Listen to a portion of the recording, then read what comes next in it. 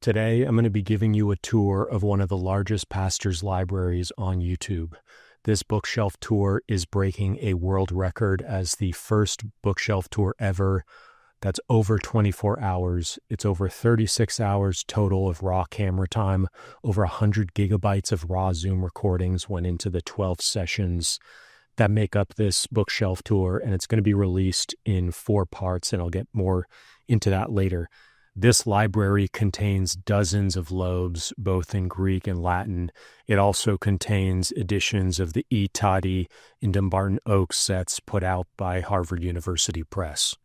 It also contains the Ante-Nicene Fathers and Nicene and Post-Nicene Fathers set, plus the largest collection of Cambridge histories and Oxford handbooks I've ever seen in any home library. Additionally, this library contains a massive collection of Erasmus's collected works and an almost equally large collection of Luther's works, plus a lot of representation from the following presses: Banner of Truth, Brill, De Gruyter, Fortress, Hendrickson, InterVarsity, Reformation Heritage, Cambridge, Oxford, Princeton, and Yale University presses. When Jason and I started filming this bookshelf tour, we thought it might just be a few sessions, but it turned into a massive undertaking that took 6 months to film. After a few sessions, I got the idea to draw this map of Jason's collection, but it soon proved inadequate, and I created something that I'm actually giving away as part of the bonus kit with this video, which is a set of panorama photos as well as a special annotated visual guide. You'll see that the red numbers indicate which room you're looking at. The blue numbers indicate which bookcase you're looking at, and the black numbers indicate which bookshelf you're looking at, and then the purple numbers indicate which image corresponds to that. So you have everything you need in order to basically have these maps printed out or just on your computer, and you can figure out exactly where we're at as we go through this massive, massive bookshelf tour. And you can see there's just tons of images here for all the different bookshelves in Jason's collection.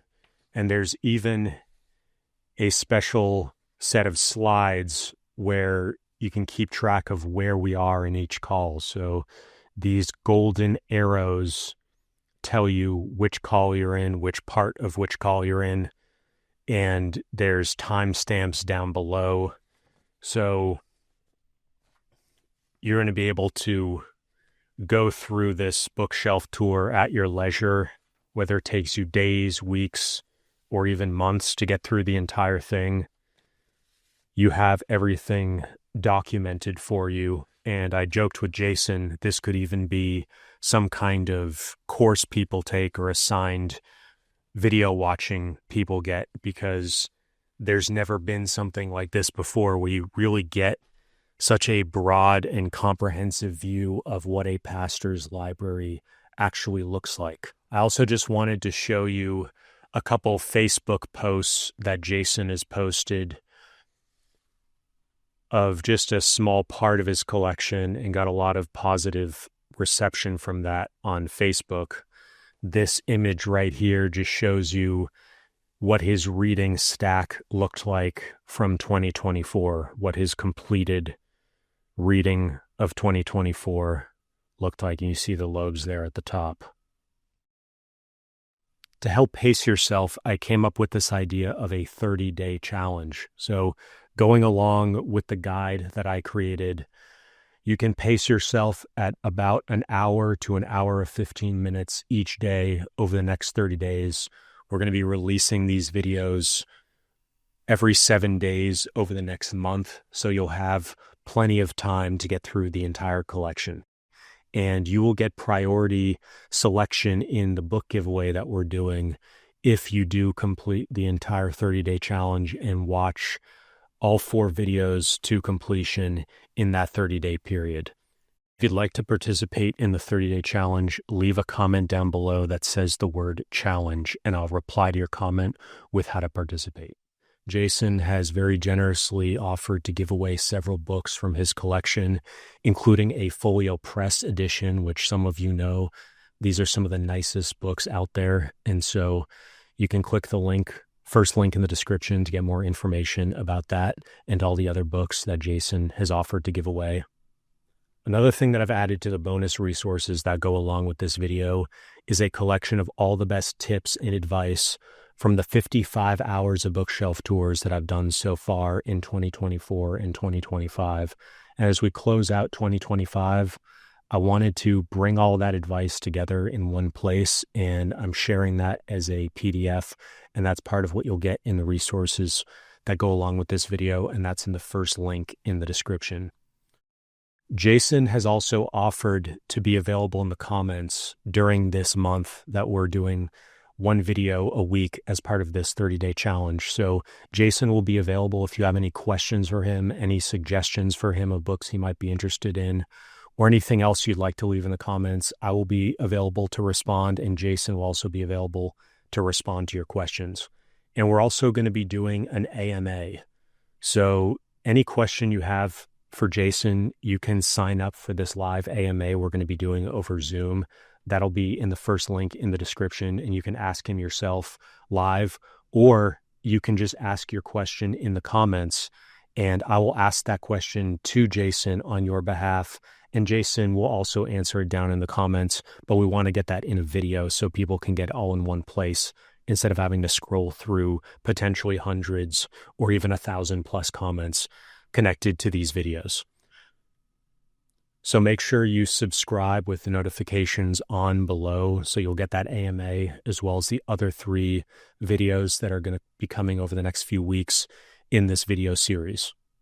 I'm also giving away my classics spreadsheet. So facing page translations, whether it's the Loebs or the Tattis, the Dumbarton Oaks or the Mortis, I've collected a bunch of hard to find information all in one place on these facing page translations put out by Harvard University Press, as well as several other facing page translation sets, including ones that don't even use English. So Spanish, French, Chinese, and other languages. So that's all in a spreadsheet, completely free. And that's going to save you dozens of hours of time if you're interested in these facing page translation sets. Another element of the bonus resources that go along with this video series is you're going to be able to download all the high resolution photos we're using for this bookshelf tour. So you can zoom in and read the spine of every single book in Jason's collection, and that will be in the first link in the description. Finally, I just want to invite you, if you might be interested in doing a bookshelf tour with me, please email me at timothy@timothykenny.com. You don't have to have a massive library like Jason's. Even if you just have a shelf or a bookcase that has a special collection of stuff that you've curated over the years that's really focused on a single subject or a few connected subjects, that would be a great thing to share on this channel. So if you're an individual with a home library, but also if you're a university press or you have a small independent bookstore or a library with a special collection, those are all the kinds of things that I'd like to share more on this channel. And so definitely reach out, timothy@timothykenny.com, if you'd like to explore more how that might work and get into it in the coming year. Now, without any further ado, let's jump into the bookshelf tour. We'll start with the Loeb Classical Library and me asking Pastor Jason Johnston about how he first got started with them. I think I began with Pliny the Elder in terms of my personal purchasing of them, because Pliny's Natural History is not available in full anywhere else outside of the 10 volumes of the red sets written in Latin, and just an encyclopedia from the first century. It's amazing that we can go back and read. I think he has 20,000 facts that he records in the Natural History, just about the world, a first century perspective on nature and geography and anthropology.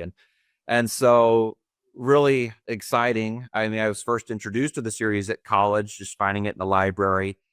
And having been studying Greek at the time, the green volumes got my attention at the library, and I would check them out and peruse them. I remember reading Philo and just realizing, wow, I'm getting a lot of enlightenment about how the Greek language works. And I should mention these are organized alphabetically, so yeah, I like to organize them. First of all, of course, the Latin and the Greek, and then alphabetically by author, so I can just go to the shelf and know immediately where I want to go for whoever I'm looking for. And so it's a fun series. It's really useful if you know some Greek and Latin, not because you're going to read it entirely in the Greek or Latin. Very few of us are going to be at that level, but you can read the English. And when you have a question of, well, what was the original word? You might just look over at the other page and get a peek. And usually I can make out where we're at, and what word it is or phrase that I'm trying to find. I don't think I've ever read through one in the original language, but I use it that way, where you just look over at the other page to find out, okay, well, what is it precisely that he was saying? But yeah, it's which one did you and the pick up most frustrating recently? thing is, go ahead. Which one did you pick up most recently? I'm trying to think. So I'm currently on a 6-month contract with my wife to not buy any books for 6 months, just to bring her some peace of mind. And so we'd be going back a little bit. I can't remember which one was the most recent one.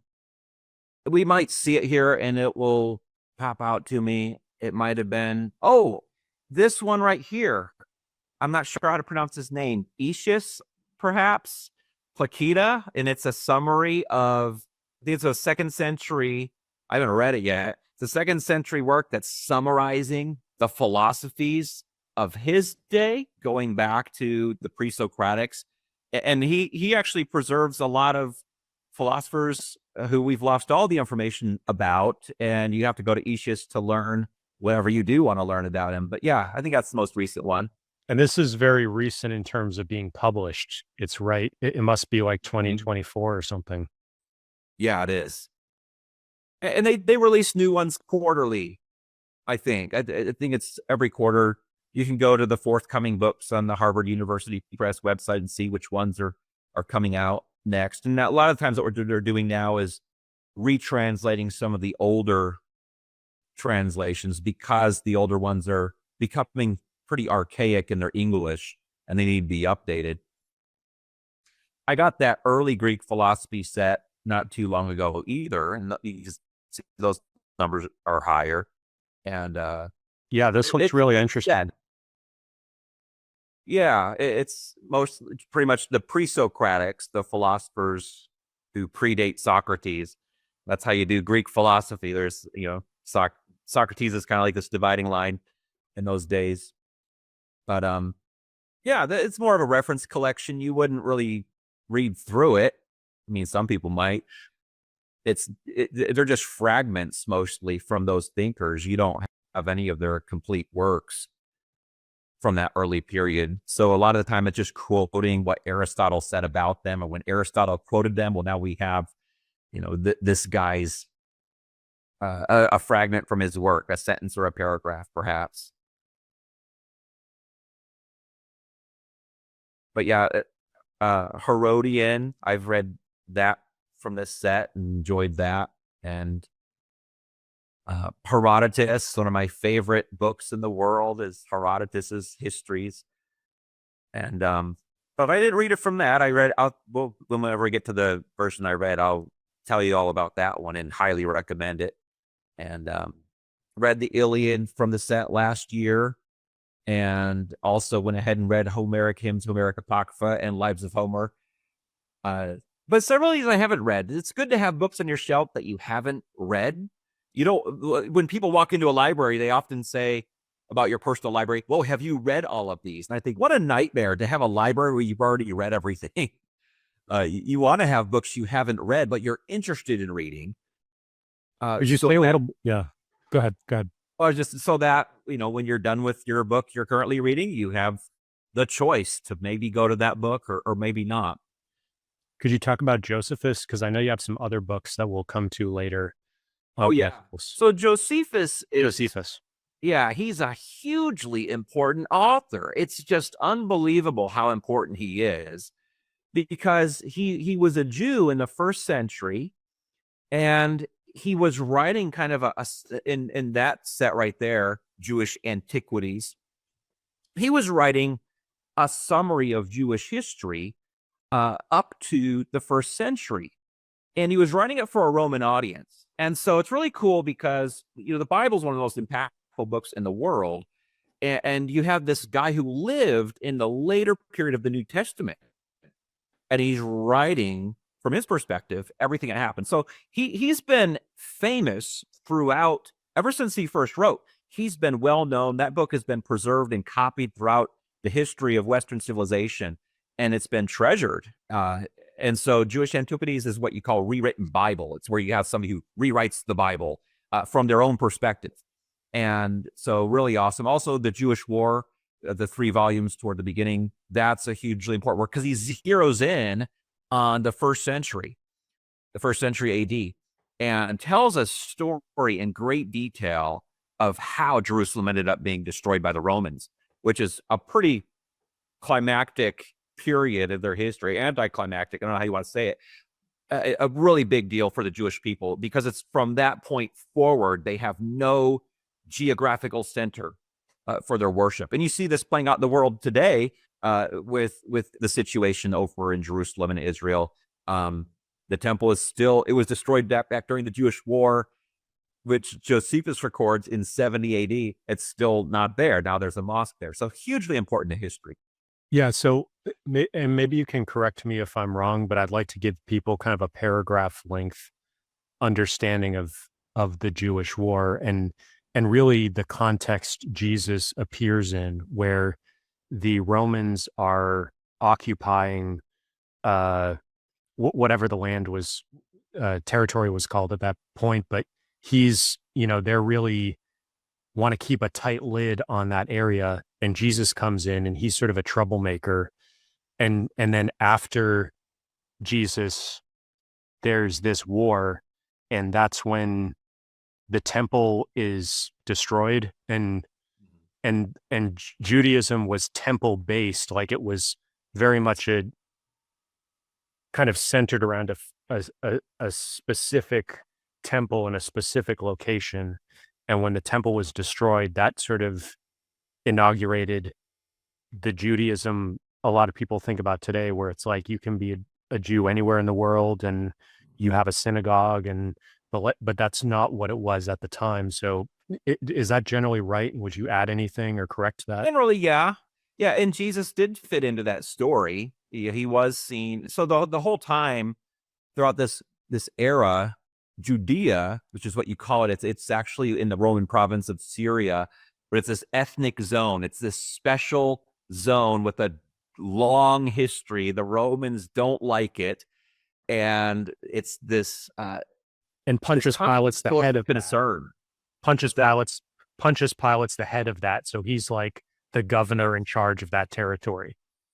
Yeah. So at the time of Jesus, he's the Roman governor there. His biggest concern is to keep a revolt from happening, because the Romans don't know a lot about the Jews. They're just these weird people who live in that southeast quarter of the empire, but they know that they can be trouble. From their history, they're so independent. They want to do their own thing. And so they're a little nervous. And you always wanted to keep, at that time, if you were a Roman governor, you wanted to do everything you could to keep a revolt from happening. But the Jews were very likely to revolt because there were so many differences culturally between them and the Romans. And so, yeah, it is kind of a long, in-depth story. Josephus tells it masterfully. It's a great book to read. You can find great audio books of the Jewish War too, to listen to. But yeah, it does lead up to the crisis moment in early Judaism, and they have to develop a whole new system, which is where we get rabbinic Judaism. People hear of rabbis. Rabbinic Judaism comes about after the temple's destroyed, as they're kind of thinking through, what do we do now? now that we don't have a center to go to for our worship. So yeah, we're so blessed to have Josephus. I think about how awesome it is all the time, because if we didn't have him, there's a lot you wouldn't know from that era. And he does mention Jesus in Jewish Antiquities briefly in book 18. So people have often gone to it for that purpose as well. What do you call the Judaism before rabbinic Judaism? Oh, you would just call it early Judaism. That's a scholarly name for it. And just early or Second Temple Judaism. You could use that name as well, because the temple of that period was the Second Temple. The first temple was Solomon's temple around the 900s BC, and then the Second Temple was built in the 6th century BC. and how was the Second Temple destroyed? Well, the Second Temple was destroyed by the Romans. Okay. So that's when Titus comes in, and it's a long story. Yeah. That's why Josephus takes so long to tell it. But there are just a series of small revolts that happen. There's a time where, leading up to it, the Romans, one of the following governors after Pontius Pilate, raids the treasury of the temple because they kept gold there. The whole point of keeping gold is in a temple is so nobody would steal it, because it's under some kind of a divine protection. But that was stolen. It really offended them. And Josephus goes to great lengths to explain the causes of the eventual destruction of the temple. He blames a lot of it on a group called the Zealots, who were a group of Jews at that time, a sect of the Jews who were just really gung-ho. Obviously, their name is Zealot. So they were responding to the Romans who were kind of poking the bear in really strong ways. He writes in the style, Josephus, I don't want to get too far off on this. Josephus is trying to write in the style of the earlier Greek historian Thucydides. And if you read or listen to Thucydides, and then you read or listen to Josephus, you can see a huge parallel there in the style. But one of the things they have in common is they're both tracing out causes of a war. And it's deeply interesting to them. It's a great work. I highly recommend it. Yeah, that sounds really interesting. I'll have to check that out. Yeah. Julian the Apostate right there. He is kind of interesting. A lot of people aren't aware. People kind of think once Emperor Constantine came on the scene, he made the Roman Empire a Christian, and it never went back. But there was a brief time from 361 363 where this emperor named Julian came to the throne, and he did not like Christianity. He wanted to restore paganism as kind of the state religion. And so he wrote quite a bit, wrote a book against the Christians, kind of arguing and trying to make them look silly. And it's interesting, really, but it was a short-lived thing. Like I said, it was 361 to 363. So he didn't last long, but it's interesting. I love that period. It was a really transitional period. Things were changing in big ways. Libanius, I read Libanius, and he seemed like a narcissist. Like, just the way he talked about himself. He writes an autobiography. I thought, man, how interesting to read an autobiography from the 4th century AD. And I was like, man, this guy is all about himself. I sometimes hear that like the Confessions were the first autobiography, but I guess not. Yeah, that's true. Yeah, you hear that oftentimes. But I'll say the Confessions by Augustine, he's far more reflective and honest about himself than Libanius was. But you're right. He predates Augustine. I did start reading some Lucian. I got the Lucian volumes on sale recently. I had some money, and they'll go on, I think, to the next picture. But he would write satire, and you wouldn't think satire was a thing back in those days, but it was. He was very sarcastic and made his point in these subtle ways of mocking people. And one of the best books he has is about a prophet named Alexander, who was just this religious fraudster who went around deceiving people so he could get sex and money. and he just tries to expose them. And it's really interesting reading. But there's a lot of Lucian left. And it's just, yeah, this library is awesome because of how much you have access to. It's good to step out of our own time and into another time. You get a real perspective on where we're at. Why did people once think this way and now we think that way? That's a big thing I ask when I read through these volumes. Got Marcus Aurelius here. Yeah, I just went through Marcus Aurelius's Meditations earlier this year. I loved it. Really helpful. I mean, I think about the stuff I learned from that book probably every day. Something comes up, and I'm quoting Marcus Aurelius at home to my wife, and really awesome book. Could you talk about what an oration is? Sure, it's just a speech. So, Maximus of Tyre, he was. I have not read these. I got these recently as well, but just his philosophical speeches, and one of the most interesting things in there is he talks about why Socrates was silent and did not defend himself when he was on trial, which is really bizarre because nobody else says Socrates was silent. Plato records an entire book, which is Socrates' defense of himself. And so I think about that. I knew about that before I got that set. I still haven't read that, but I'm like, why on earth did he think Socrates was silent at his defense? But anyway, yeah, I still have to go through those. And these are also new ones. Yes. Yeah. And so there was a previous edition of Maximus of Tyre. It was like super expensive. I had a price watch set up on a website waiting for it to get into an affordable range. It never did, but then those came out and I was very thankful. This is an interesting one because it's got the Heinemann, which was the previous publisher, and you can see it's got kind of the older format on it. So, I have never even thought about that.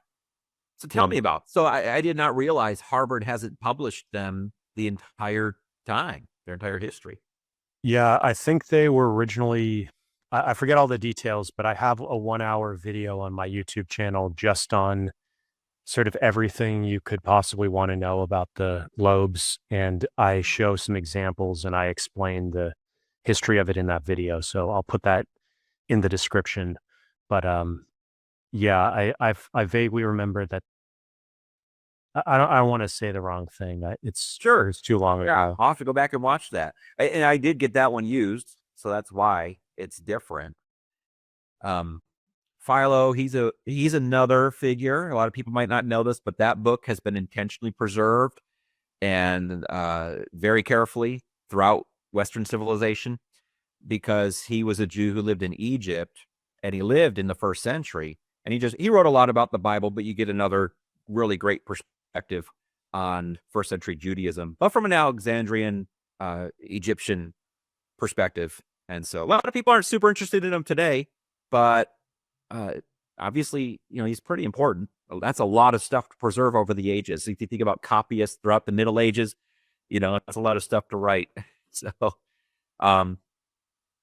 and then, Apollonius of Tyana. But it says questions on Genesis, questions on Exodus. Is that a sort of a genre that is old and antique or something? I don't know. I mean, I've read selections from those 2 volumes, and he's kind of just posing questions and then giving answers. And a lot of times they're a question that you and I would think, man, that's a question I'd never ask. I wonder why he thought about that. But other times you're like, man, that is really interesting. And so it does give modern scholars a lot to go with because the Bible as an ancient text is constantly studied in every era. And you always want to know not just what's our generation's perspective, but what were earlier generations thinking as well. Now that next one by Philostratus, the Apollonius of Tyana, that's really interesting too. It's generally thought, it's a respectable position to assume this was a biography written in the 3rd century AD by people trying to make a competing figure to Jesus. As the Jesus movement was growing, some people are like, well, we don't like Jesus, but we like this other guy, Apollonius of Tyana. And so there's a lot of parallels in his story. They're trying to make him look like he's doing similar miracles and things like that.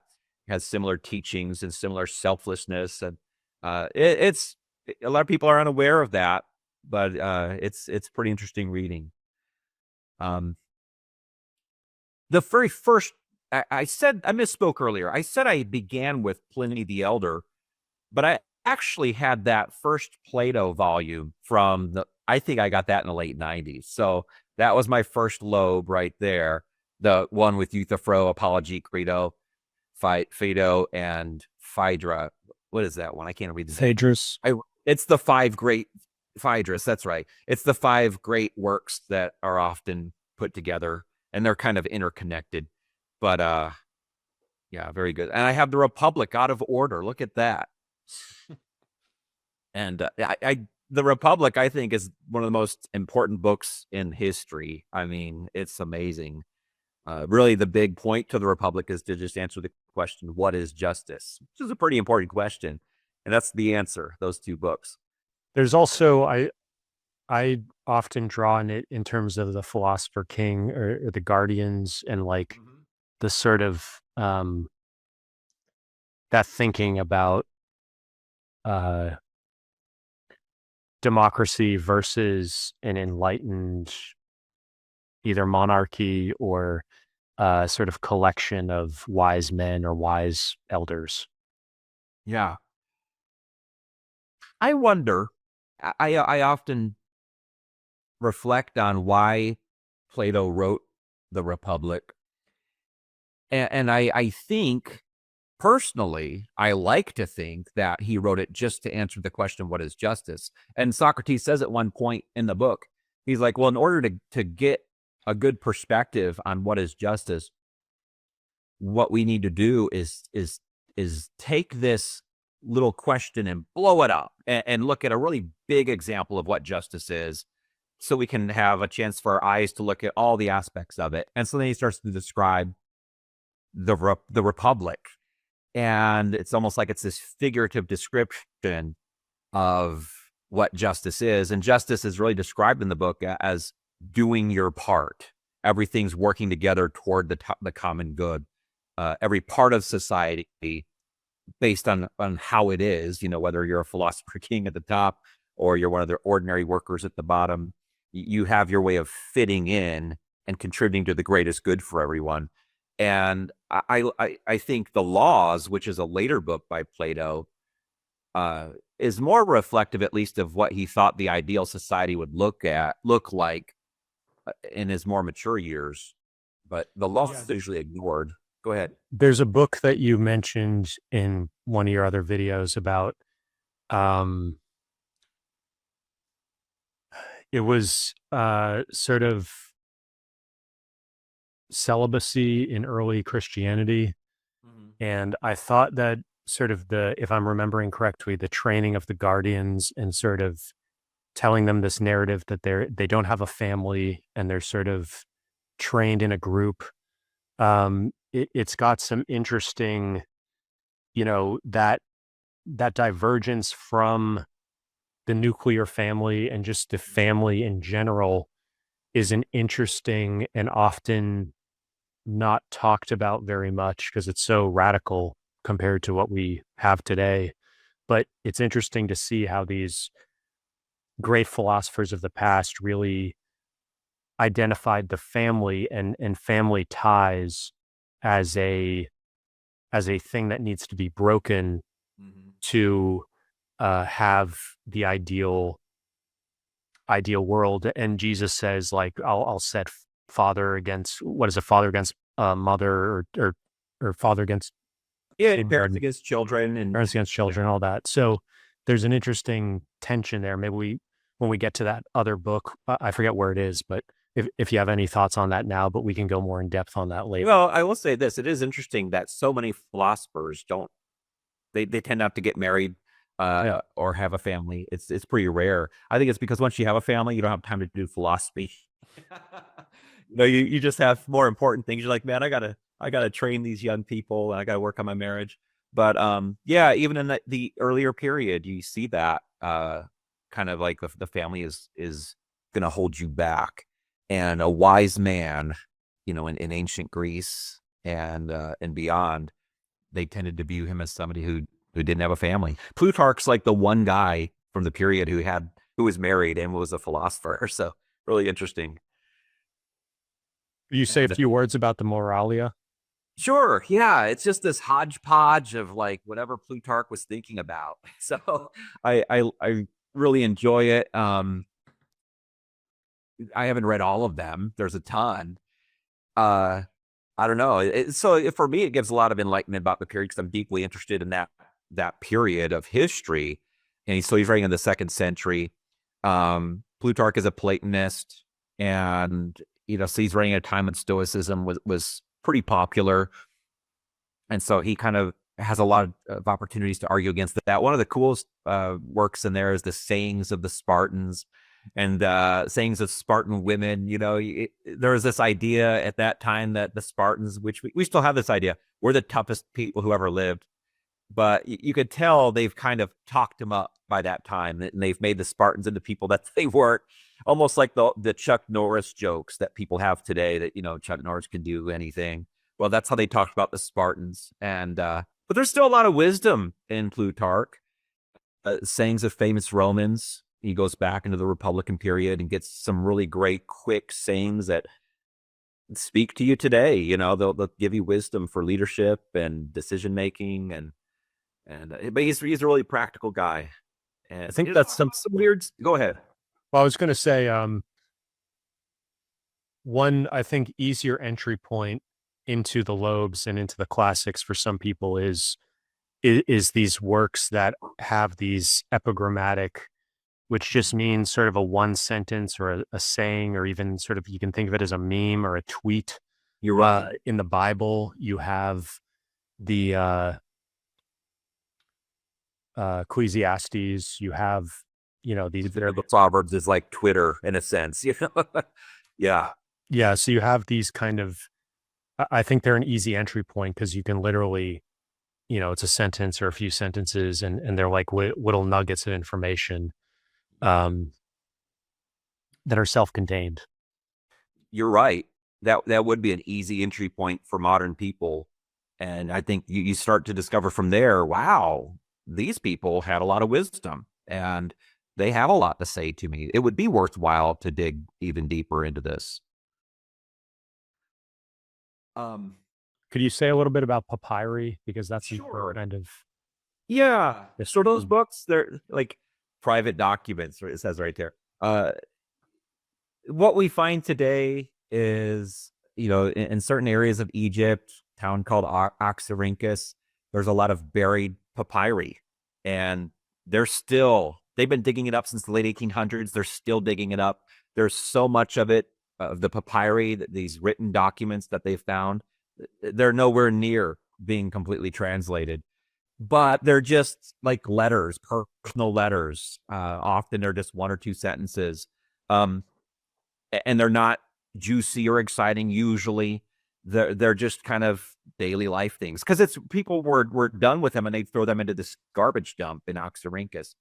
There's receipts in there, so and so sold this much salt for this much money, and it seems uninteresting to most people. I love that stuff, though. I think just to peruse those volumes, it's just really cool. There was, I don't know if you saw the guy Wesley Huff. He was just on. Oh yeah, he got in a big debate, and that sort of led him to being invited on Joe Rogan. It's the December 30th, 2024, episode 2321. And he kind of gave Joe, I didn't watch it, but he gave Joe sort of a in 101 lesson on some of this stuff. And I guess his background is biblical scholar and papyrologist, Papyrologist, specializing in early New Testament manuscripts. So it's sort of that popped into the zeitgeist recently. Yeah, I'm sure he knows about these 2 Loeb volumes as well, Sophocles, I love Sophocles. Everyone knows Oedipus Rex, or Oedipus Tyrannus as it's called there, where this man, spoiler alert, I mean, everyone probably knows the story in general, but he accidentally kills his father and marries his mother unknowingly, and the story of how this works out, it's just beautifully told, though it's tragic, obviously. And he has 7 tragedies that still exist. There's only like 21 or 23, I can't remember, tragedies from the ancient Greek period that are left at all. So he has about a third of those. So you have Ajax there, you have Electra. Yeah. Electra and Oedipus both influence Freud with his Oh yeah. Is it the Electra complex? And then there's the Oedipus Yeah. complex, obviously, and also Yeah, Shakespeare. that's So well Oedipus known. Rex for Shakespeare. Shakespeare got most of his stories from the classics. He didn't just invent them from scratch. That's right. Yeah. Antigone, another big one. Yeah.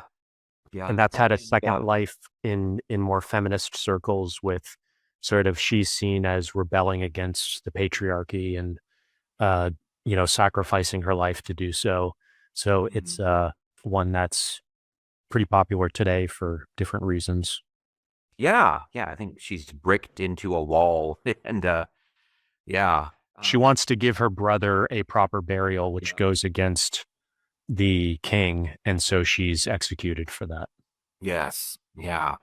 And we often want to view the ancient period through the lens of our day, but it is unlikely that Sophocles was trying to promote some proto feminism in his day. They just didn't think in those categories.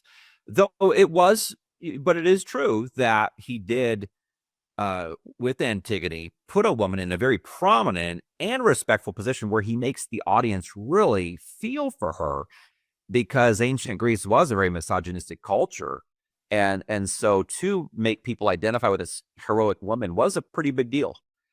If only we could ask Sophocles what he was thinking, though. We have very little else about him. But yeah, But Thucydides. wasn't he sort of a troublemaker just in general?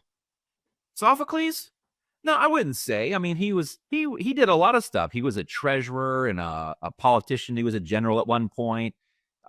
He lived to be 90 and kind of didn't care what anyone thought in his later years. And maybe you're thinking that like he did his own thing, but I don't know that he was, my opinion. I don't know that he was like trying to be rebellious or anything like that. Uh, you had to push the envelope to write tragedies, though. You had to be kind of extreme. So, um, yeah, he was a pretty good artist though at what he was doing. Yeah, Thucydides there. Yeah, man. When I read through Thucydides, the coolest thing about him, he's explaining the Peloponnesian War. He dies before he's able to finish his book. The war ends, I can't remember, like end of the 400s BC, like 401 or something. And he dies in 410, but it began in like 430, 429. So he covers most of the war, and he just so many times in his book, he puts these sentences in that just are so full of wisdom. Like he gives you this principle for life, based on whatever he's describing, about why you should avoid arrogance or whatever. And I've thought, man, next time I go through it, I want to underline every single one of those and categorize them. Who knows if I will, but I'd love to. Um, but yeah, it's obviously a pretty well known work, and This definitely worth. Thucydides trap is the big kind of way that has survived into the modern day in terms of just a Yeah. term people use, where there's a rising power, usually identify with China versus US as the established power, and how there's sort of uh, conflicts that almost inevitably happen when there's a rising power and a declining power, as how they negotiate that process. Yeah. And I did not even know that phrase until I was researching Thucydides to buy editions. And I was like, what is this Thucydides trap thing? And I was like, oh, this is what everyone else knows about it, the situation in general, between Athens and Sparta, and how that relates to situations in the modern world. But yeah, I'm far more, my brain is far more in the ancient period than the modern one. So that was something I was ignorant about. It's interesting that when Thucydides dies and can't finish his work, it shows how good it is that people continue to copy it, because you're copying an incomplete work. You wouldn't do that with just anything. Most of the time, an incomplete book would have been thrown by the wayside. Like, what's the point of going through all the work of making handwritten copies? And so it's always been revered, even from the time he wrote it. But then Xenophon picks up and writes the continuation in Hellenica, which I have in another place in my shelf. I don't think I have the Loeb of the Hellenica. So, and he was a disciple of Socrates, just like Plato, Xenophon was, but he was less creative, more by the book. Still pretty awesome guy. Did we go through the No, I guess we started at another point. yeah. So you want to say anything about any of these? Let me just talk about the ones I've read. I read Ammianus Marcellinus, and that's an incomplete work as well, but it's from late antiquity, writing in the 300s, and he writes around the time of the mid 300s AD. And so he's not a Christian, but he's watching the empire become Christian. And you get these glimpses into what that would have looked like, because that was pretty transforming, to watch the Roman Empire go from what it was to becoming something that kind of declares itself to be Christian.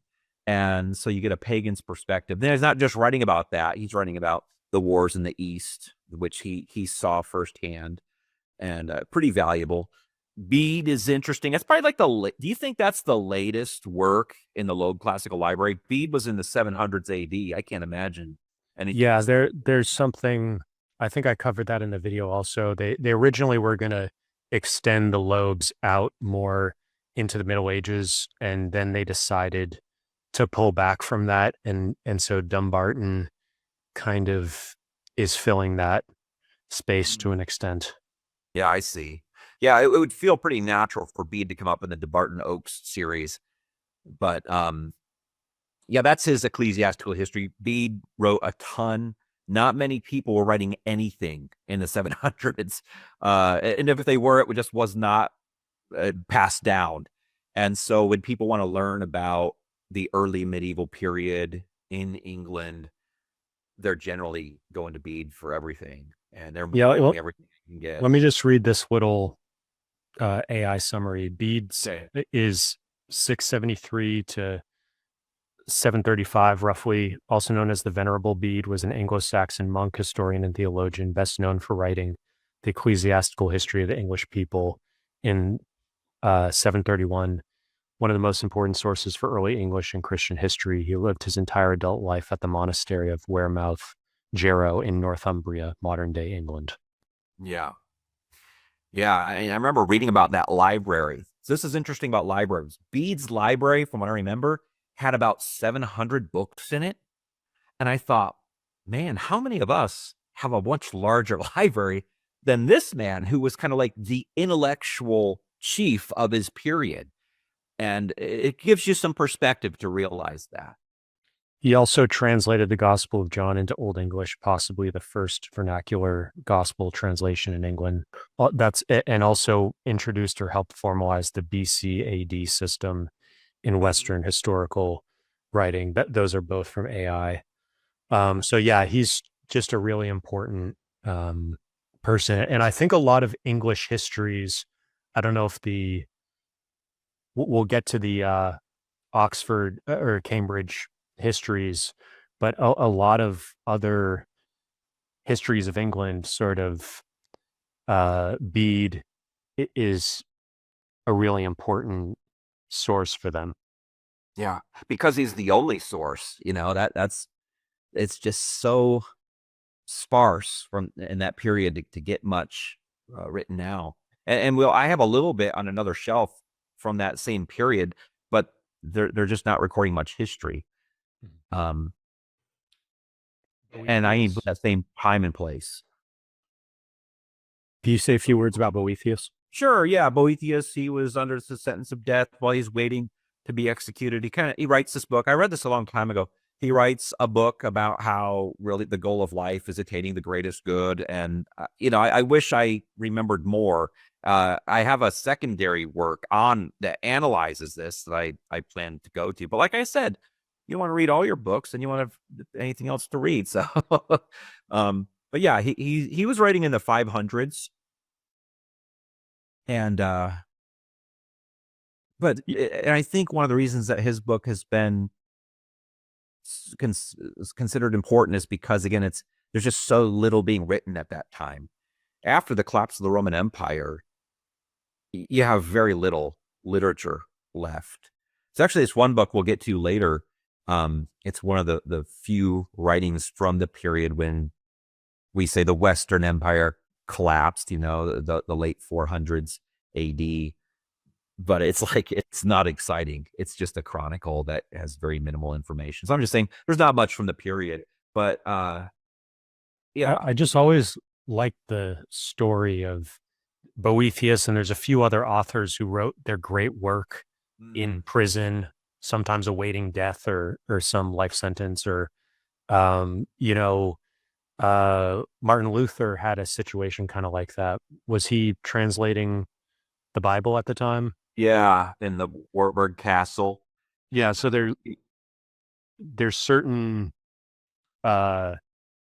great authors who have written in prison, and I've always thought that was interesting. I've never seen a book that really kind of compares that kind of situation, but it is an interesting kind of situation because some authors will like rent out a hotel room, or they'll go off to a cottage to write their book, and they're sort of imprisoning themselves so they can get the book done.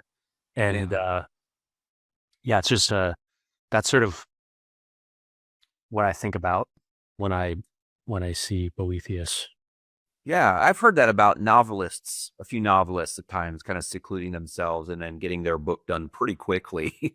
And then it becomes a well-known book that, You also have Thomas More, who is also the other thing of like the being executed by your former kind of patron, the king sort of thinking that you turned on him, or that kind of expulsion. That's also Thomas More's a really famous kind of the ultimate example of that in some ways. But yeah, I agree. He was a man of principle, very respectable. These Cato books I've never read, but I was turned on to Cato through Plutarch so many times he quotes them, and those are relatively new as well. You can see 551, 552 at the bottom.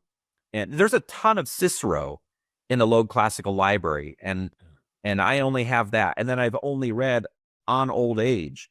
So I can't really claim much, but I feel like I'm really lacking. Like I need to dig deeper into the. Well, you have all the Erasmus stuff that we'll look at later, and Cicero was known as a great orator. So there is sort of a connection and a continuity there. Oh, certainly. Yeah. The Historia Augusta, it's a bummer about that set. I bought it, and then like within the next year, they had updated the translation. And I thought, oh man, if I would have just waited, I could have got, because with the Loeb Classical series, this is advice I'd love to give people. You want to check when the one you're going to get was translated. Because if it was translated back in like 1916, you're running a risk of it being a really archaic form of English. Not just 1916 English, but the classicists of that time kind of some of them thought it was really respectable to write in this strange way that kind of looked back to Shakespeare more than the period they were living in. And so you want to watch that. The newer are better, no doubt, with the Loeb Classical series, but some of them only exist in a really early translation. I guess I would just add to that I think there's an element of like, in the same way there's certain people that really like the King James version, then there's the original King James versus the new King James, and a lot of people that say they like King James really are using the new one, which is sanded off a lot of the rough edges. And I think I think it's important to just understand the thinking of these previous generations of why they wanted to translate in sort of I think of it as sort of a more literal way, but also trying to preserve the Greek and Latin cognate words, where if there's a word that sort of has the etymological Greek or Latin, and then it came into English, that's a preferred term. There are these kind of reasons they did it, and they would argue it as an advantage, and our modern versions is kind of dumbing things down in the same way that reading Shakespeare, reading the original King James version is more challenging, but there is something you gain from it. There's sort of a formal register, and like when you read the speeches of Abraham Lincoln, he was really into like that ability to command the English in its more formal register. You need to consume this type of content. So there is something you lose, but also something you gain. So that's how I think about it. And I'm sure there's better stuff out there on it, on the exact differences. But just for people that are interested. Yeah, and some people are attracted. I think the when you get into the whole Bible translation thing, the King James is attractive if a person kind of was raised in it. But I think if you take a person who's never been exposed to it, they did not go to church as a young person, hearing that read, and you read it to them now, it's just like, what on earth is this saying? They can't tell. But yeah, if somebody appreciates those earlier translations, then that's awesome. More power to them. Lucretius, he wrote, it's almost like an atheistical book. In terms of secularness, I think he's right at home in our age. When I was learning Latin in high school, this is one of the key texts they drew from. And this is an important part of the history of Latin in terms of how it's been taught over the years, and how, as part of the secular turn, Latin education went from using the Vulgate, the Latin version of the Bible, and other Christian-oriented texts in Latin, to using secular stuff. And this is one of the most commonly used texts for that. Yeah, you do have a big change in the Latin language from the classical period and then into ecclesiastical Latin, which is simpler in a lot of ways, has new vocabulary. But yeah, it's often commented on by those who study Latin style that it did not improve in the medieval period. It really reached its peak in the classical period. Pliny the Elder, that's that set. And originally I only had the first 3 volumes for a long time, and over time expanded it out. But just such an awesome set. Not because you're going to learn. Go ahead. Could you talk about how it's connected to the history of philosophy? Yeah, so it had a long impact. I think I read that Christopher Columbus had a copy of it with him as he voyaged across the Atlantic. And so something that had value all the way up to his period. So it's from the 1st century AD. And so I don't know that Pliny would have seen himself as a philosopher. He was just obsessed with learning. He was constantly writing something or having something read to him. He barely slept, so he could just keep studying, and he would read as much as he can and write it all down and collect things. And so, yeah, the natural history, it's organized, has a great table of contents at the beginning, where it kind of gives you a heads up about everything he's going to talk to you about. But once you dig into it, it's crazy. I mean, entertaining in so many ways. Not long ago, I was reading a section toward the beginning, and I remembered hearing about this before, and I read it, and it was about how once you get to the periphery of where human beings live, people get really weird. He's like, if there's this place down in Africa where people have no heads, but they have like a face on their chest, and he describes a lot of other really strange people that they think are out there. Once you get out there on the unknown, it's always, things are weird. But yeah, you could just get to have a fresh perspective on how people would have viewed the universe. And then you might want to laugh at them, but you think, if I lived back in the 1st century, how would I have known what trees were, what motivated bees to do what they do? Like, there's no way I would have known. And so you can really appreciate what he was doing. Interestingly, he died in the eruption at Mount Vesuvius, and I think 79 AD, which is famous over there in Italy. and Pompeii and Herculaneum, those two cities were covered with lava. But he was trying to get closer to the volcano to discover more about it, so he could probably write about it, but didn't really know what was happening, that this was a live volcano and an eruption was about to happen that would take his life, and it did. And we know about this because a nephew of his records this in his letters, and Pliny the Younger. Yeah, I just wanted to add a few things from AI because I just had fragments of this. Natural History is one of the earliest encyclopedias in Western history, a massive 37-book work summarizing all human knowledge, or attempting to, about the natural world, including geography, zoology, botany, medicine, art, and mineralogy. And so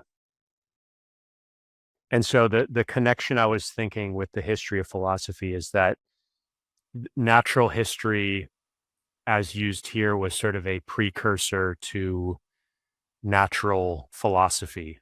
And that's sort of the predecessor to science as we think of it today. So in the philosophy of science and history of science, this is seen as sort of a starting point where it's sort of observing nature, observing the world, writing that down, collecting it.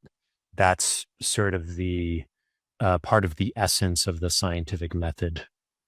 You're right. Yeah, he is trying to be very empirical, but at the same time, he doesn't hesitate to throw rumors in, or so and so said this, so it must be true, or at least sounds good. And but it's full of gems. Just it's going to open up your perspective, and you'd think, who on earth would read an encyclopedia? But he's not going to disappoint you.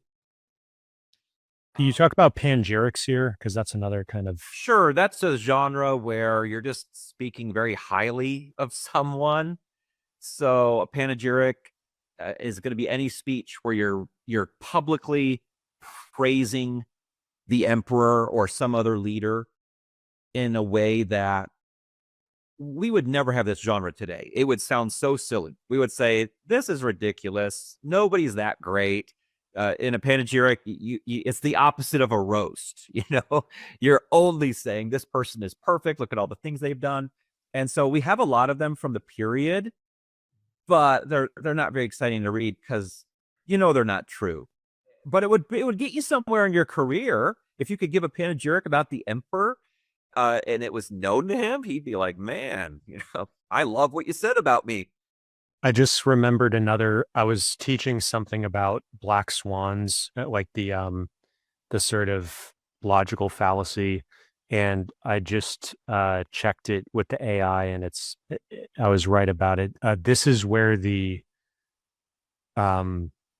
is the source of the all swans are white comes from. So the whole black swan, meaning something that you couldn't have expected, sort of a crisis or a tragedy that came out of nowhere that you couldn't have predicted. This is where that, all swans are white comes from. You wonder if you took a work like that out from history as if it never existed, how different the world would be. There's one small way with a saying and a perception about swans, but I wonder how many other things, because for a long time, that was the encyclopedia. I don't think you get anything else like an encyclopedia until Isidore of Seville, who wrote the etymologies, but that's a weird encyclopedia. It's not very useful. And so, yeah, it was a pretty big deal. Definitely worth getting. Like I said, that's the only way you can get the whole thing is a Loeb Classical Library. There are a few other publications of sections of it. Penguin puts out selections, but if you want the whole thing, you got to shell out the money for the Loeb. Yeah. So the black swan thing is for people that want the reference. Apparently, it's book 10, chapter 32, subsection 133. And the other one I thought of that is less famous, but Aristotle said in History of Animals, book 2, part 3, males have more teeth than females. In the case of men and sheep and goats, in other animals, the difference is not observable. And that comes up sometimes in the history of medicine, which there's sort of a collection within I believe it's the Greek works, because it's there's a couple of famous Hippocrates, or maybe some other ones, but Yeah. the Hippocratic Oath. There's for apparently for hundreds of years nobody questioned Aristotle that just wasn't true, that men and women have a different number of teeth.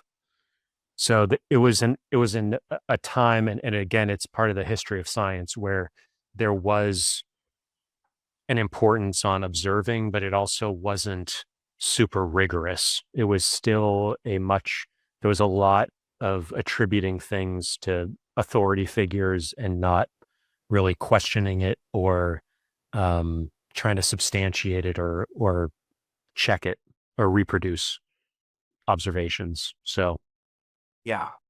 Yeah. Aristotle said it. It had to be true because he was really smart. And that's true. He was pretty smart, but, he didn't know everything. Seneca here. Now, I'll say about Seneca, I've not read my Seneca volumes. I got them, hoping to read them someday. But this gives me a chance just to mention the Great Courses, which is a company that sells academic courses. Now they have a streaming service. I had the very first course I ever took through them, and I've taken many since. It was called the Greco-Roman Moralists by a guy named Luke Timothy Johnson. And I was just like, wow, man, the section on Seneca was really interesting to me. I thought, he has a lot of wisdom to share. And it inspired me to get them, but of course I haven't read them yet. And but it's that whole company is really great if you want to learn things. And there was something in the news where they just got rid of their DVD.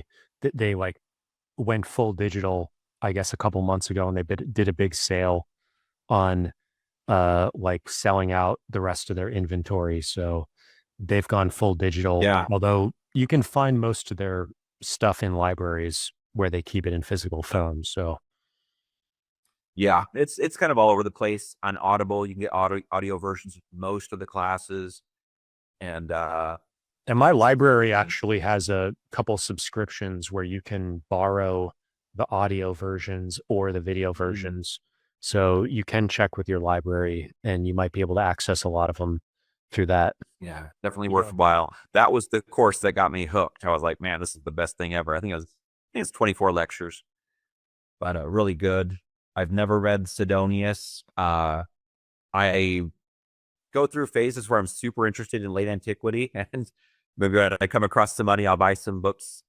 And I'm sure I was in a late antiquity phase, and I bought Sidonius. I've never read it yet. I think he was in the 500s. Tacitus, super important figure. He wrote in the 1st century.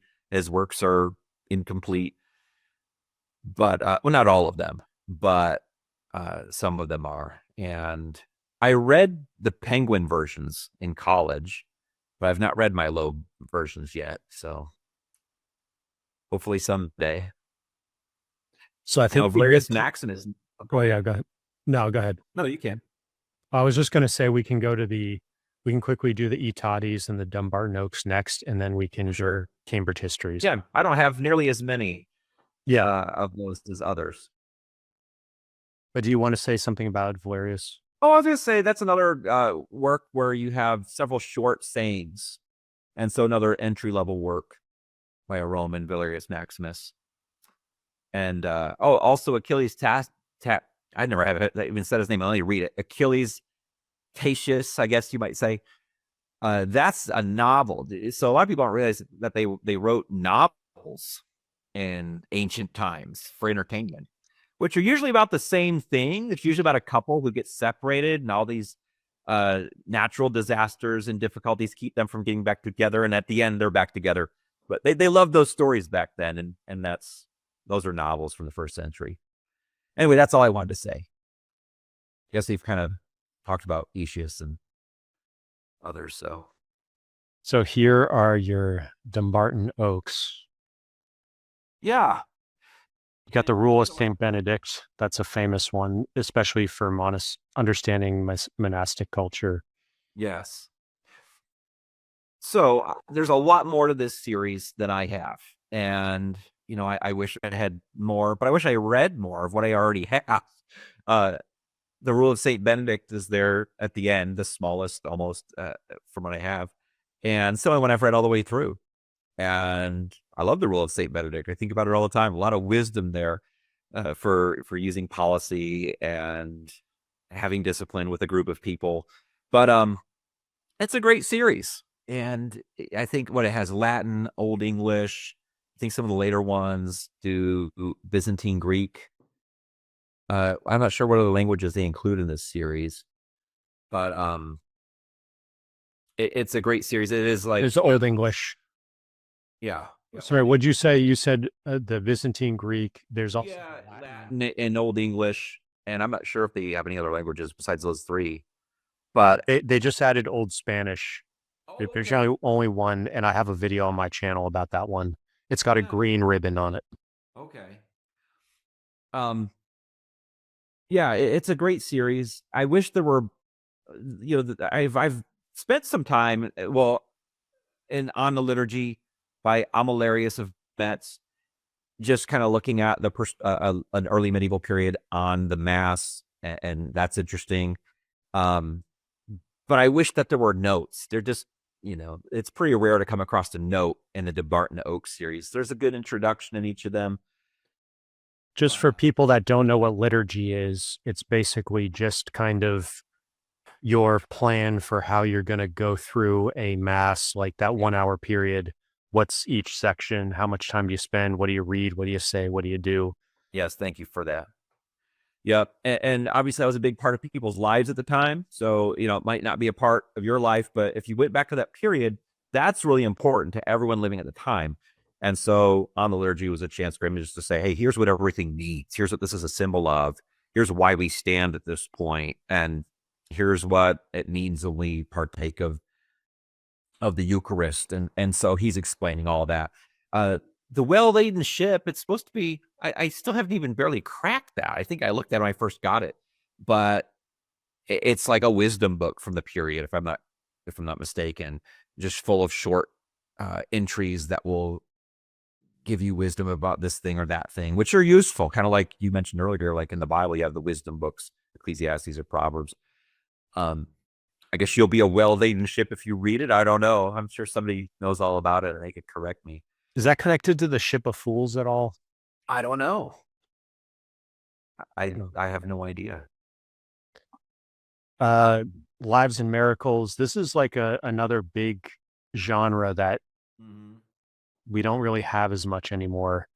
Or it's changed in form. The story of the guy who dropped out of college and became a millionaire in Silicon Valley. That's sort of the new type of miracle. Yeah, that's true. And so those kind of stories across social media are the, even Andrew Tate, he's sort of a miracle. His attraction, I think, is sort of producing these materialist miracles that draw people in. But at the time, it was the spiritual miracles, and it was healing, and it was other kind of things that drew people towards in a religious way. Yeah, hagiography, where you're writing about the saints. That's the genre's name. And people are always looking for something bigger than themselves. And so Gregory took many famous men from the Christian tradition, writes their lives, and I'm sure he's, depending on sources, he wrote similar things. And but yeah, when we read them, it sounds like we're reading something that's clearly unbelievable. You're like, there's no way this guy just walks around and his shadow falls on people and they're healed, and people write to him for wisdom, and he does miracles from his cave that he's sitting in, and it seems silly to us, but it was really pretty important to people at the time. They found a lot of inspiration from it, and they aspired to be like these people, at least in their character and virtue. And it's interesting, that tradition kind of began with Plutarch, who wrote a series of biographies to teach about virtue and vice. And so that was back in the 1st century. Gregory, I think he's in like the 600s. And so you see that tradition kind of enter into the Christian tradition, but it was a pretty big deal back then. People loved those stories. They knew them and they were inspired by them. So the question is, if you want to go back to the period, which is often why you get books like this, you want to know what is it like to be in that time. Well, that's a big part of it. They would have a huge interest in that. The book you were talking about, Plutarch's Parallel Lives, Mhm. also previous older name was Lives of the Noble Romans, a series of biographies of famous Greeks and Romans written in the early second century. That's from AI. So yeah, that's a very famous, and he sort of paired a Roman with a Greek and compared their character traits and how that um, led to their sort of uh, outcomes in life. Yeah. And the Loeb series has those. I don't have those in the Loeb series. It's a huge chunk, So you want to start investing in that, you're gonna spend a lot of money. But yeah, there are single volume works of that as well. That volume by Plutarch. I just So want to draw one other analogy yeah. with on the liturgy with the rule of Saint Benedict. The rule of Saint Benedict is really kind of like almost if you think like a modern day HR department that has Mm, policies and guidelines and ways of doing things. That's sort of what the rule was. It was a complete mhm. operating system for everything within a monastery, everything everybody does, and the rules and how things operate. That's what it was, and it became popular where tons of different monasteries were all running under the same operating system. So it's even when you see stuff like Jordan Peterson's 12 Rules for Life, Mhm. the obsession people have, and you see it in book titles and YouTube videos, 10 rules for this, 7 Yeah, rules for this. It's unconsciously they're sort of hearkening back to this. Uh, you're right. Yeah, that's a great observation. And there were competing rules too, like the rule of Saint Basil, the rule of Saint Augustine. But that was the most popular of the time. It really picked up and went. But you're right. That's interesting. I never thought about that. But we're continuing to seek out some simple rules for how to live. And that was Benedict was how you run a monastery. But today, they were pretty extreme too. Do you remember any of the specific like? well, yeah, there was like, I mean, your whole life was regulated. Like you're going to wake up at this time, you're going to sing this many psalms, you're going to work. I remember if somebody came by, a visitor came by, you were obligated to show them all kinds of hospitality, but Wasn't there the hours, what's that? the hours of prayer like at this time? I Oh forget. yeah, yeah. The whole day is regulated. And I think you had to wake up in the middle of the night to do some. I thought, man, how are these guys getting any sleep? They're fasting. You're obligated to show that you love fasting, and so very few people love fasting. But that was an obligation in the rule of Saint Benedict. You don't just do it. You got to love it. And if you weren't loving it, it wasn't evident that you loved it, meaning that you weren't doing it all the time. That was a problem. And did they have somebody who read the Bible out loud while everybody was Yes. eating? Yeah, yeah, that's usually very little private Bible reading or any private reading back in those days. But yeah, you when you ate, somebody who's reading the Bible, you're not talking and hanging out.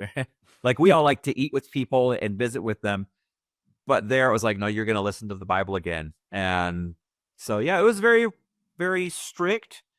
Uh, but I think it did have a good impact on our history. Monks were the only ones copying most of these manuscripts we still have from the ancient world, and they form a really important link in intellectual history. But yeah, I think they were some of the most outstanding people of their time. We have there's a few Tattis here. Just a few, and I'm just gonna be honest, I haven't read any of them.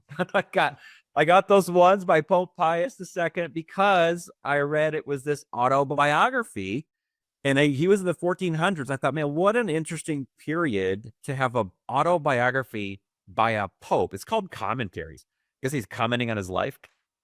But uh, you're leading up to a really tumultuous period in the 1500s.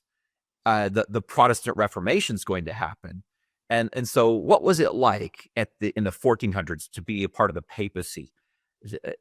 I don't know. Someday I'll read it, but that's what attracted me to buy those three.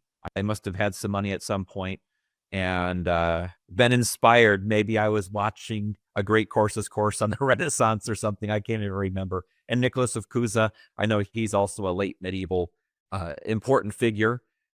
Writings on church reform. There were a lot of other reforms happening throughout the church in history, besides the big Protestant Reformation in the 1500s. Monastic movements were constantly being reformed. There was the popes were reforming how they would do things. And so I don't even know what he's written. I can't remember why I got that book, but the series is a great series. I think about getting other volumes, but I think I should read the ones I have. But I'm thankful that it's there, and I hope to dig more into it at some point. Yeah, I had a vague memory of his story, and I put it into AI, and I just asked what he revealed. He had a secular past and moral conversion, openly admits to past sexual exploits, fathering at least one illegitimate child. Later expressed regret over his youthful errors, including erotic poetry and political opportunism. So there is did not hide his realpolitik instincts, criticizes other diplomats. So he had a diplomat past, boasts of his mastery of Latin rhetoric, which was sometimes seen as sort of anti-Christian. So he had he sort of was a reformed sinner and leaned into that, and was the only pope to ever write, or at least until modern times, to write an autobiography. So it's sort of like, wouldn't that be like the Confessions, going back to the Confessions, where it's a similar kind of really similar story. Yeah. And a lot of people wouldn't think, oh, well, if you had this past, you could never have, a future like that. Yeah, that's a good point. In the Christian tradition, you have that, starting with Augustine. He's the first one who writes so openly about his sins, though they're his past sins. He has current struggles, but he focuses on those past sins. But there's also a famous saying: every sinner, every saint has a past, every sinner has a future. Yeah, which kind of captures that. You could go back to that. It's almost like the Christians before Augustine were afraid to say that they'd done much in their past life, but there really wasn't much reflection in literature either. But but I mean, as you read that summary of Pius II, I mean, doesn't that just sound interesting? You think, and it's really kind of gets to the whole idea of the Tatti, where it's really moving into the Renaissance. And another thing in the summary was that he was a humanist. So he's sort of at the crossroads, or at the transition point of the Middle Ages and scholasticism. And then you have Erasmus, and you have rhetoric, and you have this new humanism, and recovering all of these ancient works that had sort of been removed from the Christian world, sometimes being translated out of Arabic, and it had been preserved by different Arabic, I guess, scholars. So there was all this new stuff coming back into the Christian Western world. And I get the sense, I haven't read these, but the sense that Pius was sort of a man of the world to an extent, and had a understanding of both sides of the coin. Yeah, he must have. And you do see that more in the Renaissance, where there's not as much fear about being honest about where you've come from and where you even are now. People didn't seem as guarded as the medieval period. It's hard to get much personal reflection in the medieval period. And so, yeah. But did you ever read The Rise and Triumph of the Modern Self? Yeah, it's by Carl Truman. Yeah. I didn't remember seeing that on your shelves, but I figured we can maybe come to that later, but that's kind of... Yeah, I think about that book all the time. In terms of intellectual history, that's a really big one. And I think actually that was on Obama's summer reading list a few years ago. And oh, wow. I was kind of like surprised he was, because that's like a pretty heavy duty stuff. And so it kind of, it went sort of, I think it was a bestseller to some extent. He just came out with a new book. Um, Yeah. so he's a real powerhouse in intellectual history. Yeah. Yeah. The new one's on critical theory. I think the Orion's a critical theory or something, but Yeah. I've never read that one yet. It's one of those where you look at it and think, man, I'll read that someday. Yeah, it's good. I read it. It's pretty good. Oh, cool. Um, yeah, the history of the self, a lot of people don't realize that the way we think of ourselves as individuals and this expressive individualism is a very new thing, and most people in most societies, even today, but also in the past in the West, didn't think like that. So um, it's important to be able to kind of zoom out from that when you're Yeah. reading these works. You're right. Yeah. And now there's like a modern obsession with self-expression. And Truman brings that out, that it's all about, I can't remember the phrase I talk about all the time, but it's slipped my mind, that desire that like the point of life is to just express yourself, who you are on the inside. But yeah, that's actually a pretty new concept when you look at the big picture of history. So, but yeah, I guess you see it to an extent with Pius II. I mean, some form of that. And then a plug for the great courses. They have a course on the self and the enlightenment. So Is that what it's called? The I Self and the think Enlightenment? I think it has those two words in it, the enlightenment and the self or something. It's by Kors, Kors, Alan Kors. But it was really helpful. I think it was only 12 lectures. But You said the Self and the Enlightenment? yeah, I would, if you were doing a Google search, you could look for Google those two words, self enlightenment, Alan Kors, Kors, great courses. Okay. So we mentioned Erasmus a few times, so we might as well Yeah. briefly look at these. Yeah. So Erasmus is a huge deal. Uh, I mean, in so many ways, like it's hard to know where you would start. Look at that. There's 3 volumes, just contemporaries of Erasmus. So you look at everyone who wrote a letter to him or he wrote a letter to them, and you can make a 3 volume encyclopedia of it. And so I'll say this about the collected works of Erasmus. They're still in production. They're not complete. I'm missing some, either because I don't really want them. I don't want all of them. I don't have space for all of them. They're very expensive. If you bought one brand new, it's like $300. And so you have to find them used, and you can often find them used for a cheap price. You can do this for a lot of books. I'll just say this for people. If you want to buy a book, and a lot of academic books are like $200 to $300, I don't recommend paying $200 or $300 for them. I would rarely do such a thing. But you look around on price tracker websites, or you get Amazon Keepa, and look for what are some current low prices on all kinds of websites, or you can set up trackers that will email you when the price gets within your range. So almost all of I don't know, I've never paid a huge amount for an Erasmus book. I've always got them for a good deal. Takes a lot of looking. But Erasmus lived at a time when things were changing in a huge way. He's straddling the medieval Renaissance period, and he's benefiting from that, from the Renaissance period, in his education, his humanist education. And at the same time, the Protestant Reformation is happening in his time, one of the biggest shifts in Western history that you can imagine. And he's responding to it, and he kind of gets caught up in it in some ways, but he never actually leaves the Roman Catholic Church. He remains a faithful Roman Catholic throughout his life. But he's not hesitant to criticize the church, whether it's on a matter of interpretation or behavior. He has a lot of satire. It just, it's amazing how much output Erasmus created in his lifetime. He's trying to benefit education. So even there, directa pronunciatione, that's incorrect pronunciation. So like, I want to make sure people are pronouncing their Latin words correctly. And this work, the adages next to it, it's hard to you couldn't exaggerate how important that book was. Any educated person who had a library at that time had the adages, which is just a collection of sayings from the old Greek and Roman classics with explanations of what they mean and the wisdom within them. And one time, I'll just tell you the story. I had just gotten one of these volumes here, and I was going with some men on a group to like a camp out. And one of the guys said, "Hey, what's this? What's this book?"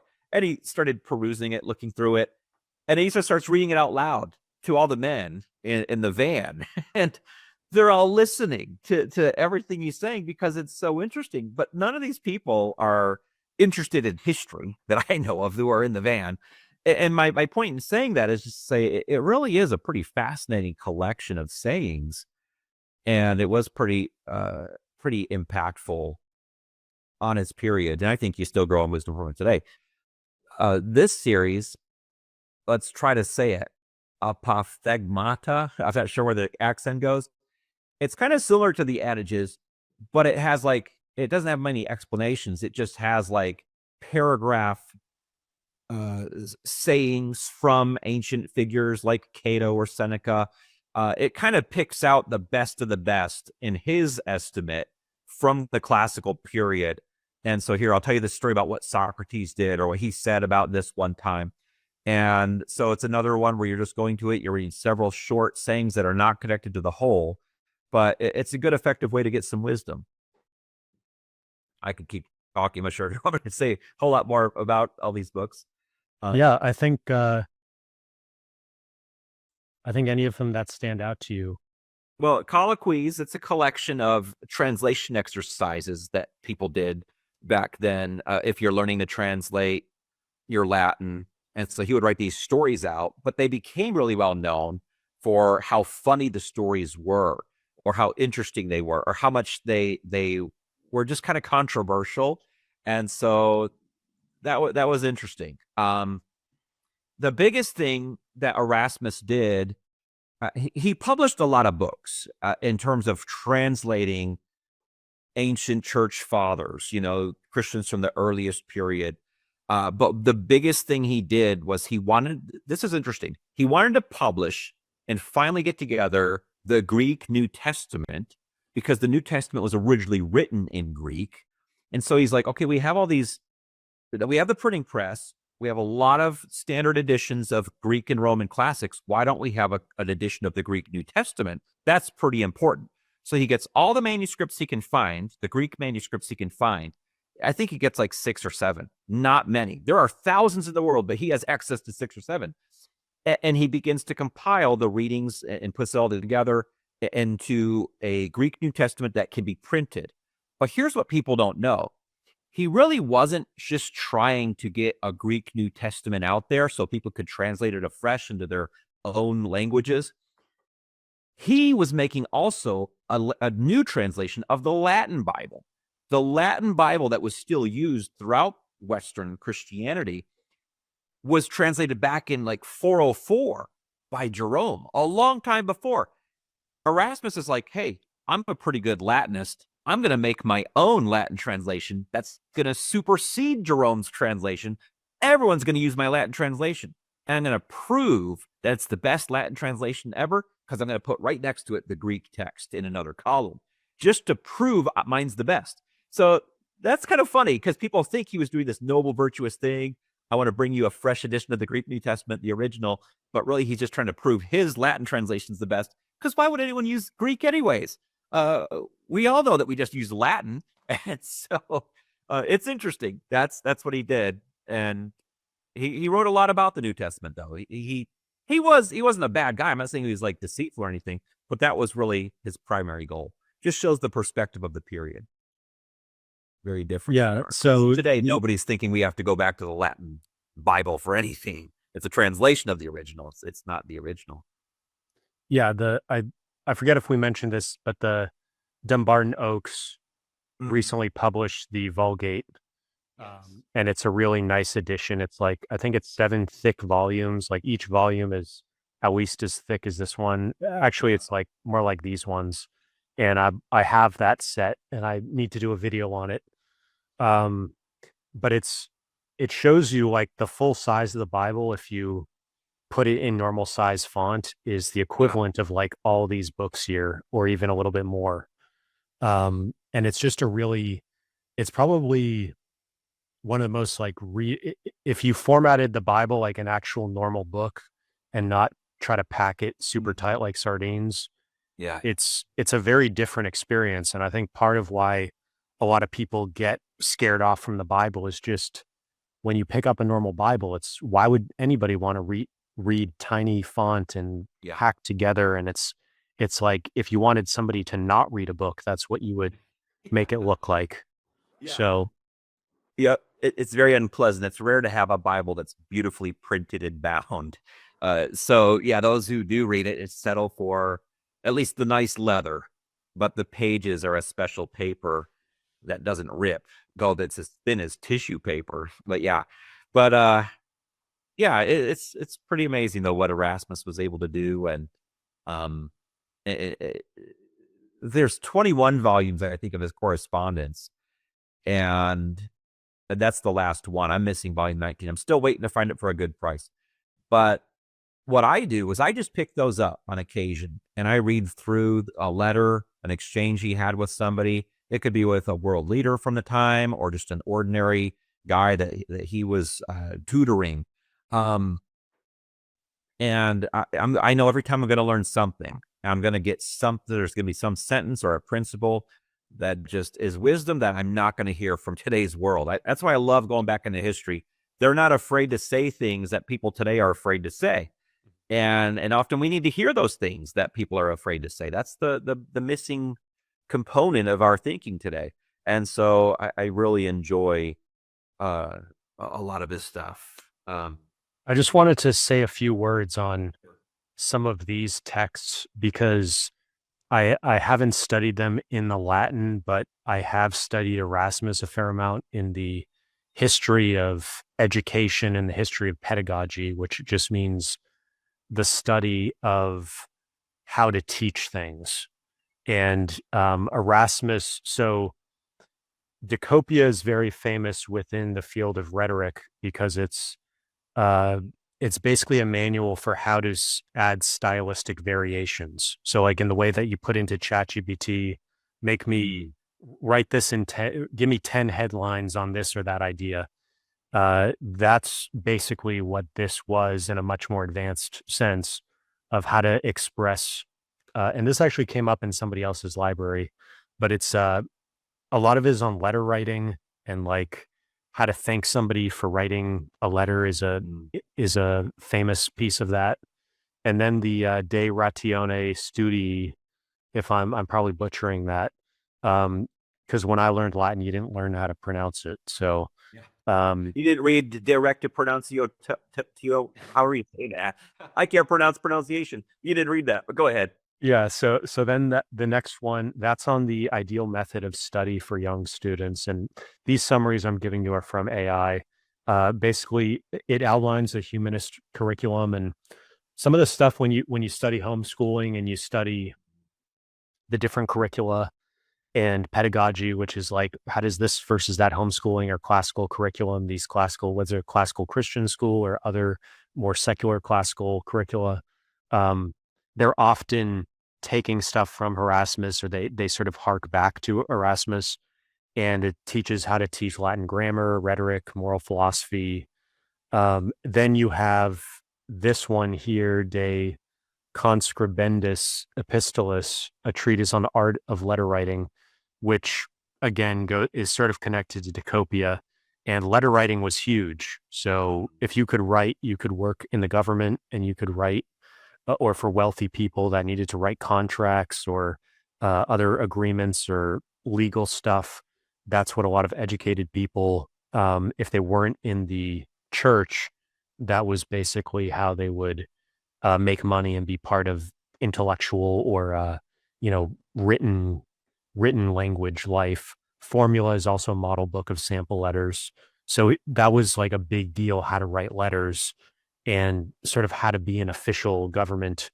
You had to, and the Pope was really important in terms of contracts and matters of state. Then De Civitate was a short book on etiquette for children. So again, an element of pedagogy that's now a lot of times not taught as much anymore.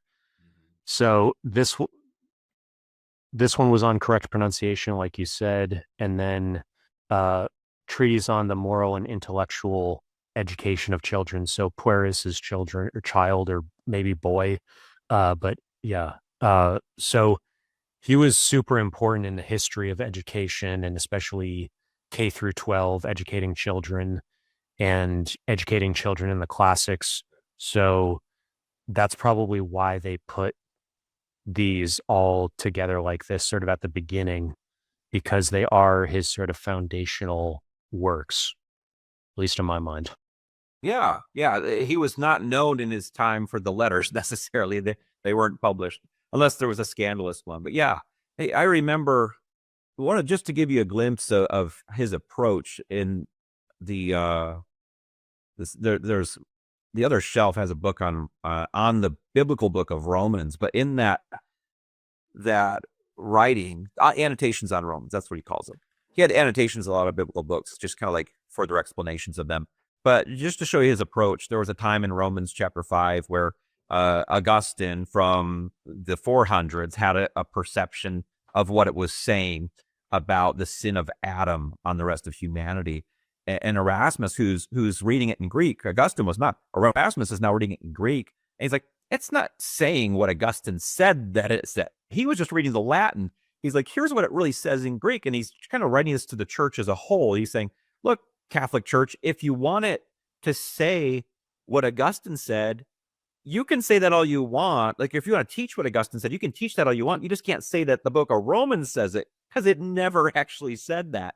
And so just to show how he was pretty bold, because that was a time when saying the wrong thing could get you burned at the stake. There was a man named John Huss who criticized the Roman Catholic Church, and it ended in him getting burned to death. But Erasmus was pretty fearless, and so I always admire his courage to just say what he thought, what he felt like he knew, what he was pretty confident in. I don't agree with him on everything, but he has a really great perspective, and he did a lot for his time. I admire how much he was able to accomplish in his lifetime.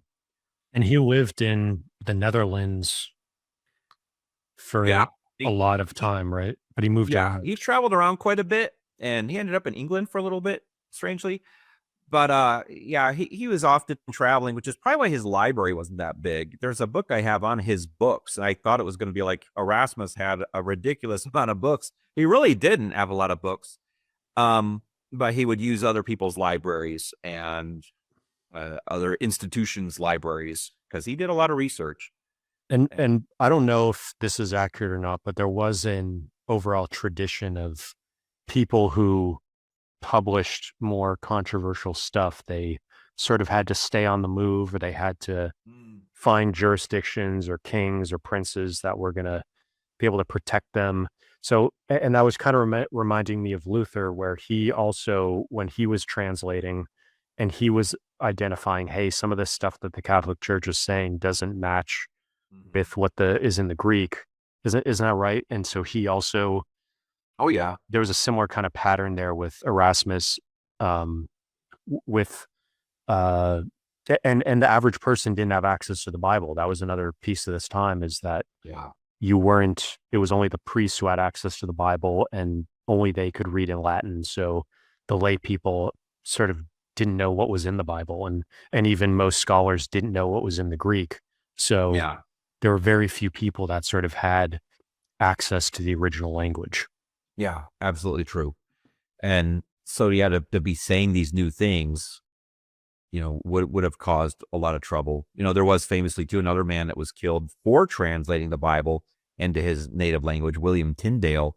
I think he was killed in England in 1525 under King Henry VIII. And that would have been the same time as Erasmus, and when he was flourishing as a scholar, his later years. And so, yeah, but yeah, that probably did have something to do with Erasmus's moving around.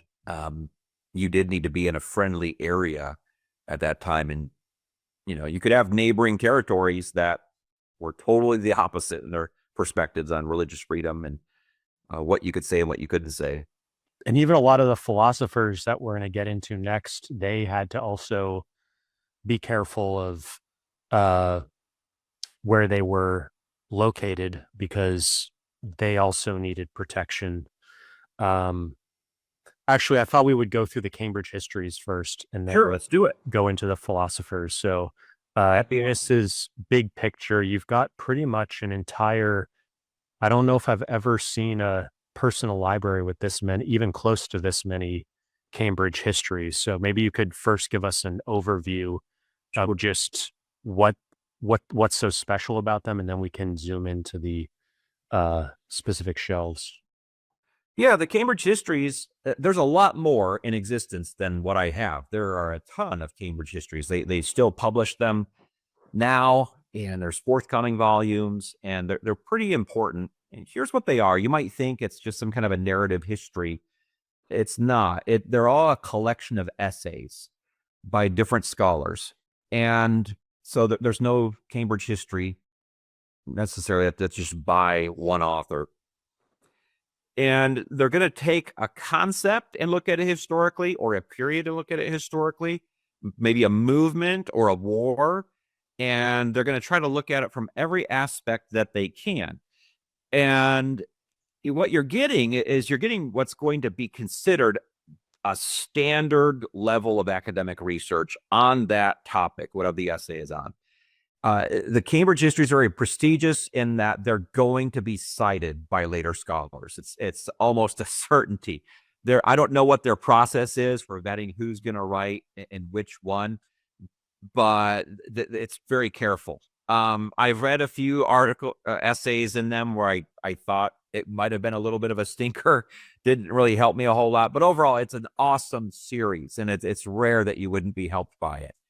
And if I'm not mistaken, I think it began with the Cambridge Ancient History. That goes back, I think, maybe to 1980, the very first volumes from the Ancient History, which are now kind of outdated in the research because it's really, those were dependent on archaeology, which archaeology in 1980 had come pretty far, but it's come farther by now.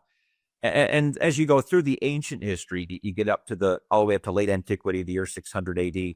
So you're going back from the earliest recorded history up to 600 AD. And I started in the Cambridge Ancient History just after watching a documentary on the Emperor Vespasian. And I thought, man, I want to go a little bit deeper. And so I just started doing some research, and I came across volume 11, which I don't have a dust jacket for, of the Cambridge Ancient History. And I read the whole thing. I would just stand. I was in there standing while I read at the time. I stood in my living room and just read like an essay or two each night and got through it. And I was like, man, that was awesome. I was so excited by how comprehensive it was. And I started looking for others. The problem was they're pretty expensive. So you have to do a lot of searching to find them for a good price.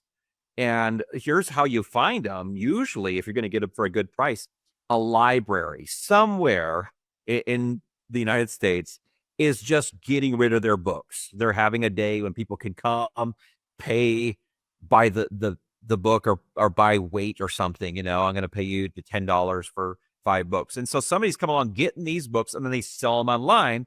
They don't sell them for $300 like they might be brand new. They'll sell them for maybe anywhere between 30 and 70 bucks.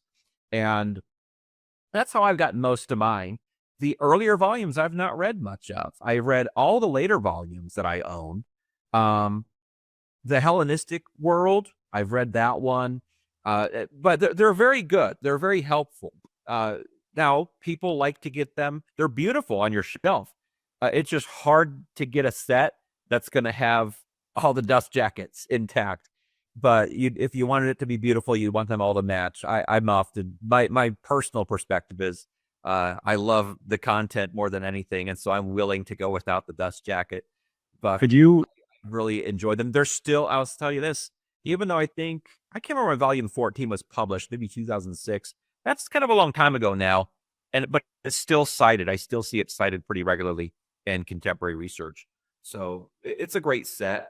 could you talk about how these two in particular, because these are, Jesus's birth and death is Yeah. right around, and that's such a critical point in history, even beyond Christianity. Yeah. How do these two books sort of contextualize that period? Well, yeah, they fill in the gaps because they're so, if somebody's interested in Jesus and the history of the Bible and New Testament, they might read a bunch of books, but they're reading about the perspective from Roman Judea, where all the events are happening, which that's really, that's really important. Obviously, that's where you need to start. But it's also important to step outside of that and get the big picture. What was the world like at that time? And that's when I remember the first time I realized Roman Judea was actually a province called Syria. To the Romans, they didn't think this is Israel and has a whole history in the Bible, but they don't know anything about that. That's a larger area we call Syria that's down in this pathetic corner of the world. And so you get a perspective that's very broad. You see how everything fits in. There's articles, essays in there on tax policy and things. You just start to learn. You feel very at home. I'll say that. When you finish those, you feel very at home in that world. You feel like, oh, I could read some Plutarch now and not be totally confused. I have a perspective on what the philosophical schools were at the time, or what private life was like. If we take all the letters from the period and we kind of organize them by category, like some of the articles do in this set, you're like, okay, now I know how these letters from that period fit into the whole scheme. So my point is, it gives you a big picture, and it's really worthwhile. And I'd say here's one other thing I think is important to say about the Cambridge histories. So here's how I treat them. There's the bachelor's degree level and the master's degree level of education. The bachelor's degree level is where you're kind of learning your figures, your dates, the events, the movements, how things worked, but you're not so much worrying about matters of interpretation, where you're saying, okay, here's a view of a dilemma. We're not sure if we should believe this thing or that thing about the period. That's a master's level thing. Master's level, you're kind of looking at the problems of interpretation that scholars deal with. So the reason I say that is because the Cambridge histories are generally, for me, kind of like the master's level. They're assuming who was a ruler at what time, what the general current was of the situation. And so let me give one other piece of advice. If you're going to dive into these, I'd say you want to read some kind of a smaller entry level work or watch a video series that's going to just tell you the narrative of the period. What came before, what came after, who are the main figures. Get familiar with that first. Otherwise, you're going to be a little bit lost in things. But once you have that down, which you could find on YouTube or the great courses, you could do those. Once you have the basics down, dive into these, and it's really going to help you feel like you have a grip on that period. But I could say more. I better stop myself. Yeah, well, we have all these other ones. So yeah, so I threw these two in there. They're not Cambridge histories on the left. I don't have anywhere else to put them. I'm running out of room. But I do want to mention those two. The Archaic Greek World, the Oxford History of the Archaic Greek World. This set, I think, is going to be 7 or 8 volumes. All I've done, I just read volume 2 so far. But Greece is in a period in the Archaic era where we don't have much information. So you're heavily dependent on archaeology and stuff like that. It's like the period of 800 to 500 BC. And so there's never been a set like this that they're producing right now where they're really focusing on that period. And what are the bookends for that? What's that? What are the bookends that they use? Like why 500 to 800? So 500, the date that they end at, that the Archaic period ends at, is because that's where we start knowing what happens from Herodotus and Thucydides. They describe the 5th century, the 400s, in great detail.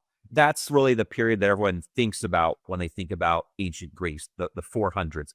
So 500 BC is just before you get into that.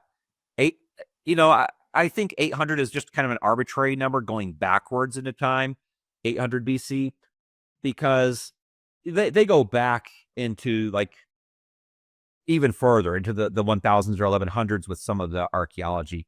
I think they're just trying to distance themselves from what's called the Mycenaean period, which is a little bit distinct. So I don't know. It was fun to read, but I think you got to be into that sort of a thing. But that's what those two are. I had nowhere else to put them, so they're stuck with the Cambridge histories for right now until I can convince my wife to find another place for a bookshelf. I was just thinking, the Trojan War is estimated around 1200 BC, Yeah. and uh, Homer's Iliad is dated around 8th century BC. Mhm. So that kind of gives people a sense of, that's that sort of foggy area, Yeah. um, where a lot is, myth, and sort of like with Bede, Mhm. there's a period of English history where it sort of fades into mythology, and you don't really know. So that's sort of prehistory, sometimes called prehistory. Yeah. Y- And so the only other one from that I'm planning to read is the one on Sparta, which is not even published yet, but it's going to be a great series. Maybe I'll read more. But get back to the Cambridge histories. Um, so they have a Cambridge history for almost any topic you can imagine. And I mean, Wait, did you want to go back to this image? Or no, we can go on. We'll kind of walk through the others. So, like an example, I don't have this one, but there's one most recently, I think earlier this year, published on the Vietnam War. It's 3 volumes. There's a 4-volume one that's recent on slavery. There's another 4-volume one, I think, on genocide. So you're getting all these articles on the history of genocide or the history of slavery, and so you're getting a full course though. So when you read one, you're like, wow, I just carefully sat through a master's level course on this topic, and I feel very different than I did before, where I feel like I have a grip on it. And so it's pretty exciting. I've not read a lot of them all the way through. I have read like the one that was on the I just forum. want to pop over here for a second, because I'm wondering, to what extent do they feel like you're reading a handbook? Yeah, the handbook, the Oxford handbooks are like, that's a misnomer. Those things are huge. It's sort of just size wise, to call them a handbook is silly. I mean, they are the biggest books you'll have in your library. Um, but they're very similar in the to the Cambridge histories because they're collections of essays by scholars who have specialized on what they're writing that very essay on. And so the difference is almost nothing when you're dealing with a historical Oxford handbook. So, like the Oxford Handbook of Early Modern Theology, 1600 to 1800, that's the exact same layout as if there was a Cambridge history on it. Um, but at the same time, the Oxford handbooks are free to spend time on a particular figure, uh, like an individual. So there's the Oxford Handbook of Kant that was just published. You wouldn't really have the Cambridge history of Kant. That would be weird. And so there's some overlap between the Oxford handbooks and the Cambridge histories, but they're also distinct in some ways. Yeah, And it's, so I guess what I wonder is, you know, to what extent do you feel like you're losing something when you compare to uh, a monograph where it's a single author writing a history? yeah. So in some ways, kind of resent reading collections of essays by different scholars. Like there's pros and cons to it. The pros are that you're getting this guy who specializes in that particular micro topic. But the downside is you don't have a single mind over the whole project. And there's so many advantages to when there is a person who's given their life to that and they can put the big picture together because then the chapters depend on each other, build on each other. And so there is one Cambridge history. It's kind of like a hybrid Cambridge history that is written by one man. It's very old, and I'm not sure if it was really part of this project or not, by W.K.C. Guthrie, which we'll see here in a little bit. And there was a huge advantage to that being written by one man. I think it's 5 or 6 volumes. There it is on the history of Greek philosophy on the right. And so that is published by Cambridge. It's the history of Greek philosophy. Seems like it fits right into the Cambridge histories, but it's written by one man. I'm missing volume 5. I had to read it on archive.org, which I don't know why archive.org had it. But anyway, that's an awesome set. Still good today. If you read The History of Greek Philosophy by W.K.C. Guthrie, you'd be light years ahead of anyone else who's trying to teach it to you. One other book that I've seen on a number of bookshelves is The Story of Civilization by Will. Oh yeah, by Durant. And his wife contributed, I think, to a few of the later volumes or something. Yeah. But that's a very famous sort of broad history that I think for people that don't want to do the more heavy duty Cambridge history, they might. It's just, in some ways, I think that the Durant book series is sort of the most famous history set out there. Yeah, it's very available. Used copies are pretty cheap. And overall, it's going to tell you the story pretty well of Western civilization. And I read one volume from that on the Roman period. Caesar and Christ, I think is what it's called. And I thought it was good. It told the story very well, but I never went back to it anymore. Go up to the previous shelf. These are in alphabetical order, generally by topic.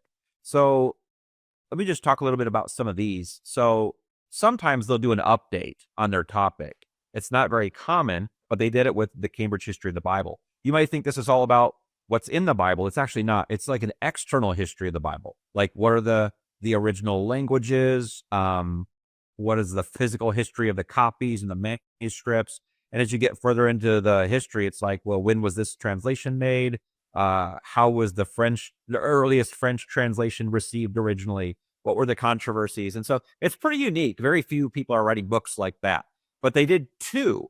There was one, I think that paperback one on the left is from like, I don't know, maybe the 70s. And then the hardcovers are from the 2000s. But they're both still good. I still see that paperback set referenced. And so. And you see Jerome here. That's sort of the Vulgate. Yes. And then you have Martin Luther there with the Reformation. So you see kind of these people who translated the Bible into a more kind of vulgar language were very critical historical figures. Absolutely. World shaping people. And so as much as people kind of ignore these names today, it's like the reason the world is the way it is today is because of what those people did. And so it was a huge deal. I just read that one, Ancient Christianity, the very first one on the left, completely through. I thought that was helpful. And I think it was just published last year. So how do we tackle I think some people would be curious, like, let's say you decide to tackle a book like this. How do you say to yourself, I could read this in a month, I could read this in a year? Do you try to read a certain amount per day or per week, or how do you? One of the cool things about the Cambridge histories is you could just make a goal on the essays. I'm going to read an essay a day. It's not a killer to read an essay a day.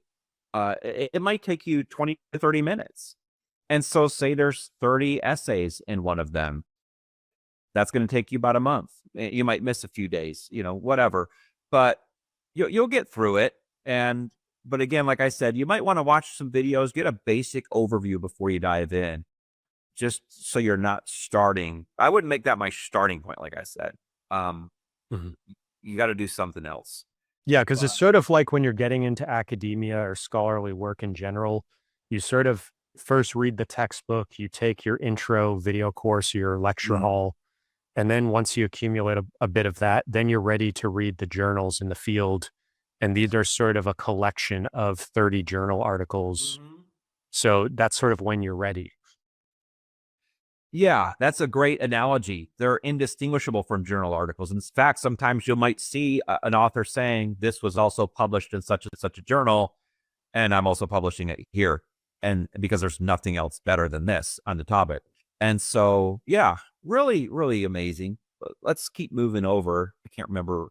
Okay, there was a huge set on the book in Britain. It actually goes far beyond that. I only have the first 3 volumes. Really interesting to read these earlier volumes. I've not read all these, but I've read select essays. And really, I think that's where I read about Bede's library only having 700 books. And, you just get, if you're into books, if you're watching this video, you like books, well, that's an interesting set. my interest kind of ran out once the printing press was going. So the one that goes up to 1557, I was like, okay, I'm good. And yeah, the Byzantine Empire, it's the eastern half of the Roman Empire, goes till 1492. They put out a huge set, just the Cambridge History of Christianity. It's a very academic set. People might be scared away, like, oh, I'm not religious, I wouldn't want to read that. But there's a whole field of academic study that studies intensely these things, and so a lot of things are cleared up. I'll just tell you, here's one thing, people always think, I look at that first volume, Origins to Constantine. So the origins of Christianity up to Constantine. They think, oh, Constantine, he's the guy who like put together the Bible, or he's the guy who decided everything at the Council of Nicaea that I learned about in the Da Vinci Code or whatever. And you read a book like this, you realize, oh, I was totally wrong about all this stuff that I thought that I knew.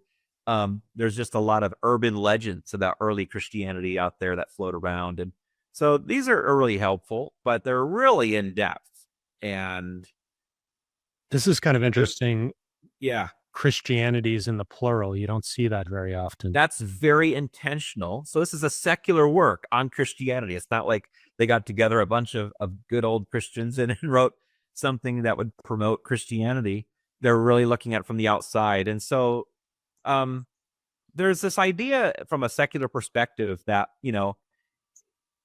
there's a lot I could say about this, and it goes to Platonism and naturalism and how different they are. But they're coming from a naturalist perspective. There's not really any one Christianity in their mind. So if there's not any one Christianity, then there's really not much legitimacy to it. That's kind of a secular perspective, because the secular perspective is not going to see legitimacy in any one religion. But what I've noticed is that's always just about Christianity. You use that in the plural, Christianities. I don't hear much about different Islams, though there are different sects of Islam. But that is interesting. You'll see that term. But then if you look over a couple volumes, Eastern Christianity, they're willing to admit the Eastern Orthodox Church is something distinct. There is a reality behind that. And so it's interesting you picked up on that, though, early medieval Christianity. What are some of them? Like, what would you go to, like, you have what we might call orthodoxy, represented by the Roman Catholic Church largely at that time. But you're going to have like the Monophysites in the East, which is a group that had a difference in their understanding of Jesus, that his nature was only divine and he didn't have any human nature. And so the Monophysites were a very popular movement for a long time. That would be an example of other Christianities. Would these, within Christianity, would these be called heresies? Oh, yeah. From the Orthodox perspective, that was a heresy.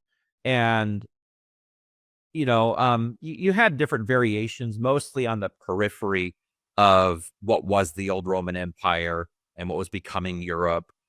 You often had different groups. You also had the different perspectives on monasticism, what it means to be a monk, and the different rules. And not that those were different Christianities, but there was a variety of perspectives at all points throughout Christian history. But there has been that one orthodox position that produced the three current branches of Christianity: Protestantism, Roman Catholicism, and Eastern Orthodoxy, which are really just a way to categorize global Christianity.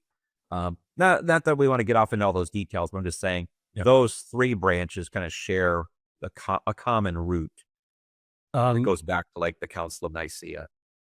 Yeah, I just wanted to also flag that in the Dumbarton Oaks series, where they have the Byzantine Greek, that's why they call it Byzantine, because it's part of this sort of, the Byzantine Empire doesn't get as much focus in the Loebs, and it's this sort of newer Greek, and that's why they wanted to put it in a separate series. So yes, yeah, very distinct culture over there, distinct from the West. So you can see that Christianity series continues on and goes all the way up to the year 2000. And so really interesting. But I like how those last two volumes are about world Christianities. So it's trying hard not to focus on just the West, which has often usually been the focus, once you get into the most recent period, especially the most recent past 100 years, Christianity is far bigger in Africa and in Asia, China in most recent decades, And so if you're going to study the phenomenon of Christianity, it's a worldwide phenomenon. It's not just something that happens in Europe and in America. So, and whereas Christianity in many ways sort of dying in the West, it's growing massively in Africa and Asia and some of these other areas. So it's there's a very different story depending on what region you're looking at. Absolutely. Maybe you could also talk about the reawakening here. Sure. So that volume is called Enlightenment, Reawakening, and Revolution, and it's from 1660 to 1815. But reawakening is a reference to this period of what are called revivals that characterized Christianity, especially in the 1700s. It really is a big part of why America is still so Christian. It's the momentum from the 1700s. I mean, you still look at Christianity in America, it's very different than Christianity in Europe and other places. And so the reason that we have this momentum is from this period of revivals. And so there were really important figures, but if you study American history in college or maybe in high school, I don't know, you're going to come across this thing called the First Great Awakening, which happened in like the 1740s and a little bit outside of that era as well. But it was like, it's hard to explain without kind of talking for a long time about it. And I don't want to go too long on it, but it was just a period of real enthusiasm for God through the lens of Jesus. And people were very motivated to change their lives drastically, to convert to Christianity if they hadn't converted already. People were experiencing I guess it's really the excitement of the reality of it all. And you would just see entire communities change. So communities that went from having, many people in it who were known for being drunk and not working, just these kind of pathetic communities as they were perceived. You had them turning around completely. So entire towns putting aside their old ways, and now they're out in the streets singing hymns and praying. And it was such a big deal, and it swept across the nation in such a big way. And it did affect Britain as well quite a bit. It just lasted in the culture, and it was temporary, though. It wasn't lasting forever. You can see when it begins and when it stops. And that's why the 1740s are kind of the central part of that. And we'll probably talk more about that when we look at some of the other books. But that's what that's a reference to. Pretty big deal in the history of Christianity. What were two or three of the big names or big denominations that were? Oh, yeah. So one of the biggest names in America was Jonathan Edwards, pastor at Northampton, a congregational church. And he Northampton, where? Which state? Northampton. What is that? That's not in Massachusetts, is it? It might be. There's probably Northamptons all over the place. I'm just so used to saying Northampton. I never thought about what state it's in. This is the colonial period. Yeah. Okay, but Jonathan Edwards, really big name, really important to remember. I read his sermons all the time. I don't think deeply about what state he's in. But yeah, so he famously preached a sermon called "Sinners in the Hands of an Angry God," which used to always be assigned as reading in English courses. Because it was so exemplary of the sermons of that period. And so he's a big name, and he also is kind of known as the big philosopher of the era in terms of American philosophy. Another big name was a guy named George Whitefield. He was a household name. He was from Britain, though, and he traveled back and forth between Britain and America preaching. He's the guy who Benjamin Franklin realized when Benjamin Franklin went to listen to him that 30,000 people could hear George Whitefield while he was preaching. But of course, he has no microphone. And so just see how somebody could project their voice. Benjamin Franklin kind of walks off some paces and measures how far away you can hear George Whitefield. But anyway, so you Jonathan Edwards, George Whitefield. John Wesley, and Could you just flag the denominations of each of these guys as you go? sure. So Jonathan Edwards was known as a congregational Christian. He was a congregational minister. That denomination has changed pretty drastically since that time, so it doesn't really look like it did back then. Um, but they were pretty Calvinist. Puritan. Yeah, absolutely. He was at the tail end of the Puritan era, kind of called the last Puritan sometimes. I did look up that it was Northampton, Mass, and the Puritans were big in Massachusetts, so it's Okay. part of that story. Okay, George Whitefield, he was an Anglican. And then John Wesley is a third big name from that era, preached really large revivals that have changed the world. His denomination is probably the most well known to Americans because what came from him was the Methodist movement. He didn't try to start a new denomination. He was an Anglican minister, but that's what came from his methodology. No pun intended, the Methodists. But he was very methodical in his approach to the Christian life. And so those are some big names from that period. Yeah. And like I said, people who have really changed the world, whether we know it or not. There's also, I think, what's really interesting, I'm not sure what exactly would be the modern parallel, but some of these guys would travel a lot. Yeah. And like go on these circuits, and it's almost similar to the self-help movement, and you have these people traveling all around sort of doing their preaching. And that's part of American culture as well, sort of the going on a circuit and preaching and the rural nature of America. I don't know if you have any thoughts on that. Well, yeah, that's one of the amazing things about these guys, especially George Whitefield and John Wesley, because they were traveling. Jonathan Edwards had a home church that he stayed at, but these other two and many others traveling on horseback, miles and miles in the rain and the cold. I mean, thinking about that the other day, like these guys are getting ticks, and but at the same time, they're going all these distances and they'll preach to 10 or 20 people in some small village.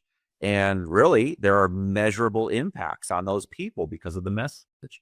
And so, yeah, that becomes very normal even into the 1800s, the idea of the traveling evangelist. And you still have that today, but not in as big of a way because of technology.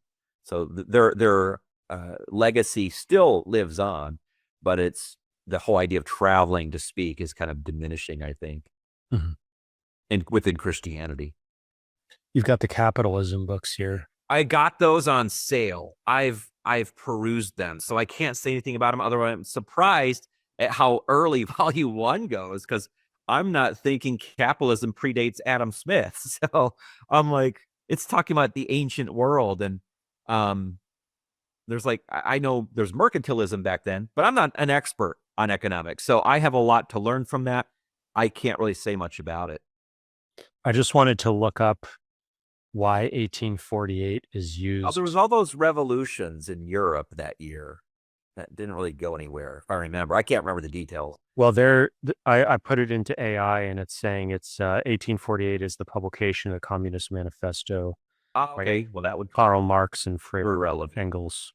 Yeah. But then there was also the revolutions of 1848 in France, Germany, Italy, Austria. So, yeah. Yeah. So let me tell you about that Greek. That's the Cambridge History of Greek Literature. When I got it, it had been in some place in the library where it was so exposed to the sun, everything else has disappeared. You can barely see it if you see it in person, but there used to be all the print and that black ink that says Roman numeral 1, Greek literature is all that's left. So that's what happens to your books when you leave them in the sun for long periods of time. It's pretty helpful. That's one of the older ones. It's from the 80s, I think. The communism set, also, I got all 3 of those volumes for $50. I don't know if that was a glitch, brand new on Amazon, but I haven't read them yet. I'm pretty interested in 20th century Russia from some great courses that I took, but I'm ashamed to say I haven't done much in those volumes other than looked through them. But fascinating phenomenon, obviously. Let's see. The Cambridge History of the English Language, that's one volume of or a couple volumes of many. And I think they're now republishing that in a new edition. So if you're interested in the history of the English language, check out the new Cambridge history. Do you have any thoughts on Christian communism? Uh, I don't, yeah, I mean, it's a conversation that happens a lot. Um, I don't think there's much of a basis for it because actual communism comes far later than Christianity.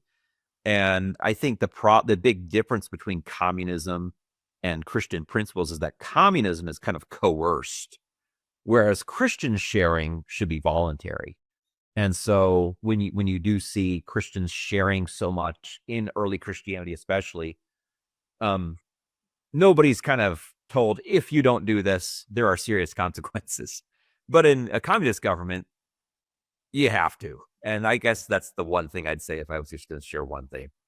Yeah, I guess I've always been interested in intellectual history. Like, to what extent is communism could you frame it as sort of a Christian heresy or a interpretation of, there was some Anabaptist stuff that had patterns of communism. And I guess I think of the passage in Acts where it's like they held all things in common as sort of either a predecessor or just as something that's always been there.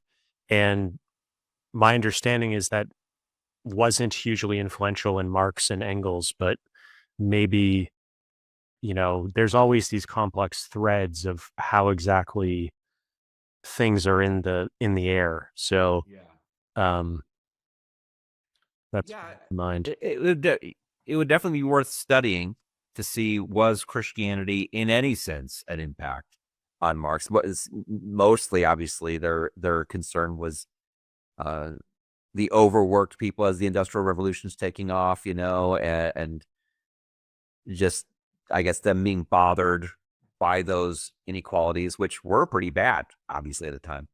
But I don't know. You have the kibbutzes within Judaism, so that's there true. was that kind of, I don't know where that thread comes from.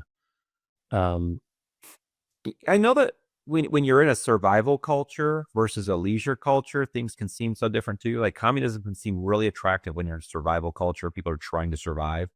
And I think once you're in a leisure culture, you're all just so wealthy. It just seems foreign and strange and unnecessary. So I think you see more of the world kind of shifting toward a leisure culture and less talk about communism, obviously, than there was in the 20th century. But I don't know. I'm no expert in that. I mean, I think about it every once in a while, and but I'll tell you this, that's when it comes up. You said that passage in Acts. That's the most common time when that topic will come up, is somebody's looking at that passage in Acts chapter 4. Like, You have some stuff on the Mormons also. I don't know if there are some communistic or just very communal aspects, especially in their founding and how they built some cities. I always thought that was interesting in their history.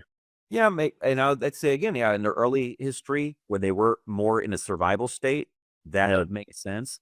I don't see it at all now. I mean, I live in Utah, so I have a front row seat. They're as American as you can be in terms of their economics, very wealthy.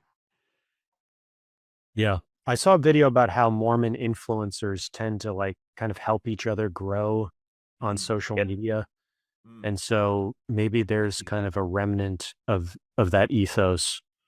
I think whenever you have a community that where the thing they have in common is the most fundamental things about reality, like God and purpose, I think you do see that more. Yeah, and it's just going to be a lot more evident where they're closer, like family, and you do see that in the community out here too. I've heard it many times said. I don't measure it or take notes, but people have said, yeah, if you're in the Mormon church and you go to an interview and the guy who's interviewing you is Mormon, you're very likely going to get the job, as opposed to if you weren't. So, I'm sure that sounds a little sinister, and I'm not trying to be. I'm just saying that's a thing people say out here, but there probably is a spirit of cooperation. Yeah. You've got some English language stuff here. Yeah. Yeah. So again, the great courses, I took a course on the history of the English language, became fascinated. And I got that first volume and read some of the articles that I thought were interesting. and I wanted to read. Got the second one for very cheap, as you can see. It was from a library somewhere, and I wanted to read a little bit about the development of Middle English. I still haven't. Maybe someday I will. Um, the libraries in Britain and Ireland. I There's just three want to volumes. before we Oh, move go on, I ahead. wanted Sorry. to just I searched the significance of those two dates Yes. because I think just in general, anytime you're looking at any history, there's something called periodization, which is how you split up the timeline into chunks. And it's really important, I think, to memorize these key dates. And so anytime you see a key date in any of these titles, it's good to look them up and understand why did they choose that date. So I was just refreshing my memory. 1066 is when William the Conqueror, Duke of Normandy, defeated King Harold at the Battle of Hastings, and that's a really famous event. And then 1476 is the first printing press in England, William Caxton. And so you start getting the standardization of English and spelling because of the sort of need to do that with the printing press. That didn't used to be a thing. There didn't used to be standardized spelling. So anyways, I just wanted to get that Oh, out. I'm glad you said that, because think about it. So yeah, William the Conqueror is coming from France. He's speaking some old version of French, but he comes up, conquers, the Anglo-Saxons and other groups that are here or there in England and beyond. And so then they're just going to mix French with Old English. And then that produces Middle English, and that produces eventually what we speak today. But the point is that year is obviously very relevant. It's very relevant to us. The reason we're sounding the way we are right now is because of that year and what happened. So it's like, to me, it's like, man, that is fascinating. How can we not want to know about this stuff? And as part of how military history really is important for intellectual history, I think a lot of people think they're very separate things, but military history really has a lot of impact on when these turning points happen. Absolutely. Yeah. And you're right. It's easy to think it's irrelevant, boring, something you learn in school and you can forget about it, but it's very formative. What I don't know is why the Libraries in Britain and Ireland volume ends in 1640. I can't fathom what event in 1640 in the world of libraries is. I'll look it up while you go over the next ones. Okay. Yeah, well, I will say that sounds really boring. Libraries in Britain and Ireland, but I've read a number of the essays in there, and I think it's interesting. I've not read the whole thing, but just about how in old libraries books used to be chained. You couldn't take them anywhere, and the small number of volumes that were had, and of course they were the earliest libraries. Things were handwritten, only available to monks. Really, really cool to learn about. Without those libraries, we wouldn't be where we are today. It's saying it's the period before the Civil War. Okay. Well, that makes sense. I guess that might have affected, again, this military history affecting intellectual history. So libraries might have changed with the English Civil War. It's saying the eruption of conflict between Parliament and the Crown, which began in 1642, followed mounting tensions, including Parliament's assertive actions in 1640, that led to roadmaps for revolution and reform. Okay. Well, I'll take it. And like I said, there's two other volumes if you're really interested in libraries in Britain and Ireland. So the next set, the Papacy, that just came out. Like I pre-ordered it, and haven't read a thing in it because I'm reading other books right now. But I took a course, the great courses, as I've said before, on the history of the papacy, which really gave me a good perspective. It's 24 lectures, and it's really well taught. I think it was by Thomas F.X. Noble, who's a really well-known scholar and a great teacher, easy to listen to. But the papacy is the oldest institution in the world, I think. I don't think there's any institution that's still working and functioning that's older than the papacy. Of course, they're going to date the papacy back to Peter, and that's very controversial in historical studies, but even if you don't, you just go back to Leo or something in 404. It's pretty old. And so it's important to know about. But I haven't read the any of them yet. I've not read any books specifically on the papacy. And next to that, again, I referenced this before, W.K.C. Guthrie's History of Greek Philosophy. He has a stroke, actually, before he writes the 6th volume. And yet he notes that in the beginning. And I felt so bad when I got to that part, even though he was long dead by the time I read it. I was like, oh, man, that poor guy. But he did a great job, writing that last volume. Number 6 is on Aristotle, but they're all great. So the first 2 are the Pre-Socratics.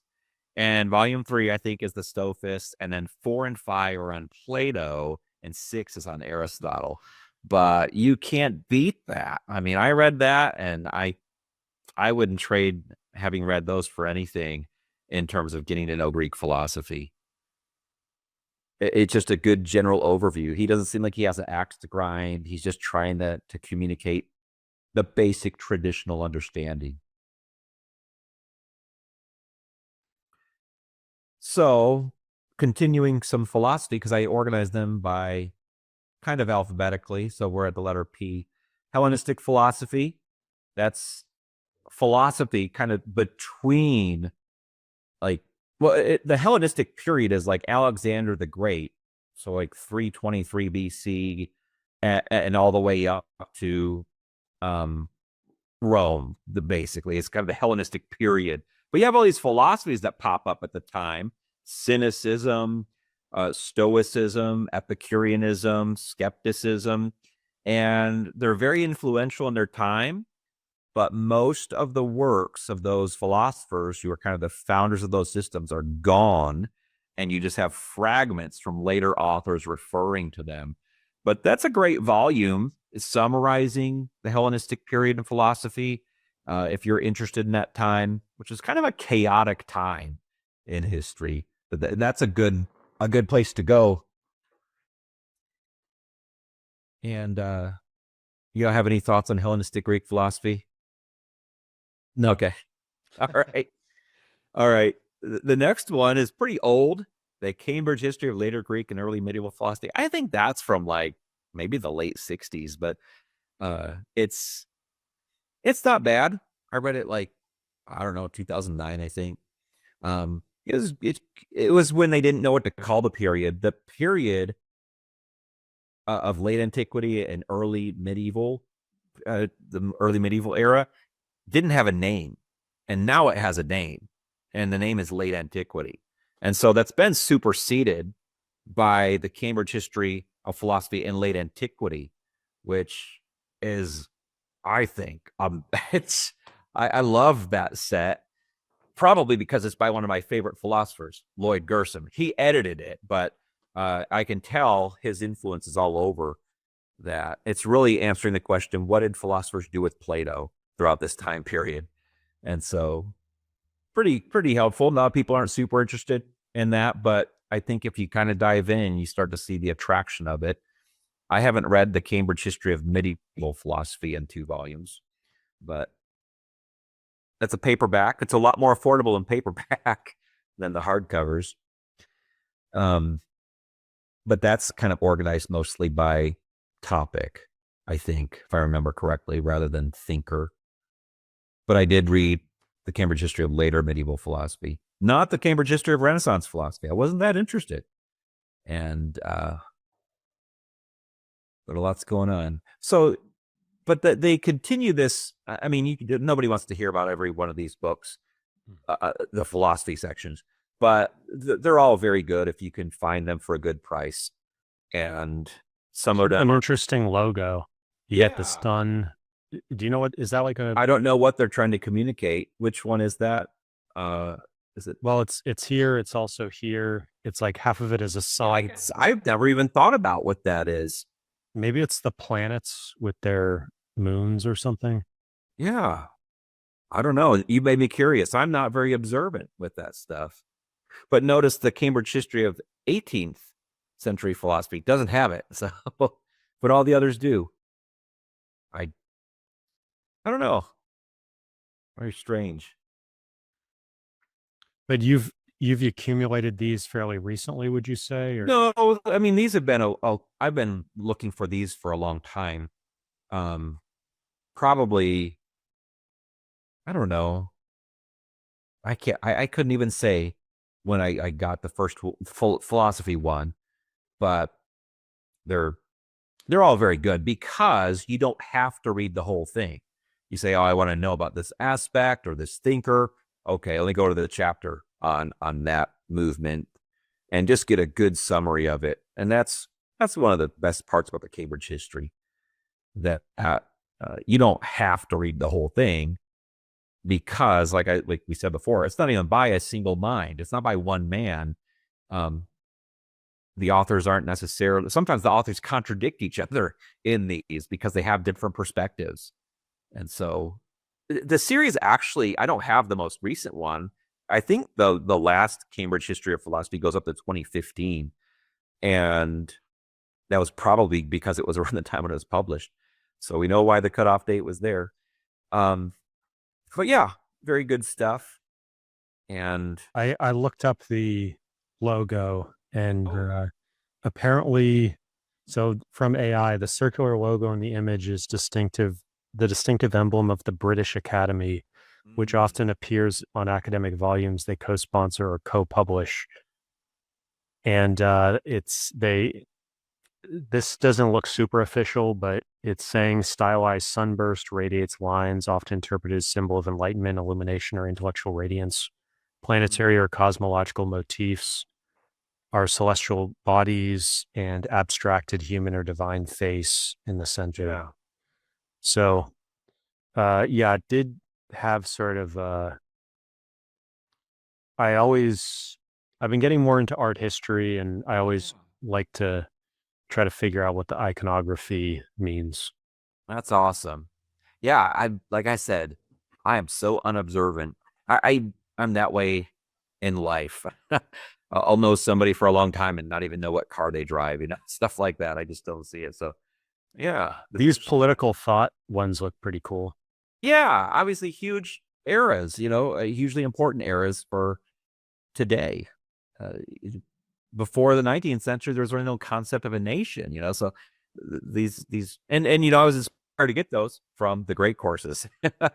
They had a course on the long 19th century is what they call it, and really was eye-opening for me. Very confusing period, but they brought it together. And yeah, so there is another series I don't have that's kind of it doesn't exist anymore in terms of them producing it. It's the second from the right on that last shelf. It was called the Cambridge Modern History. And then it was kind of like this history of Western civilization. For the Renaissance forward. And they were going to redo it, but they only redid the first two volumes, the Renaissance and the Reformation. The Reformation. And then they stopped. I don't know why. But you see, you have the Cambridge Ancient History, and then you had the new Cambridge Modern History, or it was the Cambridge Modern History, and then they made the new. But that's an awesome book for the Reformation period, which can be really confusing. And that last one is another one that I did read. It's readable, the Reformation era theology, if you're a theology person, and I enjoyed it. It just kind of shows people who maybe think that stuff is out of the realm of academia to study Christianity. No, it's a big deal and very important.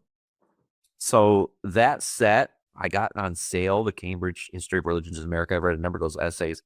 Obviously, America, a very religious nation. This does not restrict itself to Christianity. If I remember, it begins with Native American perspectives on religion. And of course, once you get to the Westerners coming over to America, Christianity is pretty much the big focus until the end. When you get to the present, you start getting more of the secular impact on religion. But so pre-Columbian, meaning Christopher Columbus. Yeah. Yep. Yeah. And Cambridge History of Religions in the Ancient World, very good set. I got it for a good price. I haven't spent much time in it, but I did take a course of the great courses on ancient pagan religions, and it was really interesting. So these are two separate works? Yeah, they're 2 volumes. Yeah, they look the exact same, volume 1 and volume 2, but they don't say it on the side. I never really thought about that. I took a great course. There's actually 3 courses on the history of science, and really awesome. And that inspired me to search out these Cambridge histories of science. And I'll tell you, I spent a lot more time, watching and listening to the courses that I have in these books. But it's amazing.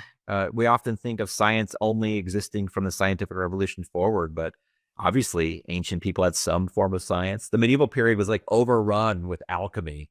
I think people just figuring out, how can I make these substances turn into gold? But that was science, from their perspective. And I don't know what that means. Some kind of infinity symbol. Yeah, it looks sort of like like 2 Mobius strips or something. Yeah. Yeah, I don't know. I'd like to see that in person in 3D to know what's going on there. There's actually a lot more of those Cambridge histories of science that I don't have. Once you get to the modern period, it starts breaking down all the topics and subjects, chemistry and biology and everything. And I don't have it all. I got something from AI on this logo. Okay, Apparently, it's the series logo for the Cambridge Mathematical Library, published by Cambridge University Press. Okay. And it's saying it's a Mobius strip and an infinity symbol. So I don't think they know exactly Yeah. what it is. Yeah. Well, it's a mystery. We're almost at the end of these Cambridge histories. Yeah. I took a course on World War I. Loved it. Eventually, took a lot of time to get those 3 volumes for good prices, but I found them. And I only have 1 volume of the Second World War Cambridge history. But and then at the very end, there's go ahead. Do they have good maps? There were some maps. I don't remember it. I wouldn't count them as good. It was just black and white, not topographical or anything, not colorful.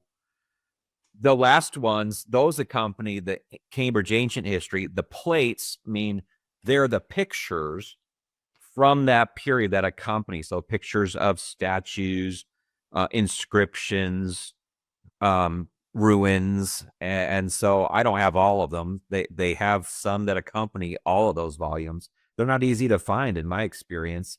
And so, but at the same time, who needs them? Well, you have the internet, so I can pretty much Google archaic Greek statues from Athens, and find something. But it's cool to have print media too. So that's what those are.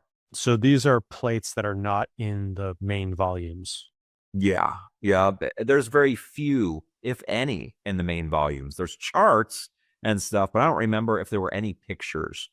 If so, the pictures would be like in the chapter on art, but there may not be any. I can't remember.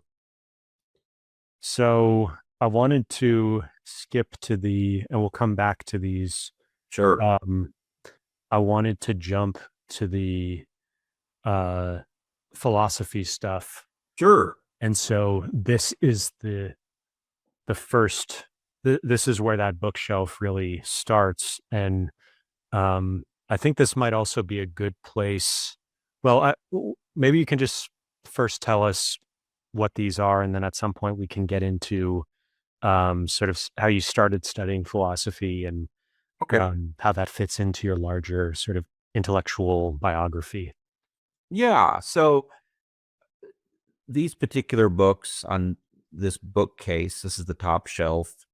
It's going to just kind of cover Western philosophy, and people today can think that's chauvinistic. Why only care about the West? We should care about everyone. But the West has been pretty impactful in history, in my life, and in the way people around the globe think.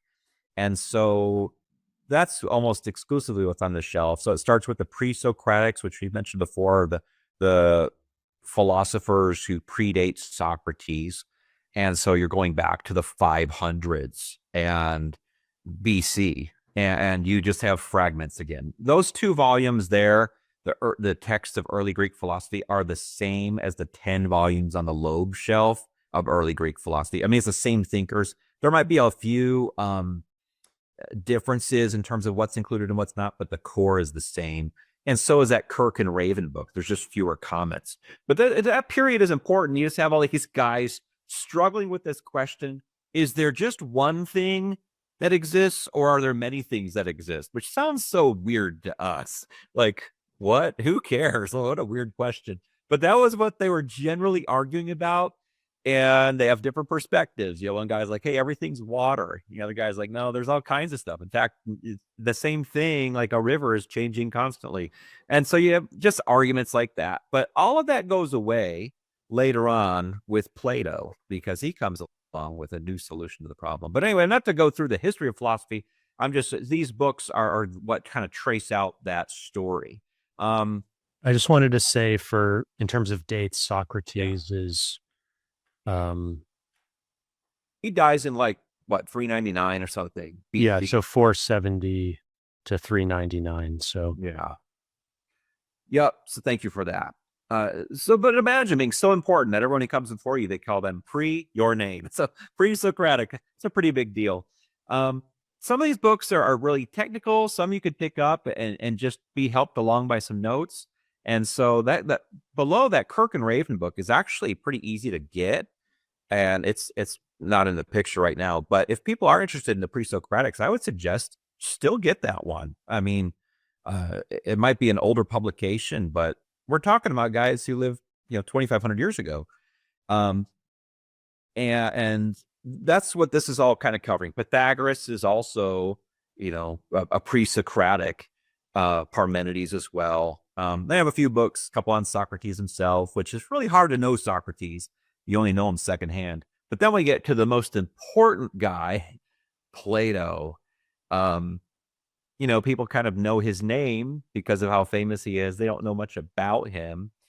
And but the more I've studied, the more I realize how Plato really is his system is the only way you can really do philosophy. And you can't do it without his system. You can do something. You couldn't really call it philosophy, though.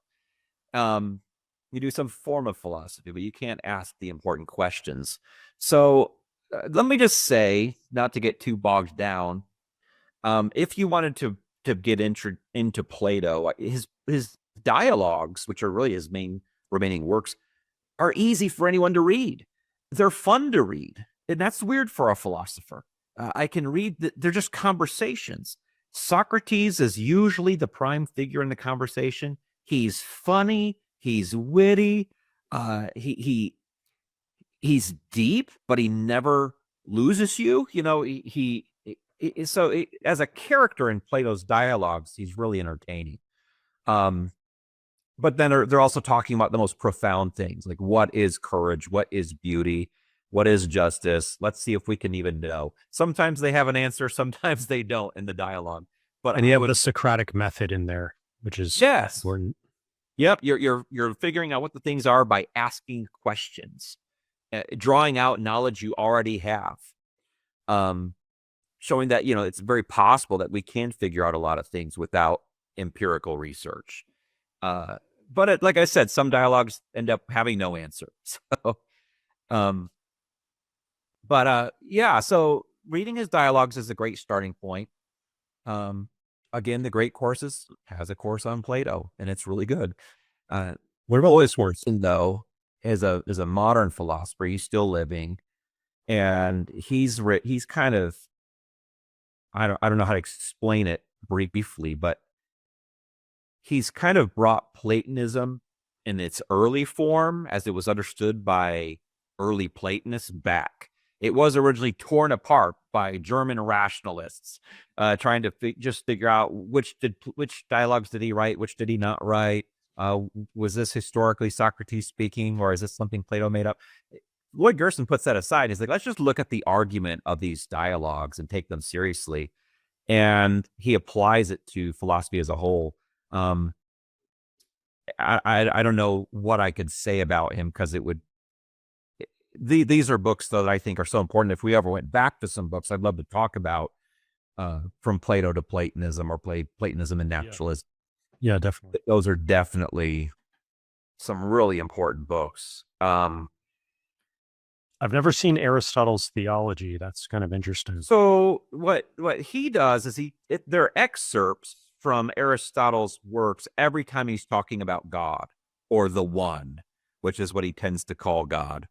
And so it just kind of gathers them all together in one work with a little bit of commentary, which is, if you're interested in what Aristotle says about God or the One from whom all things came, it's kind of hard to comb through all of his works and just find them. So that's a really convenient volume.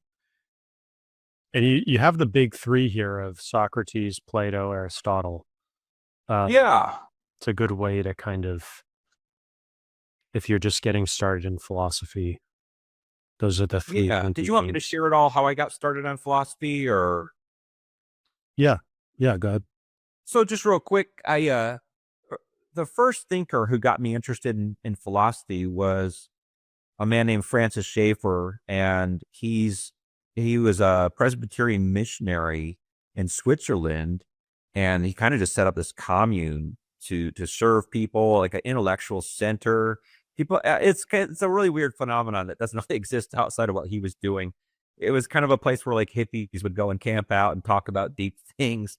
But he was a Christian missionary, and so he was it the 60s and 70s or? Yeah, yep, 60s. So it was part of that period. 84. But he was really good at taking philosophy and showing how it impacted the wider culture and world. Of course, he's coming from a Christian perspective, so he's saying, from my perspective, in my base where I am as an observer, I'm not moving, but I can kind of observe from here how things have changed and why they've changed. And he would always trace things back to philosophy. So why did art go the direction that it went, or music go the direction that it went, or educational philosophy? It would always be traced back to philosophy in general. And that impressed me. I thought, wow, philosophy is pretty important. I have a lot of questions about life. Why not, go ahead and find out where everything starts in terms of intellectual impact? And I can affirm after my years of study, he's right. Philosophers set the stage for how the wider culture acts and why they take for granted what they take for granted. People often think they're independent thinkers. Oh, I came up with this idea on my own. No, you didn't. You were impacted by your culture, by maybe the movies you watched, novels that you've read. And then where did those things get their influence? Well, if you keep tracing back the influence down to the ground level, it's going to be a philosopher of some sort or a philosophical movement. And so that's what made me a fan of philosophy. It's not this weird topic that has, very little to do with life. It actually has everything to do with why we think what we think, why we're acting the way that we're acting. And so that's why it's important to go through philosophy historically, because one thinker is impacting another thinker. So you start with the pre-Socratics, and then you get to Plato. Well, why did Plato focus on what he focused on? Because the pre-Socratics were saying, is there one thing or are there many things? Plato comes along and he says, look, there's both. There's a form of the thing out there in the heavens somewhere, and everything example of that thing that we see is taking part in that form. So there's one form of a horse in the heavens somewhere. Every time you see a horse, it's taking part of in horseness, which is exemplified in that thing. So that's why he focused on that. And so it's not that Plato came along and said, I just want to write dialogues.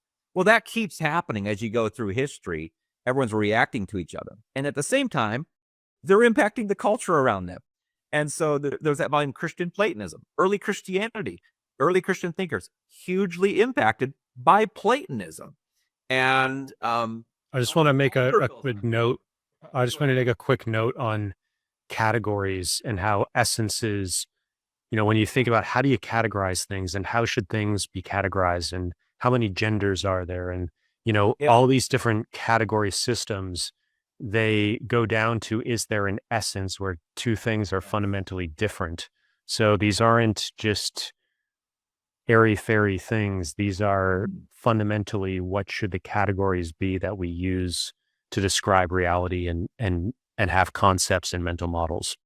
Yes. So what you said brings all this out and shows a great example of why philosophy is so important.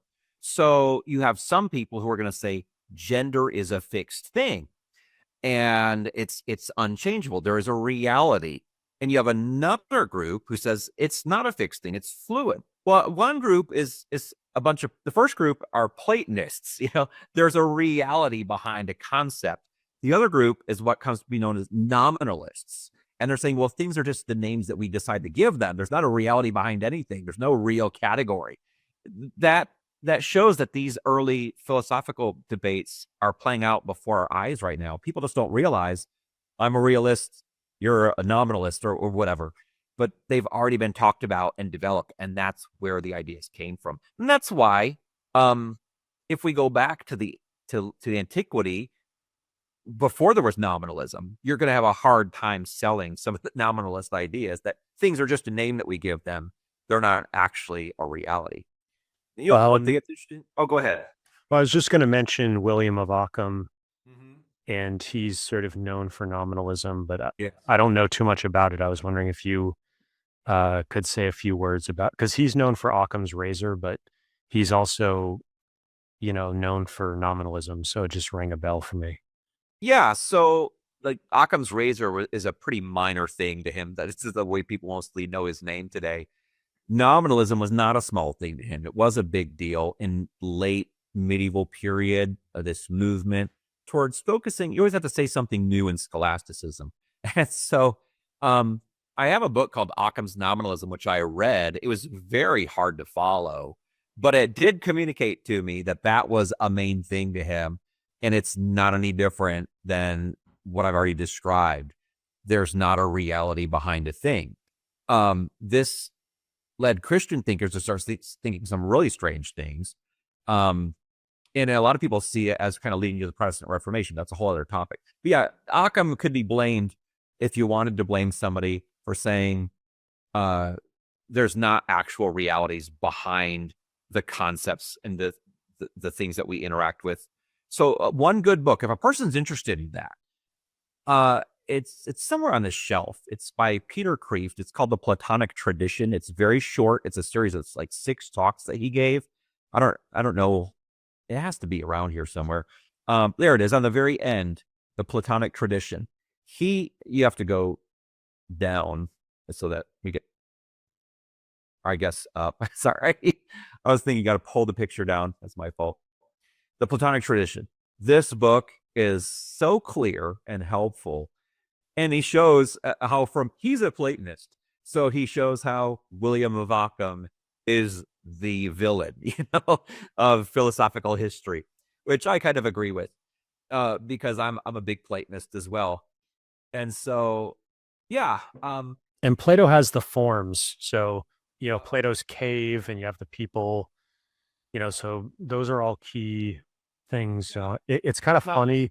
Part of what's cool about intellectual history is like we have these little postage stamps that kind of store this information. You have Occam's razor, you have Plato's cave, and like they actually have still stuck around because they're actually still really important, but they linger in these kind of interesting ways that we wouldn't, it's not necessarily the most important idea, but they're most vivid or sort of visual. Yeah. And it's so important to have those little things you can latch onto. When there's not anything to latch onto, you don't know much about the thing because your brain didn't have anything to build around it. And so I think about like Hellenistic philosophy, there's not much to latch onto. So a lot of people are unfamiliar with it. But Plato, the cave, forms, those are things a lot of people learn in college. It's the one thing you learn, and you kind of build on that. And so it is important to have those things. Kreeft is a name that I've seen a lot, but I don't really know anything about him. Do you have any thoughts on Catholic philosopher and really awesome guy? He's still living. He's fairly old, but he'll still do podcasts with people, and he teaches at Boston University.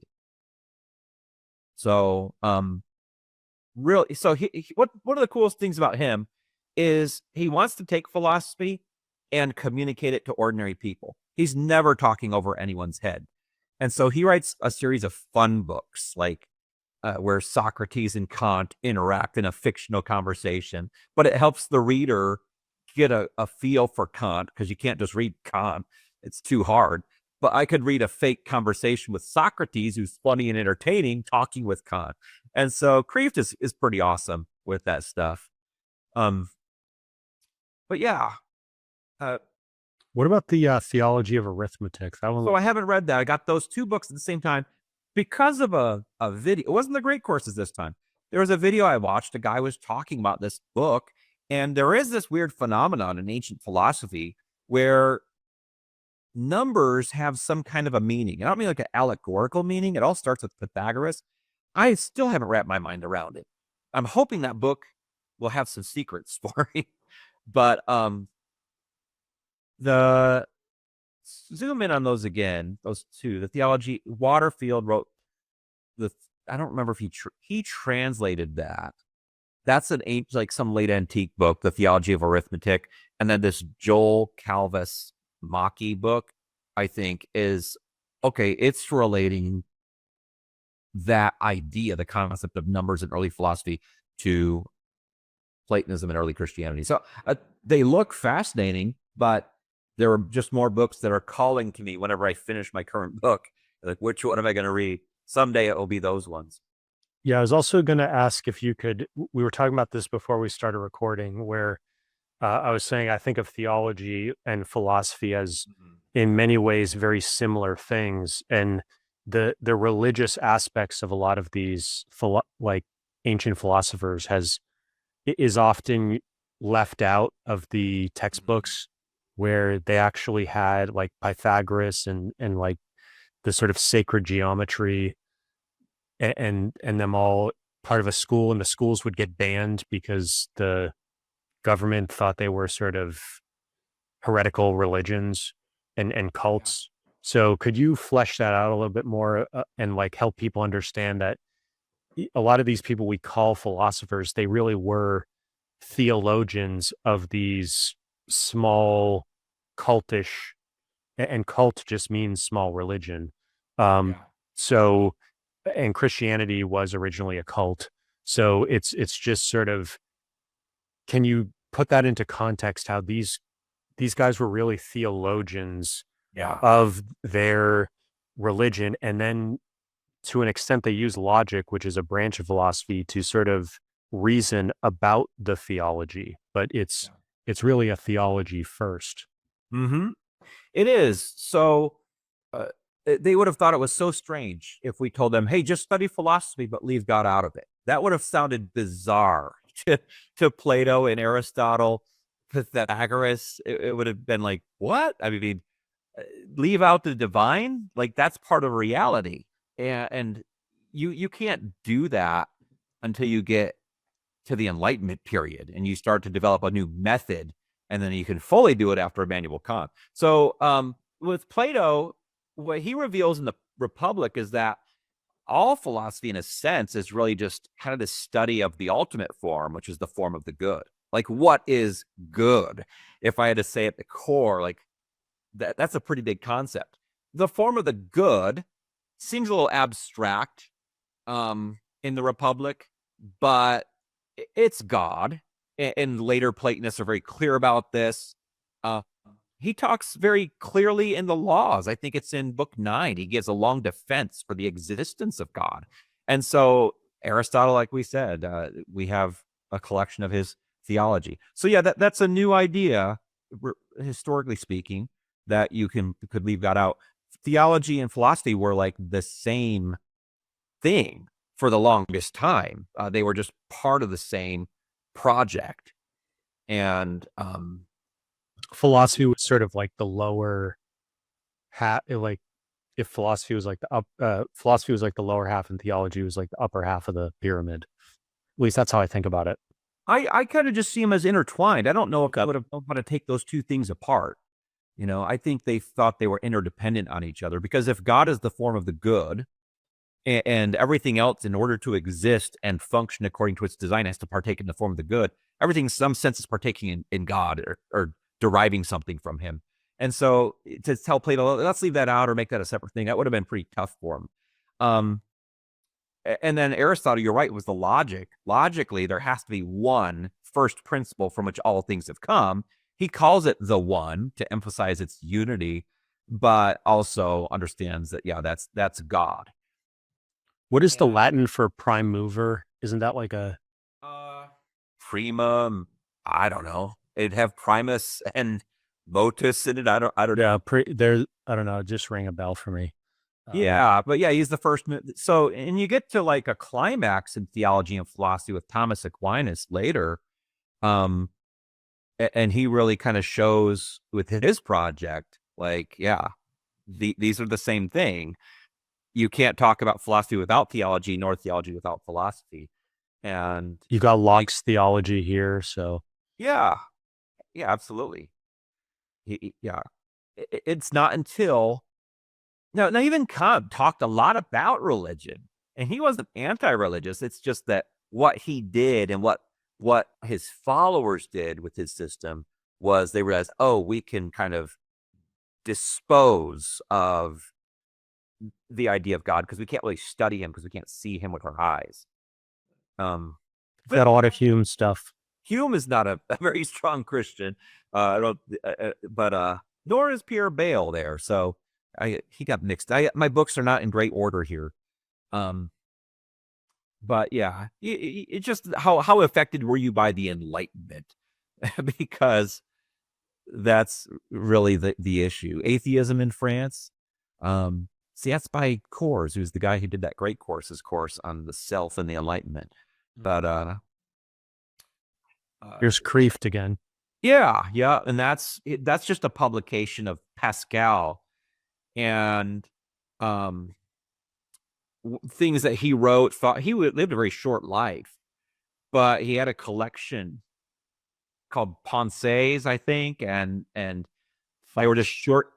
Yeah, his thoughts about the world, Christianity, and they were kind of in random order. Peter Kreeft takes them and organizes them by subject, and that's a really enjoyable book. So he has the witty title, Christianity for Modern Pagans, because I think he thinks it would show how like a Christian perspective on reality, when it's put the way Pascal puts it, really should be appealing for anyone because it really shows from that perspective, there's really not any other options. And so Pascal is famous for Pascal's wager. Have you heard of that? Yeah. Could you give it? Yeah. So one of these things that we can latch on to, it's the idea that, this dilemma, should I believe in God or not? And it's kind of treated like a wager. So that, well, if it's a bet, well, if I'm betting on that there's not a God and I'm wrong, boy, I'm in trouble when I die and face him one day. But if I bet on the fact that there is a God and say I'm wrong, well, I didn't lose anything. And so it's logically, it makes sense. I personally have a hard idea imagining if there's not a God because I'm such a Platonist at heart, and I'm a Christian, but I can't imagine it being any other way. But anyway, that's a famous thing people latch on to with Pascal. And were you saying that Kreeft was also the author of this, or no? I'm sorry, no. Or Pascal is in here. Modern Pagans. That's what. So Christianity for Modern Pagans is about Pascal. It's just Pascal's book. It's just Pascal. Okay. Yeah, I'm sorry, I didn't clear it up because it doesn't say Pascal, but it's just Pascal. Yeah. I'm not sure if the subtitle says something different. That's a Catholic publisher, though, Ignatius. Yeah, I was going to say Ignatius. Do you know anything else about? I know they're a Catholic publisher. They publish his books, which he's written a ton of books. I can't remember how many. I think it's probably more than 100. It's crazy. But yeah, I'm not sure. I've heard them referred to several times. With publishers, I often just go directly to the publisher page, like Oxford University Press, Cambridge University Press, Princeton, and I just look at all the forthcoming volumes and keep up with things that way. These are a lot of Enlightenment books that I'm interested in the Enlightenment because so many things change, but I always find something else to read when it's time to pick a new book, and I don't pick these ones. But I've learned a lot about them through the great courses, and then it inspires me to get one. Let me say one thing, though, about philosophy. This is something I've heard said by a couple of teachers, and now that you have that Kant biography on the screen there at the top, they said this: philosophy is often, in a sense, biography. So like the experiences of that philosopher's life are often also shaping their philosophy, just like previous philosophers are. And so reading that biography of Kant, early in his life, he had this experience where his mother was nursing a sick woman in their house. The sick woman had something that was contagious. And Kant's mother is trying to get this sick woman to take her medicine. And the woman she didn't want the medicine. And so Kant's mother says, please take it, take it. She's trying to shove it in this lady's mouth and she won't take it. So then Kant's mother takes the spoon and puts it up to her mouth and says, look, it's easy to take this medicine. And she takes in the medicine and realizes at that moment, oh no, I might have the germs from this woman that were on the spoon because I tried to put this in her mouth. Kant's mother, after that, gets sick with the same sickness and dies. So you have this early traumatic event, losing his mother. I think he was like 8 years old when this happened. And I thought about that and how much that makes sense out of his philosophy, which largely does away with meaning, or says we could never really understand why things happen because it's outside of our perspective of what we can perceive. And my point in just giving that story is that could explain the unique direction Kant went in doing away with meaning and purpose, and kind of allowing a system where things just kind of happen. We don't know why. Who cares? Let's not even figure it out. It might have helped him cope with his mother's passing. But actually, go ahead. But there's a book. No, I'd love to hear what you have to say. Okay, so there's a guy named Paul C. Vitz, Vitz, and he wrote a book called Faith of the Fatherless: The Psychology of Atheism, by Ignatius Press. And I discovered it because he wrote another book called Psychology as Religion, or Psychology is Religion. And he helps flesh out how a lot of the sort of the sort of religious foundations to a lot of what's thought of as self-help and that kind of stuff, 60s and 70s, a lot of it became popular, sort of expressive individualism as well. And so, but he wrote this book that really, I don't think did that well, called Faith of the Fatherless. And it's really just these mini biographies of dozens of famous and semi-famous atheists. And basically his theory is that their negative relationship with their own father sort of set the foundation for a predisposition to be against a benevolent father figure. Yeah, that's interesting. I'm going to have to look that up. Faith of the Fatherless. That's kind of easy to remember. I find that to be common in ministering to people. Their first idea of God is often kind of a version of their father. So if they had an abusive father, they kind of struggle thinking that's how God is. The Jonathan Edwards essay you mentioned, the angry God in the hands of an angry. Could you explain the hands of an angry God? Yeah, it's a sermon. I think it was preached in 17. What's the big idea? Well, it's based on a text from the book of Deuteronomy that says something like, their foot shall slip in due time, which was kind of a prophecy about the children of Israel, that there would come a point where, because of their sinfulness, they would slip and fall into some sort of judgment. And that time is unknown. And so God is angry with sin and with sinners. And so why not turn to him for salvation before you die, when you'll have to face him for judgment? You could turn to him right now and be saved from that judgment. So that's kind of the big idea. It was a very serious sermon. So people tend to think Jonathan Edwards only ever preached serious sermons, but he often preached really pleasant and delightful sermons too. But yeah, that was the big idea.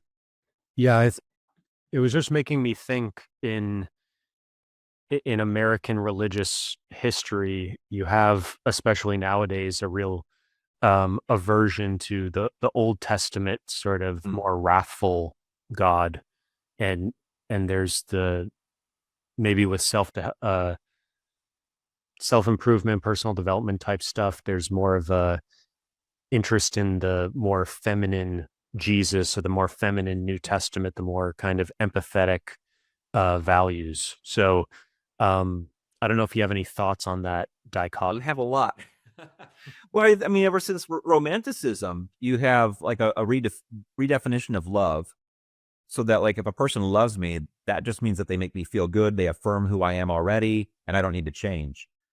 And so taking that and moving forward, that's like a whole new understanding of love, which isn't really present throughout the Bible, the New Testament or Old Testament, where love is kind of understood as desiring another person's greatest good. And so whether they need to change or not, they might need to change for them to experience their greatest good. Now, their greatest good is that they would be in union with God, that they are walking with God and they know God. So biblically, that's always like the way to love somebody is to get them to experience that greatest good of knowing God and doing life with God. But yeah, once you change that, where you're like, no, loving somebody means just affirming everything about them, you can have all kinds of problems, and people wanting God to be that way. And so they might perceive the New Testament as more affirming of who I already am. But that's a misreading, because the whole New Testament is calling people to repentance. That's the very first words of Jesus in the first gospel of Matthew is repent, and the kingdom of God is near. So it's kind of just the urban legend that the New Testament is like this nice hippie book, and the Old Testament's mean and wrathful, because you don't even really hear about hell until the New Testament. There's not much mention of anything like that. There's a little bit of shadowy references in the Old Testament to hell, but yeah, what is the major reference to hell in the New Testament? Like the very end, Revelation chapter 20, verses 11 through 15, the lake of fire passage. Jesus at one time in Matthew 23 looks at the religious people and asks, how will you escape the condemnation of hell? Like, what's your plan? Because he was, and his point in the whole talk was, you guys are hypocrites. So what? You're on your way to hell. In Matthew 25, 41, and another verse in that chapter, he talks about how the whole world would be divided into two parts at one point in history, at the judgment, into the sheep and the goats. The sheep are represented as his people. The goats are those who rejected him, and they go away to eternal fire. And so that's pretty brutal if you're worried about wrath. And so, yeah, the Old Testament has a lot of talk about compassion and kindness as well. Being kind to the foreigner who passes through the land and providing for him. And so, it's just an unfamiliarity, I think, that people have with the Bible, where they kind of come to those conclusions. I get the sense that versus, yeah, the story that came to mind for me was what he who is without sin cast the first stone. Mm-hmm. Yeah, and how the emphasis, but there's also repent no more, sin no more. So it's there's sort of an emphasis away from punishment in this world, but there's still an injunction that you have to change your ways, and it's not an accepting of anything and everything. Yeah, absolutely. And in that story that you referenced with the woman taken in adultery, she's dragged out before Jesus by some of the religious leaders, and they're always trying to entrap Jesus, getting him to say something that would make him look too lenient, or so that he's operating outside of the bounds of the law of Moses or whatever. And they were like, hey, she was caught in adultery. What should we do with her? That, the law says she should be stoned. It's capital punishment for adultery in Israel. But the problem was, where was the man? You had to have two parties to commit adultery. And so how do we know what was even happening? And then at the same time, Jesus' great crusade is against hypocrisy. So he also knows these guys have committed adultery before. Hey, whoever has not done this, you cast the first stone. They all know in their heart they've all done it. So, his biggest concern is not bringing punishment, though, in a just sense, punishment should come as sinners, but it's more exposing the hypocrisy of the religious leaders. And that's probably the biggest theme he addresses in the Gospels is religious hypocrisy, and then shockingly, how the religious hypocrites are on their way to hell, which they would have never thought that because they thought, man, I'm tricking everyone. Everyone thinks I'm great.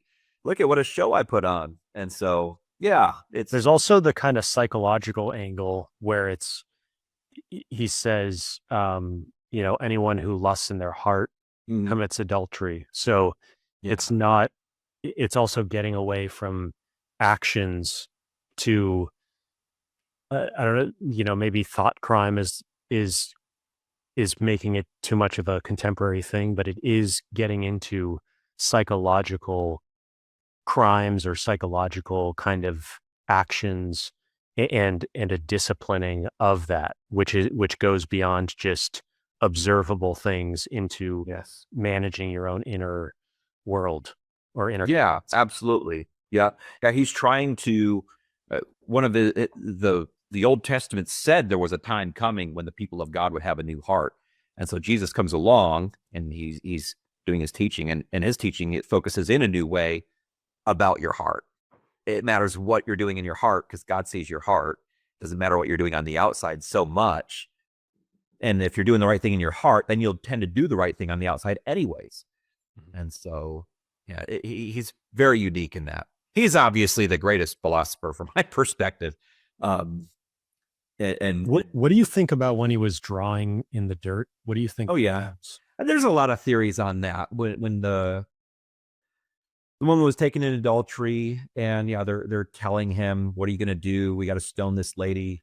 And it says that he stooped down and drew in the sand. It never says what that is. It's a mystery. And you could open a Bible commentary, and we'll look at Bible commentaries later. I'll bet you could open up a commentary on the Gospel of John and read 10 scholarly theories on what he was writing. Some people say he was writing their name or writing out what they have done. I don't know. It's hard to know. I kind of prefer to just say, if I don't know, I don't know. And if I was supposed to know, it would tell me maybe a little bit more clearly.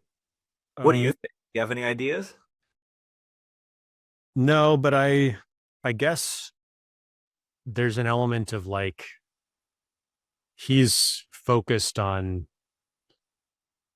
something. I guess what sprang to mind just now is the Logos and how the Gospel of John starts with the Logos, and I think that coming together of sort of Jewish thought and Greek thought is part of what makes the Gospel of John special. And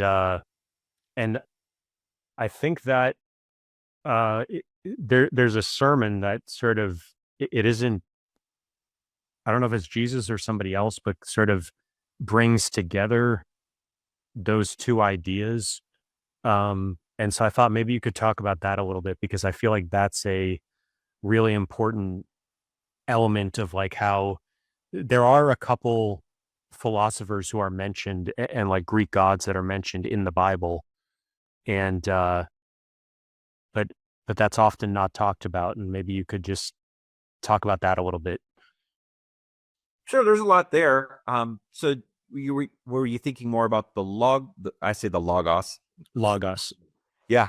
The word, that's the Greek word for word, and how that fit in with Greek thought, or were you thinking about like Greek gods mentioned? I'm not sure. I mean, I could talk a lot about all this stuff. I just want to know more concisely what it was. Yeah. I'm blanking on what exactly. I thought it was Sermon on the Mount, but I think that's wrong. No, that's a very practical sermon, but when you think about the Gospel of John, and it says in the beginning was the Word, and the Word was with God, and the Word was God, that was very easy for people at that time to kind of categorize because of Greek thought. Greek thought knew that there was one source that all things have come from, which Aristotle called the One. We can call it God. But they always had an idea too that there was some kind of an intermediary called the demiurge, and they had different perspectives on what that was like a secondary god of sorts. So they all had this idea that you have the one God, but you have something else that kind of interacts with creation. And that would have been the first thing that a Greek thinker thought when he heard about Christianity and Jesus being divine in some sense.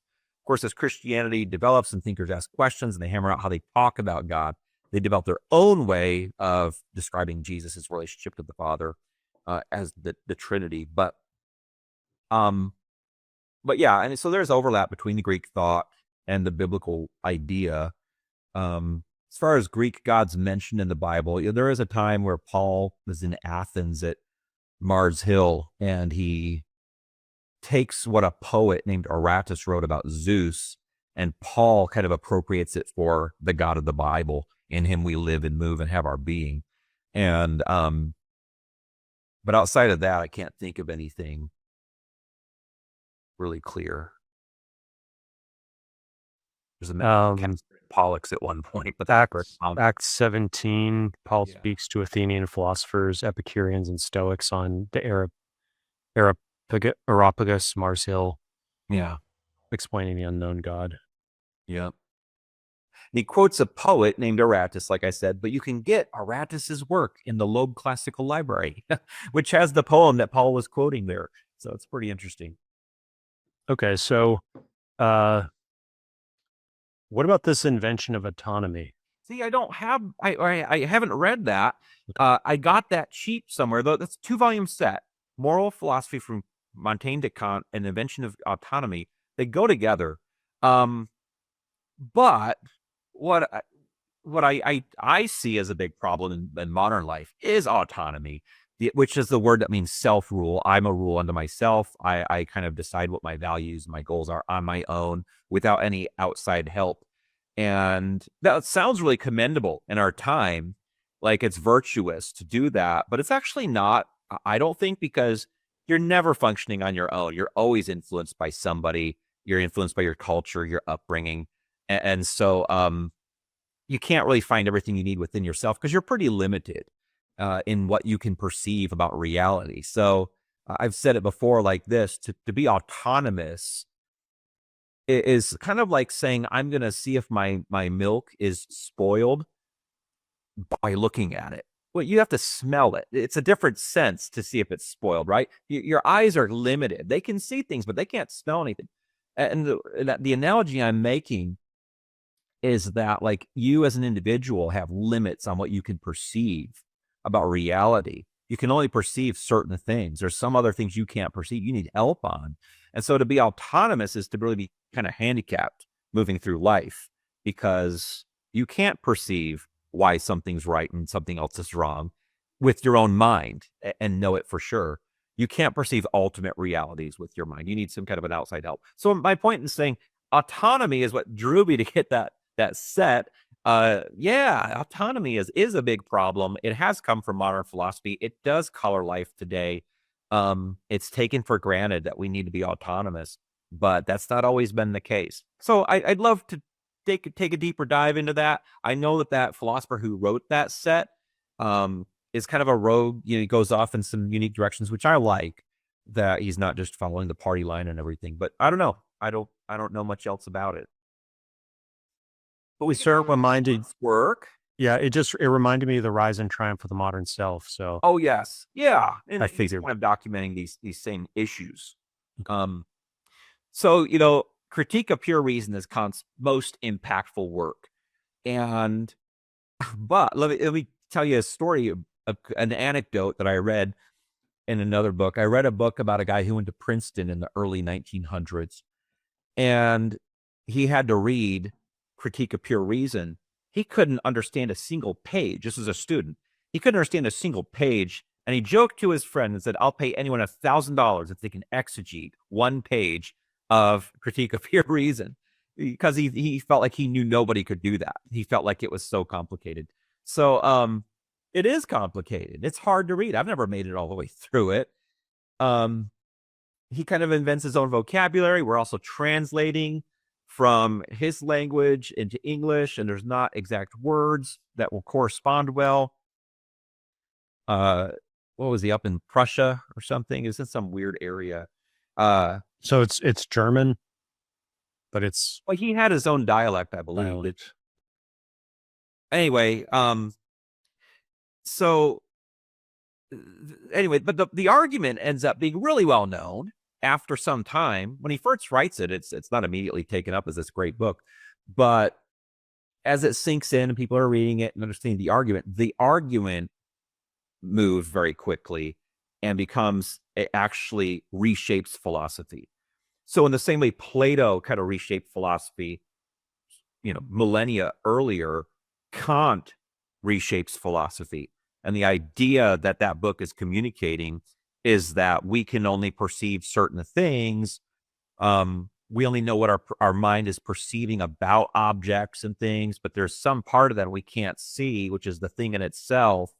And we're not free to talk about that. We can only talk about the categories that our mind has. So like we can see the quantity of things or the certain qualities about things, but we really can't know what a thing is in its deepest essence. So we better never even think about it.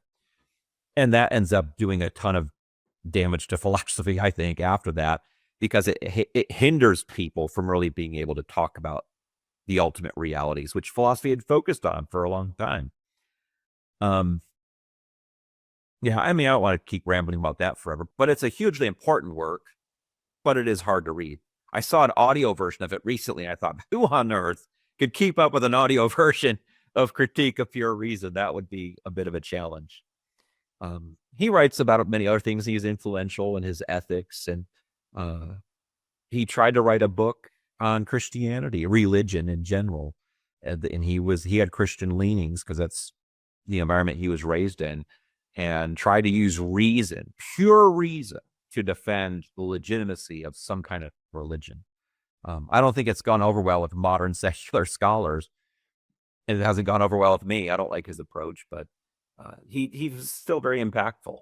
I mean, that's sort of the challenge is you have to, the whole idea of ground, like if we kick out the legs of the stool, we have to put a new grounding, and reason was sort of the new God. That was the government, the whole Church of Reason in France with the revolution. Reason sort of needed to be the thing that replaced God. And so this was sort of an attempt to do that and show how you could sort of bridge that massive chasm. Yeah. Yeah. And the assumption that my reason is unbiased. It's crazy. Like, but that's the assumption when you say, I'm going to depend only on reason.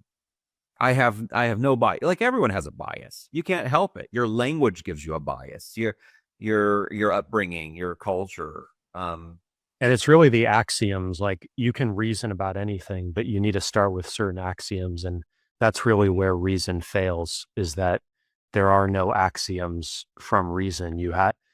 And it's just about, his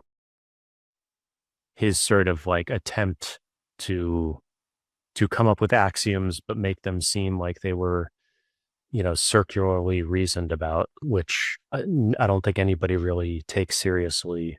Yeah.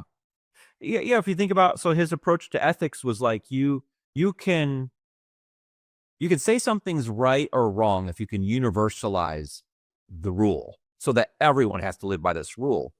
And if you can't universalize it so everyone has to live by that rule, well, you can't say that it's right to do or wrong to not do. And he thinks that's really reasonable. But it's like, well, who said? Like, that's just your opinion. And all somebody has to do is come along and say, well, I think I can do my own thing, and it doesn't have to conform to other people's thing. That's the categorical imperative. Yes. Yep. The categorical imperative. And so his assumption was, yeah, this just makes total sense. Well, doesn't everyone, just does to you. So anyway, but you can't ignore Kant if you want to know why are things the way that they are. It's because of him, in so many ways. I watch movies often with my wife, or I'll comment on a movie like, that's so Kantian. It's like so clear.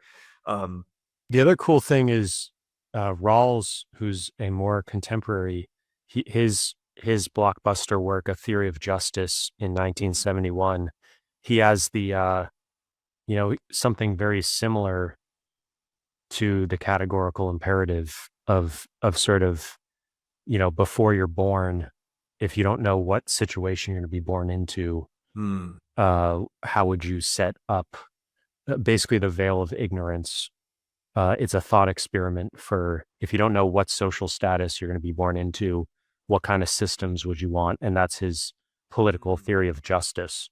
So it's kind of, going back to what you were talking about earlier of Plato and defining justice. That the Rawlsian theory of justice is a very popular one in secular, uh, political science and policy, in the world of policy.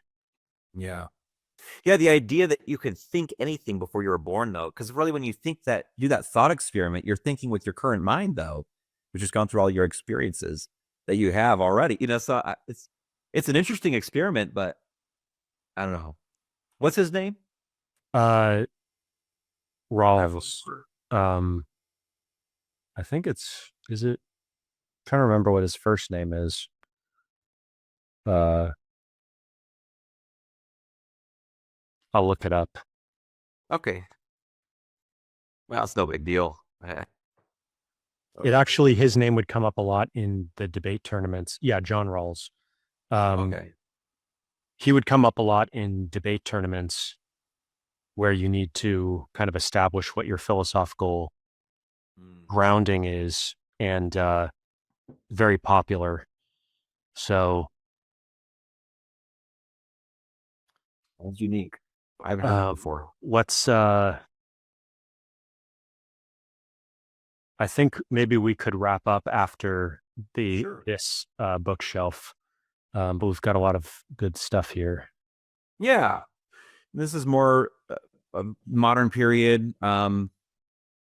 There's Kant's book on religion within the boundaries of mere reason, nothing besides that.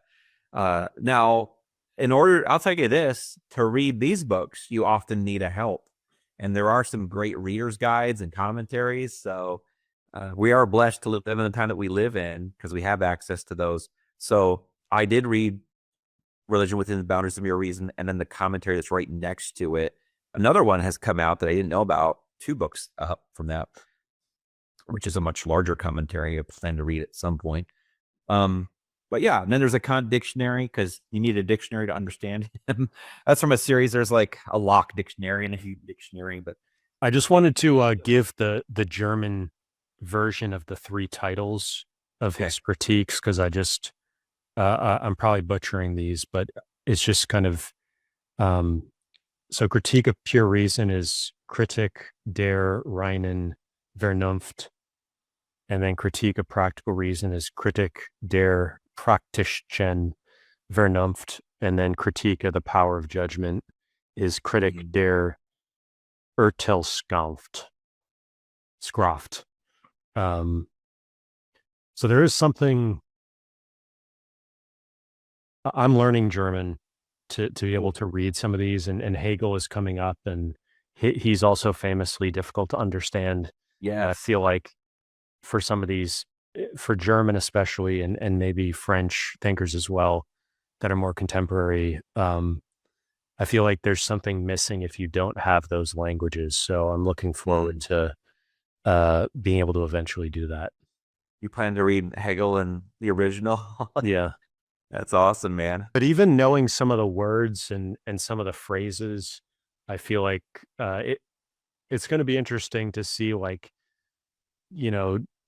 as I learn the languages, do I pick up anything, or do you need to have the whole thing in order to be able to process it? Yeah. Well, I think you're going to get something. I each morning I read a chapter of Greek, and it's always beneficial.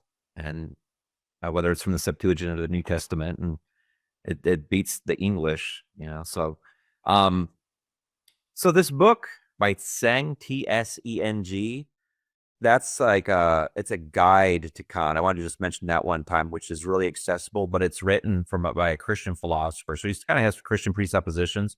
I thought it was helpful for me. That's by P&R Publishing. They're a great publisher. I think that's Presbyterian and Reformed or something like that. They do a lot of philosophy from a Christian perspective, and there's a whole series on philosophers that just helps you understand the philosopher on their own terms. But then of course comes at it in general just from a Christian worldview, which is helpful for Christian readers. Yeah, If it's most everything secular, I actually think that even if you're not Christian, I Mm, think it's extremely valuable to read these kind of books from a Christian worldview because the secular books tend to try to erase that these people were writing in a Christian context and it's responding to true. Christian issues. And so Yeah. you really get a very false understanding of what's going on. And Yes. with the Christian worldview people, they're actually giving you sort of both sides of the argument. And so they're much less biased in many ways. And so whether you're Christian or another religion or secular, I actually think that having them in contrast to the Christian waters they were swimming in is Hmm. really critical. And most people just, I guess, don't appreciate that. It's also just for intellectual history. You have to understand, like a lot of these philosophers, like were in seminary, or like Hegel, with a lot of these guys were in seminary, or they were like really heavily into theology beyond a normal person, and then maybe Yeah. decided to quit or go in a different direction. But Hmm. they, so it's really sort of a crime to be describing these people in a quote unquote purely secular way, because you're erasing sort of it's sort of like the Obama presidential portrait where it's a pure white background. Mm. You're just erasing everything that's in the background that really makes it a whole thing. And so um yeah, I can't say enough about how, even if you're coming from a secular or Yeah. another religious perspective, you really need to have this kind of material. I'm glad you said that. That's a great point. Because yeah, the secular perspective often, even in the scholarly world, they will erase the theological aspects, which at the time it was everything often. And And the flip side is, if you look at some of the Asian religions that were brought into the West and how they were sort of bastardized to make them palatable, and things were renamed, and like Buddhism, for example, the way it shows up in its original context versus in the Mhm. West is often quite different, and a lot of stuff is left out. So, or translations of the Mahabharata and stuff that's expurgated. So this is a this is not just philosophers in the West. This is really, Mhm. there's the famous phrase traditore or something, like it's from Italian, but it's like the translator is a traitor. And you just have to be very, we talked about it with you know, these various guys that translated the Bible into the Vulgate, where you just can't trust translators, and you have to, there's translation of text, but there's also conceptual translation, and the more kind of uh chunk by chunk translation, where whole ideas get twisted or taken out of their original context. Mhm. So there's all this, regardless of what you're reading, it's extremely important to always learn about the context. Same with reading the Bible, like you talked about. We'll get more Mhm. into with the commentaries and the intertestamental stuff and apocrypha. You need to have a whole understanding of the ancient Near East to Yes. really understand what you're looking at. Absolutely. Yeah, you just pick up the book and start. Most of the time, you have no clue what's going on. Yep. Um, so I have a fascination with Kant, but I haven't read a lot of these books. I pick them up when they're on sale. Oxford University Press has sales at Christmas time, and I'll get stuff and like, man, I got to go back and read that. Um, but yeah, we eventually get to the end of Kant, You and have anything on deism? uh, let me think. Yeah, I do. It's on another shelf. Um, Uh, there's a section I have on like kind of like liberal Christian theology and its development, and I have a couple of books over there, so we'll see them at some point. yeah. Okay. There were some guys. Heyman was a guy in Germany who was like a totally opposed to Kant. I don't remember why. I got introduced to him from the Oxford History of German Theology, which I read last year, and it talked a lot about this dude named Haman. I was like, I don't know anything about him. I tried to learn a little bit more, but he's hard to figure out. So I'm looking forward to diving into these two books. After Enlightenment is about kind of a systematic presentation of his philosophy, and then the contemporary in dissent, Johann Georg Hamann. So he's some kind of an important figure in German philosophy, but we don't talk about him much. Hegel, super hard dude to figure out. I just got that top one by Inwood. Maybe it's going to help me finally. I never have anything to latch on to with Hegel. You know, you have the world, soul, and stuff like that, but I'm still waiting. Like, okay, but what do you mean? You know, what does this look like? What is the world soul? I'm not getting it. And I feel like every time I ask a question of Hegel and I get an answer, I'm like, that doesn't make sense to me. But obviously he's an important guy. Germany, especially from a theological perspective, because he impacts German theology so much, and the German theology affects American theology, because America would often send their ministers and professors to German schools to study theology, and they'd come back with the method they learned there. So Germany is a really big deal in the 19th century in terms of American Christianity. It really is what kind of led us down maybe a more robust path to progressivism. The 4 volumes on, well, did you have anything that you wanted to say about Hegel? Or well, I was just that last thing you said about the connection with progressivism. Could you flesh that out a little bit? Well, I mean, it is a long way. So I said it makes it more robust.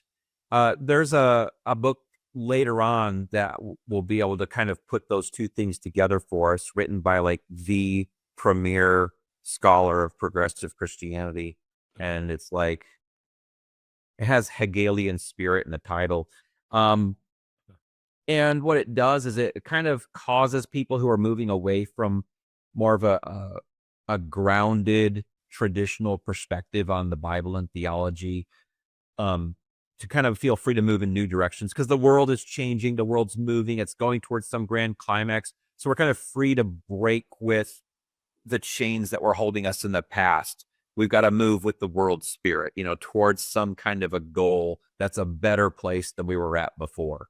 And so I think it literally brings a progress in the minds of those who kind of followed it. There was also the higher criticism in Germany, and that would have been part of it. Go ahead. Were you going to say anything?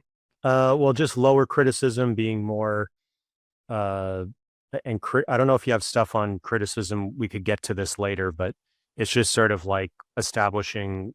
You had the Erasmus thing of which is the true Greek text, and sort of determining what's the official version of a text or critical edition, and then analyzing, well, does this grammar match this author, or there's various ways to kind of analyze at the linguistic level. So higher criticism is a technical term for a method that developed in Germany in the 1900s or the 1800s. And it really began with doing something new for Christian scholars, where they started treating the Bible like it was any other book. And that was new because the Bible had always been treated as the Word of God, a very different kind of book. And so once they started treating it like any other book, they started asking, well, hey, did Moses really write the first 5 books of the Bible? Like, it doesn't seem like he did. Maybe it was written in a more updated Hebrew than was known in Moses' time. And so you start asking these questions, and you're doubting the truth of it. They'd say, hey, I don't think Paul really wrote 1st and 2nd Timothy and Titus. They seem like a different style. Let's just assume they're written by some person pretending to be Paul. That seems more reasonable. That's higher criticism. So once that starts kind of seeping in to Christianity, you feel like, hey, we got some academic credentials to this doubt that we're having. And so we're not really held down to the Bible like we once were as this great authority. It's pretty doubtful. Let's just move in new directions that seem like progress. And the Bible will just kind of be a symbol of God in some sense, but it's also corrupted by archaic culture and stuff like that. So it just gives them confidence to move away from the Bible, as Christianity had been rooted in it for so many centuries, in a new direction. I'm not sure if that makes sense or not. No, I think that's good.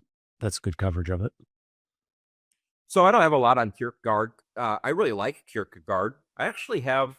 What about, were you going to say something about I this series, the active idealism? Oh yeah. So that I thought I had so much hope for that. I got it cheap. It's originally very expensive. And I was like, man, I love to see the impact of idealism, kind of like the post-Kantians, um, and Fichte and these guys, and Hegel, of course, and Schelling. Like what they did have a big impact. What did it impact specifically? And every time I turn to that volume, I'm like, these are not the questions. You're answering questions that I'm not asking. And so I can't recommend that set. I have it. I wish maybe I haven't found the right essays. It is a collection of essays. But it's just, yeah, it looks nice. Kierkegaard's hugely influential. I don't have a lot by him. I do. So the first thing I always want to get by about a philosopher, though, is their biography, because, like I said, I think the biography really does impact the direction of their philosophy. So I know a little. I've read a smaller biography of Kierkegaard. I hope to read that one someday. He had a very sad upbringing. Most of his siblings died. It was just like him and his dad. He had a lot of siblings too, and so I just think, man, going through all that trauma. And that really kind of set the stage for something. And he's quite the existentialist. So, but I want to highly recommend that book, A History of Nihilism in the 19th Century. It's relatively new. It just came out in paperback. It's so well written.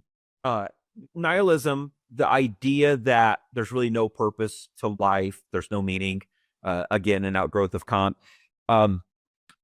It really kind of affects literature and thinkers in the 19th century. And that's really the foundation for where we are today, intellectually, in so many ways. But the way that Stewart tells the story is, for each chapter, he takes kind of a relatively obscure figure in an obscure novel. He doesn't want to take like Dostoevsky or somebody who's really well known. Everyone knows that. He's taking some of these more obscure people who are influential in their time, but not so well known today. And he walks through their stories, and he does it so well. By the time you finish that book, you feel like you've spent all kinds of time in various philosophers and novelists, and you see the struggle they had with Kantianism, with thinking, hey, there must not be any meaning or purpose. What does that mean, that there's no meaning? And you see how dismal it is. The author does not say, hey, this is a great thing. He's like, look at the dead end that people were reaching in the 19th century because of what philosophy had done. They had no idea what to do with their lives anymore. They couldn't say what life was about. They couldn't say why they were living. If they believed in God, the best they could do is pretend that there was a God, and then have to wonder in the back of their mind, what if I'm wrong? And so it's a beautifully written book about a very depressing subject. I can't imagine a better, more well-written book on it, though. I highly recommend A History of Nihilism. I'll definitely need to take a look at that. There's actually a quote, one of my favorite Nietzsche quotes. It's from Beyond Good and Evil. Gradually, it has become clear to me that every great philosophy so far has been, namely, the personal confession of its author and a kind of involuntary and unconscious memoir. Yeah. That's interesting. Yeah, that goes along with that biography. I often think their philosophy, not all the time, but often, it's kind of what they want things to be like, And certainly it's true for Nietzsche. I don't have anything by Nietzsche. Like I listened to a class. There's a 24 lecture class on him at the Great Courses. So, but yeah. There's also another one that I like is from The Gay Science, which in German is Die Frohliche Wissenschaft, the madman. Have you not heard of that madman who lit a lantern in the bright morning hours, ran to the marketplace, and cried incessantly, "I seek God, I seek God." Whither is God? He cried. I will tell you, we have killed him, you and I. All of us are his murderers. But how did we do this? How could we drink up the sea? Who gave us the sponge to wipe away the entire horizon? Are we not straying as though an infinite nothing?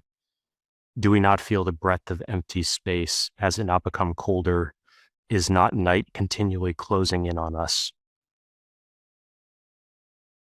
Yeah, that's the famous section.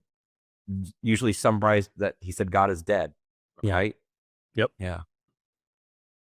But then we have killed him. And further argument he makes another point there is that the churches are his tombs. It's like that's pretty convicting.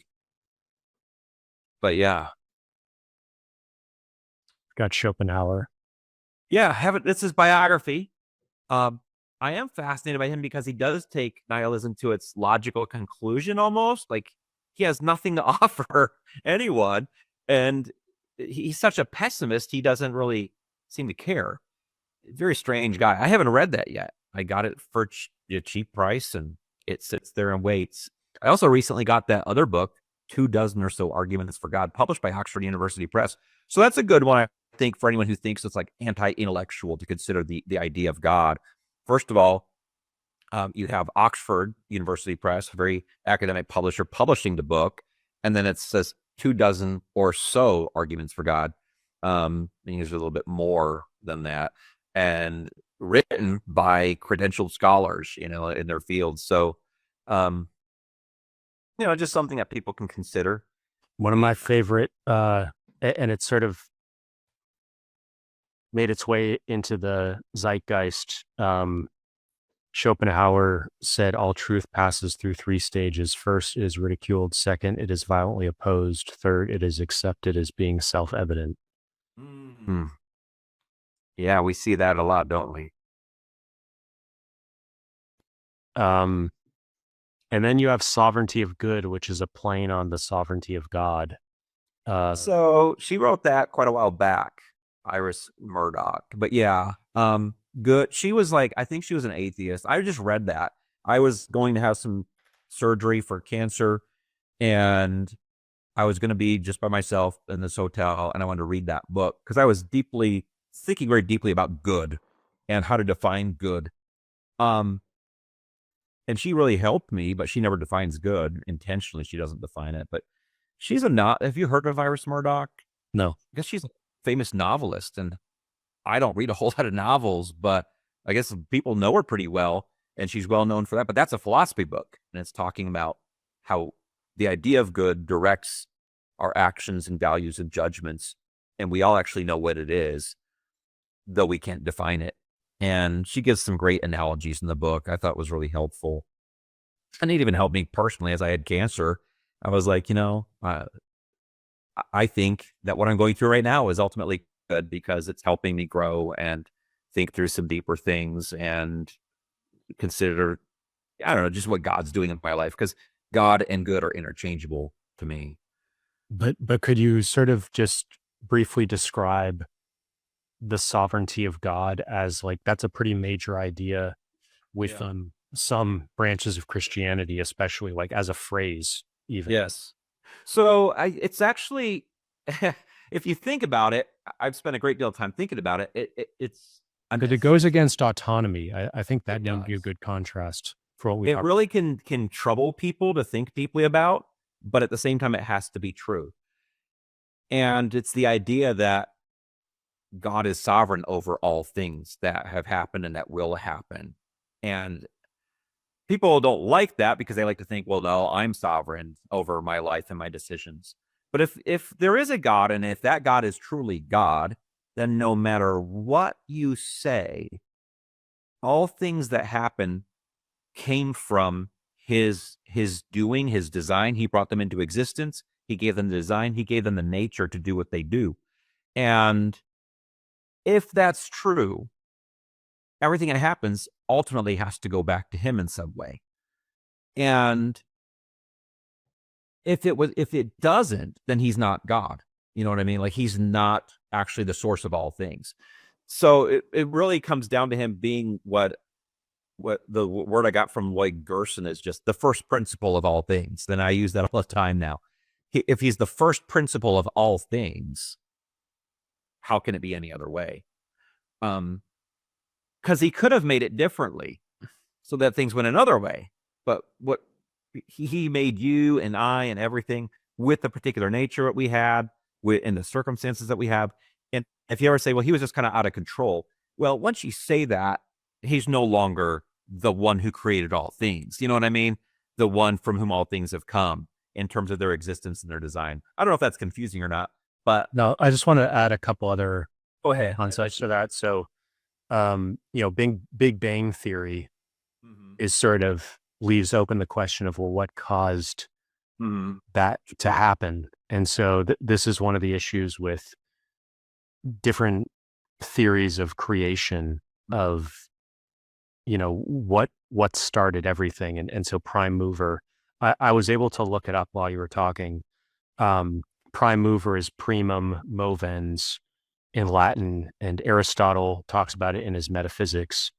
Uh, he posits that behind all motion and change in the universe, there must be a first cause that it's itself unmoved. There must be a first unmoved mover, itself eternal and actual. 107.1b. And then in Thomas Aquinas' Summa Theologica, again from the AI, therefore it is necessary to arrive at a first mover moved by no other, and this everyone understands to be God. Summa Theologica 1.2.3 or I.2.3.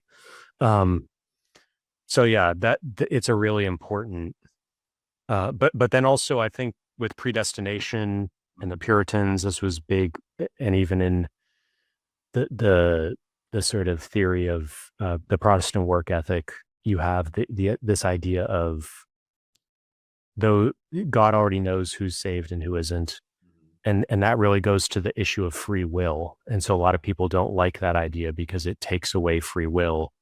And so these ideas of autonomy, of Kant, and this sort of thinking, and I think therefore I am.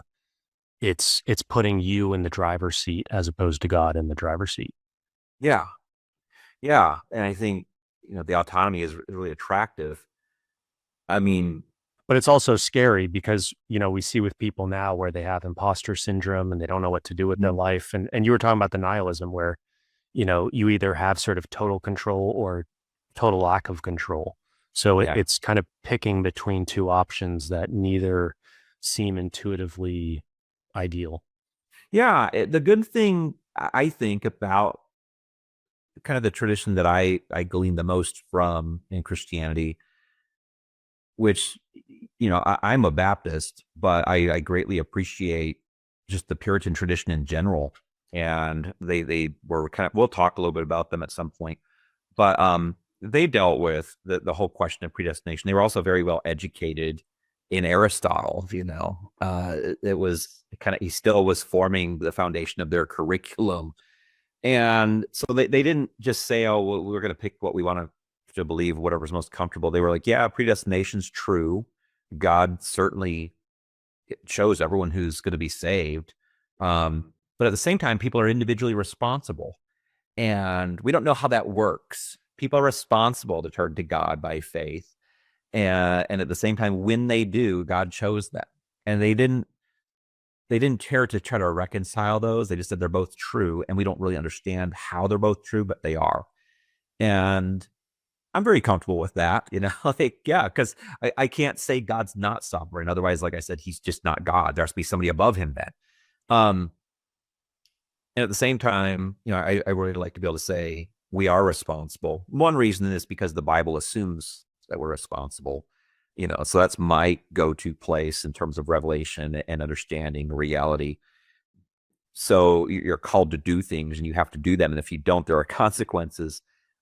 But at the same time, yeah, you have to attribute all things to God. And I don't have to know how it works. And there are times in the Bible where those two things are said together. Um, but the tension's not resolved. It's just kind of left there. And I'm like, yeah, I get it. And I actually kind of feel like when I go back to books like Oedipus, well, the play like Oedipus Rex, I like what it does. It assumes that the God directs all things, but at the same time, you're choosing freely to do what you do. No, this is a very negative sense because in that story, the God Apollo has ordained that Oedipus will kill his father and marry his mother. Now, Oedipus never knew that, but it happened, and he chose to do every step of the way too. He chose to kill his father at the place where three roads meet, and to go into Thebes and become their king, having overcome the Sphinx, blah blah blah, and to marry his mother, not knowing she was his mother. Now, this is a very negative example, but what I like is how people didn't necessarily hear that play, read the story, and say, what about free will? They were just like, yeah, Oedipus chooses to do this. And also Apollo decreed that it would happen. And that's very mysterious. I think there was an understanding that the ancient Greeks had, at least at that time, where it's like, yeah, there's a lot of mystery to the universe. I don't have to understand it all. And this also shows up in sociology and social science, and one of the biggest books on this is Robert Sapolsky's Determined: A Science of Life Without Free Will. He put out some very famous open education videos 15, 20 years ago, early internet, where he's a primatologist at Stanford, and he basically argues that, there's these legal and policy solutions that come out of a theory of no free will. And his primary thing is abolishing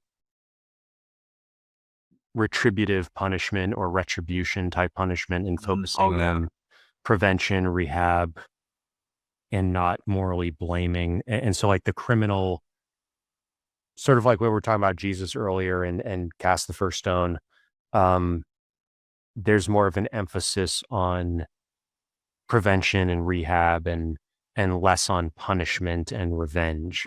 So even within secular and naturalistic thinking about this stuff in social science, you run into these same issues that have parallel dichotomies. Mm-hmm. Yeah, and a lot of naturalists do come to that conclusion that there's no free will because of mechanism. Everything's mechanistic, and it's like a machine running, and we can't control it.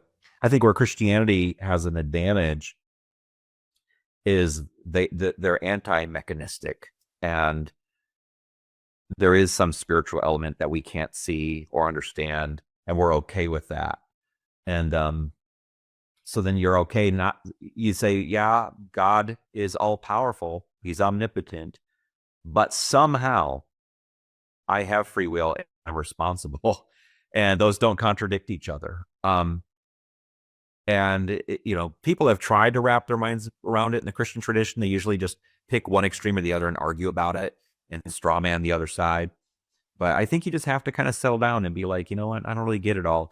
And that's okay, because I think it was Joseph Butler who wrote that book, The Analogy of Religion, and his main purpose is like, we should be able to accept that there are spiritual mysteries because we already accept that there are mysteries in nature that we can't understand, and we're okay with that. So why can't we be okay with some of the mysteries within our system of Christianity? I think he's writing to kind of strengthen the faith of Christians who questioned and doubted things.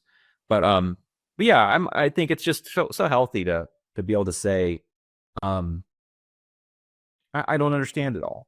People are uncomfortable with that too, saying that. But if you have to, you got to say, I don't get it all. How could you get it all, of all of reality and how everything's working? Yeah, so I think that's a good place to wrap up for today. And we'll continue next time here and wrap up the rest of the philosophy and then move on to the rest of your collection. All right. Well, man, I look forward to it. There's some real gems, and I hope it's inspiring for people. So, okay, Jason. So we're back here for session 2, and we're wrapping up your stuff on philosophy. We're here in a new bookshelf. So maybe you can tell us a little bit about this series that you have here, and then we can cover the other books on this shelf. oh yeah. So This set is pretty well known. You'll find it in popular bookstores. I remember in the old days going to Barnes and Noble or Borders, and you'd always see this set in the philosophy section. And what it is it's obviously an overview of the history of philosophy. It's in 9 volumes. It's written by a Jesuit named Frederick Copleston. That's why he has the SJ at the end of his name, Society of Jesus. And he does a great job. He gives a really good down-to-earth presentation for And we should just note that Jesuit is a sort of subset of Catholic. It's what's the term for it? Like, I it's guess not a society could denomination. be what you'd call it, the Society of Jesus. It was started by Ignatius of Loyola in the 1500s. And really, I guess when I think of the Jesuits, I think of people with a very distinctive educational philosophy, and they're very rigorous. And I mean, that's still how they're kind of viewed today. When somebody says, I was educated at a Jesuit Catholic school, you understand they had a rigorous education. Mhm. He wrote this I think he published it in the 50s. I might be wrong, but he wrote it because he noticed seminary students who were men who were entering the priesthood didn't have a very good understanding of Western philosophy. And so he felt a desire to write in a publishable form an overview. And he does a great job. You can see what a big topic it is by the size of the series. I felt like when I read it, I never felt like the section was out of proportion, like it was too large or too small. I'm an individual thinker. He's really good. Now, I read the first 8 volumes straight through, and I never got through the 9th one, so I can't really say I read it all. Because when I get to modern philosophy, I feel like in the 20th century, I'm like, oh, this is kind of like our era. I know a little bit about it. And I feel like all the big decisions were made before then to kind of set things in the path that they went on. I just have not had a huge interest once you get into the 20th century, though I already know a little bit, you know what I mean? Because that's an era that we we live in, I was like, I was born in the 20th century. And so, but I would highly recommend it for anyone who does want to read and wants an understanding of the history of philosophy, though it's very big. And I don't know. I don't always read sets that large. That would be very off-putting to a lot of people. But if you're interested, you have questions, I'll tell you this, Copleston's going to answer your questions. And he's writing for relatively ordinary but educated people. He's not trying to write for an elite thinker. And, I guess one of the only criticisms might be that medieval philosophy is a period of time that lasts for 1,000 years, but he only gives 2 volumes or 1.5 volumes to it. But I think in the overall scheme, it kind of makes sense because the contribution of medieval philosophers, I'd say, to where we're at today probably fills that percentage of our concern. Mhm. So yeah, it's a pretty good set. And sadly, my paperback set is falling apart now. That I open it, and I've tried to reread some volumes since, and now the pages fall out. I bought it. I don't remember exactly when I bought it. It might have been in the 2000s, like maybe 2005 to 2006 or something. So there is a hardbound set, but it's really, last I looked, it was pretty expensive. And but it's great. I highly recommend it. How did you read it? Like, did you decide to do one a month, or did you read it nonstop without reading other books, or? Okay, that's a good question. So that goes back to 2008 when I first really started getting a little bit more serious about my questions about philosophy. And that began when I tried to read this book by Charles Taylor called A Secular Age. And I realized as I was getting a few chapters in, I thought, I just am not familiar enough with the thinkers that he's mentioning to really follow his argument very well. I thought, I know who John Locke is. I know who David Hume is, but I don't know. He's assuming I knew things about them that I didn't know. So I went all the way back to the beginning using a reading guide from an organization called Ligonier. And Could you spell that? Ligonier.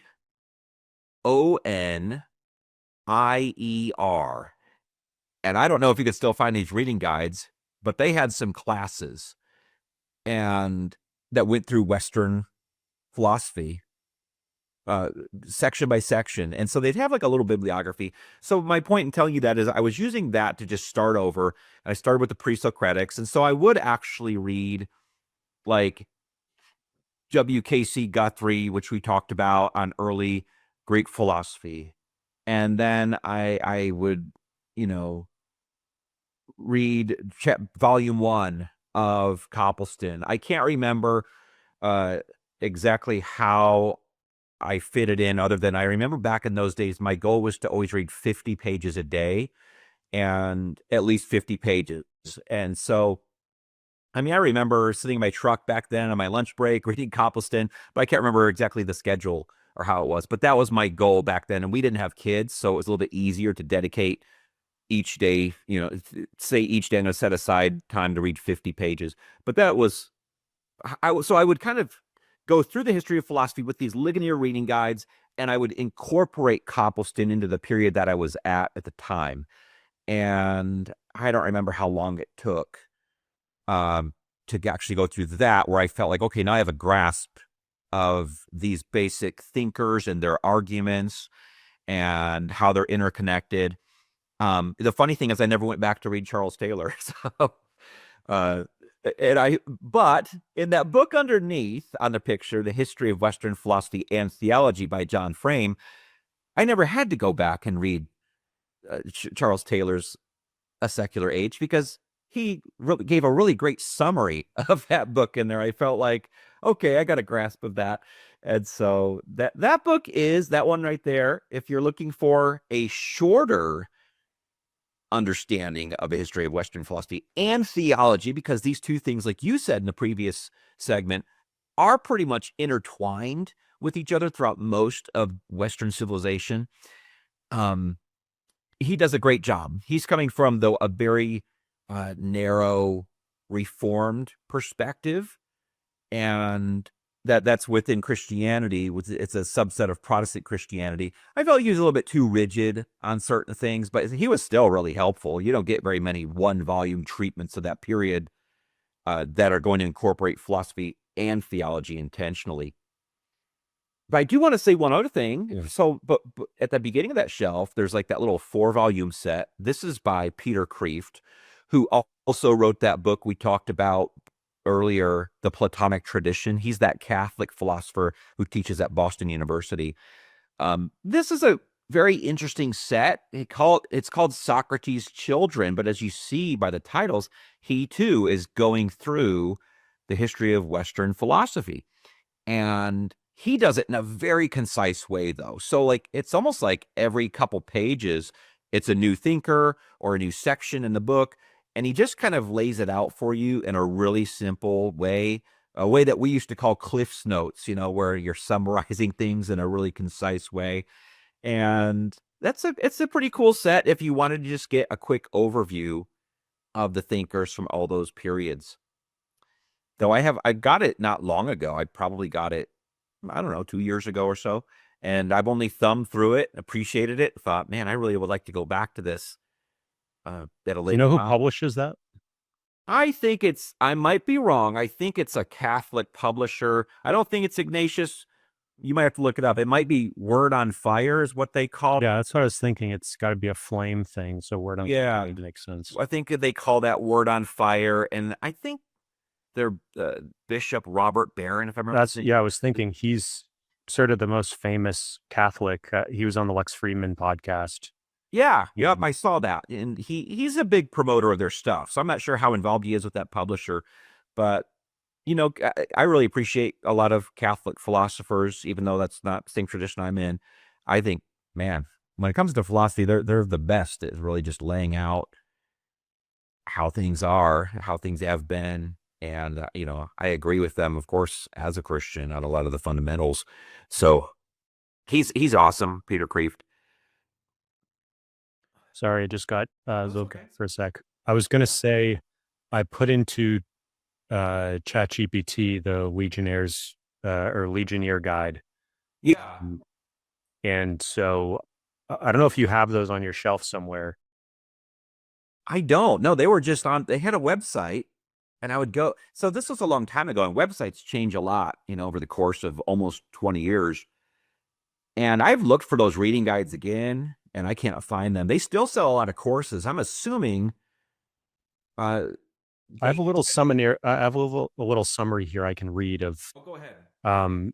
So what I think you're referring to is a series called "The Consequences of Ideas" Yeah. that had companion study guides, Yes. and it's a teaching series by R.C. Sproul, Yes. examining Western philosophical thought from ancient Greeks through modern thinkers. 35 lessons, approximately 23 minutes each. Yeah. Study guide, 72-page paperback or PDF. The study guide. So the study guide used to be online, but that is a course. So I would back in those days listen to my MP3 player, and I listened to R.C. Sproul.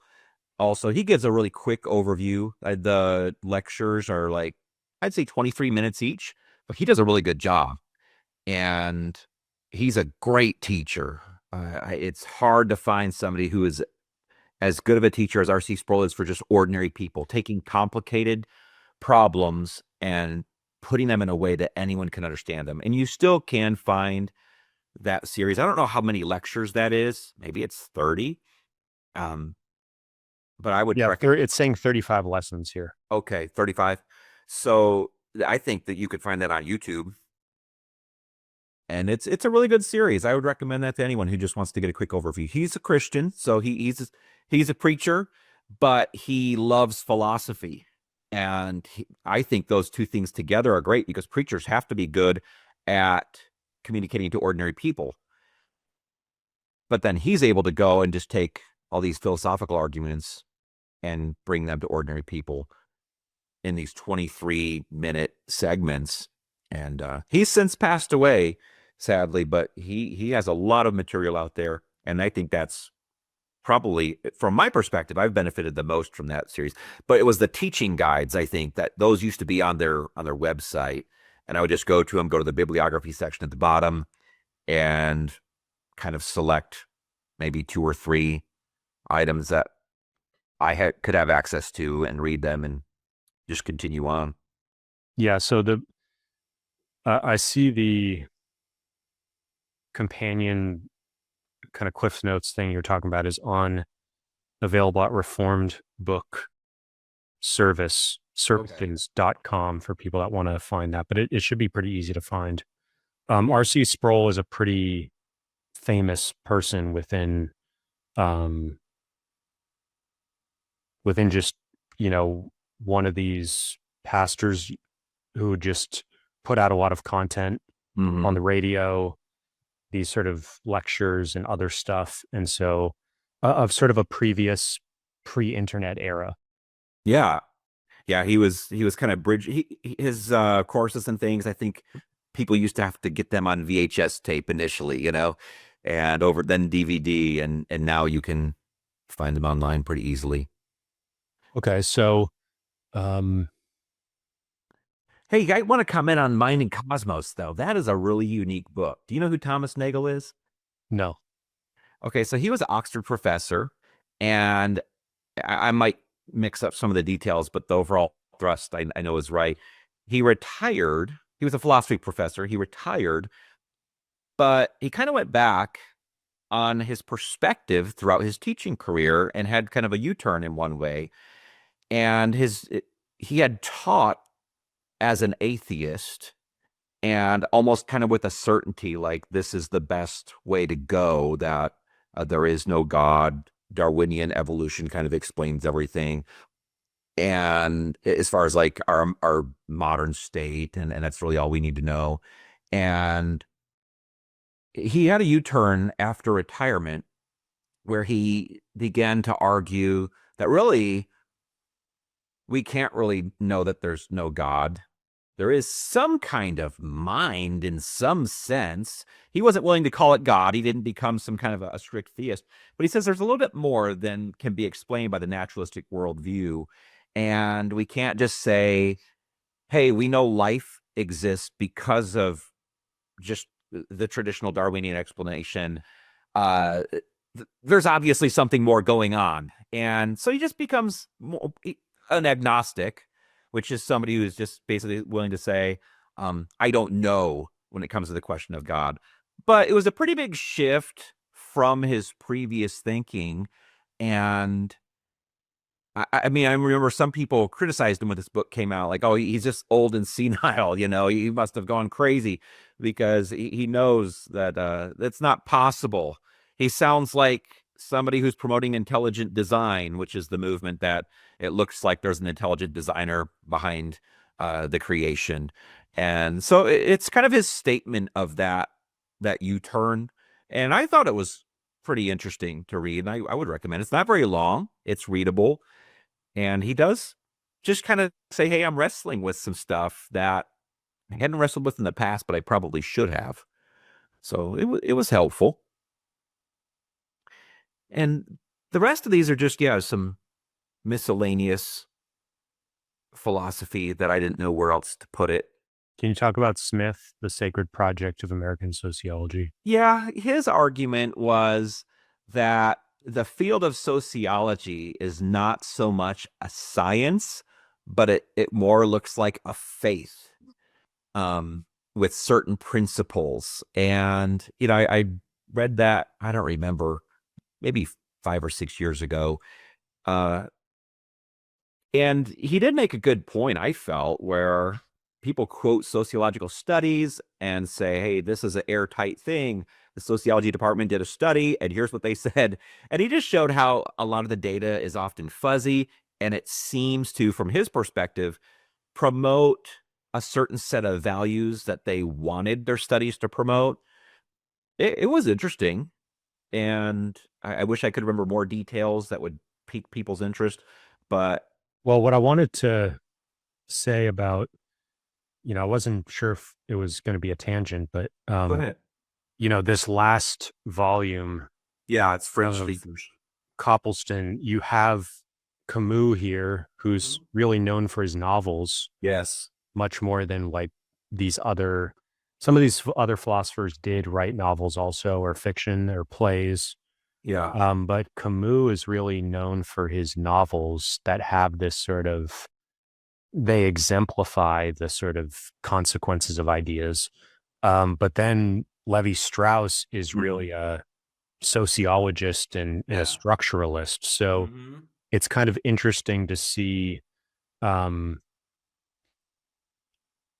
see the shift from more what we would traditionally think of as philosophy to moving more into politics and sociology and literature in this last volume. Yeah. And that's obviously, focus on French thinking as well. But you're right. And there is a big shift, isn't there? The 20th century gets pretty weird, it seems like to me, when it comes to philosophy and what counts as philosophy. And but everyone, that they all have the same assumptions. Like I said, it feels like the assumptions were all set by Kant. The assumption of autonomy, like my mind is what shapes reality through its categories of perception, and so they're all still functioning within the same big picture. But yeah, there is a connection there. I just want to go over a couple of the things from AI on Levi-Strauss's major institutions. He founded structural anthropology, asserting that all human societies share deep mental structures visible in myths, kinship systems, and cultural patterns, which I'll just say parenthetically, that's sort of, when you think of Jordan Peterson and Jungian sort of, and sociology of like, and even evolutionary psychology of like, hey, we're kind of figuring out the deep structure. We're finding this alternative structure compared to like a scriptural foundation to society and how to structure society. And then his famous works, you have the elementary Structures of Kinship, 1949, introduced the alliance theory, highlighting the social structuring of kinship and marriage. Sometimes you hear of like alternative kinship and non-nuclear family takes a village to raise a child. Some of those ideas, I think, are linked back to that, as well as other studies of kinship. You have The Savage Mind contrasts wild thought with scientific reasoning, showcasing his idea of bricolage, practical thinking via resource use of available materials. So the affordance, I think, is connected to that. So yeah, he's a really important within structuralism, and then you have post-structuralism. He's a foundational thinker there. So I just want to say a few words on him. But You know yeah, what? I want to check out that book. Yeah, one thing that I remember R.C. Sproul saying in those later lectures when he gets to talking about Levi-Strauss is he says, this is the most important period to study for understanding the modern world. And they are thinking, well, my interest is done. But just showing he knows it better than me. And I think that is probably a more matured perspective, that he is a very important thinker and says a lot about the modern world. Assumptions that affect our lives. I've not read it. Somebody recommended it to me, and it is a Christian book. It's like kind of just takes the various worldviews that are out there, and I think, I mean, I've flipped through it, and I thought, well, someday I'll take a look at that, but I don't know a whole lot about it, other than he is trying to show we all kind of enter into a world where there are assumptions, and we adopt those assumptions without even thinking about it. So let's think about where they came from. And I'd have to spend more time in it. Okay, so now we have the next shelf here. Yeah, so there's a lot of miscellaneous stuff. I didn't know where to put it. So even beginning with the Cambridge Modern History Atlas, that's very random. And so I remember somebody on a podcast was saying, "Oh, I'm reading Toynbee," and It's a famous name. What's that? It's a big name in history. Yeah, so like these, he was saying, he's talking about these wide views of history that used to be written, but are not written anymore, assuming, now let me just tell you, I haven't read it. So do you know much about him? No. Okay. I thought it was interesting. He said, nobody writes this stuff anymore. This is really good. I'm really benefiting from it. And I thought, wow. I looked it up. They were pretty affordable, and I thought, I'll get those, but I have not spent any time in them. But a related book is the next one, The Decline of the West. It was the kind of that same category where it's just these overarching pictures of history and how we got to where we are today. And I think there's resistance to like big pictures of history today because of just our modern egalitarianism. Everything is equally important. And so we can never kind of privilege one culture over another. And once you do that, it's kind of hard to study the direction of culture because you do have to highlight certain things that are more influential. If that makes sense. If you're kind of looking at movements over time, how did we get to where we're at?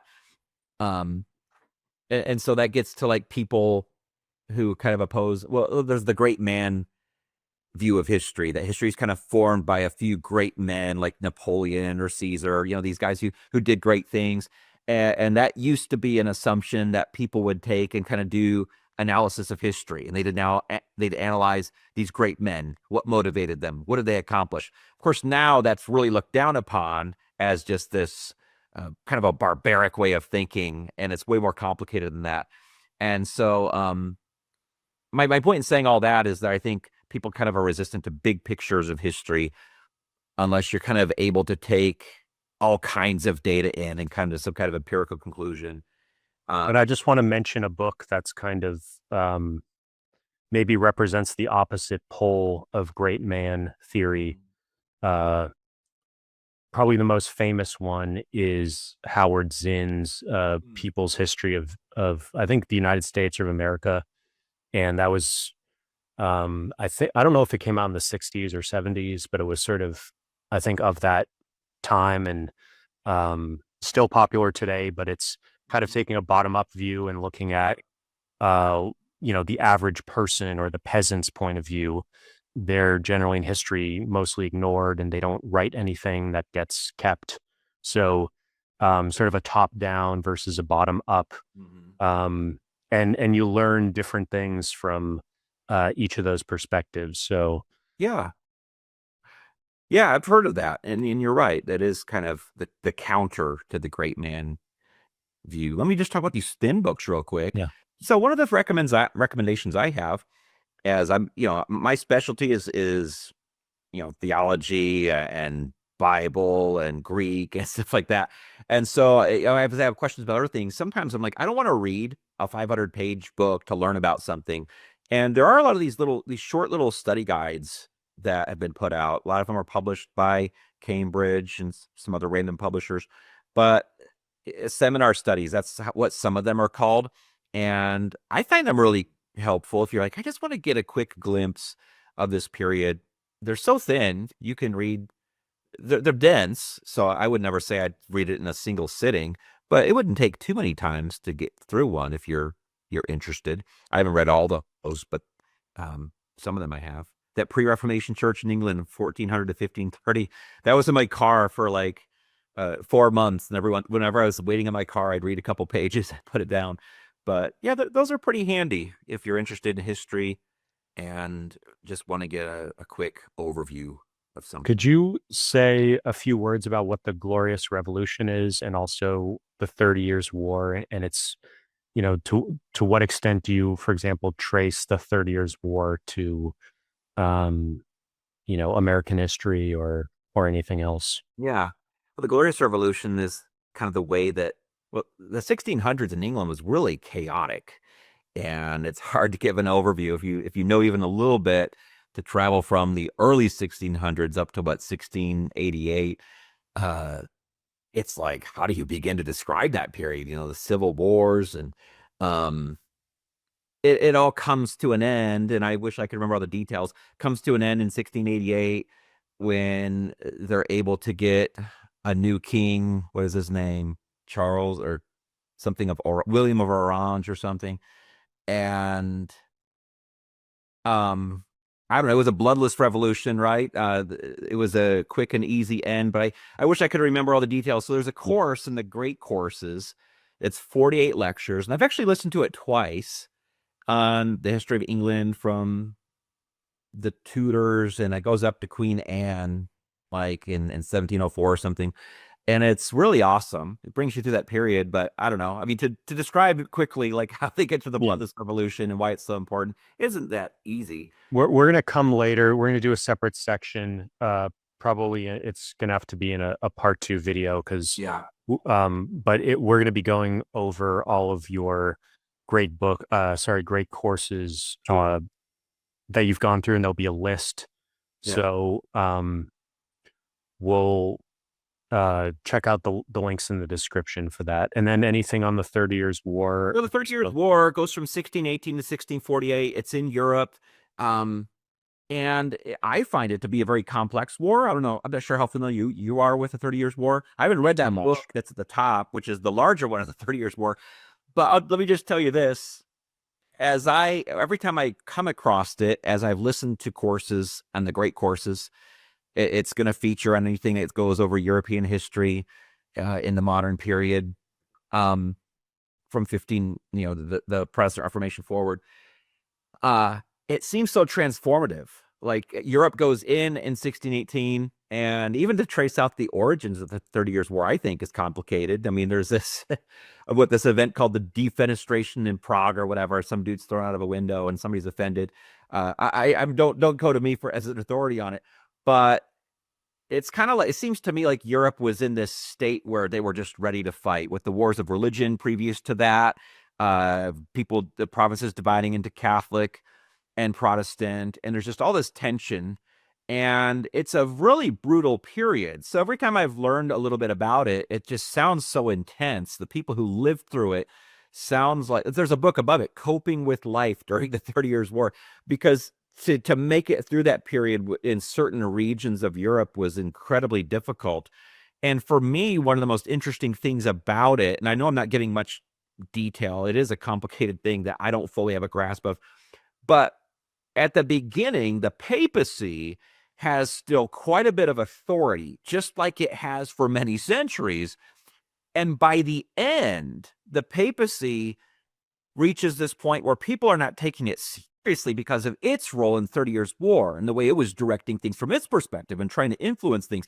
People lost a lot of respect for the papacy, and it's never fully recovered since 1648 in terms of regaining its authority. Now, if you wanted me to give you some lecture on all the causes of that, I can't remember it well enough, but that's an interesting element. So as I just hear these different things in courses I've taken, and I haven't listened to anything on it for a while, it inspired me to at least get some resources so that when I had finally sit down, I'm going to be able to hopefully understand it better.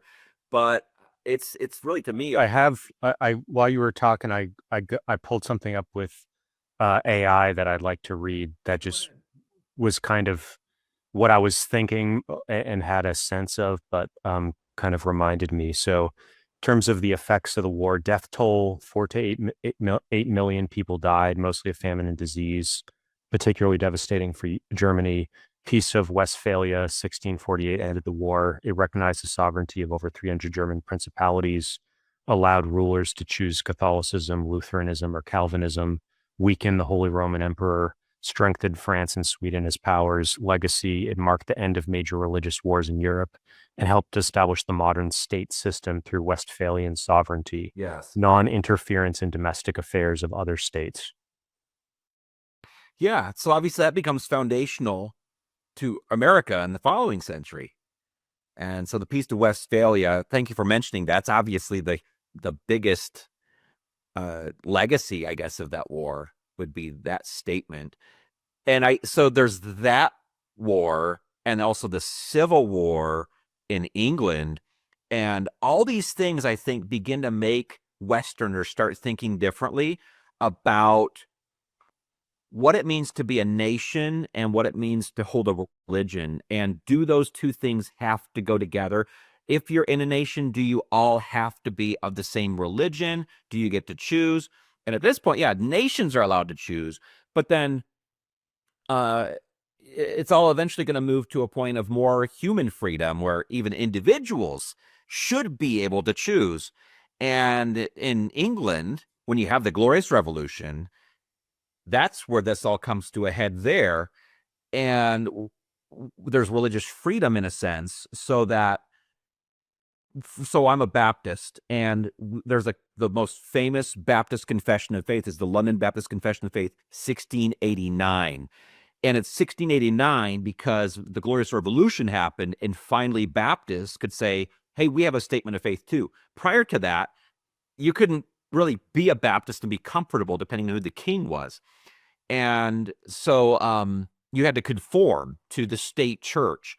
And so, yeah, these movements are obviously really impactful historically. And it's kind of leads up to why we all take it for granted that a person should be able to choose their religion, what they want to believe. And that didn't just happen. That's not just been taken for granted by humanity. So, yeah, that's what was happening on the continent, the 30 Years' War. In England, they had the Civil War. And, yeah, those two things just show people get sick of this fighting over Protestant and Catholic overall, the simple way to put it. And they see how fruitless it is. And it really begins to develop that hunger, the critical thinking. Wait a minute. Why are we trying to control what everyone believes? That doesn't even make any sense. That's what I was going to say is like the connection with federalism in the United States and sort of the states originated as these different denominations, a lot of them, Mm-hmm. and our tradition of sort of allowing states to determine things at their level instead of having Mm-hmm. everything imposed at the federal level Yeah. was kind of analogous to this Peace of Westphalia. And I think I think the 30 Years' War and the civil wars in England really set the stage for this idea of live and let live, and we can't or we don't want to constantly have these battles uh, these never-ending military and very coercive back and forths between, and we talk about polarization today, but this was like, if you want to see what true polarization looks like, um, you have, and I think England with its back and forth is in some ways the sort of prime example of that. But you just have throughout Europe sort of um, a coming to that conclusion, and I think uh, a lot of the conflicts you see today, there's analogs to those earlier conflicts. So and various factions wanting to impose their version of things on the entire country. So and the sort of predictable consequences of trying to do that. You can look back at history and see how that played out so many times. And so I think it's very instructive to have at least a surface level understanding of some of these things. And so I want to spend a little bit of time on that. Yeah, hugely important. I hope that's a benefit for people that may want to dig deeper. Yeah. This is just stuff that would have gone after, Hegel and Kierkegaard. I would have had some of these American guys. What is the significance of Coleridge? So Coleridge, for me, the reason I had some interest in him is I have a deep interest in, like, how did Christianity begin? How did progressive liberal Christianity come about? It's a new thing. What are its origins? And so I've read through the Table Talk a lot because I'd like to just read random stuff on occasion. Table Talk is usually just somebody's conversation that was recorded by their students or others who were present, and just little snippets here and there. And so there's 2 volumes of that. They look very different. But just long story short, I mean, he's well known for his poetry, but he also wrote a philosophy book, which I don't think I have. Aids to Reflection, I think, is what it's called. And it was like the most popular book in early 19th century America when it came to, like, what philosophy was being produced in America. Aids to Reflection. Nobody thinks about Aids to Reflection now, but it really just got people thinking in more of an autonomous way when it comes to theology, and thinking, I don't think Coleridge was trying to push people toward major progressivism. I think he was just kind of taking some of the thought of the time and applying it in a light way. But Coleridge got the ball rolling in America when it comes to progressive Christianity, and you're just slowly breaking away from the authorities of the past, so that things like the Nicene Creed would not be a thing. You could just say, well, the Nicene Creed says this, so we believe this. He would say, well, what does your heart say? Does your heart tell you that it's true? And he would say, of course it does, because Christianity is true. But I don't think what Coleridge was thinking is, hey, people will take this idea that you can listen to your heart, and then you go in totally radically new directions. He didn't foresee that, I don't think.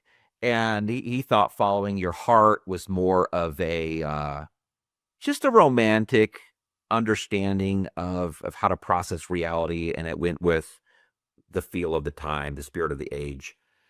So that's Philip's. Go ahead. I was just going to say zeitgeist. Yeah, that would be the technical term. So, I first was introduced in by another set of books that we'll come across in a little bit. Emerson is in the same vein. So that's the only reason I have these early American thinkers in philosophy, is because of their impact on just the way progressive Christianity came about. Emerson is well known for telling, I think it was at a Harvard University speech, he kind of tells this graduating class in divinity that they should just tear up the creeds of the past and write their own, which sounded really great. But from the perspective of historic Orthodox Christianity, it was tragic, because it just that attitude sounded really really intellectual and like a great breakthrough, but it just caused people to believe something that really wasn't recognizable as Christianity at some point. And so that's I only have his journals. I don't have much by him, essays and lectures. Uh, and I haven't spent much time on him. I first learned about him through a talk by Yaroslav Pelikan, who's he's now deceased, but he was a pretty well-known historian of Christianity. And we'll see his books at some point later. Yeah, I just wanted to ask, why is it called progressivism? Why is that the label for what you just talked about? Oh yeah, well, I think in the name itself, there's the feel of we're progressing to some new goal that's out there. We're moving away from the past, which is kind of perceived as bad and archaic and obsolete, and we're progressing in a new direction that is desirable. I don't know if progressives really ever define where they're going. It's usually some sort of utopia that's around the corner. But look, you had that book on the last shelf, Teleology, and every sect has a teleology. So why is, in a sense, they're all progressing towards, and Revelation sort of lays out a possible future. So why is, if every sect in a way is progressing towards something, then why is progressive used as the label for this particular sect? Yeah, that's interesting. I mean, just kind of talking off the top of my head, I think this is a great conversation. Thinking about a progressive's perspective is more, and you can share your thoughts with me. I think you're progressing toward a future that you're shaping, and you're kind of deciding what that future is.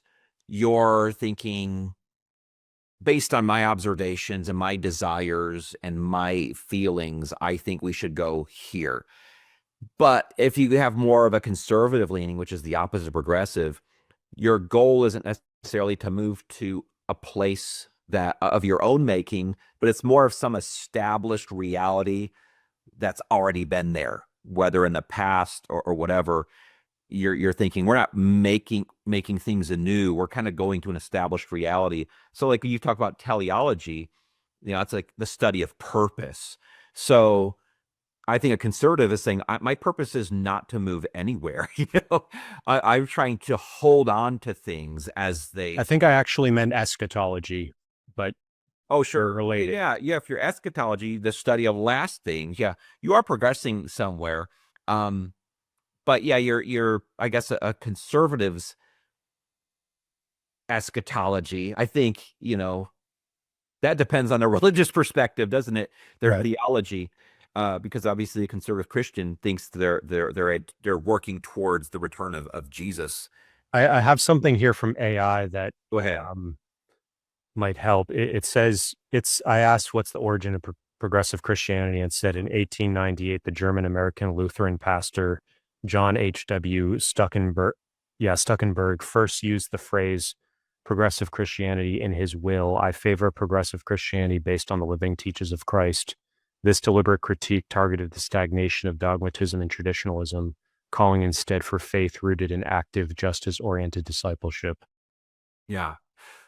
We're going to see in a little bit, there's the standard 3-volume set on the history of American progressive Christianity. And it kind of starts in 1805, because you might not have people using the term, but the attitude predates the use of the term and the origins of the movement.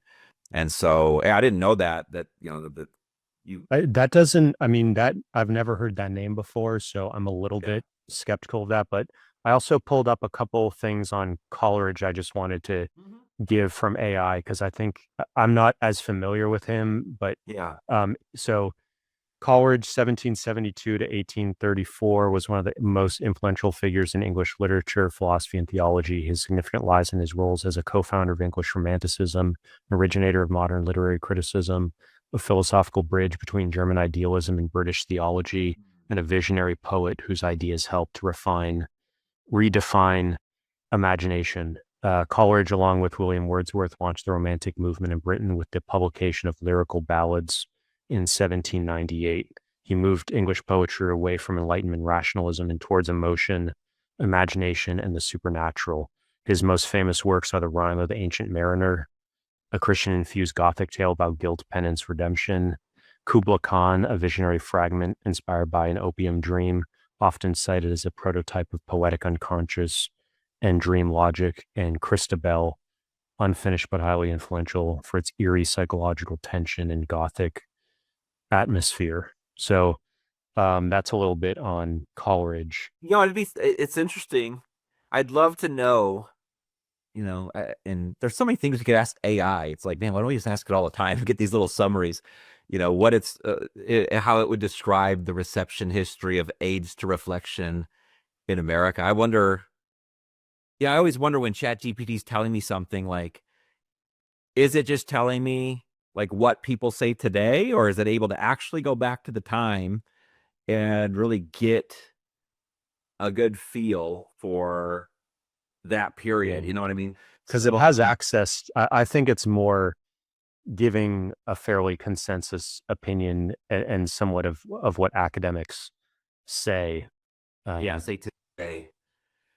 But it also, I take somewhat of a critical stance towards that. And so it's giving me answers that are informed by my way of reading history. So it does help train it against that and take more of a intellectual historian perspective on that. Yeah. Yeah. Because I would not have known about aids to reflection. The Rime of the Ancient Mariner. I mean, that's something that most people are familiar with. But yeah, aids to reflection mean like this huge book in America in the early 1800s, just kind of everyone's reading it, coming to new conclusions.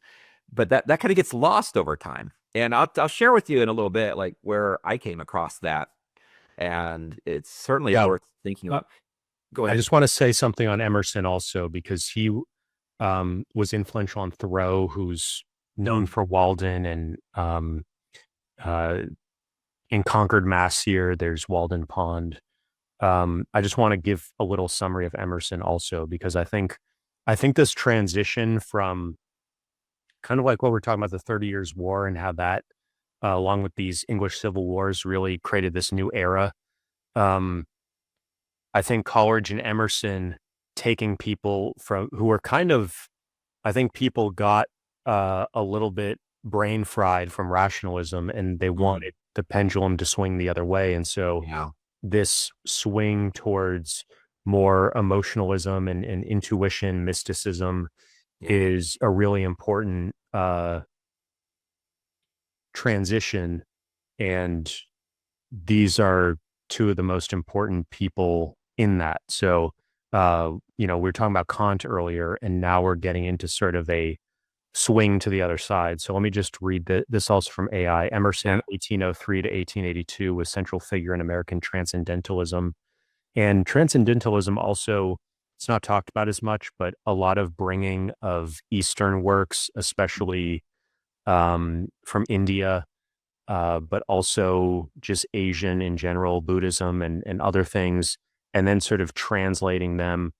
A lot of the self-help stuff we see today that has some roots in Eastern practices, that sort of really starts with these guys like Emerson and Thoreau. And that's a part of the intellectual history that often isn't covered. But there was translations and stuff happening at this time that made those things available. Kind of like how a lot of the classic ancient Greek and Roman stuff only survived through Arabic. And then when it got translated out of Arabic back into whether it was Latin or English or whatever, it became available again in the West after the Dark Ages. So you have these, for a variety of reasons, these things cross over. But back to this little summary.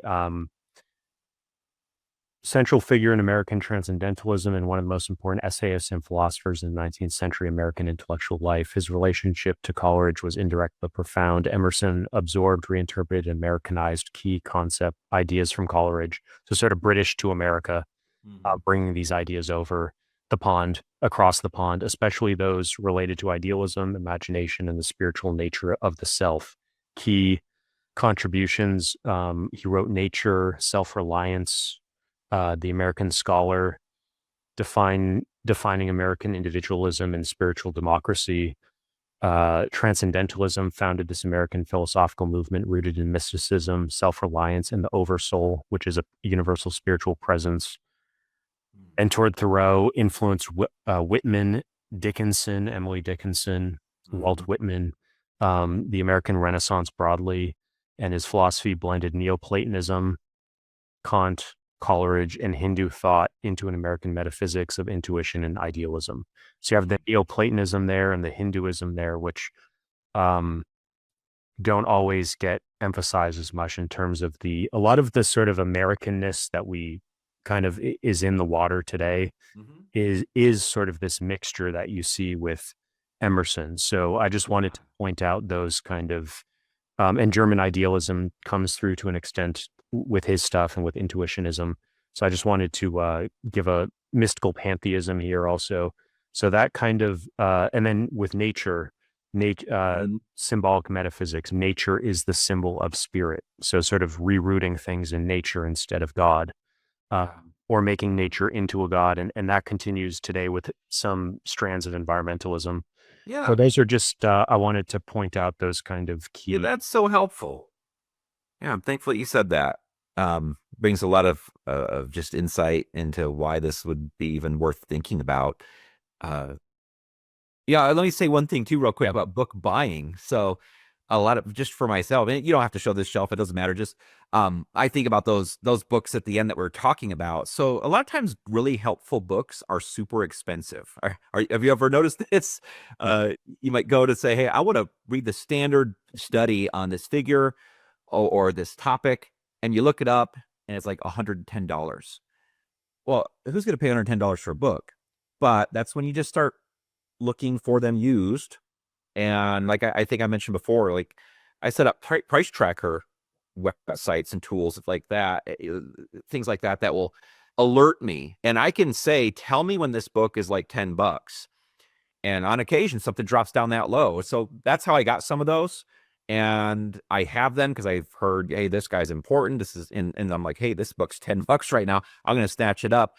But then it just sits on my shelf for a while. So like, I wouldn't be surprised if this one was $100. Yeah, that's really hard to get, and that's why I'm not worried about them matching. I'm just like, hey, these are cool and helpful to look through, and just full of nuggets of interesting. Just a few more words on that. So, Library of America is kind of an interesting one that puts together. They're kind of big into like, these authors are important in American history. They often sell these books where it's a single book, but it's in a, what do you call this? A box? Just a book? Man, I know the name, but it just slipped my mind. I don't know. Yeah, it's like a box set. Yeah, but it's one book, and that sort of protects it. But anything by a university press, you have Princeton here, you have Cambridge, and then on the next photo, we have Rutledge, we have Princeton again. So anything by those type, that's more academic, often will be $50 to $150. And the library, your local library is really helpful, and you should learn how to request books through the internet, and just incredibly rare stuff. Luckily, I'm very close to Harvard, and so often my requests for some really obscure thing, I end up getting.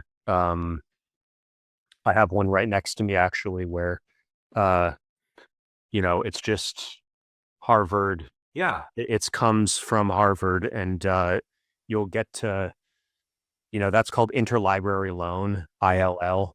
And so you can really get any book, even books that are extremely expensive, for free through your library. And so it's really important to learn how to use that system.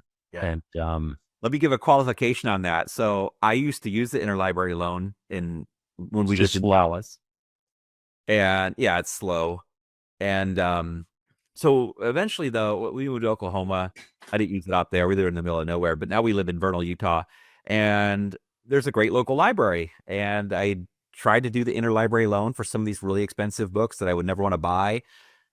And I would just hear nothing.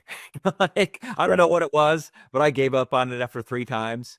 And I just figured somebody wasn't willing to load such a book. I don't know. But I think what your proximity might have something to do with it as well. You like you said, you're close to Harvard, so that's a blessing. Yeah, I mean, I've I don't know what to say about that. I've never heard of somebody like where they're just ignoring you. I sort of it's usually one librarian who does all the often will do reference stuff plus ILL, and so Yeah. if you get to know the one or two people at your library that are in charge of that, um, y- I mean, I've just never had that issue, and I get stuff Yeah. from all over the country. It can be difficult getting stuff from outside the country. But they can also get you papers, and those are just they'll send you a PDF. So Yeah. I that's wonder about also. that. That would be a lot simpler to have And I digital. wanted to ask you about the secular enlightenment book here. That looks pretty interesting. Yeah, I did read that not long ago. I found it to be something that I didn't feel like I could latch on to anything in it. It was about, obviously, it's about the Enlightenment period. And I mean, I have a few memories of different aspects of the book. I remember it talking about how much of the thinking was oriented towards like a sexual liberation. Um, and that's often not talked about as if it's just purely intellectual. But it did kind of highlight that several seeding motivations were very like for sexual freedom. Um, I don't know. I don't remember being super benefited by it though, like I had hoped. Uh, and I Peter Burke is a very famous intellectual historian, and I like his work a lot. I haven't read this one specifically, but my guess would be that he sort of connects a lot of these philosophical things and theological things we've been talking about with and sort of liberalizing tendencies of the Enlightenment and Romanticism that came after it. uh, there is an element of rationalism that is sort of sterile, and the romanticism sort of you can see how that goes hand in hand with um, just sexuality and sexual libertinism or yeah. liberalism. Yeah, and I haven't read that popular culture in early modern Europe, but doesn't it sound interesting? I'm always interested. Like you can learn about when you read history, you learn about wars, leaders, and what I think is interesting is like, well, what if I lived back then? What would daily life be like? I got that book for an affordable price, but I hope to read it someday. The one before it, I think about all the time. Early modern emotions. One of the so early modern meaning I don't know, kind of circling around 1700 plus or minus, 50 years. You can go earlier than that. I don't know, but this general period, early modernity. What they did, so several authors. I think it was a different person for each chapter, and each chapter is a different emotion. But the thing I always think about from that book is the philosophy of emotion, as it was talked about at the beginning, is it defined emotion as a conversation. Emotion is a conversation between our values and our perceptions. And so if I value children and I perceive a child to be hurt, the conversation between my values and my perception is going to be anger. I don't like that, right? And so that's going to express itself somehow. If I love my wife and I see my wife having a great day, well, I'm going to perceive, my values are I value her, I perceive her to be having a great day. That makes me happy. And I think about that all the time because it really helps us to understand and process what emotions are. So as the book goes through each individual emotion, there were some highlights in there that it was like, wow, people did think differently about what beauty was or whatever. about what makes people happy. But that's the one thing that stuck with me was its definition and philosophy of emotion early in the book. And maybe that's well known to people who study emotions for their career, as different philosophers of emotion. But I think that's awesome because so that I did a study and taught a series of classes on the emotions of Jesus with that paradigm. So kind of looking every time he shows emotion, what if he's angry, what does that mean? Well, he has a particular value and he's perceiving something contrary to that value. So he's expressing anger. And I think it kind of helps us sort out whether or not an emotion is good or bad, because some people might think all anger is bad. Well, it's not, if you understand it with that paradigm. And I don't know, that's one of the big takeaways that I'd like to mention about that. I think it's Yeah, I definitely want to take a look at this book. And I think it goes hand in hand with sort of the worldview analysis where your emotions are really informed by your belief system or by your worldview. And so they're sort of the outputs of that system.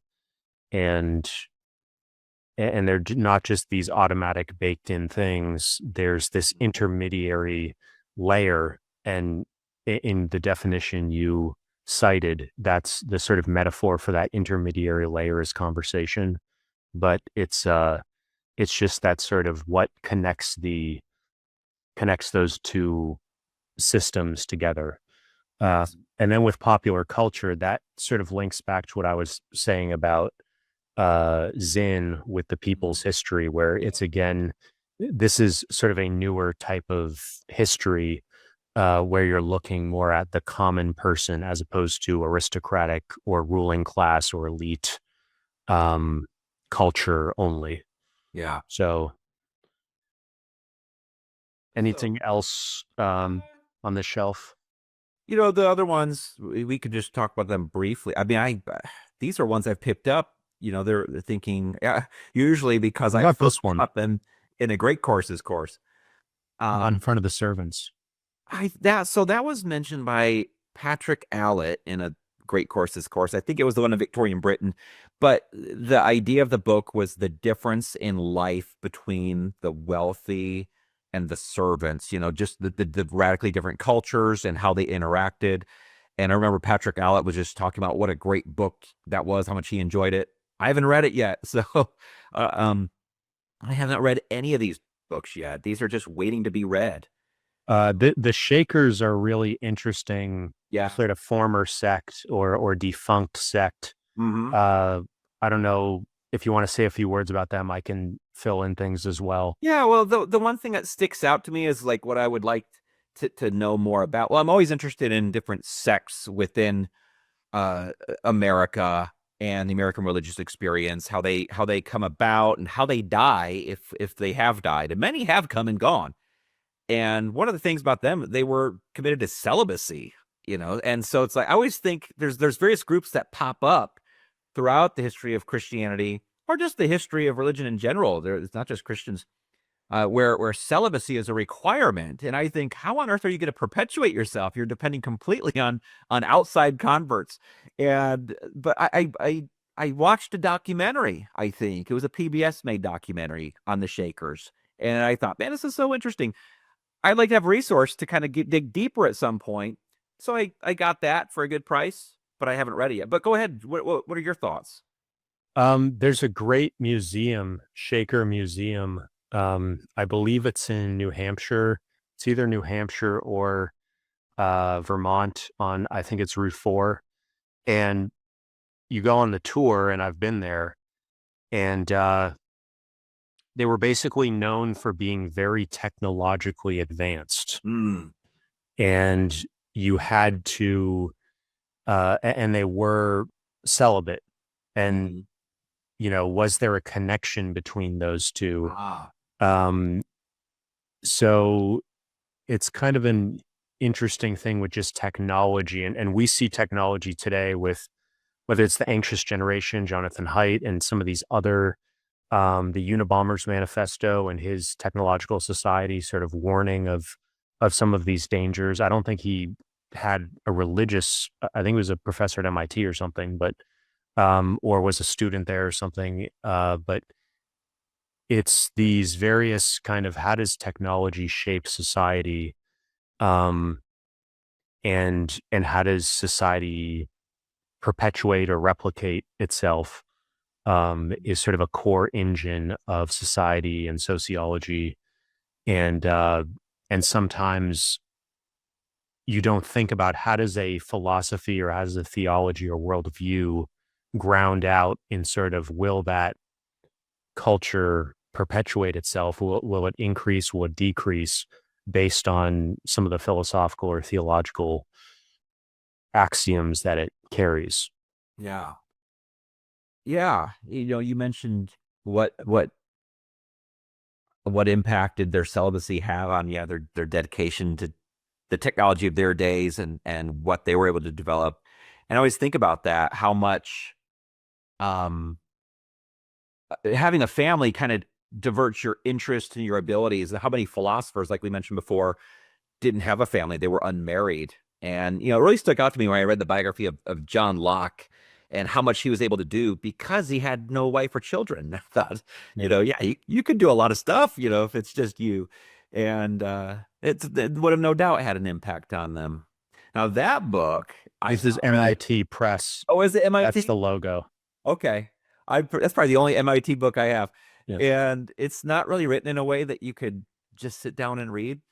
But I grew up working in a machine shop, and that book was also mentioned by Patrick Allett in another course on the Industrial Revolution.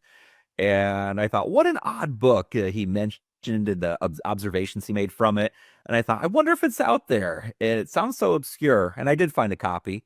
And I don't know if I'll ever read it through, but it's certainly interesting to peruse. Another thing that actually came up in the little AI summary of progressivism is that it was part of what gave it its energy was, and the idea of social justice that we talk about today, a lot of that sort of originated as reaction to the Industrial Revolution and the amount of social upheaval caused by people going from primarily agrarian, and like most people, like at the beginning of America, I think it was 97% farmers or something like 90% plus. And we're now in a world where or a country where it's, 1, 2, 3% farmers. So the Industrial Revolution caused this massive upheaval, and that the insecurity caused by that. And I think we're going through something similar with AI as we speak. Yeah, you're right. Those kind of tectonic plates shifting sometimes give energy to these movements. And there's often a religious or philosophical or cultural component to that as well. Mm-hmm. Yeah, the single biggest event that has changed our daily lives from everyone who's gone before us is the Industrial Revolution. And it's amazing how little there is as far as when I look for books and sets and, standard works that kind of help explain a period. There's not that much on the Industrial Revolution, but it's crazy to think of, but it's huge. I mean, it's just so big in its impact on our daily lives. And I don't find a whole lot on it. Down there, one other thing I'll just briefly mention about Brunel. So I also learned about him from Patrick Allett. And his name is Isambard Kingdom Brunel. It's a very strange name. He was a British industrialist. And in his day, he was kind of known as like the Bill Gates or Steve Jobs of his day, where he was the one businessman developing new things that were changing people's daily lives. And I believe having impacts on creating more effective engines and things like that. But so it always is interesting to me when somebody was at one time a household name, everyone knew them, and today the person is completely forgotten. I mean, if you ask the person, hey, what do you think of Isambard Kingdom Brunel? Like, nobody knows who you're talking about. I mean, have you heard of him before? No. Yeah, it's just I had before I took that course. And so anyway, I picked that up just someday to read about him. But what was the course again? It was the one on the Industrial Revolution. Okay. And he's also mentioned in the course on Victorian Britain. He's mentioned in both. Because I remember hearing him come up again, and I was like, oh, there he is again. And just what a large impact he had. It seemed like there was nobody in the business world that was more well-known than him. All right, you better keep moving. Yeah. Do you want to say anything about Hitler? And you've got the extermination of the European genius here. So I haven't read that Hitler volume. Got it on a sale one time. Oxford puts that, I think they had a 50% off sale, and I got several books. And but often I'll read the beginning to kind of whet my appetite and prepare for when I can read it. And one thing I remember that author said in the introduction was that he, as somebody who had researched Hitler's life in great detail, could see no continuity between the young Hitler and Hitler the dictator, the one who ran for, started the Nazi party and became a leader. He said there was just this radical difference between the two, the Hitler of World War One, and in his younger years. And I thought that was interesting. That kind of makes me think, how on earth could that be? There has to be some continuity. And he said he couldn't find any. I thought, well, this guy must be quite an authority. That book's like 1,000 pages. So this guy wrote quite a biography. I think it is the standard biography today that people would go to. Do you know much about that book? Or No, I don't. okay. The Extermination of the European Jews. I read that. It was pretty interesting. I mean, it was a really good treatment of just historical narrative, walking through, showing a lot of the details that we don't get from just watching a documentary. It is remarkable today that you still have Holocaust deniers with the amount of data that we have. But it was a good book. Above that are two books that have contrasting titles, don't they? The Good Old Days and The Bad Old Days. Let me just say something about The Bad Old Days is an interesting thesis. It's kind of like, how did the 1950s become known as this terrible period?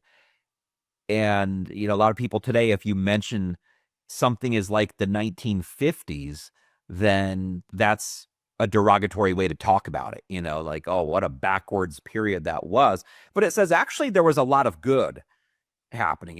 There's no reason to call it the bad old days. That's the misnomer. And the good old days is about how it was a good time. It was a good period. So I'm not sure if those authors talk to each other to have titles that are so contrasting, but the good old days is about how economically things were going well. From a perspective of crime, things were going well. I think people generally see everything through the lens of civil rights, though. It's like everything's viewed through the lens of civil rights. Sure, you can kind of apply these labels of it was a bad time, but everyone has their struggles, and it was a bad thing. Civil rights are a great thing that's happened, over the past decades. But just interesting titles if anyone's interested in that. Looking at those two volumes, there's actually 4 volumes that LBJ set. I don't have all the rest. So last summer, though, I did read that first volume on LBJ, The Path to Power. This is a pretty well-known set by Robert Caro. He started writing it, like in the 1970s, I think? And he's still alive. He's still working on volume 5, the final volume. And obviously, when he wrote it, LBJ was on everyone's mind. The Vietnam War was finishing, in 1973 was when it was done. And now people don't think much about LBJ, but he has had a huge impact on the modern world because Vietnam there was a big shift in American culture and American history. And he generated the war in a sense. I mean, I think he created the Vietnam War, probably for his own benefit. But the cool thing is, I was thinking I'm going to read one of those volumes each summer. So I'm planning to read the second volume soon. It's the only book I've ever read on my phone. I read that volume 1. I have the physical copy there, but I read it all on my phone. And he is a great writer. He shows just how in his earliest years, he did a ton of research. What you get by that first volume of The Years of Lyndon Johnson, The Path to Power, you get this picture of this insecure guy, but he is driven by sheer ambition in every area of his life. And when I got to the end of that first period of his life, I think it ends with them finally losing an election because he wins so much throughout his life, and even in his teenage years, he wins everything. How far you can get on sheer ambition, but no real ability. If that makes sense. Like, he just wanted things so bad. He wasn't like a remarkable man in any other way other than his ambition, and how willing he was to cheat to win, just dishonesty in all kinds of areas. And it's not like Caro's trying to demonize him. He's not commenting and saying, look at what a terrible man he was. He just describes the event, and there's really, you look at whatever event he's describing, or a relationship that he had with somebody, or the things that he was purported to have said, and you're just like, wow. It's fascinating, I think, to just follow that through. Have you heard about this book set? Yeah, it's a very famous in the presidential biographies.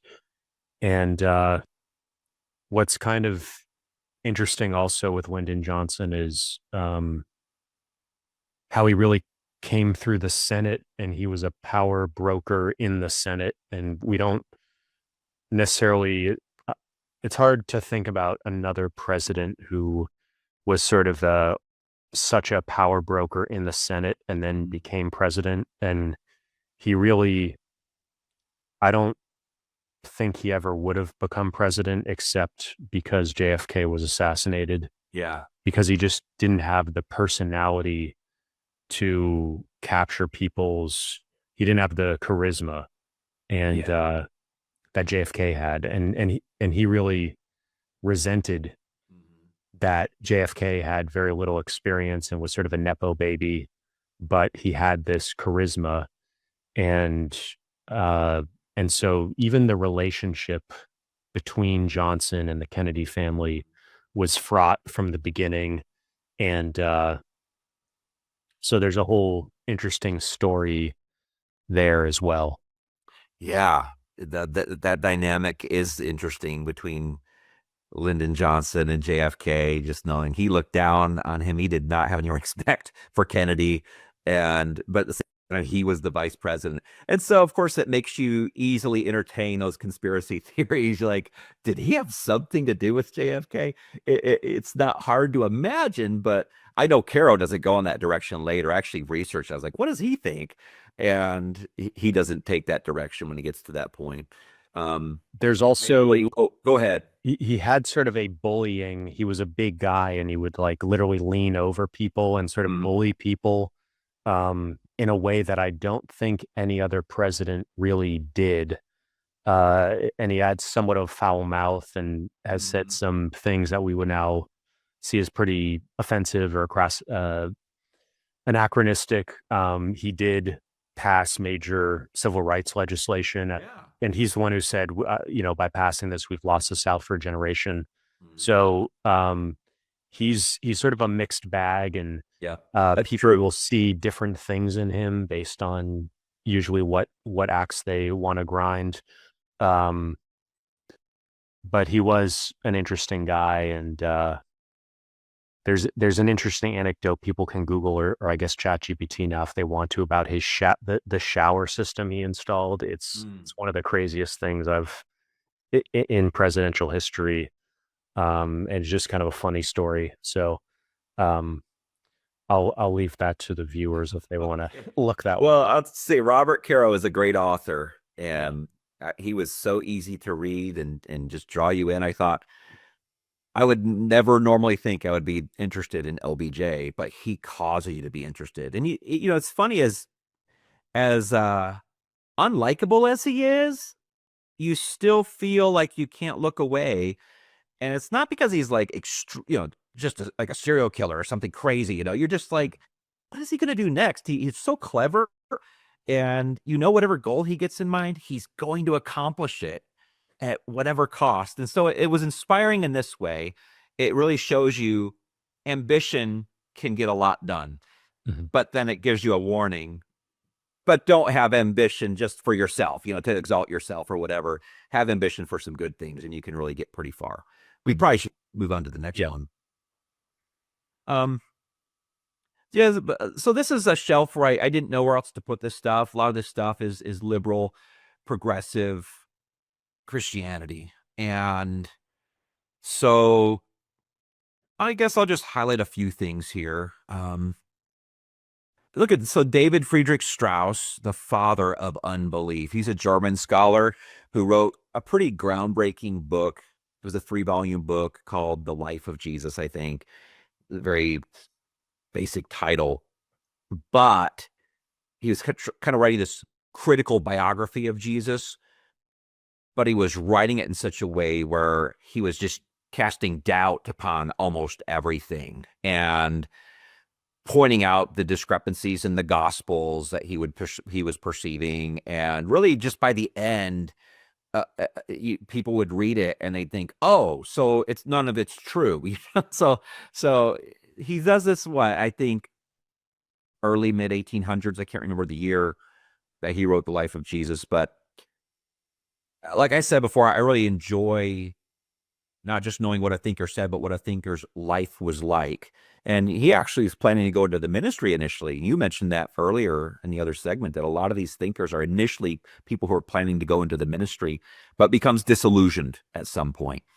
And he just goes on to a career in academia. And that's really his main claim to fame. His claim to fame is that work, though he did other things as well.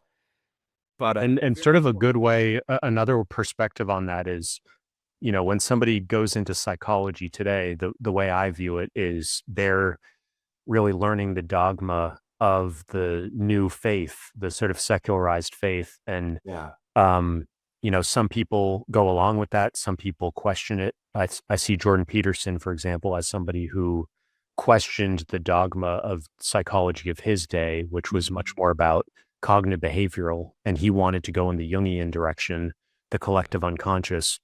And so he's an example of, within that sort of overall church of psychology, you have a breakaway strand of Jungians, and there's a theory that he didn't get tenure at Harvard because he wasn't in the mainstream. So tenure is also part of how disciplines and departments discipline their scholars. And, you're not going to get tenure usually if you don't follow the dogma of whatever's mainstream or whatever that department wants you to believe. So I also wanted, you said this guy's name is Strauss, and people might say, oh, well, that's a B there, but that's actually a special letter in German. That's an S sound or a Z sound. And if I'm pronouncing this right, it's an Esset, Eszett. So my German is still, I don't know the names of that. I thought you'd recognize that because I knew you're studying German. Yeah. He's a big name. And the book before that just came out. It's only volume 1. There's going to be more. The Oxford History of Modern German Theology. So actually the roots of anything that became progressive Christianity began in Germany. And that, if you notice, number we talk about years and the years that bookend certain periods, that one begins in 1781, which I believe is the date that Kant's Critique of Pure Reason was published. And so it sees that as the period when modern German theology is actually worth thinking about as a movement and as something that has a legacy, and goes up to 1848, which is what a year of failed revolution. I don't know, something else was published at that time, probably. I don't remember. But that was a really good book. I read that one through, several essays, and I felt like, man, I have such a good grasp of the period. But what happened that made it significant was just shifting the primary authority in Christianity from Scripture to the human mind, which of course you would do if you were Kantian, because you're thinking, hey, everything really is whatever my mind perceives it to be as far as I'm concerned. There might be more to it, but I can't perceive that. And so whatever my mind can perceive about a thing is the starting point. My mind is going to shape what it is as far as I'm concerned, and we'll move forward. And so anyway, they start doing that with Scripture and depart in some pretty big ways from the traditional way of doing theology. Reason had always had a role in theology, but it was never like the primary authority. So the question in Christianity or any theology is, which of your authorities is going to be the one that trumps the others? Because you can either go to tradition for your authority, you can go to your experience for your authority, you can go to reason, or you can go to Scripture. And you can use all 4 of those as an authority to get a belief. But sometimes when 2 sources of authority feel like they're conflicting with each other, you have to decide which one is going to trump the other. Uh, and so if you say, I'm going to make it so scripture always trumps the other authorities, it trumps my experience if my experience disagrees with it, or it trumps my reason when my reason disagrees with scripture, you're going to come out in a very different direction than when you say human reason is always going to trump all the other things. So scripture says Jesus rose from the dead, but my human reason says that can't happen. I'm going to say, oh, okay, well, it never happened. So, and that's kind of just in a very simple way of explaining it. That's kind of where German theology goes in the 19th. And I would also connect that with Martin Luther. And we talked earlier about translation and some of his critiques of how words were translated, his 95 Theses and criticisms of the Catholic Church. And so, and his ability to spread his ideas through the new printing press, whereas previously the Catholic Church was able to really control theology and keep things in-house via controlling uh, basically publishing and books, Yeah. and copying things by hand through monasteries and stuff like that.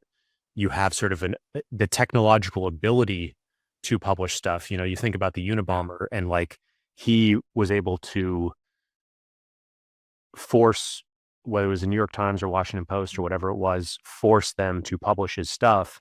If he wasn't able to do that with his threat of continued bombings, he would just be another crank who never got his stuff published. So the ability to get your ideas out there now with the internet, we have Andrew Tate and his ability to take over social media for a period.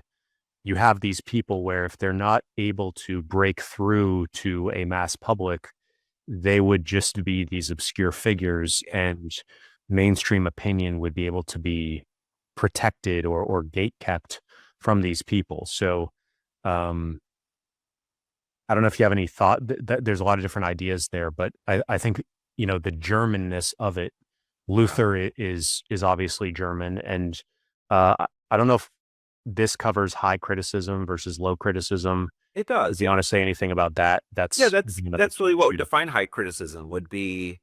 My reason, informed by the latest cutting edge research, is the primary authority when I approach theology. Now, it's interesting you mentioned Martin Luther because he's doing something too with differing authorities. So in his day, though, you know, think about 1517, the 95 Theses. Martin Luther is saying, okay, Roman Catholic Church, your primary authority right now is your tradition. But he says it feels like where scripture and tradition are at odds, you're choosing your tradition. Now, they would never say that, but this is his perspective. And so he says, I don't like how you're choosing your tradition over the scripture. So I'm going to put scripture over your tradition and tell you that you're wrong based on my interpretation of scripture. And so he's saying scripture trumps tradition, though you're saying tradition trumps scripture.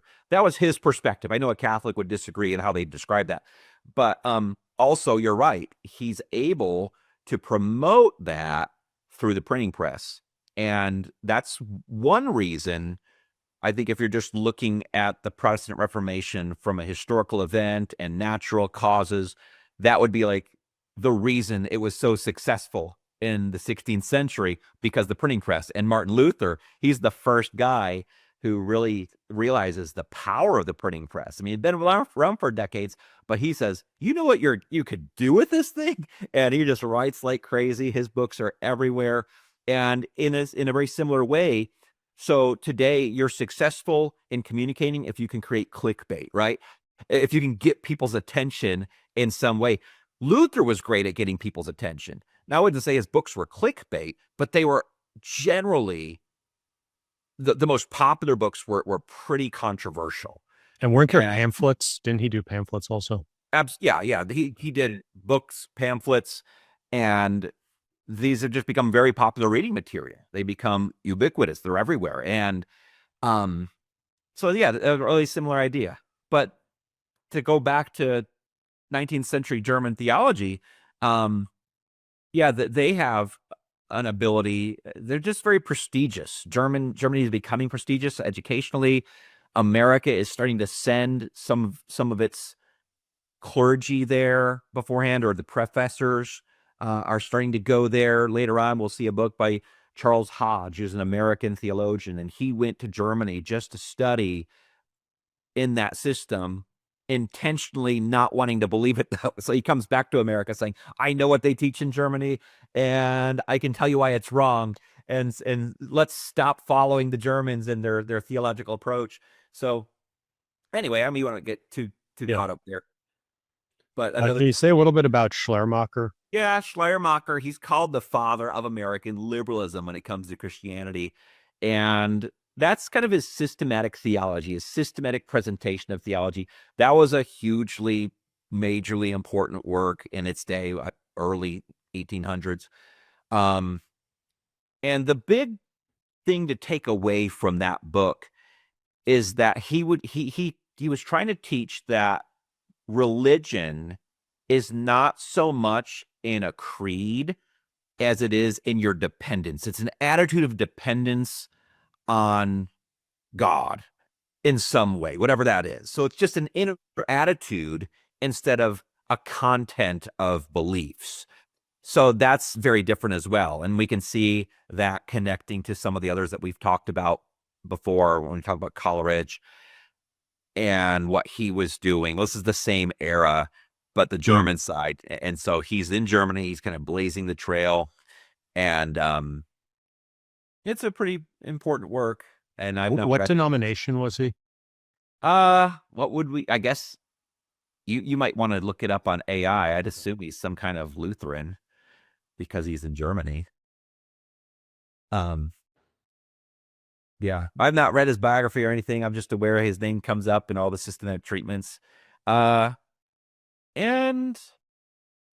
this is more just development. 19th century is really important. It comes to. Okay, here's the set I want to talk about. Dorian is his name. And so I've read the first two. I haven't read the third one yet.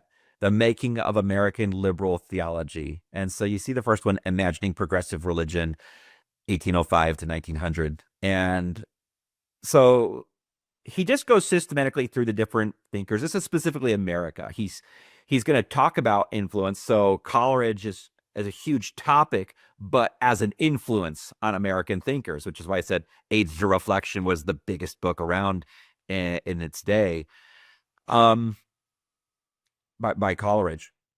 But it's really well done. He's a progressive Christian himself. I don't remember what denomination he's a part of, but he's probably like, he is the standard historian on this topic, which I think is really interesting because here's a point that I've gathered. The average American, just the average one on the street, their beliefs most likely are going to be founded in assumptions that are rooted in American progressive Christianity. Whether they're Christian or not, their values come from there.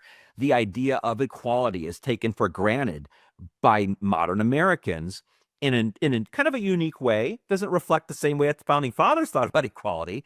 And so where did modern people get their current understanding of equality? Well, it comes from progressive Christianity. And here's another example. You can ask the average person, just average non-religious person, hey, where do you think grandma went when she died? And they're going to say she's in heaven. And well, heaven's a very Christian belief. It's a very specific belief that other systems haven't held to this. The ancient Greeks didn't hold to a heaven. There was kind of this Hades that everyone's soul goes to. It's kind of miserable. And so modern Americans just have all these assumptions. You say, where do they get them?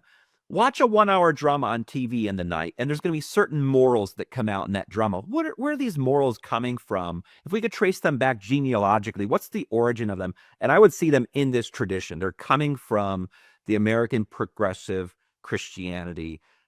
People are unaware of this, but that's the only system of shared values I can ever find where you can kind of say, why is this movie saying this behavior is good? Why is my coworker making this assumption? And so that's a very simplified way of saying it, but I think it's an important thing to understand. But these are pretty large works. A lot of people probably aren't going to pick them up and read them. I definitely want to take a look at these. This looks really interesting. Yeah, he's a great writer. And I as I get to the more modern period, I feel again like I'm at home there. Like I understand what it's like to live in this era, but I still would like to have him trace it out. So I look forward to reading the third one. The next book up, Kantian Reason and Hegelian Spirit, is the same author. Dorian is trying to justify how it's legitimate to think like an American progressive, where you are shifting the primary authority to human reason.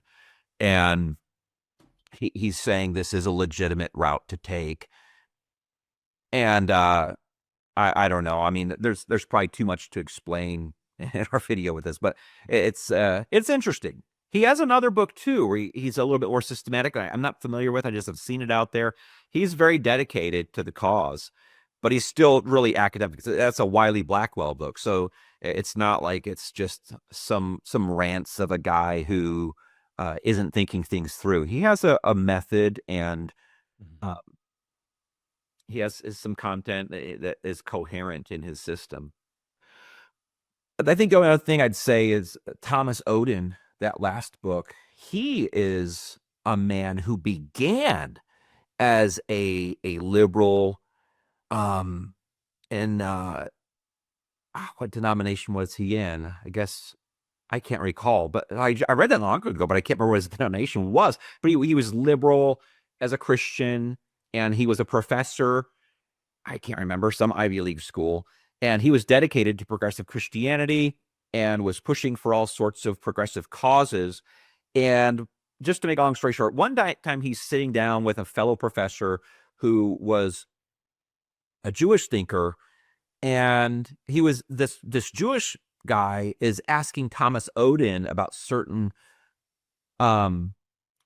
attitudes of Christians in the past compared to his attitude, Thomas Oden's attitude about these values. He's like, well, what do you think about Tertullian or Augustine? And Oden's like, I have no idea. I don't know what Tertullian or Augustine thought about anything. I just study like modern psychology.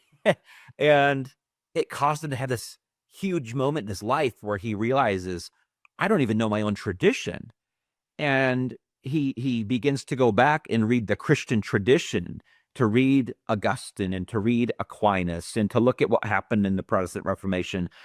And he shifts completely away from progressive Christianity to, I think he was the guy who started what's called paleo-orthodoxy, where you're kind of making scripture your chief authority, but you're guided by the tradition of the early church fathers. I think he goes up to like John of Damascus as a guide in the 700s, but he uses this period to kind of guide him through an interpretation of scripture. Though he ended as a Methodist, I believe, and I don't remember if he had belonged to the Methodists earlier. They have gone in a pretty progressive direction since, but he's his story is really interesting, and I was pretty enraptured by it. I thought it was awesome to read about.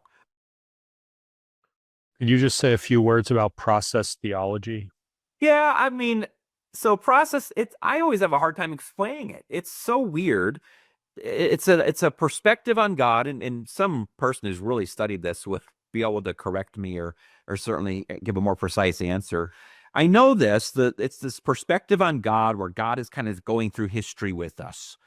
And so God it's a way to, I think, to kind of justify the changes in values. But who God is in process theology, I think, is very confusing. I'm thinking, are we talking about the Trinitarian God that Christians have always believed in? Or is this just like this world spirit? You know, what is God? And I've not read that book. I got it for the day when I want to sit down and actually go in depth on process theology. But up to this point, I read it in surveys and things like that, and have not wrapped my mind around the basis of it. Seems like probably if Hegel never was around, it wouldn't be around, but I can't say much more. Do you have any thoughts on it?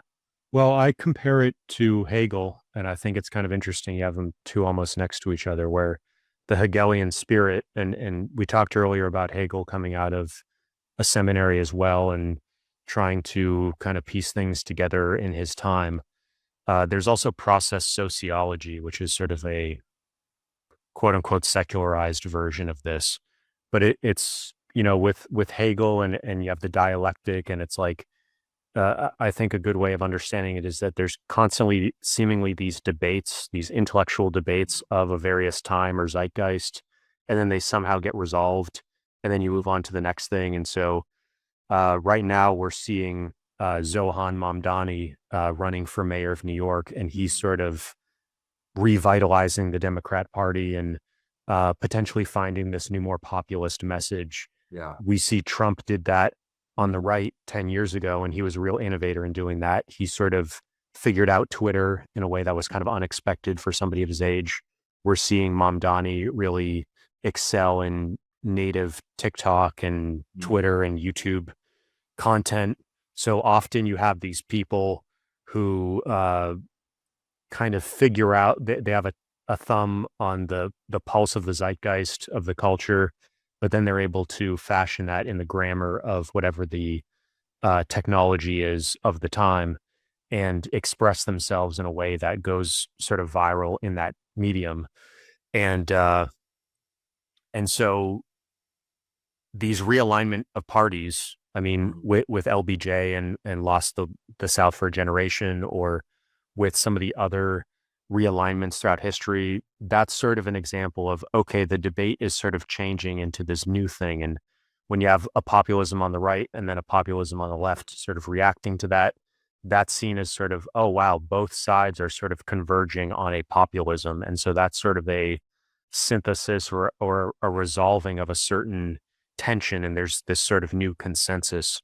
And then there's another debate to be had over, okay, if we both accept that as sort of true, then what is there left to fight about? There's always sort of the next thing to fight about. Yeah. So I think that's sort of and so the deity is sort of that process.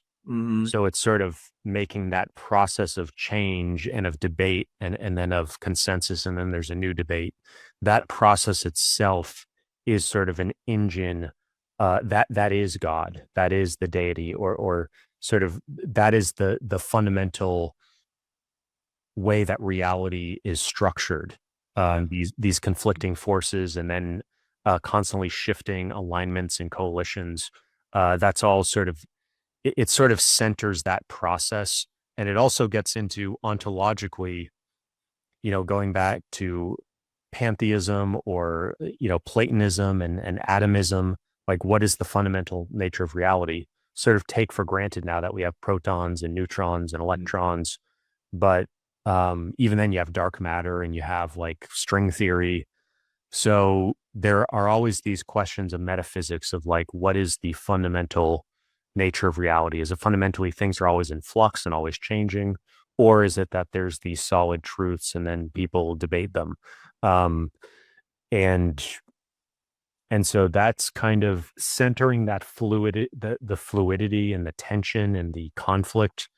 That's what I think of it in terms of process theology, process sociology, process anything. It's sort of focusing on the verbs of the language rather than the nouns.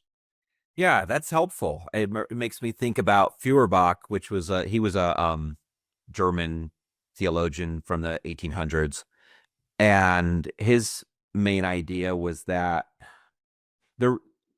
it's very Kantian. You can't see God, so let's not worry about studying him. But what we can see is ourselves, and what we know is that people believe in God, but it seems like they kind of believe in this anthropomorphic God, like he's just kind of like a big human who can do human stuff. He talks like humans do, and interacts and has relationships like humans do. So people have kind of invented God in their minds, most likely.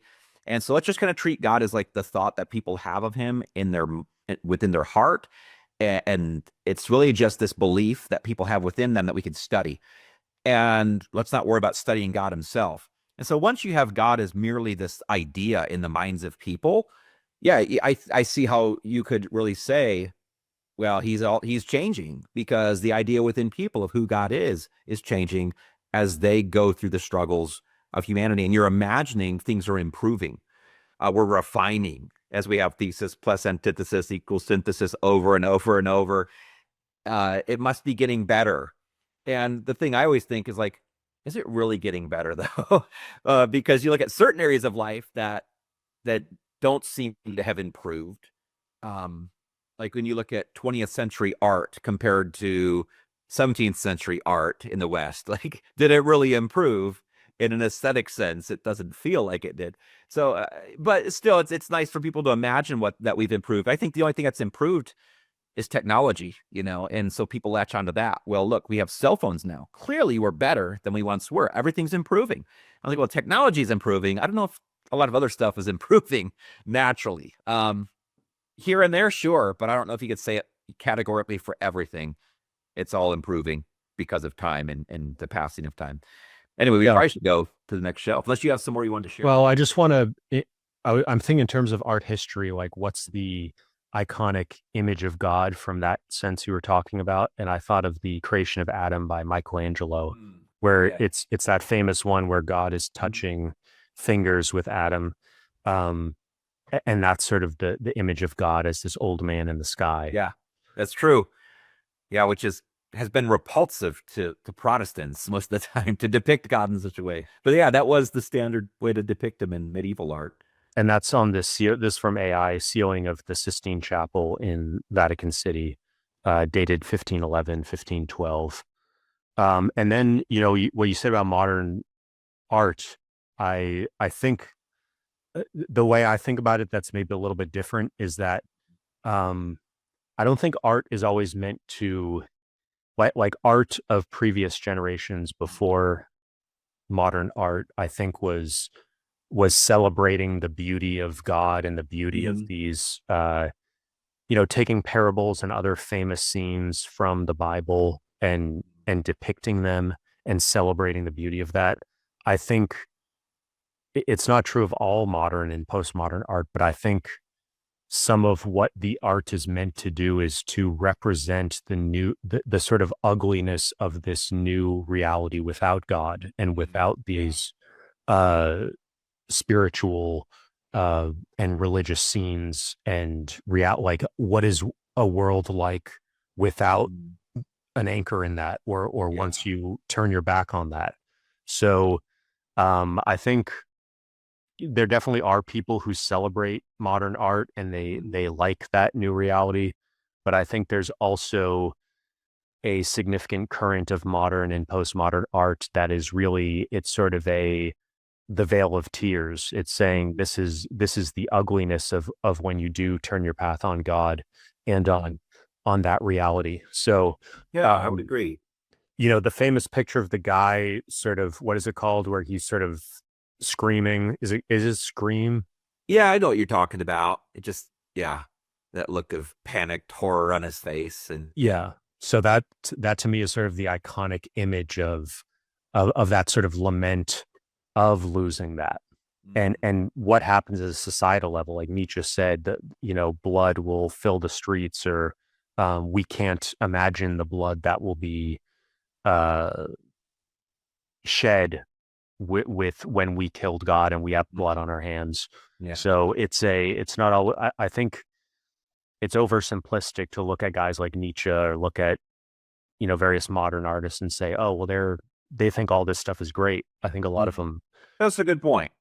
Yeah. don't think it's great, but they don't know what to do. They think, hey, I'm just following the truth. I'm just following logic where it goes. And, True. This is what I'm finding. I think a lot of them are actually sad about it. They're mad about it. They're in despair about it. And they're kind of expressing that on the page. Yeah. You're right. Yeah, you see it like in the more modern existentialists of the 20th century, and yeah. Great thoughts, man.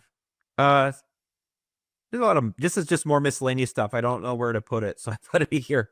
But let's see what I have read. Just a few Bibles that I might use when I'm at home, because I have a lot of them at my church. I had gotten a couple books on like secularization and how it happened, but I didn't really appreciate them. So that one on the left was Passing of Protestant England. I didn't feel like they were using the data super well, but yeah, let's see. I think a lot about how I read that one, what we mean when we talk about meaning. Like, I want to know that. What do we mean when we talk about meaning? But I haven't read it yet. I got that again on a sale. I just want to say a word about this Russian course Go because this ahead. is kind of a funny thing that Penguin put out, and I teach some stuff on polyglottery, and Russian is one of the languages I'm learning, Yeah. and it's kind of interesting that they never did like an Italian course or a French course, as far as I can tell. It's like they sort of just created this Russian one, and it became super famous and sort of iconic. I don't. I think it's pretty technical. I don't find it to be the best way to learn, but it is like a very famous book that's just sort of a little bit out there. Yeah. Um, so Yeah, a few years ago, that's like 2021, I was like frustrated how every time I saw Cyrillic alphabet letters, I didn't know what was being said.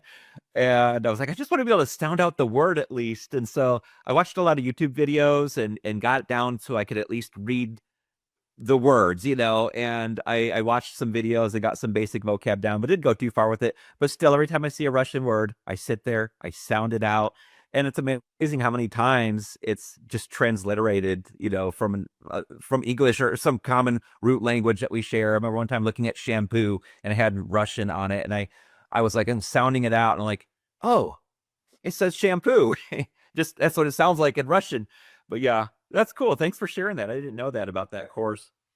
yeah, another it also helps with Greek. Like if you know, like they took certain Greek letters and used Hmm. them in the Cyrillic alphabet. So if you're interested in Greek or reading the New Testament in Greek, or you have a little bit of Greek, uh, either learning Russian to learn those symbols or Greek, they sort of intermix in an interesting way. I wasn't Yeah. expecting when I was picking up Cyrillic.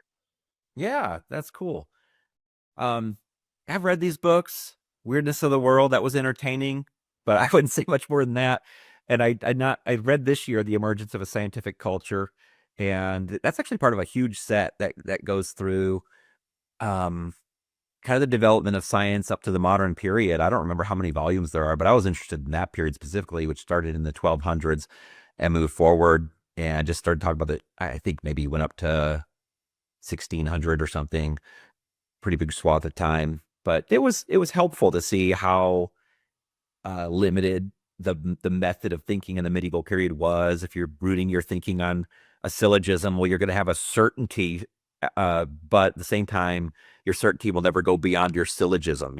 So you're a major in your minor premise. It's always just going to your conclusion will always restate what's in those premises. And so, And yeah. actually, according to AI, this is actually I knew I recognized this from somewhere. It's saying it's Michelangelo's creation of Adam. So that's the painting we were just talking Oh, is about. it okay? This Cool. is sort of a corner of it, I guess. That's Yeah. They sometimes do that. There's actually within larger paintings, there's often stuff going on in the periphery that will they will sometimes use it in book, and that's why I asked you Hmm. for the Oxford handbooks if you could do close-ups, which we'll look at later, Oh, because yeah. it's always valuable to like take a look at the like Hmm. who are these people, and they're Yeah. often not complete paintings. Like this looks like a complete painting, but some of them they've actually zoomed in. Hmm. This doesn't look like a complete painting. This looks like Yeah. a corner piece of something larger. And so with AI, you can pretty easily figure it out a lot of times, but Yeah.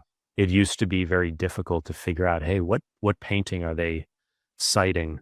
Yeah. And I've gotten really into art history lately, so I'm always trying to figure out like um where did that painting come from? What are Yeah. they That's awesome. citing?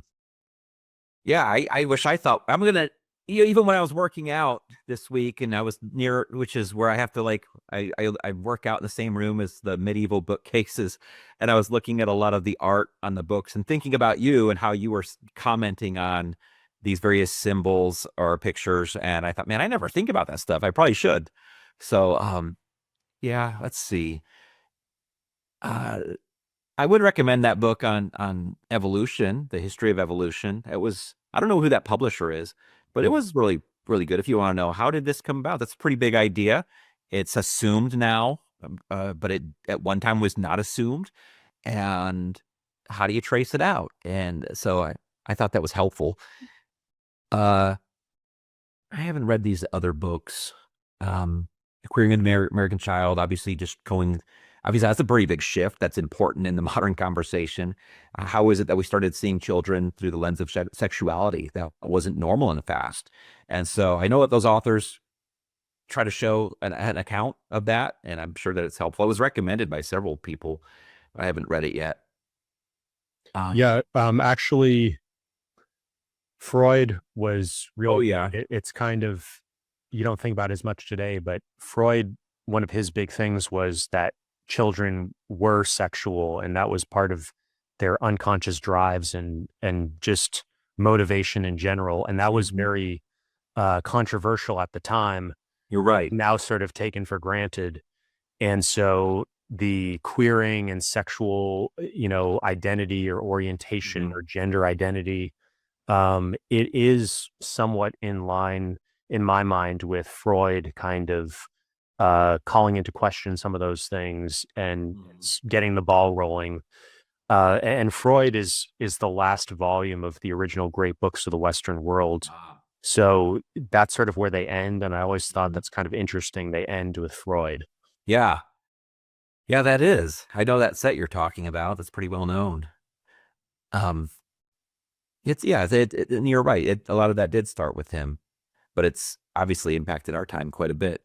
Let me just comment quickly on some of these. Technics and Civilization is a book that has the thesis that I mentioned this earlier. As civilization continues and things seem to improve, it seems primarily that the thing that's improving is technology, but not civilization.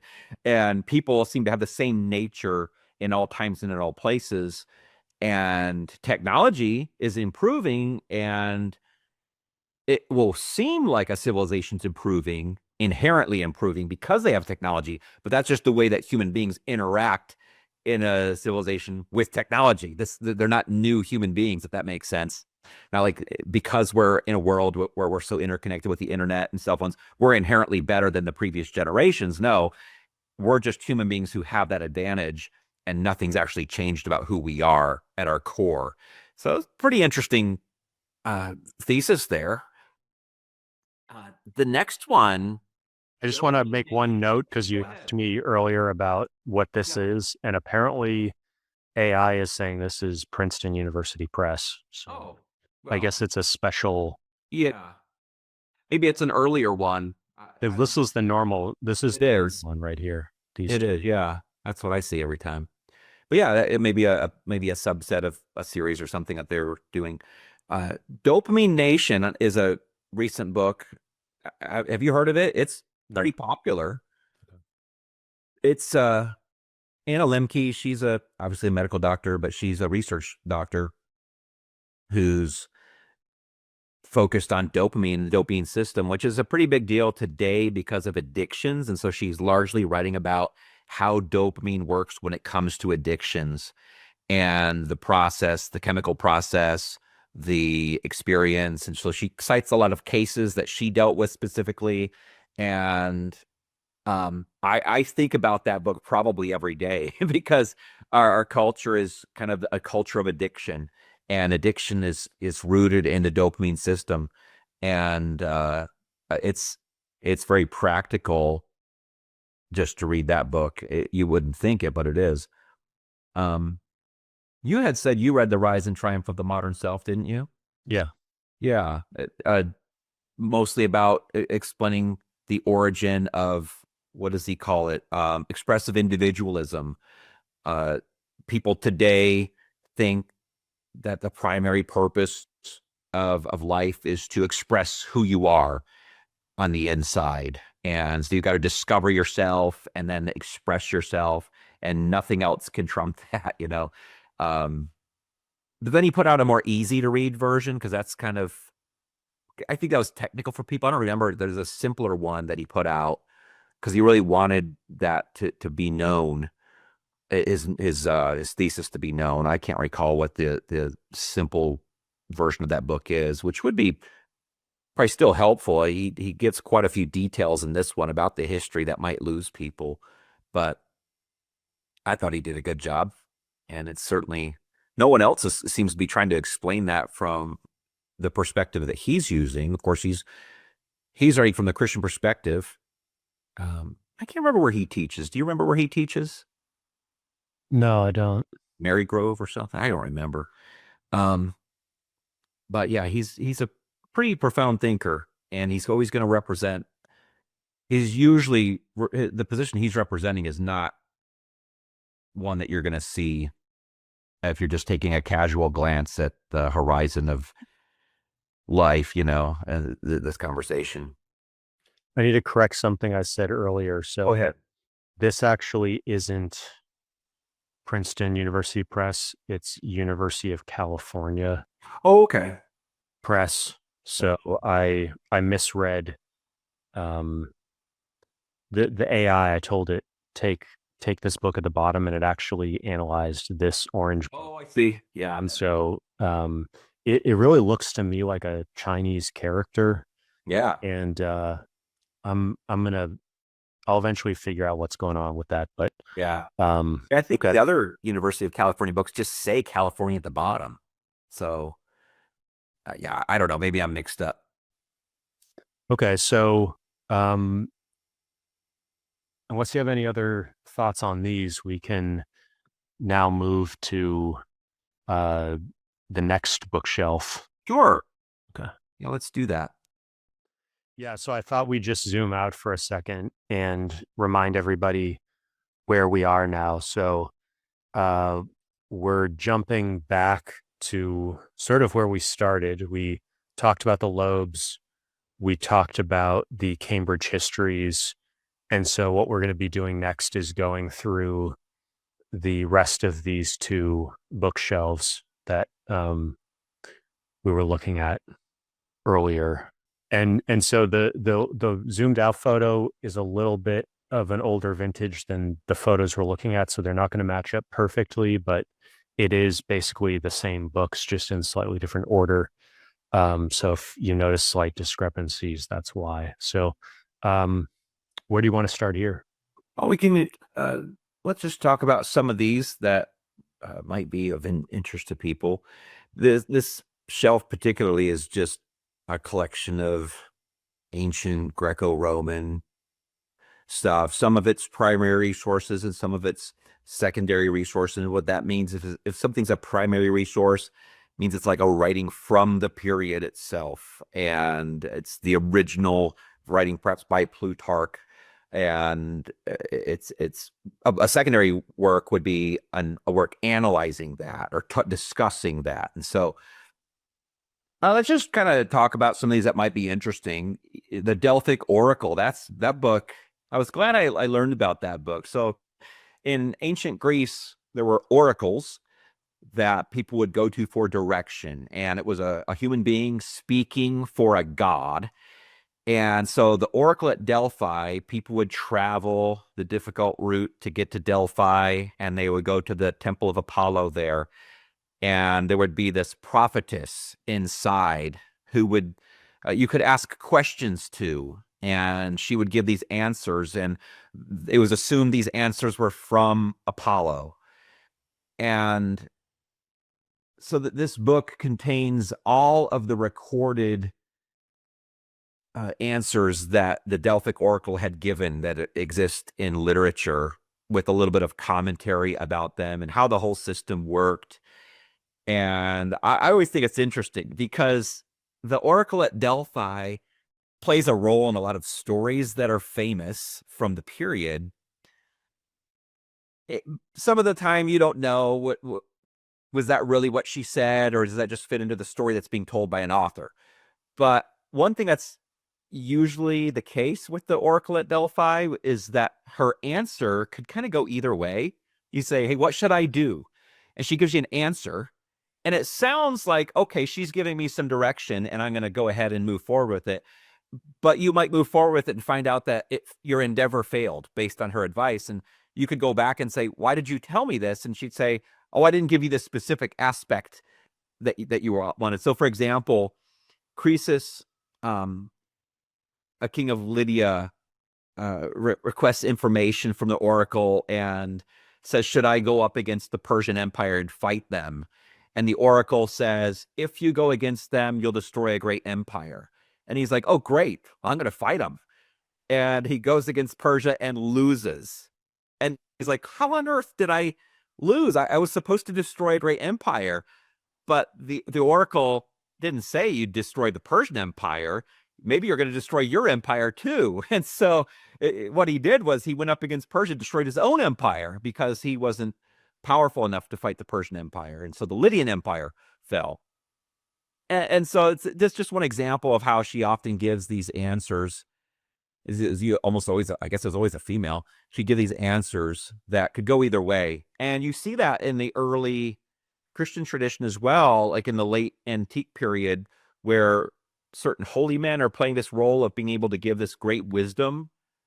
Certain monks would gain a reputation, and people say, hey, what should I do in this situation? And it seems like sometimes they would give answers that could go either way, that don't really tell you the specifics so that they couldn't be blamed for being wrong. I think that element is interesting because it kind of warns you not to play the role of a prophet if you're not one, because you're kind of just manipulating the system. But that's a cool book.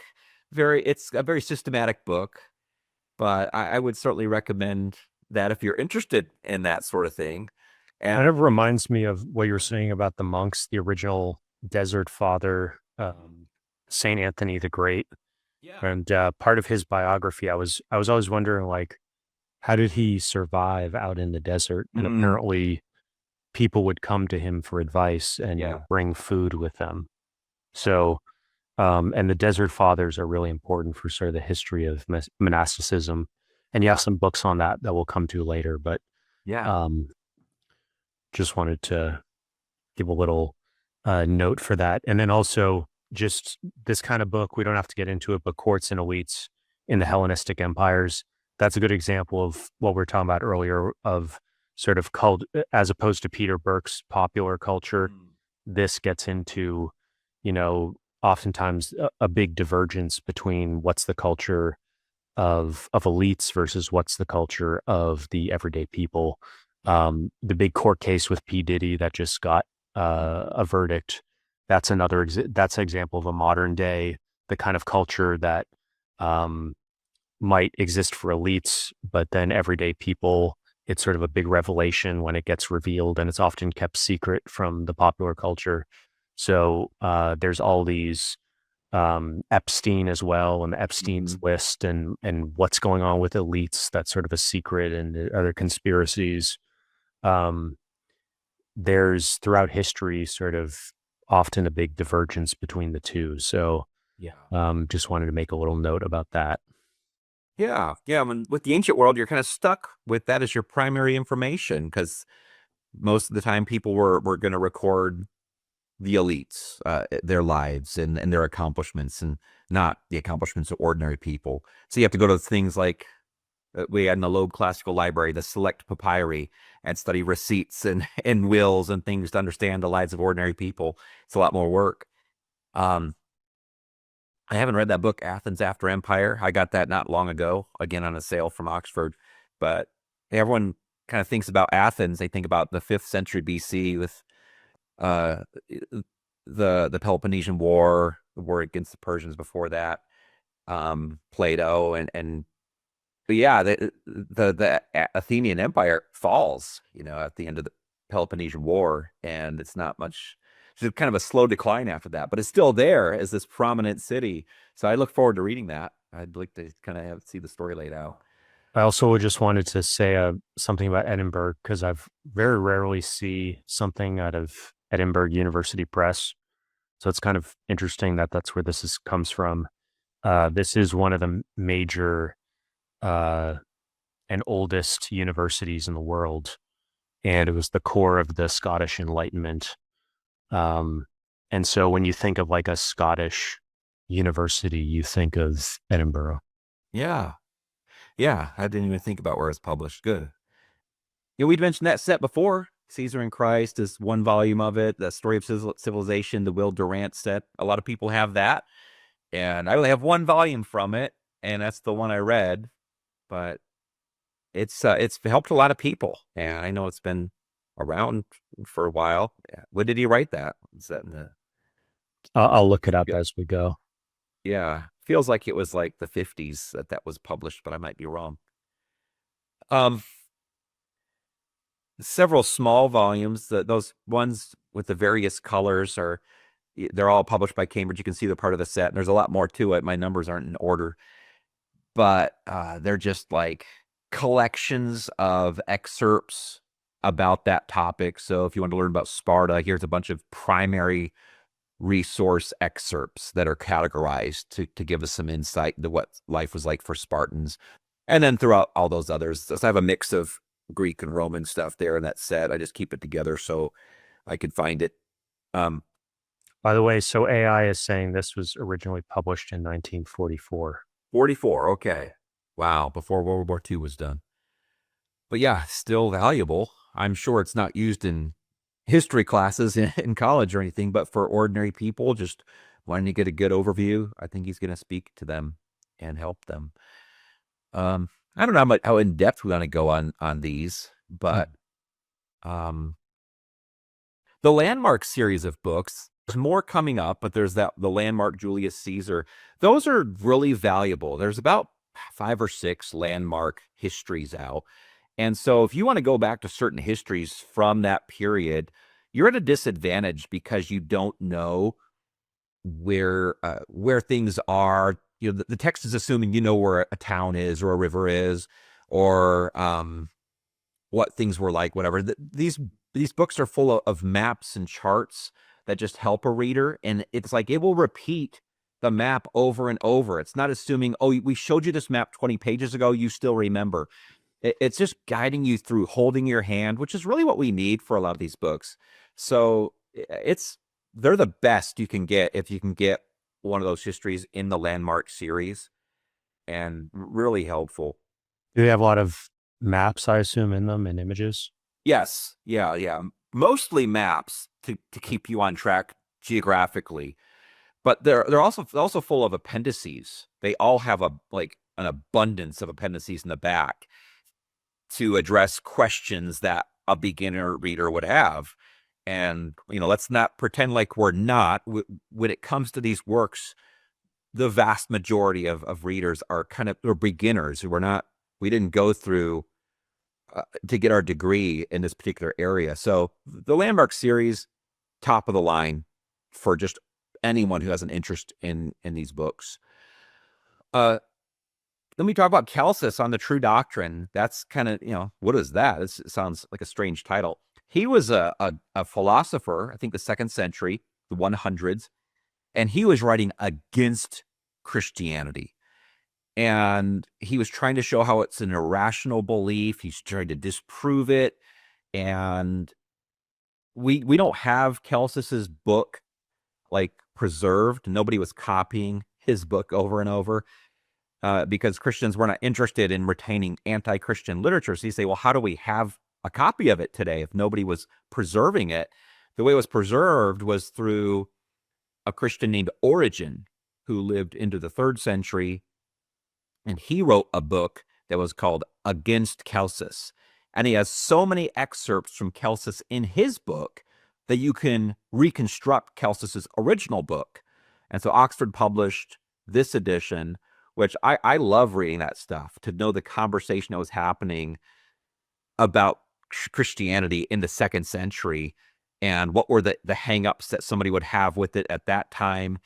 And it's interesting. Some of the arguments back then were the same arguments people would have today. Other times you're like, wow, this was an issue that he had, but nobody would have that issue today. And so it's pretty enlightening to read. I enjoyed it. I can't remember a lot of the details. I remember the feel of the book and kind of the boundaries of what it discussed and what it didn't discuss, but it's pretty unique. There's a number of books that in the original Latin were contra this or contra that, and contra Celsus is one of the famous ones. Yeah. And I have another edition of it that we'll see when we get to the other shelves. That's pretty interesting to talk about, of that book by Origen. I just have an interest in Dio Chrysostom. First of all, again, from a Great Courses course, the one on Greco-Roman Moralists. And that's where I first had a systematic treatment of Dio Chrysostom. He's just a guy who wrote orations, short works. in the second century. He was not a Christian. He was just an ordinary pagan, but wrote on a number of topics. And that what I enjoy about him is he gives you some enlightenment about the world of the New Testament, which came shortly before him, because he talks about such a variety of topics. And so you can't really read that one it's the second from the top right now, but it says Dio Chrysostom and the New Testament. And that book, I think it's published by Brill, one of the most prestigious publishers in the world. It is. That's Brill. They've been around since the 1600s, I believe. And anyway, that book goes through every time Dio Chrysostom uses a Greek phrase that's also in the New Testament or a particular unique word. It's going to show those parallels and explain how he's helping you to understand that aspect of the Greek New Testament a little bit better.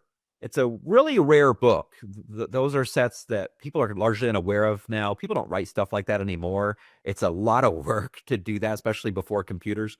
So really cool. There's another from that series that we'll have later.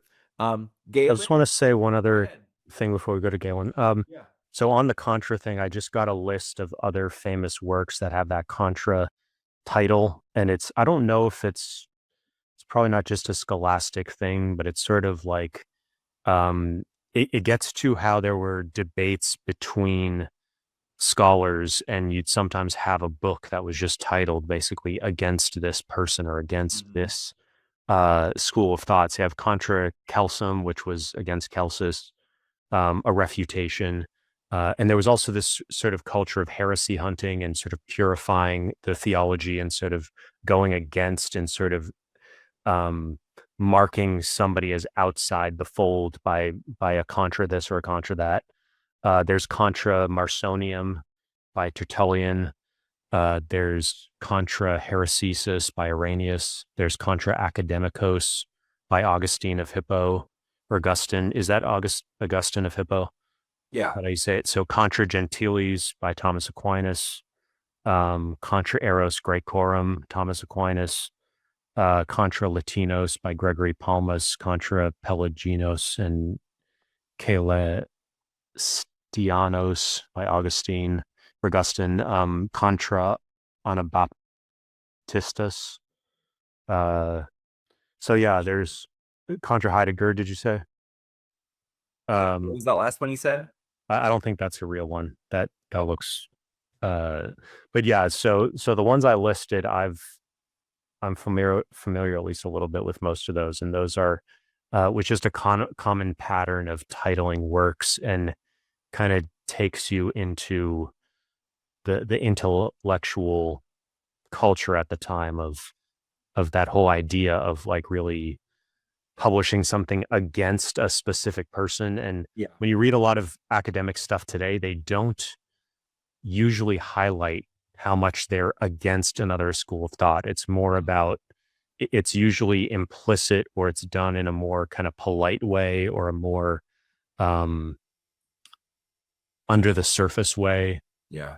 And you used to have stuff like disputations in older past centuries of academic and scholastic and other, they were much more comfortable with conflict. And now today you have like dissertation defenses, and it's very kind of a lot of pulling of punches, and it's more of a formality. So it's often interesting to sort of go back in time when it was, it was sort of more like the UFC is today, where like they were actually arguing and actually fighting and putting it all out there. Yeah. Yeah. They're very clear about it. And you could write a contra book about somebody who lived a long time before you. It's not like you have to write it because you're persuading people in your age to not listen to this current contemporary voice. The guy could have lived centuries before, and you're writing against him. And so I think Cambridge is just about to come out with a new edition of Contra Julian, which is against Julian the Apostate, who was that Roman emperor in the early 360s, who wrote against the Galileans, against the Christians. And so Emperor Julian writes against the Christians. Later, a man named Cyril writes against Emperor Julian. And they don't live at the same time at all, though. So it's an interesting culture that, you don't see that as clear anymore. I just wanted to point out that Galen book, of course, he's the medical doctor, the kind of the personal doctor of Marcus Aurelius, the famous emperor at the end of the 2nd century, which people know through the movie Gladiator. He was the philosopher emperor, but Galen was his doctor and just kind of had a high-ranking prestige in his time. And one of the interesting things, like, he had such an interest in how the body worked that he would like put on shows, and he put on a show one time where he gets this monkey, cuts him open, like pulls out his intestines, and then like packs them all back in and sews them up to like show it off. Like, check out how the body works. Did you see that? And just brutal stuff that we would be mortified by. But that book's an anthology, so it just takes a lot of topics that he addresses, collects the things he says about those topics under those headings, and he's a pretty interesting figure. I don't know what else to say about him. I mean, Well, you mentioned Marcus Aurelius, and he's famous for his meditations. That's sort of the Bible of Stoicism, and so very popular today, and has some crossover with some Christian ideas. So I think for some people, it's sort of a Christianity light. Yeah. There is a lot of similarities between Stoicism and Christianity in the ethics. Stoicism's more of a bottom-up way of thinking. Christianity is a top-down way of thinking, but There's sort of, talking about the Desert Fathers, there's an element of sort of the monastic and even Buddhist sort of release from material possessions, not of this world, of another world, sort of more of that, just getting away from materialism. Yeah, very distinctive. That book by Lucian, and we had those in the Loeb Classical Library. This is kind of known as one of the first sci-fi stories. It's just a novel about people on an adventure. But the interesting thing is, in a true story, at one point they travel to the moon, and you wouldn't think that people. So Lucian, he lives in like the 2nd century, the 100s. You wouldn't think anyone's talking about going to the moon at that time. And I don't remember the whole outline of the book anymore, but it's pretty dynamic. That particular edition, though, is a Greek reader, and I struggle to get through Lucian's Greek. I try to stretch myself to go beyond biblical Greek and find that Greek is a very nuanced language depending on the region and time that it was spoken in. So I struggle with that Greek, but if you're interested, there is a whole lot of in that particular set of Greek readers where it has the Greek text at the top and the hard to understand vocabulary, the rare vocabulary at the bottom defined for that particular page. So pretty interesting. He was that satirical writer, though. Pretty funny guy. And yeah, there's we can just keep moving. Yeah.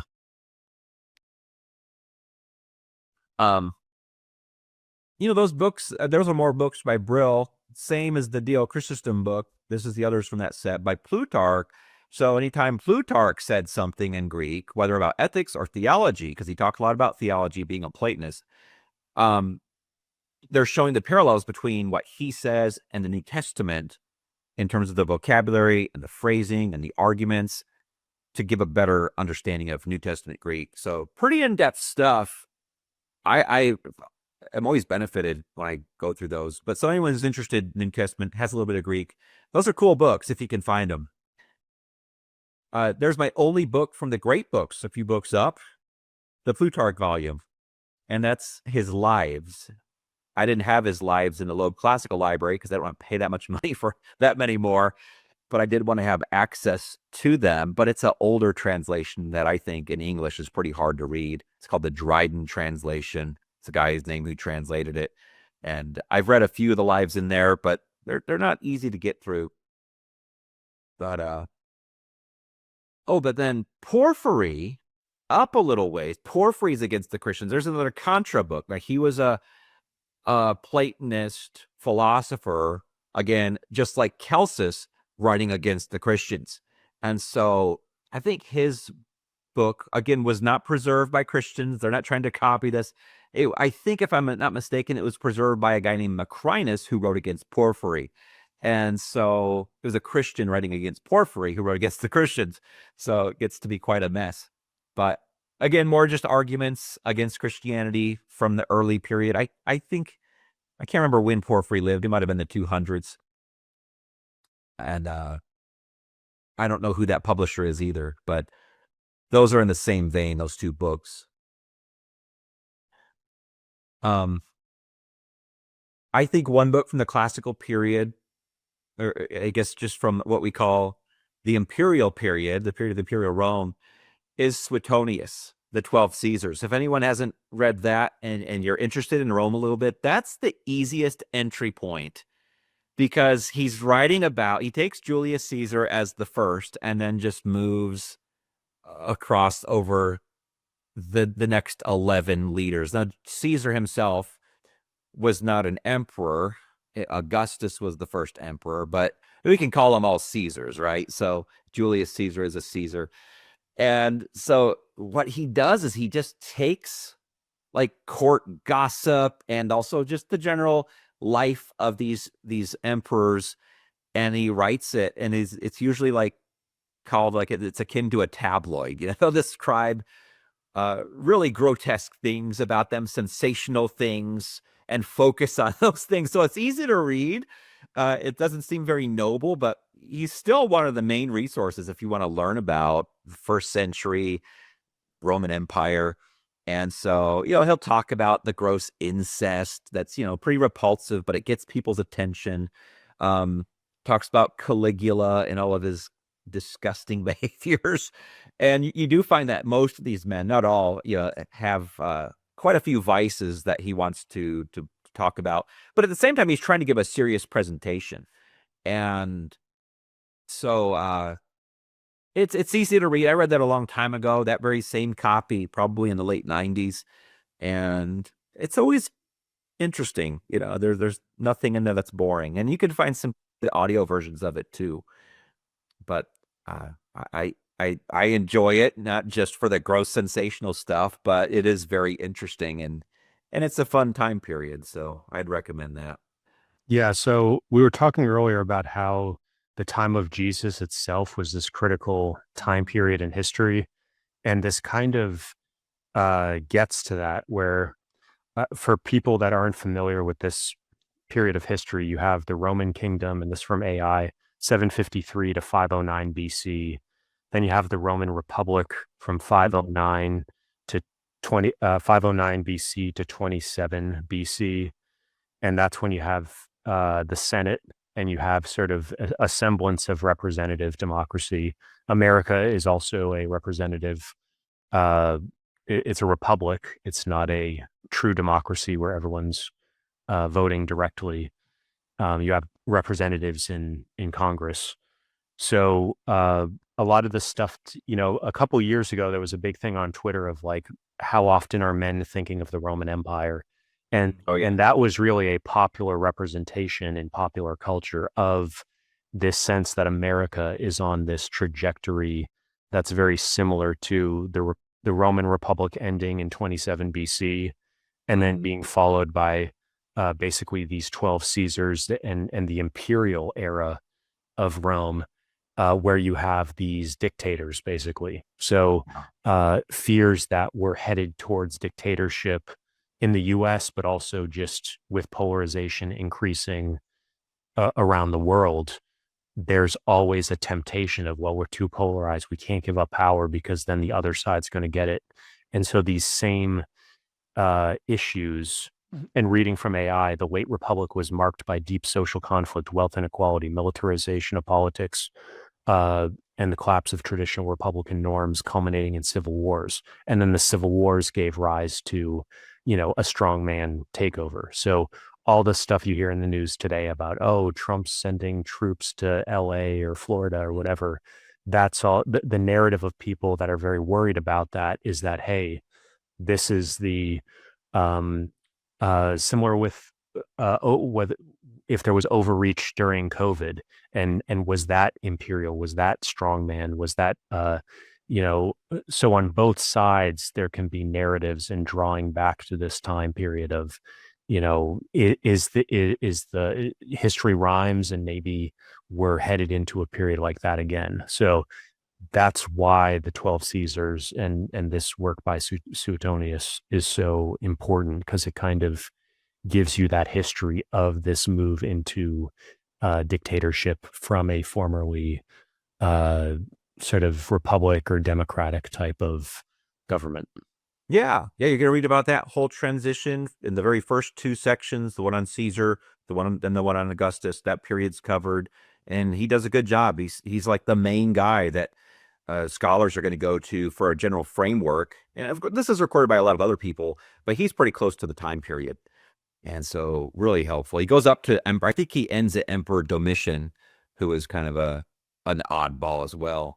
But that one set right next to it, this is, we talked about the Loeb classical set. Well, if we were really snooty and really smart, we would not own the Loeb classical series. We would only have Oxford classical text. So this set, it's only in the original language. There is no translation. And I know in decades past, the Loeb classical library was looked down on by classicist scholars as, this wimp's version. Who on earth would need an English translation? They would say. You should only have the Oxford classical texts of all the classical literature, and there's quite a few. This is the only one I own, and it's Suetonius, but in Latin, and it's interesting. I can read small parts here and there, but I usually get stumped a few words in, like, what is that word? There's also a color code for these. So the green ones here are Latin, and you can see the Latin here. There's also a sort of light blue, and then it's navy blue text. Maybe sometimes, and these are green and orange. And so the blue is the Greek, and the green is the Latin. Okay, I And didn't know that. they'll have what's called another thing that's cool about these is they'll have what's called a critical apparatus, which is sort of the description of it's sort of a setup, an introduction, and some other elements. I'm blanking on all the details, but that's something you don't see in the Loebs, because these are more meant for professional classicists, whereas the Loebs, they can be used by professionals, but especially when they were starting out, they were more for the serious amateur who just sort of wants to brush up on their Latin or Greek and wants to and needs that translation. Yeah. I don't know anyone who just wants to use Oxford classical text nowadays, but I'm sure there's somebody out there who does. I have a few of these, and I have plans to do videos on them. Cool. So I've studied them a little bit, but my language is not up to the ability to actually use them. Yeah, I wonder about that. Yeah, like I said before, like I read a chapter from the Greek New Testament or the Greek Septuagint each morning, but I have helps at the bottom of each page, which are defining the rare words. And I just think, who on earth knows all the rare words that like come up once or twice in the book? To not need these helps, I don't know. There's some people out there who are pretty gifted, and I don't know if I'll ever be at that level. But yeah, that's a cool set. That's all I have from it, and I don't know that I'll ever bother investing in any more. These are some fun books down here. Let me just recommend a few of them. Gods and Mortals is a pretty new presentation of just all the Greek myths, but retold by a scholar in a form that's digestible and told as if you're talking to a modern person. So a lot of the myths, we don't really realize this. There's not like some book from the ancient Greek world that says, here's all the myths and here's the standard format of them. A lot of the time you have to piece together the myths. And so people kind of beat themselves up, man, like, oh, sometimes I got to learn about all these mythological figures and how Zeus and Hera worked and what their story was. It's really hard to do that. So you'd have to dig through tons of resources and put together stories from strands here and there. So this is a valuable book that kind of goes in the chronological order the best you can with the Greek myths. And I would highly recommend it. I read it last year and really enjoyed it. I'm reading the next two books right now. Oh, wow. These two at the same time. I'm going through the Odyssey again, but I'm watching the course again from the Great Courses by Elizabeth Vandiver on the Odyssey, which is really good. It's only 12 lectures long, but she goes through kind of 2 books at a time. And so I'm really enjoying this narratological commentary because she just treats the book not kind of questioning the historical origins of this thing or that thing, just following the story. Why is the story told in this way? How is each section contributing to the plot? And one of the things you realize with a lot of modern scholarship on ancient books is it's been what an older generation would have called Germanized, meaning the German scholars of the 1800s had this obsession with ancient texts of trying to find out where was this part in this paragraph right here? Doesn't seem original. When was it inserted? Why was this inserted here? It doesn't seem original to us. And just tearing apart ancient works.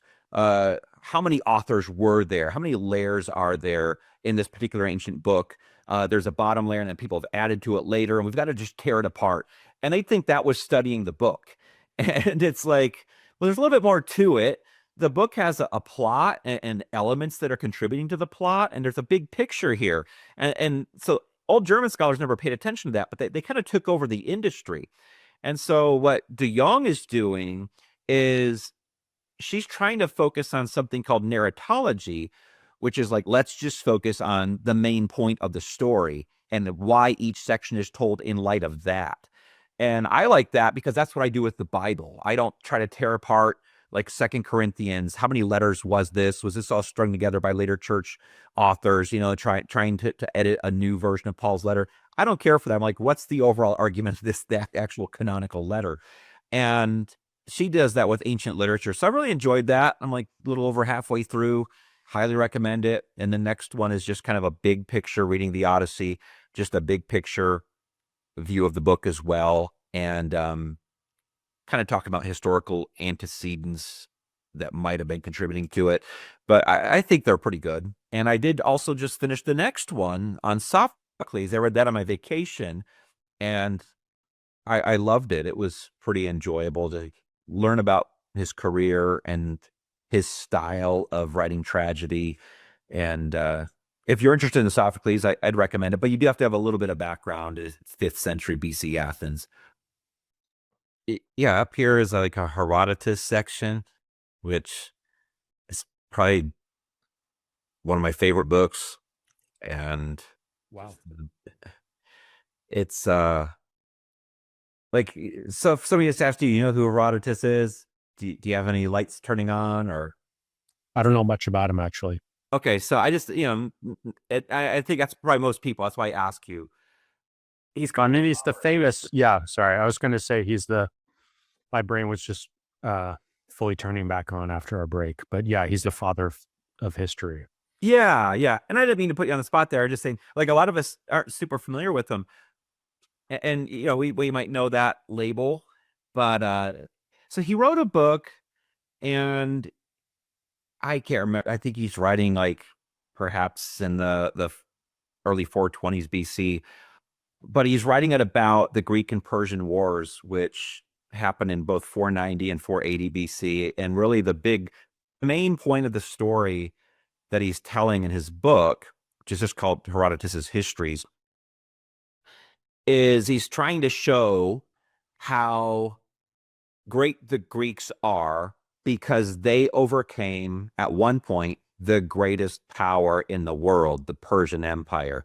And he shows like the Persian Empire was so strong, they could take down anyone. They could take down the Lydian Empire, like I mentioned before with Croesus. They could take down the Egyptians, which is a big deal. They've been around for thousands of years. He traces out all of Egyptian history to show what a big deal it was. The Persians could take down the Egyptians. The Persians took down the Scythians, this really unique group where has no actual home, this nomadic group that's really hard to battle. They took them down. And then he's like, but now let me tell you how the Greeks took down the Persians, as great as they are. And he kind of writes it in a sense to show that in this push against the Persians, Athens was the best, but what they needed to do was work together with Sparta, and they needed to be friends, and they could be more effective that way, and that's how they overcame the Persians back finally in 480. And this was relevant later on, because later in the 5th century BC, in the 400 BC, the Athenians and the Spartans are fighting each other. And that war would go on for almost 30 years. It was very ugly. And but the reason I love Herodotus is because I love ancient literature, and he embodies so much of what ancient literature was. It's told in a very unique way. Everything is there for a reason, and it's often a puzzle. I'll wrestle with a passage, like, what is this passage contributing to the argument of the book? And it's a fun practice for me because I do that with the Bible a lot, and it gives me this other way to kind of exercise that endeavor outside of the Bible, of wrestling with, why would an ancient person talk like this? What's his point? And at the same time, it's a very entertaining story. And so I've tried to get other people interested in it. They're not. So I've never been successful. I got somebody to start reading it one time who really loves reading. And I said, hey, there's this great book that's been really profound in its history and how it's been received. And it's Herodotus's Histories. And they were only able to read probably the first or second book. But when you pay attention to it, it's great. So here's the suggestion. If anyone's interested in Herodotus, again, the Great Courses has a course on Herodotus, and it's by Elizabeth Vandiver. It's 24 lectures long. I listened to it 3 times. It's so good. And she really helps you get a grasp of what the book's about. And there's also reading guides. I have 2 reading guides right there, one by Hamill, another by Sheehan.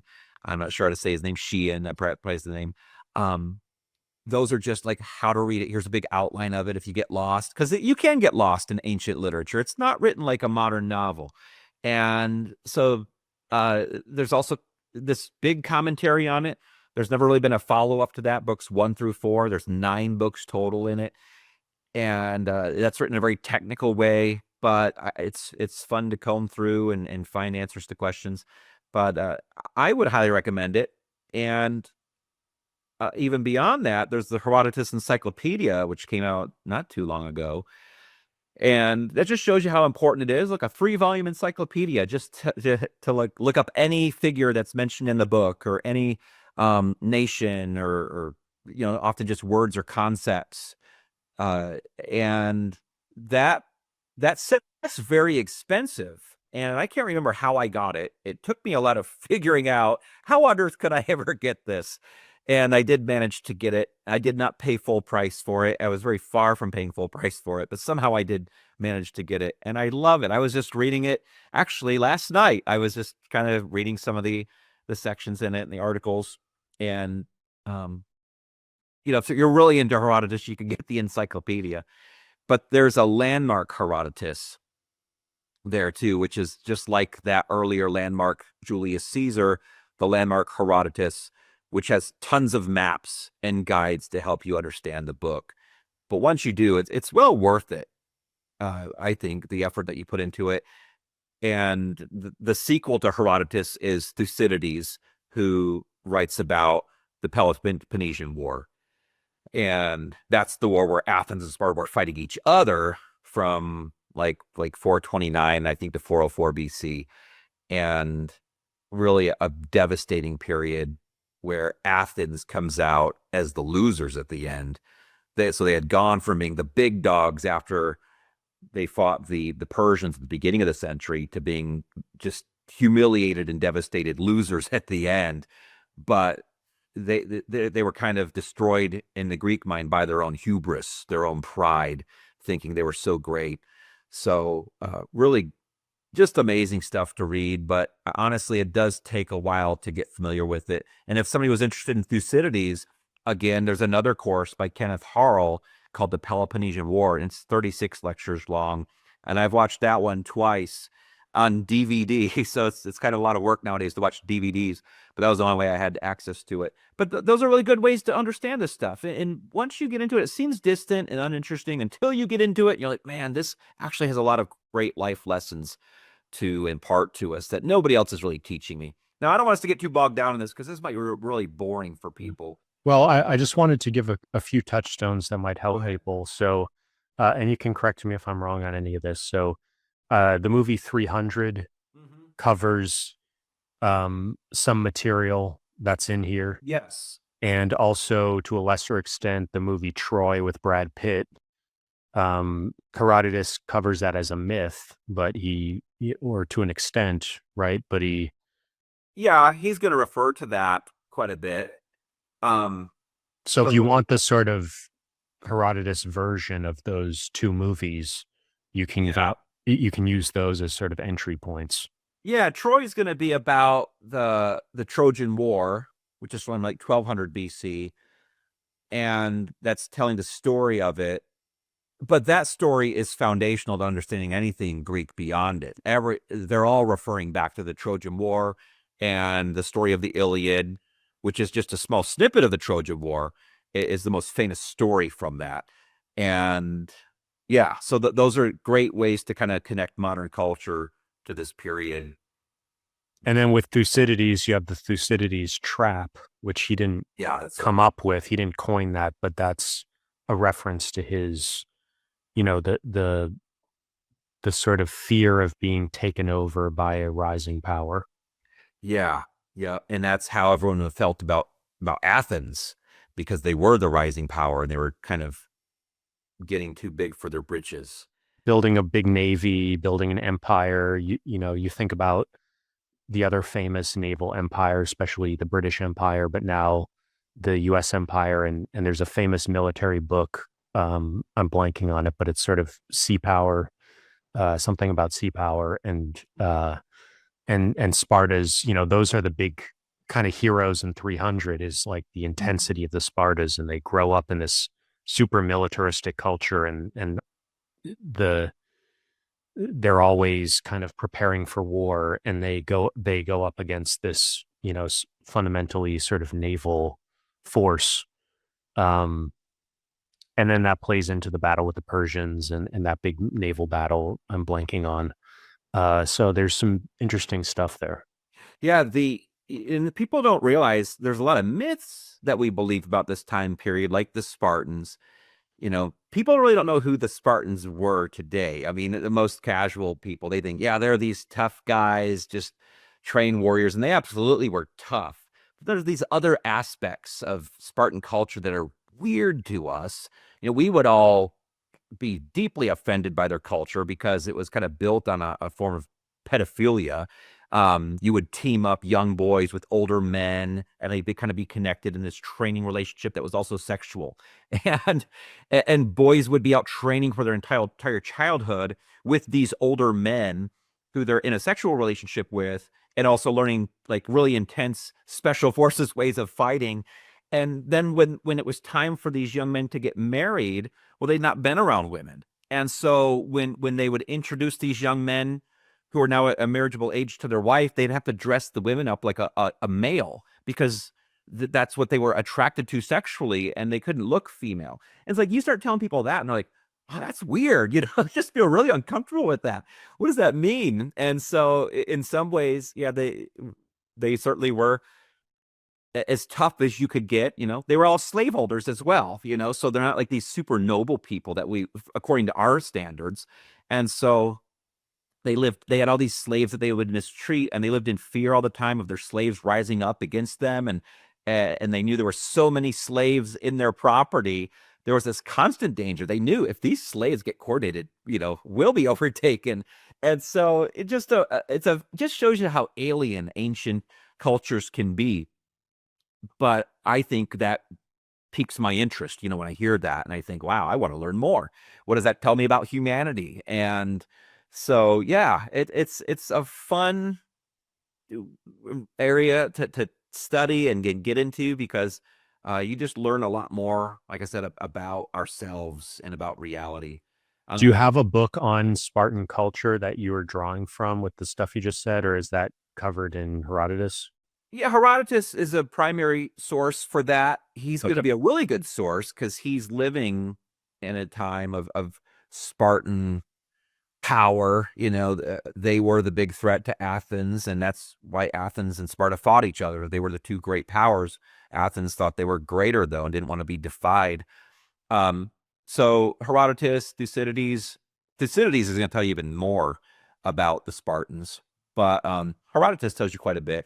And after the Spartans decline in their influence and power, you just start to have the myth of the Spartans developed even in the ancient world. So by Plutarch's time in the 2nd century AD, there was still a Sparta, but it was a shadow of what it once was. And they would still just talk about the old Sparta from the days of Herodotus and Thucydides and talk about how tough they were, like I mentioned earlier in our talk.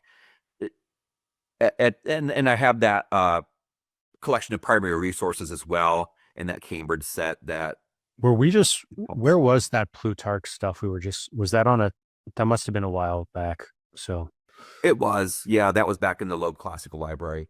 So these are all, oh, there we go. And I don't remember which one. There's sayings of the Spartans. I think it might be book 4 of the Loeb Classical Library in terms of the Plutarch ones. Plutarch 4. It's going to be in the green section.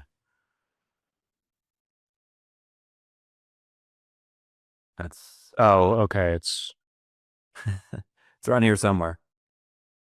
Yeah, I think it's the 4th one that has the sayings of the Spartans, and so it's going to be these collections of sayings of Spartan women is the one that really exaggerates, because if your women are tough in the ancient world, well, you must be really tough, because the Greek way of thinking was that women were not very significant.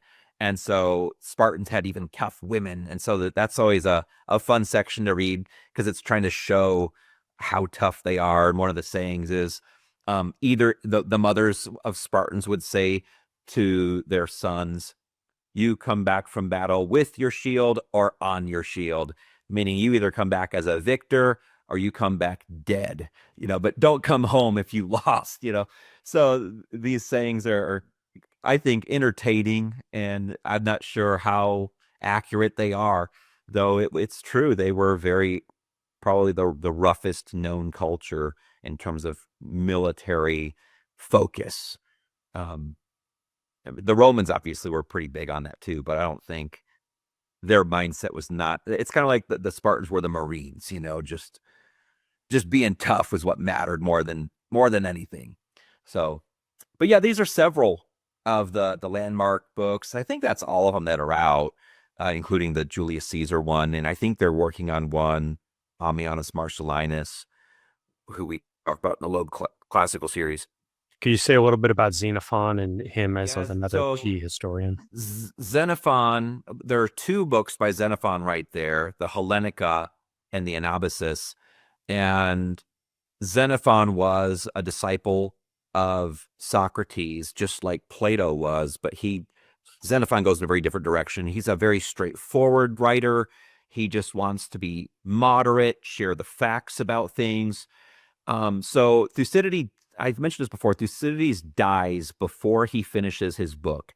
He dies while he's recording the year 410 BC and doesn't complete his work, because the war actually ends in 404 BC. So he wrote such a great history, though, that everyone wants to know the rest of the story. So Xenophon picks up right where Thucydides left off, as if he's continuing the same paragraph, and that's the Hellenica. He records the remainder of the Peloponnesian War between Athens and Sparta until Sparta has their victory, Athens has their bitter defeat, and Athens is humiliated. But it doesn't end there. There's just a continued confusion of wars and alliances. And eventually, if it's ironic, is the Spartans are joining with the Persians, which is ironic because that's who they were all fighting against back in the days of Herodotus. They're joining with the Persians to fight against the Athenians later in other groups. And so it gets really confusing to tell the story. And Xenophon tells it, and it's so good to have the Landmark Xenophon to help you through it. And it's a difficult period.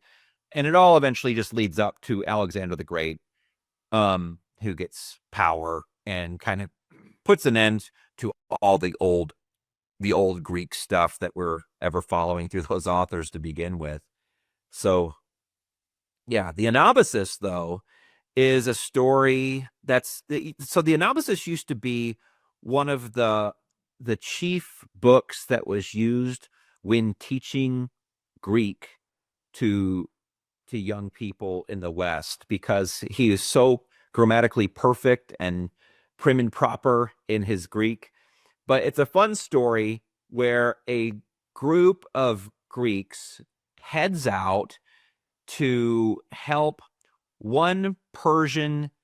So there's two, I don't want to get too confused here. Two Persians that were brothers who wanted to have the throne of Persia.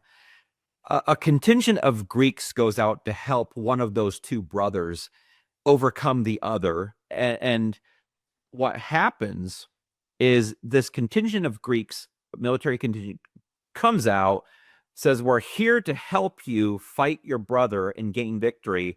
But right at that moment, the brother they were going to help is killed by the other. So they're like in this awkward position of, whoops, we better get back home because we were just about to help this king's rival have victory over him. He is not going to be friendly toward us. And the anabasis, which is a word that just means the going up, it's their trip back home, which is just full of adventure, misadventure, challenges that they faced, just a long journey walking from Persia all the way back to Greece. And it's easy to read and it's enjoyable. So I would recommend that one to anyone who wants just a fun story to read from the period and a glimpse of that culture. It's kind of interesting that there's multiple different publishers for these Landmark books. Yeah, I've never understood.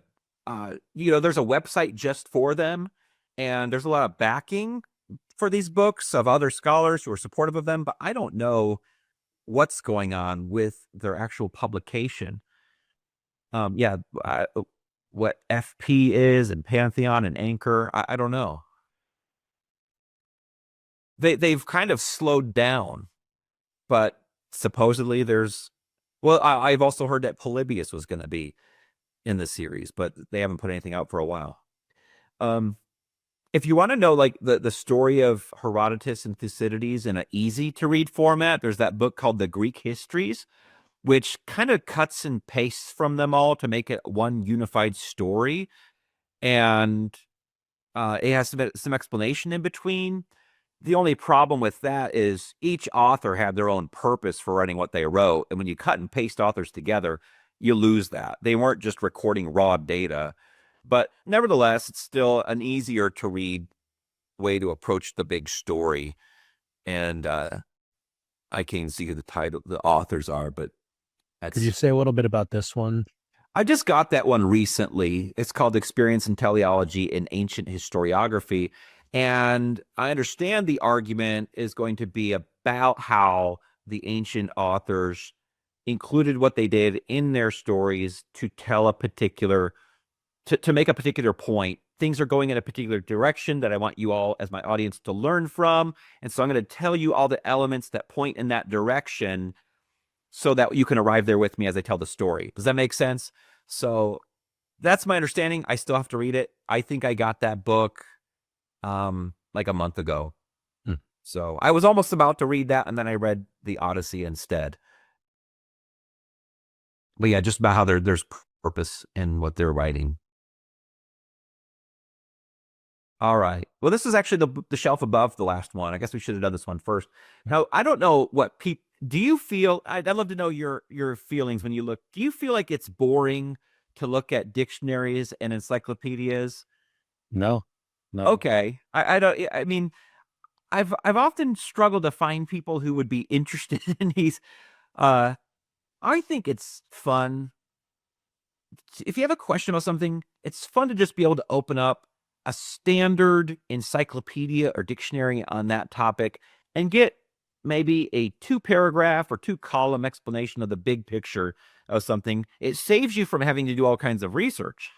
And so the Oxford Classical Dictionary it's been a pretty standard work over time, but they don't print it anymore. There's no more editions to come after the 4th edition. And this is the direction a lot of books have gone. It's now all online. So that's very logical because if it's online, you can keep updating the articles without having to run through a printing press. and it's covering the classical period, Greece and Rome. And I like having the print edition. I can't say why. I just feel like I learn better through print if I'm able to actually flip the pages, read print on a page, look at the bibliography underneath, maybe do some cross-referencing, or maybe you just be randomly inspired by a neighboring article. You're like, well, what's that over there? I feel like that draws my attention so much more than when I just look up something on the internet. That just might be me, but when I'm on the internet, I don't feel that focused. I'm just skimming usually, and so it's a different experience. But if you can get the fourth edition and you like to have physical media, that's a pretty good resource still. It's not like they're doing massively new discoveries in the classical period outside of archaeology. And so that's a pretty good one. And then there's the Oxford Dictionary of the Christian Church, which that was published, I remember, maybe 4 years ago, the fourth edition of that. And it used to always be 1 volume. Now it's too big, and it's 4 volumes. And obviously, whether you're a Christian or not, this is a pretty important, I mean, this is very historical. So it's covering the whole period, 2,000 years. What's the church been up to? Who are the major figures? What have they done and contributed? And then the Dictionary of Late Antiquity, which is going to kind of pick up after the classical period. Late Antiquity is like, I don't know, like 200 to 800. And it's a very transitional period of history, very important. And to be able to look up stuff in these dictionaries, I think it's fun. I'll just pick them up and look through them for 10 minutes sometimes and put it down. And you don't have to have a huge commitment. And it just often gets you thinking about different things that if you're interested in that particular subject. And then there's the Oxford Dictionary of the Middle Ages, which is 4 volumes. And that's more just well-rounded all the way from, I'd say it covers from like 500 up to the 1400s, sometime the 1400s. And that set, I got it for $80. But I think the list price at the time was like $1,000, if I remember correctly. Wow. And I'll bet the 1,000 was not that binding. I'll bet it was a nicer binding because that's more of a laminate, cheap binding. But it's again a fun set to look through. You just have to keep going back because there's 4 volumes. You're like, oh, I want to cross-reference to this other volume. You got to keep picking up different books. And then after that is the Oxford Encyclopedia of the Reformation, which that comes after the Middle Ages. I had to have somewhere to put it. And I think in terms of depth, I just really enjoy this. There's so many times where I've had questions answered about the Reformation, which is a pretty complicated period. Obviously, since there's a 4-volume encyclopedia on it, there's a lot to it. And it's a lot more than just Martin Luther in 1517 nailing the 95 Theses to a church wall in Wittenberg. It's a really important period that affects the modern world in ways that I think almost none of us recognize. And so, I mean, I could say more about that, but that stuff comes up later. These are just general topics. Oh, then the Encyclopedia of the Enlightenment. This is Oxford as well. That's really good as well. I love having that. It's helpful to read about the figures and just get a summary, because the Enlightenment is a difficult period and you can get so lost when you're trying to read about it and who's who and what do they do, and to have something like that is enjoyable. But again, I think a lot of people get bored with that stuff, and I think the question is just, do you have questions that those books would answer? And if you do, they're fun. If you don't, you probably wouldn't be interested in them. There's and also it's okay, because just because you don't have those questions, you probably have other questions that are really good questions as well, just from a different angle.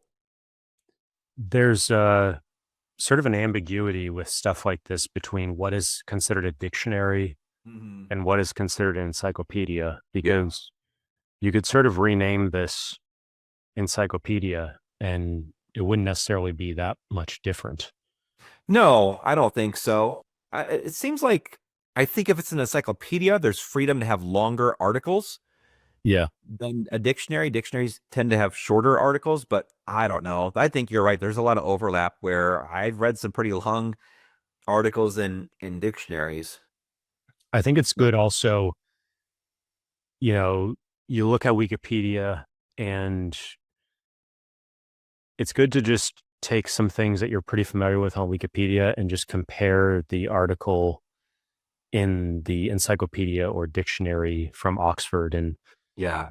for this, the publisher is really important because Oxford sort of goes out of their way to publish this kind of stuff.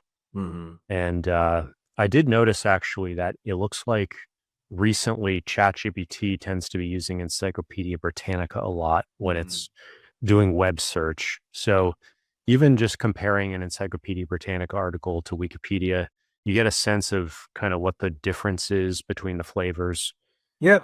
and that can be useful. And then the other thing I like to do with dictionaries and encyclopedias is I think it's a good way to test your knowledge of a large body of knowledge. Like you pick a few articles inside here or entries and you just read them and you ask yourself, how much of this did I already know? Mm-hmm. And then also if there's an index or a list of all the articles inside, which generally with an encyclopedia, they'll have a list of all the articles. For a dictionary, not necessarily, because there'd just be too many and it's more about a large number of small entries, not a smaller number, relatively speaking, of large entries. But you can sort of read that list and get a sense of how many of these items do I recognize. Mm-hmm. And that gives you also a sense of how much is there about the Middle Ages or the Reformation that I just don't know anything about. Yeah. And so it's a nice way to give yourself sort of a standardized test in a way that it's otherwise hard to measure your own knowledge about something. That's a great point. Yeah, because a lot of times we are overconfident because maybe we watched a YouTube video on something. Well, I know all about it. And I think too, one of the shortcomings with AI is we might think, well, I could just go to AI to ask it about this person or this movement. And you could, but you usually on your own don't know the right questions to ask, if that makes sense. Like you're just starting in something. And so you might have one entry point, but you don't know where else to go after that. But when you go to one of these encyclopedias or these dictionaries, you read the article and you're going through the article and you're realizing certain words in this article are bold or there's an asterisk next to them, meaning that they're an important figure that there's another article about. And so that's one of the things I should, if I want to learn more, go more in depth on this particular paragraph, I've got to turn to that guy. You wouldn't know that. ChatGPT right now, it's just pretty straightforward and basic. When you ask it questions, so much of its response right now, and it may improve later, so much of its response is repeating your question back to you. And it's like, I tell it now, like, okay, just tell me in the most concise way possible an answer to this question. And, but anyway, I'm saying it's a lot of it's not as helpful. I think it will be someday. It'll get better. And I will admit some of these books could be totally useless someday in how awesome AI becomes. But for right now, I still enjoy them. And a lot of people don't even think, uh, is who are some figures from the Enlightenment that I should know about to talk to ChatGPT about? But you do know that when you see this set, you're like, wow, I don't really think I know much about the Enlightenment. I'd like to peruse that and look through and get some ideas of what direction I should go if I want to learn more. So I don't know. There are pros and cons to everything, but I'm a big fan of the print media still. You also see this outline here. Can you say anything about the outline? I can't even remember now. When I go through it, I just read the articles. I forgot that there is some kind of an outline in the They don't always have outlines, but that I just noticed that, and that's kind of like a key thing that you'll see in the back of some encyclopedias. Often it won't be advertised like this. This is actually pretty unusual to have it on the spine. So that makes me think this is a pretty new encyclopedia, which when you see the photos, the illustrations like this looks newer than like these ones. Although it may not be. But yeah, some encyclopedias or even handbooks, Oxford handbooks, will have really good appendices. Sometimes there's an outline, sometimes they'll have timelines in the back. Yeah. I think the Oxford handbook of some philosophy when I was looking at had it great set of parallel timelines Mm. of philosophy, and it wasn't really advertised anywhere. They just sort of stuck it in the back. And so there's sometimes great treasures in the appendices of these reference works. And so you generally look at the last volume of it and flip to the very back and just see what's going on. And see, like you described that outline of philosophy and the timelines, you would probably never think to ask ChatGPT, hey, I'd like to see this particular outline and these two compared. Like, it's interesting, but unless you've been in the subject, it doesn't occur to you to ask that question. And so people who have been in the subject know what's significant. And when they write these books, they're going to put that in there. Like, this is a great tool. Here's a great resource that would help you break things down. So, I want to say one other thing right. about, with AI. Yeah. I teach a program on AI, and I'm a pretty advanced user of it.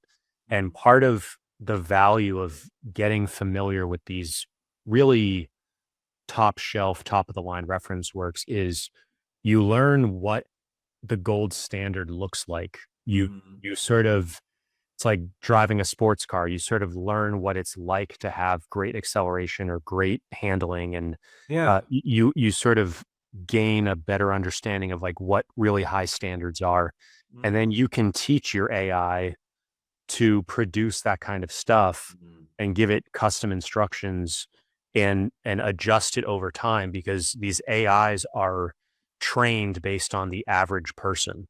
So Mhm. if you want like the cream of the crop type of content, you're actually going against its training and giving it an alternative training.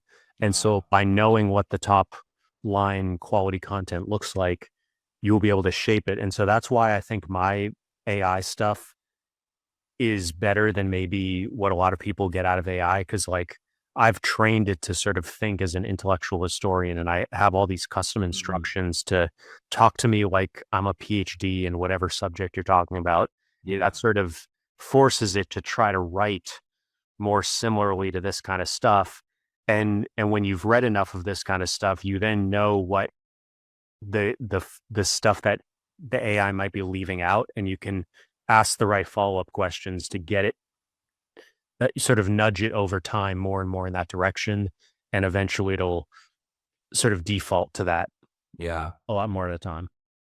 Yeah. So that's great. Yeah. A lot of people aren't aware of that. They're thinking there's only one way to talk, and that's how ChatGPT is talking to me. And this is all I need. I don't need to go beyond this. And so, The other yeah. thing is that the AIs don't have access to this. A lot of people think, oh, AI has access to everything. These are not freely available, Yeah. generally speaking, on the internet. So the highest quality content is still behind paywalls. And unless the AI companies pay to license it, which as far as I know, they're not doing, you'll Mhm. still find that most of the time the entries in these kind of works are of higher quality, they're better sourced, and they have just ideas that AI doesn't have access to.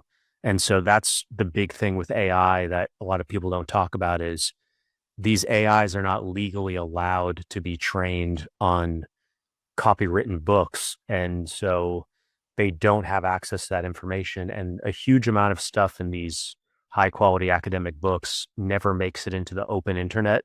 And so the AIs never could train on it. And therefore, the AIs don't have access to it. So you Mhm. can't just, even if you wanted to, even if you sort of perfected your custom instructions on your AI, it still wouldn't be able to get to this level because there's so much academic stuff still behind the various paywalls that exist. Yeah. Yeah. You have a great grasp of it all. Yeah. And I suspect someday things will change. I mean, it will have access. Scholars will write things in such a way that it's going into an AI system somehow. I don't know how that will look, but for right now, I think this is enjoyable. And as a person born in 1978, that's when I was born, I think that I'll always just prefer print because I like it better. I'll be that grumpy old man, but uh, AI is a great tool. I use it every day for one reason or another. But yeah, it's I don't know. I just like print. Uh the rest of the stuff here is kind of miscellaneous. I mean, the Encyclopedia of Ancient Greece, that's like a coffee table book from a bookstore. It's fun to flip through. It's not some grand publisher. I don't know who that publisher is, but it's fun. And uh, those Greco-Roman associations books are just some scholarly books. I got them for a good price, but I'm interested in associations, which are kind of a weird phenomenon that I guess they still exist in different ways. Just the same way that you would associate people together. So they find an inscription of people who met at this particular spot to worship the goddess of fortune, Tuke, and what their rules were for their cult and all that. Or a lot of associations back in Greco-Roman times were there's a big concern back then that somebody would bury my body when I die. So you'd like pay your dues to a funerary association. And their goal was to make sure that when you died, you had a good burial. You did get buried. You did have some kind of a monument. There was a particular ritual done, whatever you wanted. And so people would kind of pay in to these associations. And that was a much bigger deal than it is today. But yeah, I'm interested because, Christianity in a sense was like an association in that same world. But there were a wide variety of associations. So not that that's super interesting to people, though. When you're talking about associations, are you talking about, because I thought Plutarch's Lives, when you said that, of kind of comparing things from two different.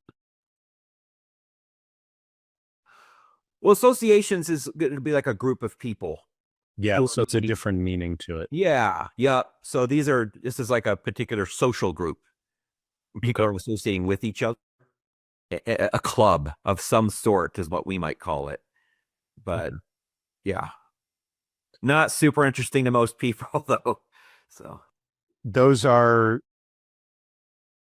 associations that exist today, but also ones that existed at the time, or just... Oh, that's just strictly from the time. So that's going to just be finding like inscriptions that were made by the associations. They put the original Greek, they translate it, and they give some commentary on it in that book, in those two books. So yeah. So do they tend to be associated with institutions, or? From what I remember, it's just they're more localized groups. I don't think those books are not highlighting like the Temple of Apollo in Delphi and the priests associated with that necessarily. It was more ordinary people, their mystery religion group, and what we might know about them, the very little that was recorded. And a lot of it's fragmentary. Just have like a few sentences. So the commentary is like guessing what this group of people met for. But yeah, it's I was going to say, I looked up in AI while you were talking the meaning of this BZNW, and apparently it's German. And I don't even really want to try saying it because it's too much, but it's a prestigious scholarly monograph series published by De Gruyter. Yeah. And I guess, what is the use case for this, especially in a Christian studies context, or What do you mean use case? Like, this seems like a reference work. So where it is, okay. It's why do you go to it? And so I love this kind of stuff just for fun, like just to familiarize myself with it. So it's at my house, which means it's not at my church. So I'm never like flipping through it like, oh, I need this right now. But to go through it puts you in a different mindset. I love to just be more familiar with what life was like at that time. And so you're exposed, like I said, so take the funerary thing. That people thought it was so important that they had a proper burial. They would bind themselves together in a group. This is the funerary group of our village. We all put in our dues. If we fail to put in our dues, we might not get a proper burial when that time comes, because the time for my death could come where I die along with my son, who's the only other person living in my family. Or who's going to bury us? We've got to make sure. So I would never think about that, but that becomes a big concern on the minds of people back then. And so you can remember from Antigone, the Sophoclean tragedy, the big concern is Antigone wants to have a proper burial for her brother. But he's, by law, he's not supposed to be buried, like Cleon's law. And so you can understand that a little bit better. Yeah. Because you're like, wow, that was it really important to people. They weren't these overly spiritual people who said, who cares about the body? The soul is all that matters, which is kind of the perspective that some people today have. And why there's such a lean towards cremation today. So these are kind of small questions, but I enjoy thinking about them. How did you discover it originally? I think I came across that in a footnote when I was in seminary. That's what footnotes, man, they're so bad for your budget, because you're like, wow, that's a great idea. I'd love to go deeper into this book that's in the footnote. Footnotes and bibliographies, man, they can really take a toll. So check out this ancient geography section. I have not read Strabo all the way through or anything, but Strabo lived, I think, in the 1st century, and he wanted to describe the world for his fellow Romans. And so he writes this book that just describes the people and the places around the world, the features, the rivers. And he's not the first. Eratosthenes was first, which is further down at the bottom, but we don't have Eratosthenes' work. We only have quotes from him in later authors. And Eratosthenes is a Greek geographer who actually was able to calculate the circumference of the Earth, and he was fairly close. I can't remember what his figure was, but it was pretty close. I don't remember if it was like 24,000 miles according to our measurement, but it was something close. And he did it by measuring shadows at different places at different times of the day. And so geographers thought, though, that they were doing a lot more than just geography. They felt it was like a contribution to philosophy. And that's not how we would think about it, but that's how they felt about it. Strabo has a pretty big introduction where he's describing the importance of his endeavor.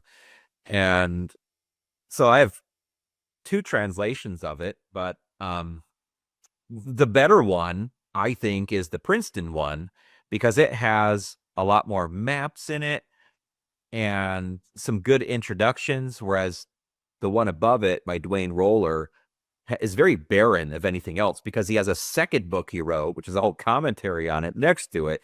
And so it's kind of a labor, though, to go between the two. And but anyway, I don't know a lot of people who are interested in Strabo, but it's an interesting phenomenon to know that in a time when you couldn't travel, these men were trying so hard to find out what the world around them is like. I mean, you can travel, but it's pretty limited. You're not going to get to all the places you're describing. I looked up the measurement. So his estimate was 24,480 miles, and the modern value is 24,901 miles. See, isn't that amazing? Could you imagine figuring out how to calculate? So people always want to say, in ancient times, everyone thought the earth was flat. Well, clearly that's not true. I mean, as far back as Eratosthenes, what does it give for his years? Did he live in the 300s or 200s BC? Yeah, around 240 BC. Okay. So I think that's remarkable. I mean, to me, it's fascinating. Let me also give the kilometers for people that are using miles. It's 39,375 kilometers is the modern, is his estimate, and then 40,075 kilometers is the modern actual value. So it's a 1.7% margin of error. I think that's awesome. To me, that's so impressive. But that volume of Eratosthenes is not very readable because it's just fragments. So it's not like you're reading his book straight through. You're reading what remains. It's Loeb. You have that in the Loeb? No, I don't. I don't have it in the Loeb. I didn't think it was. Yeah, I don't know if it is. The original Greek of Strabo. And Loeb sometimes does fragments, as we've discussed. So. Oh, yeah. Oh, you mean of Eratosthenes? Yeah. Yeah, I don't think there's anything of his in the Loeb. Strabo is in the Loeb. And I thought you were talking about him. You don't have his either though in the Loeb. No, I don't. Yeah. Like I said, I've not wondered a lot about the original Greek Strabo or anything, but Okay. he's interesting. And then just recently, there's several other geographers whose work is not contained, it has not been passed down in whole, but they're quoted in a variety of other sources. And that's what that Geographers of the Ancient Greek World has. It's like all of the shorter excerpts that remain in other authors, but collected together with commentary on them.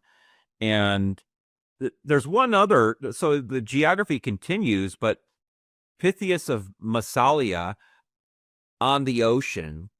So he's able to go up. If I remember correctly, he was able to go up on, goes out on the Atlantic. You might look this up on ChatGPT. He gets so far north, he sees ice, and it talks in his book about the sea was breathing, as if like the ice is going up and down on the ocean, and he interprets this as breathing of the earth, the sea underneath the ice. And it's just amazing to think about these guys traveling and describing these areas in a time when it was so hard to get anywhere.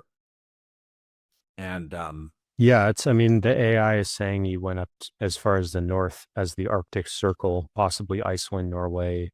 Yeah. Does it say his years? 320s BC. Yeah. I mean, I think that is really cool. The world would have been so fresh to those guys. They had no clue what everything was like, and they're just out there looking around. And so to me, if you put yourself in their position, the excitement there would have been in just thinking about the world, like what is out there. We feel like we know it all. We have a globe in our house and can look at everything. But to imagine a day when it was such mystery, you don't know at all what's beyond your own region. I think that's an exciting thought. But I think some people are still going to be confused as to, why read about this stuff? What value is there that you wouldn't get from just a modern or contemporary geography textbook? Well, besides that, the spirit of exploration. Besides that, that's a world that I enjoy learning about. And so if I'm thinking about the travels of Paul and I want to know about Crete from an ancient perspective Hmm. and the people of Crete, I can read about them in Strabo. And so, like the Apostle Paul talks about the people of Crete having a reputation as liars and dishonest people. And you can go, okay, well, what does Strabo tell me about these people? How solid was that tradition or reputation? Does he repeat that, or is that not something he's saying? So I think that's an element that people, because maybe in geography today, that's maybe more relegated to anthropology or Yeah. sociology, but geography was a more all-encompassing discipline in the ancient world. And so it wasn't as sort of desiccated and dried out as it is today, where it's sort of more just facts and figures and CIA fact book. Yeah, you're right. Yeah, it's very dynamic from the ancient perspective because you're also talking about the people who were there. Yeah. And you'll talk about special big events that happen in that time and place. So Pausanias, which I only have one of his volumes from the Penguin series, The Guide to Greece, he records all kinds of fun stories. He was writing in the 2nd century as if he's a tour guide.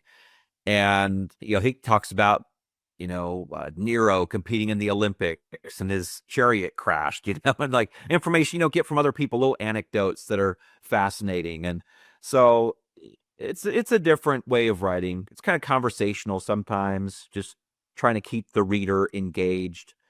But this is all more just regional stuff. And then some random stuff at the end that I don't know where else to put it.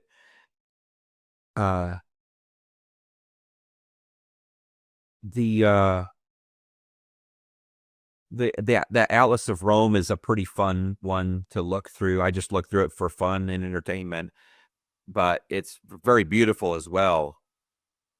And what I liked about it was the history of previous atlases of Rome and how long it had been since they'd done one and how much more accurate we could be now than the previous atlases. So does this ribbon help you pull it out? Yeah, it does. That's what it's there for. Isn't that interesting? Yeah. At the end, there's some of those. I think it's Osprey is that publisher. Have you seen these books before? They do a lot of military. Yeah, yeah, all military stuff, battles, armor. Um, that Age of Charlemagne one isn't really named after a particular battle, and it does have just general stuff, the clothes they wore and things like that. But yeah, it's interesting. And these would just be different series of books. So Yeah. isn't the Men at Arms sort of like a little, Yeah, their encyclopedia, clothing. yeah, sort of like the DK books, but expanded. Yeah, yeah. But I think those are fun. Now there's so many great videos that you can find on YouTube of military history, like Kings and Generals and other channels like that.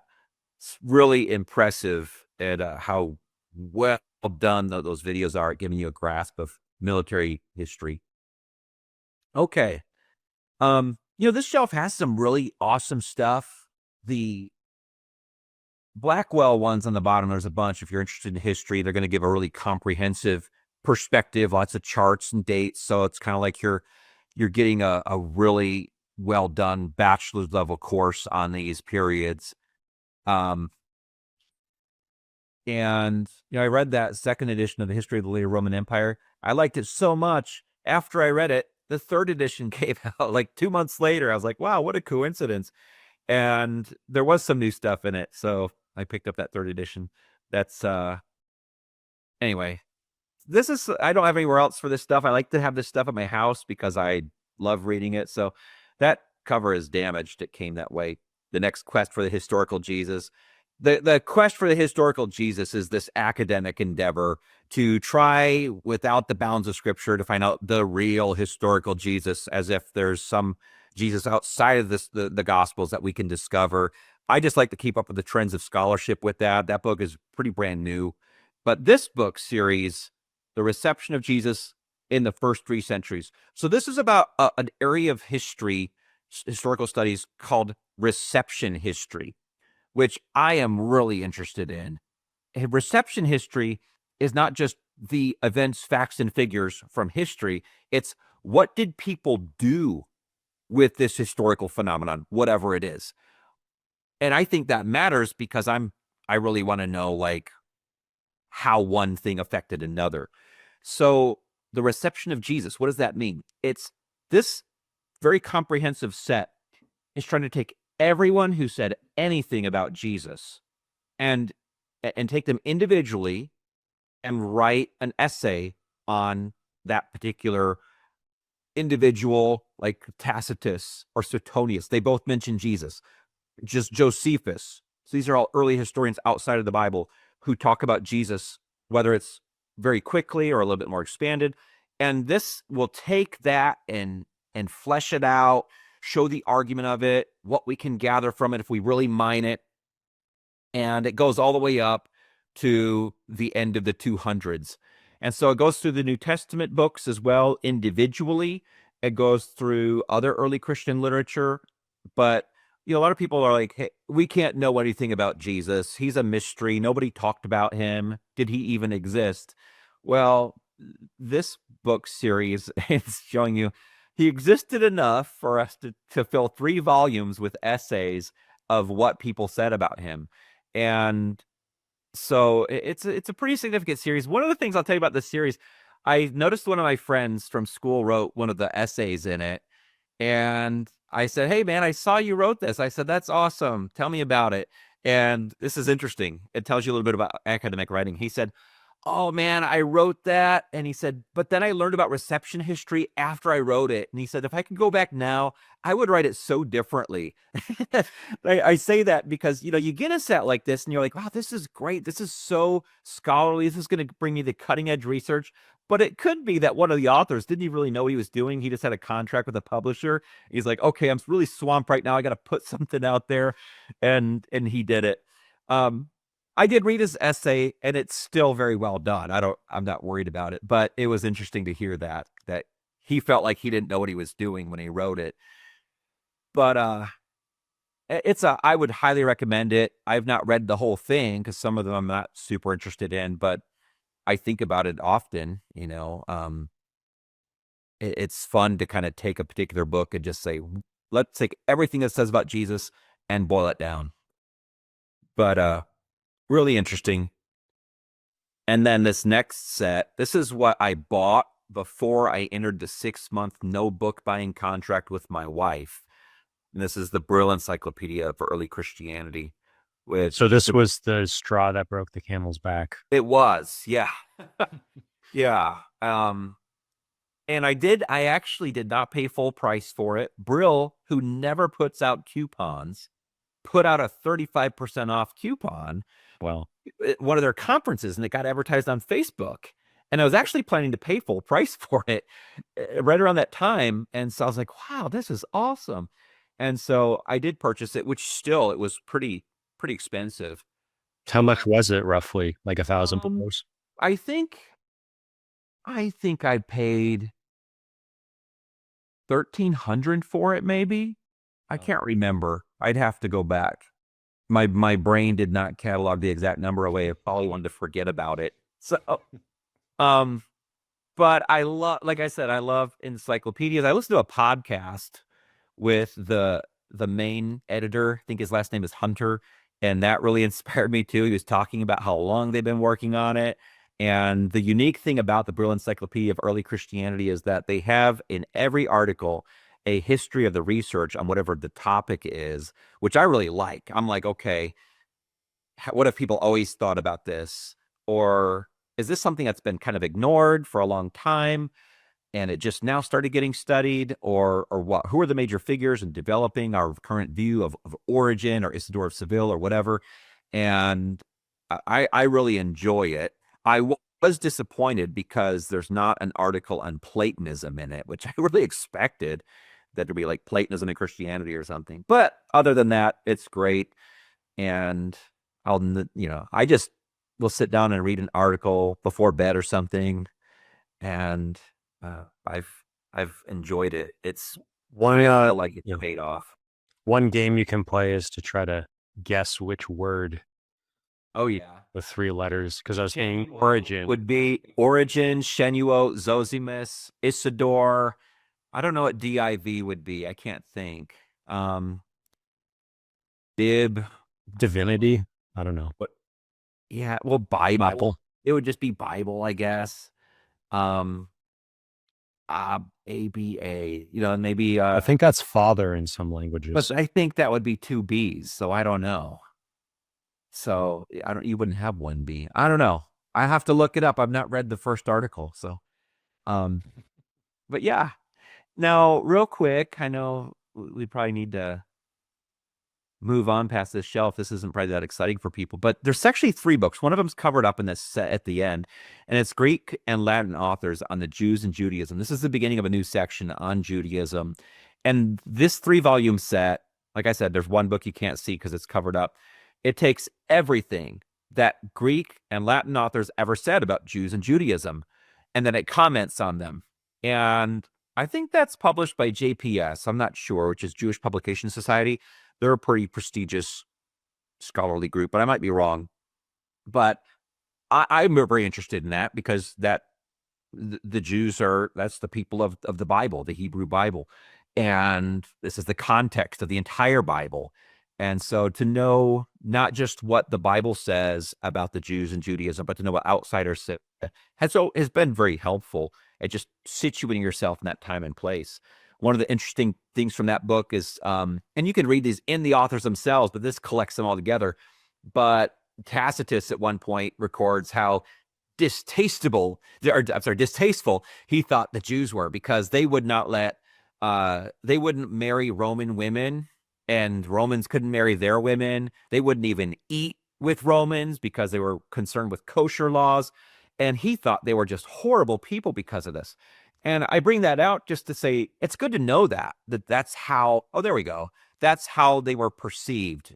I'm sorry that it's so blurry. Do you know what these things say? From Herodotus to Plutarch, from Tacitus to Simplicianus, which is a Neoplatonist, and then its appendices and indexes. Sorry, it's so blurry. I guess I moved. But Um, yeah, it's I think, and for people that are more secular watching this or come from another tradition, I think yeah.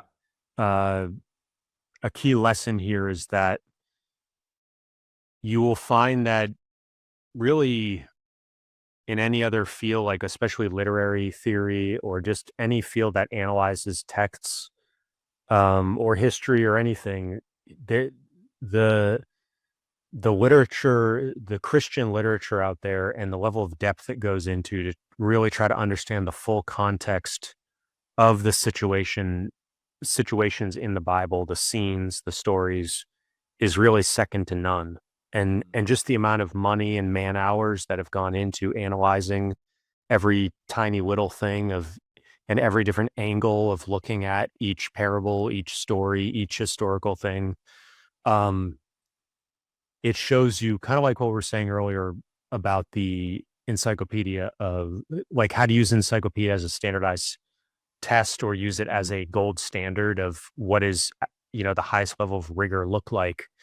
um it helps you understand if you're looking at some secular thing like, oh, what was it like 200 years ago in this or that scenario, and you see the level of depth that this Brill encyclopedia might go into or some one of these other things. You realize how much you don't know about a text you might be interested in, or you don't know about, let's say there's some self-help author who you're interested in and you want to know, like, you might think to yourself, you know what, I actually don't know what the culture was like when that person grew up. I don't know who they were talking to. I don't know what other people thought about that, guru 4 or 5 decades ago when they were sort of coming up through the ranks. And that's the kind of analysis that you see in these kind of books where they're really trying to understand the context of the situation from all these different angles. And so it makes you a much more sophisticated thinker of and questioning yourself of like, wow, how much do I not know, and what are the angles of research and angles of attack I can take to fill in these blind spots I didn't even know I had. Yes. Yeah, that's a great way to put it. Blind spots I didn't know that I had. I think a lot of people, like we've said before, just watch a quick YouTube video by some non-professional, usually, who talks very confidently, has a professional studio in his background, and he says a few things perhaps about early Christianity, and they think, okay, well, I know all I need to know. I heard that Constantine is this great villain, and he was just trying to control the church for his own political ends, and he was just this disingenuous guy. Well, I think it's a lot more complicated than that. But if you have access to like the World Encyclopedia of Early Christianity, you could read the article on Constantine, and you realize, wow, not only was I not thinking the right way, I was misled, but um, I know a little bit more now, but I have even more questions, because I just learned all kinds of stuff, and um, yeah, it's pretty helpful.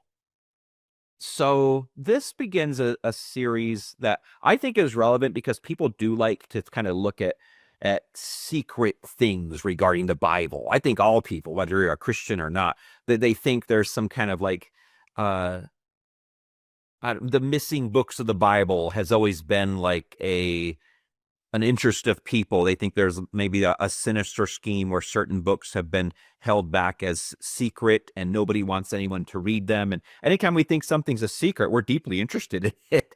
And so we're going to get into some of those texts here. This is just so a few more Cambridge histories that weren't with the others, but these are specifically the Cambridge history of Judaism. See how the dust jacket has changed over time. I don't have the first volume, which is on the Persian period, because I feel like I have enough other resources on that. But um, that series actually goes all the way up, I believe, to the modern period, if I'm not mistaken. So I just have the ones that are around and just after the biblical period, and they're helpful, very helpful. They go. I learn a lot of stuff in these that I haven't come across elsewhere. And so a lot of people who might be watching this who are like evangelicals and are like, oh, I like biblical books. There's like this set canon of data that a lot of evangelicals get from evangelical written books that you don't get when you get out to just some of the plain old scholarly stuff written by people outside of evangelicalism. So even if you get an intertestamental history book, which is a book about history between the Old and New Testaments, it's almost like evangelicals have this particular set of things that they focus on, and they don't focus on other things. I'm not sure why. I have my ideas about why not, but there's so much more to it all, and I find a lot of value in just going to general scholarship on things like that. So that Cambridge History of Judaism is helpful at following the story of the biblical people of the Jews and learning about their experience Can you just around. define evangelical and like what the intellectual culture is that you're referring to? Sure, yeah, evangelical, that's just going to be like most people, for shorthand, if they think of like a church in their community that's from any of the Protestant groups, like the Methodists, the Presbyterians, the Baptists, or just nowadays non-denominational churches, they all kind of fall into this category that are called evangelical, which is a broad term that just means they kind of place a priority on the Bible as their chief source of authority. But they also have some other qualities, and we can talk about those when we get to some other books in the church history section. I just think it's sort of interesting that, like, if you think about the term and its etymology or its superficial meaning, you think of evangelist. You think of somebody who's going out and trying to actively convert. Whereas, like, in Judaism in general, they're sort of that's one of the distinctive things between Judaism and Christianity is that Judaism sort of isn't evangelical. It isn't going out and trying to convert people, whereas Christianity and Islam very much are. And so you would think, oh, that's what it means, but that's not really what you're pointing to. No, I mean, but the etymology does relate to its meaning, because one of the distinctives of evangelical Christians is that they place a huge emphasis on conversion, personal conversion. So that's why you hear Jesus being received as your personal savior. That's an evangelical thing. So they focus a lot on being born again. You've got to have this experience where you've gone from unbelief to belief. Whereas outside of evangelicalism, some other traditions, say Catholicism, which is generally not considered evangelical, but it's still within the wider Christian tradition, of course. And you don't hear much talk about that. There's an assumption in Catholicism, hey, you were baptized as a baby and you've been raised as a Christian, so you're a Christian. That's all there is to it. You just grow as a Christian now. But evangelicals place a huge emphasis on conversion. And the etymology of the word is from the Greek word euangelion, which is the gospel message, the good news, a good message. And so the good message of Christianity is good news. Jesus died for you and rose again. And so now you can become a Christian by believing in him. And maybe you could just add to that, you're a Baptist. And so it's sort of in the name. Maybe you could say like, that was like how Baptists sort of came to be. And there was that emphasis on like a true born again, or you can explain it better than I can. Yeah, well, Baptists, like I said, so if you have the wider tradition of evangelical, that's just this wide umbrella that you're going to place many groups underneath. But are you asking like what makes Baptists distinct? Actually, before we get to that, could you say like what's the difference between the larger circle of like a Venn diagram of Protestants, and then what is the subset that is evangelical, and then get into the sort of key feature of Baptists? Sure. I don't have a Venn diagram or anything with me. There might be one in Google Images. I don't know. But if you wanted to know like how it all fits together, like you come back way out and you have the three great branches historically of Christianity, which is the Roman Catholic Church, the Eastern Orthodox Church, and then Protestantism. And within those, you might or you might not have ways of subdividing that. The third branch, Protestantism, can be subdivided. And there's like a huge genealogy that gets very complicated at like how they all come about. But in the early days of the Reformation, I hope I don't lose people, you have the three branches of the Protestant Reformation, which is where Protestantism begins in the 1500s, when people are breaking off from the Roman Catholic Church for various reasons. And you have the Lutheran, and you have the Reformed branch. You have and these are geographical regions. And then you have the Radical Reformation. So these are like three components of the Reformation, and they all have various histories that spawn new movements. This is one of the problems people have with Protestantism, is that it keeps seeming to spawn new divisions, which is a problem. I mean, that's not a good thing.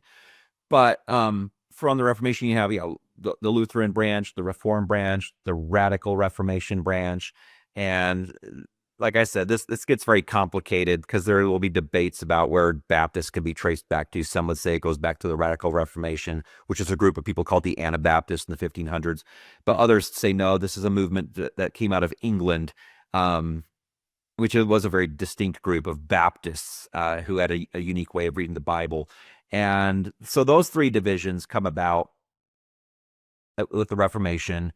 And I would say Baptists, though, actually come out of like the Reformed branch in an indirect way. And like I said, I don't want to just lecture on this long historical history because it does get very complicated. I'd probably lose people.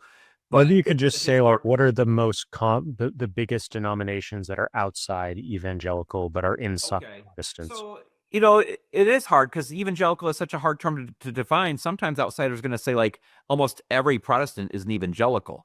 Others are going to be defining it way more carefully. So like I do tell people in our town that there are like 5 conservative evangelical churches. Now there are other Christian churches in town, but we wouldn't define them as conservative evangelical.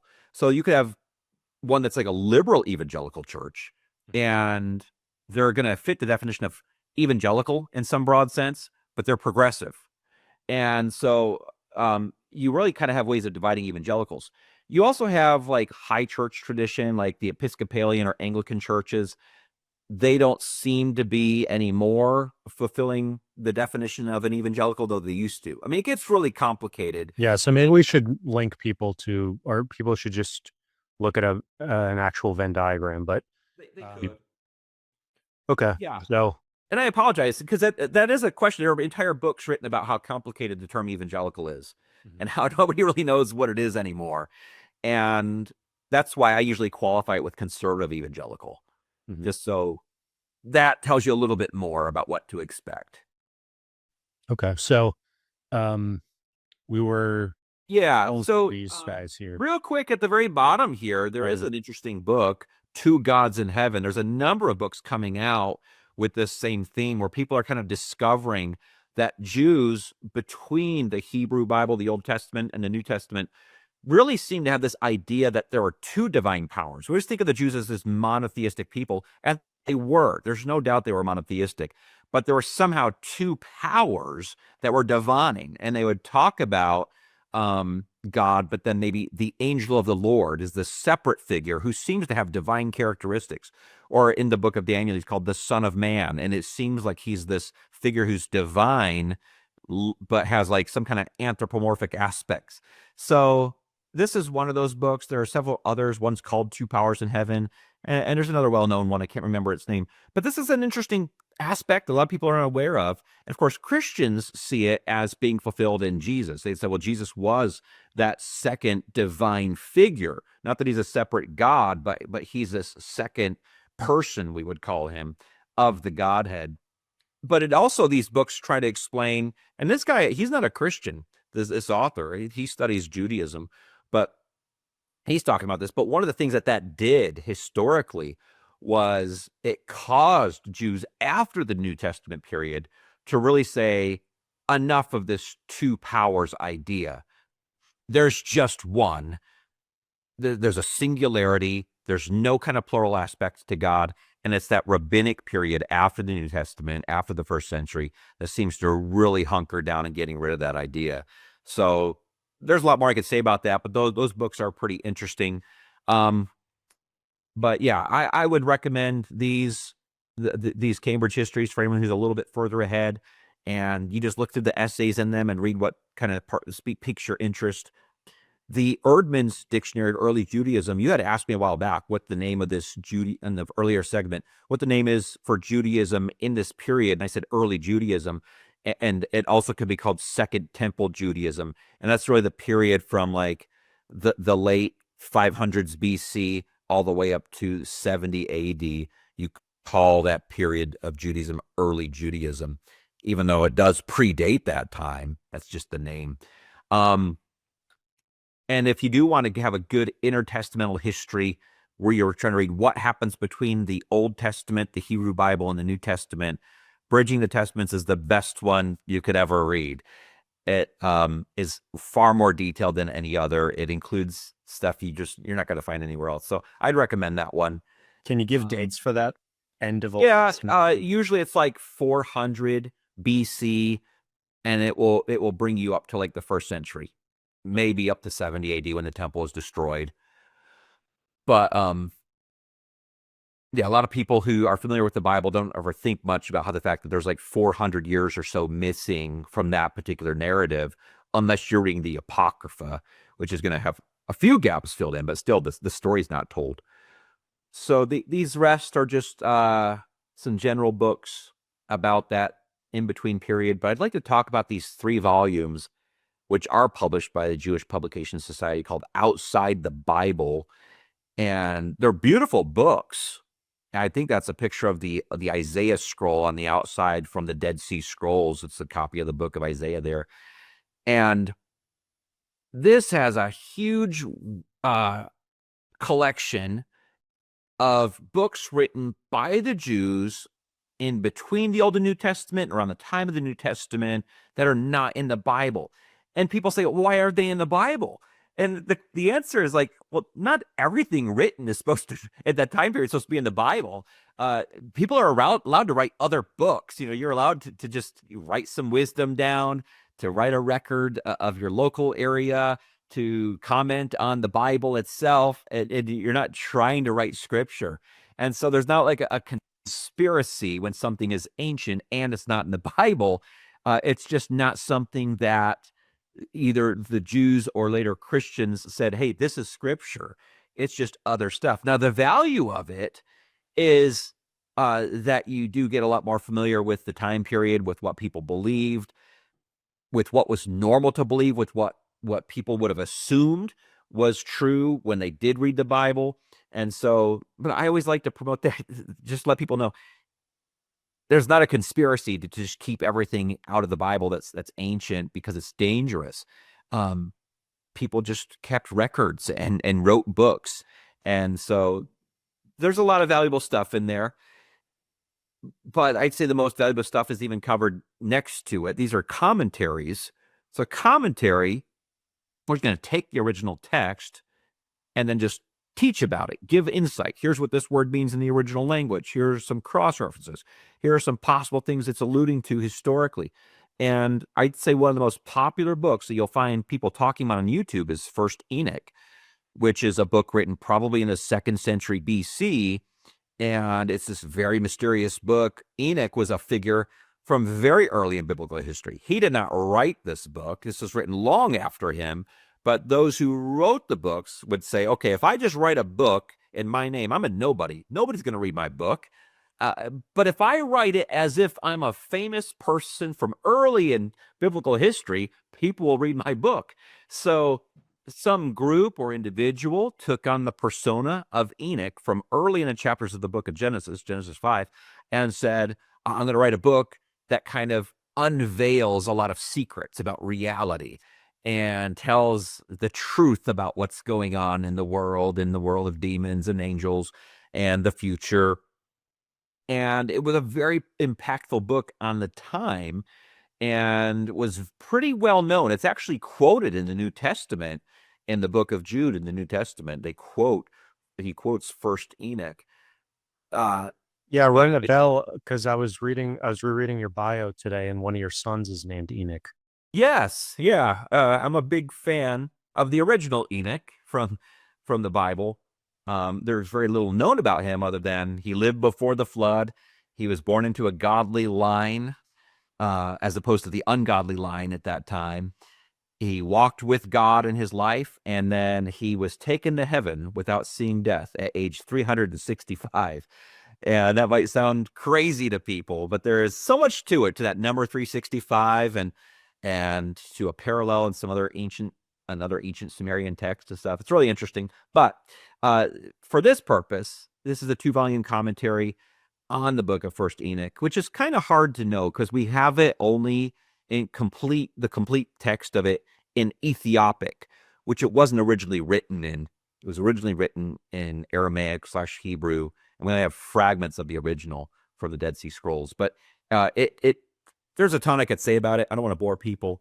The next two are Jubilees, which is another pretty well-known book that is about the Bible. It's from a genre of literature that is called rewritten Bible. So ancient people at that time, ancient Jews, would sometimes rewrite the stories of the Bible in kind of like a storybook way, or to put a slant on it, not to say we're getting rid of the original text, but to say, hey, we want to tell the story in a unique way.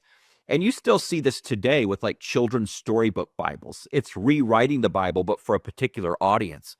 And so Jubilees is like a rewriting of Genesis and part of Exodus, but it emphasizes different things for its own purposes for the people of its day. So it's written at a much later period. And you get a lot of insight into like what did people think about this text in Genesis or whatever. Second Maccabee, go ahead. Did you have something? Well, I was just going to say, and one of your other sons is named Ezra, so I was curious if there was some significance there that you could kind of explain. And chose these two names. Well, so the book of Fourth Ezra was written by the Jews to kind of, in the shadow of the destruction of their temple by the Romans in 70 AD, and it kind of resurrects in a sense the figure of Ezra, who was from earlier in biblical history, and he's kind of seeking wisdom from God about how such a tragedy could have happened. Now, the reason I say that in answer to your question is because I do appreciate apocalyptic literature, and both Fourth Ezra and First Enoch are apocalyptic literature.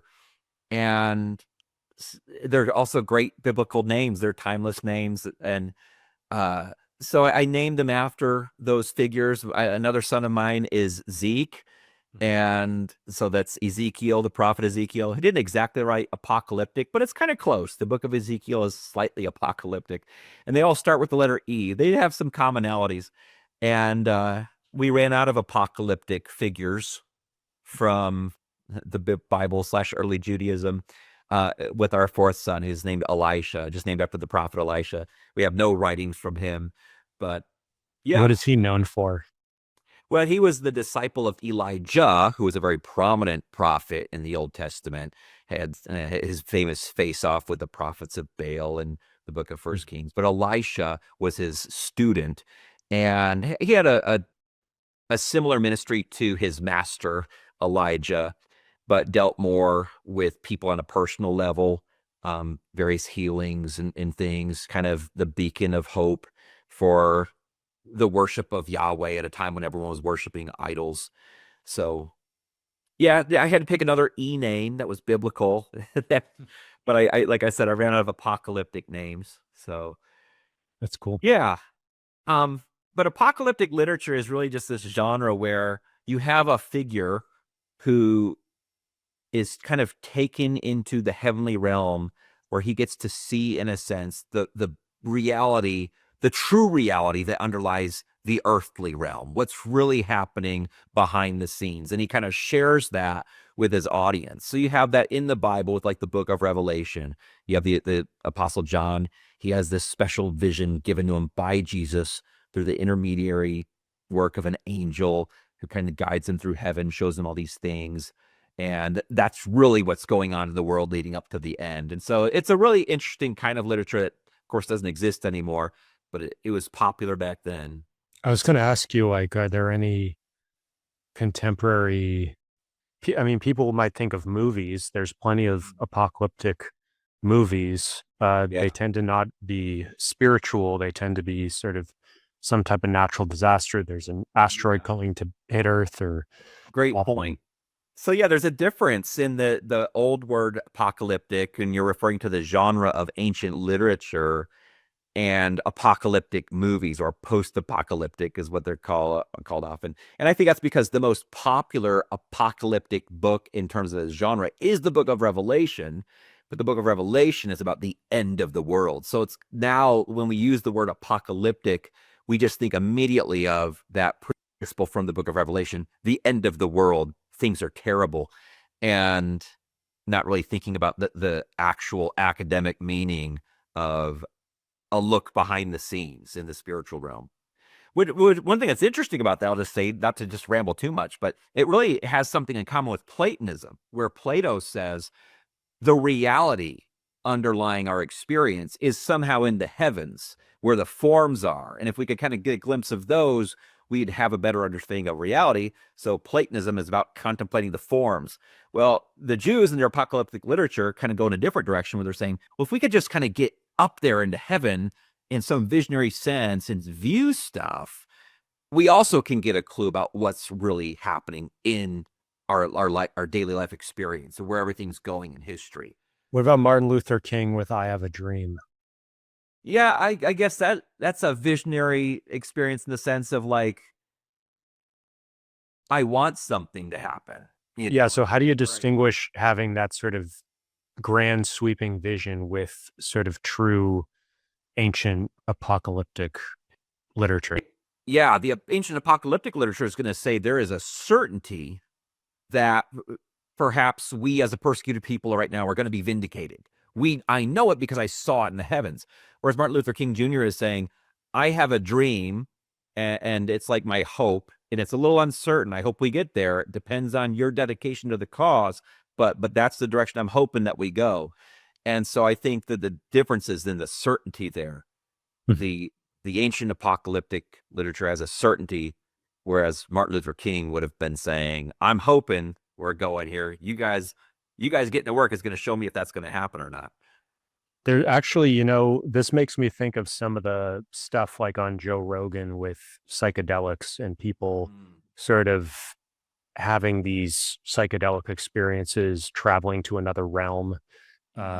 You see some of the stuff with PTSD and people getting healed with DMT type experiences where you really do sort of go into some kind of alternative realm.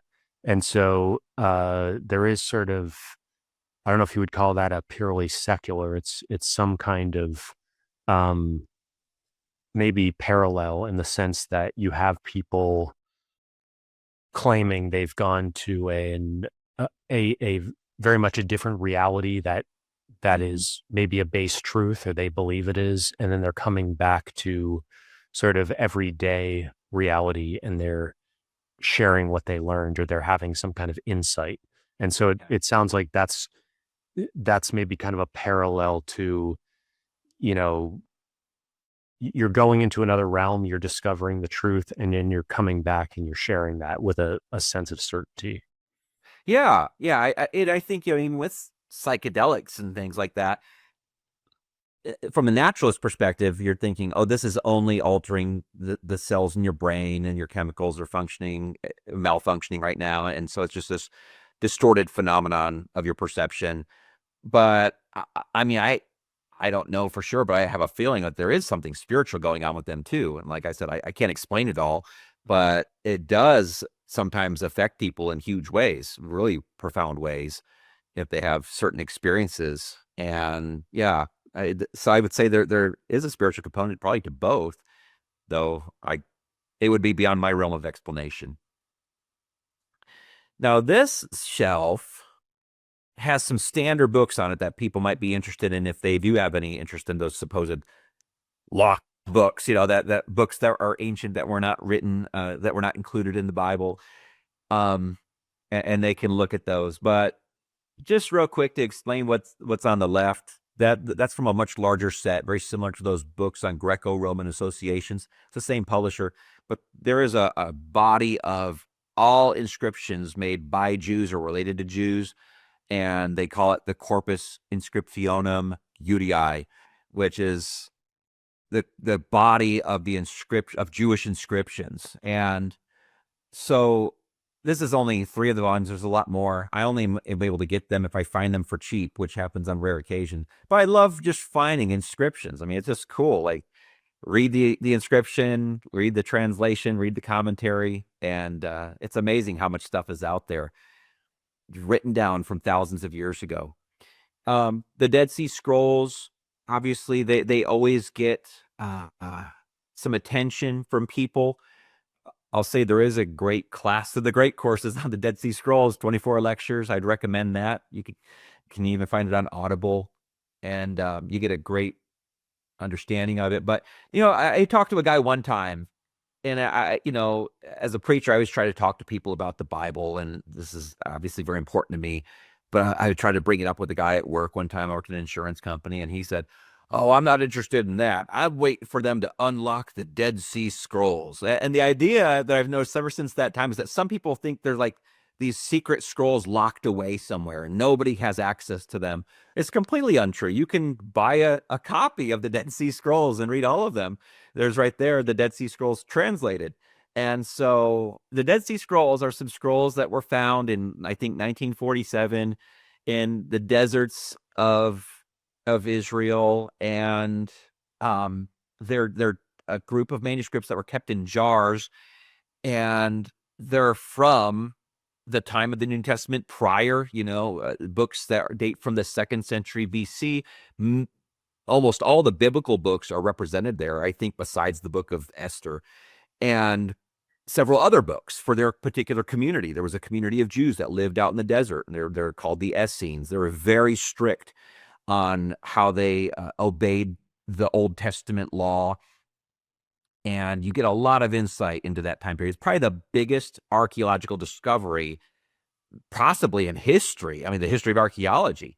And so the Dead Sea Scrolls are a really big deal, and they do a lot in terms of advancing our knowledge of that time period. And just for people to kind of visualize this, Jerusalem is sort of roughly halfway between the northern and southern parts of Jerusalem, sort of in the of Israel, sort of in the middle. And if you go like Jerusalem is sort of halfway in between the Mediterranean on the west and the Dead Sea on the east, and it's a fairly small sea. It's not like one of these big ones. So it's sort of the size of maybe like a small to medium-sized lake. Yeah, it is pretty big. So that's kind of locationally what we're talking about with the Dead Sea. Yes, yeah.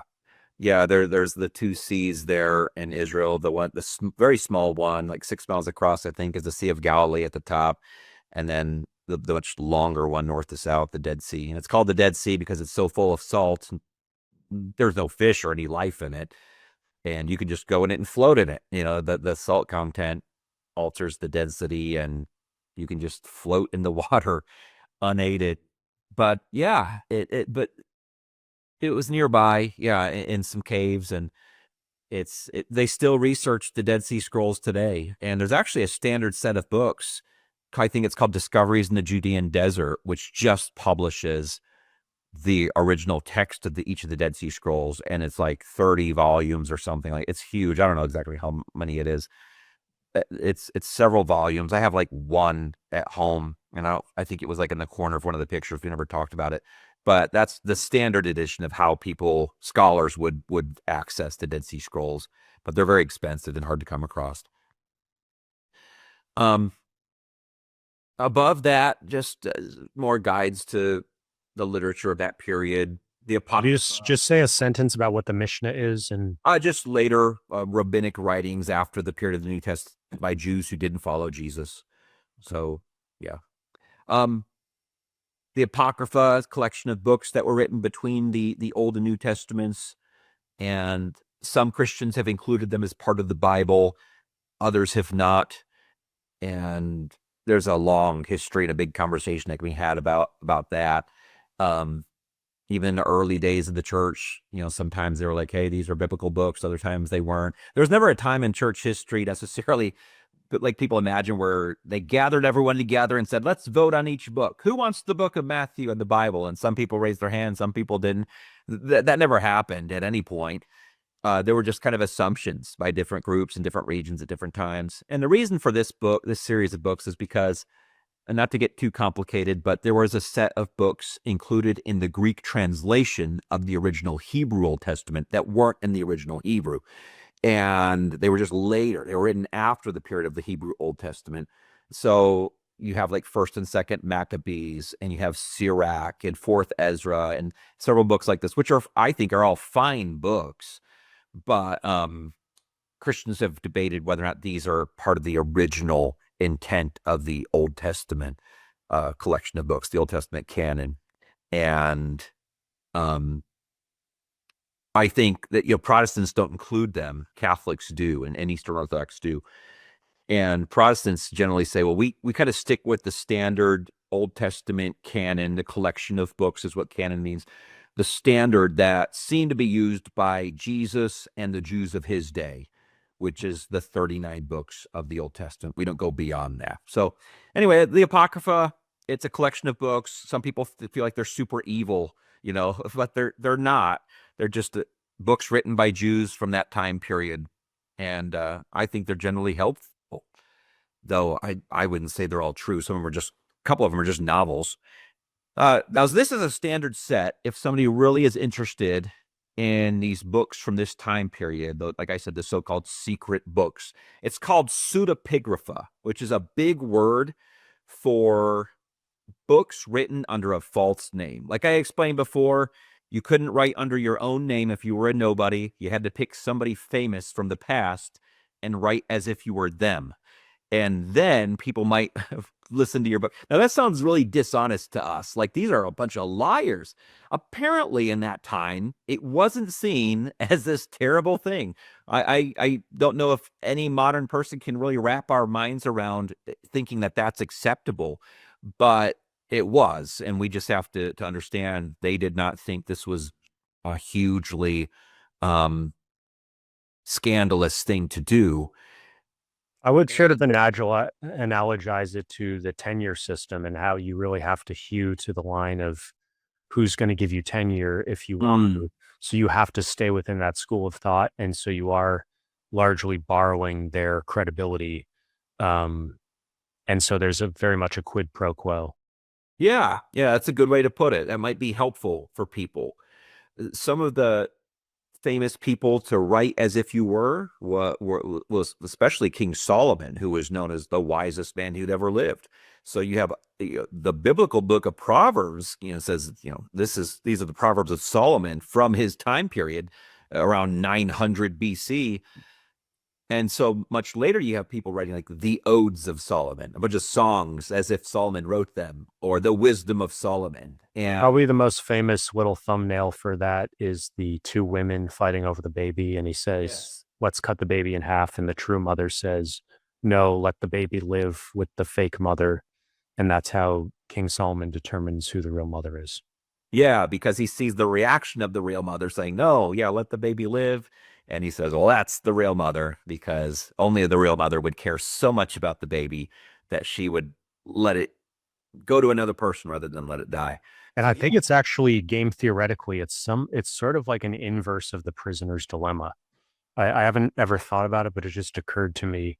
And a lot of this stuff from game theory and economics and sociology, it often, like the Matthew effect, it often has an origin in the Bible, and then they sort of scrub it or secularize it. So if you read these books, you will start to see these analogies and these sort of scrubbings.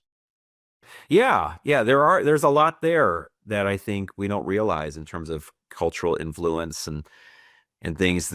There's a lot of pseudepigrapha out there that's never been translated, which might be alarming to people. So that you see the two on the left, the Old Testament pseudepigrapha, for years, those were the standard available text in English. And they're certainly the most prominent ones, but there's a lot more. And so about 10 years ago, this one was published that's white, Old Testament pseudepigrapha, more non-canonical scriptures. And it was a pretty big breakthrough thing. There was some really ancient stuff in there. And people were like, wow, this is amazing to have access to this in English. Because even if you know the ancient languages, a lot of the time it's written in a unique dialect that's just difficult to know the vocabulary for. It takes scholars to giving a lot of time to these ancient documents to really understand even how to translate them into English. But then about, I'd say 5 months ago, that last one came out, Old Testament Pseudepigrapha, More Non-Canonical Scriptures, Volume 2. And I had been waiting for that one for a long time, and it came out, and I felt like it was so anticlimactic because there was a lot of stuff promised in it that never got translated, and other stuff was in it that I wasn't really that excited about, and I was kind of bummed.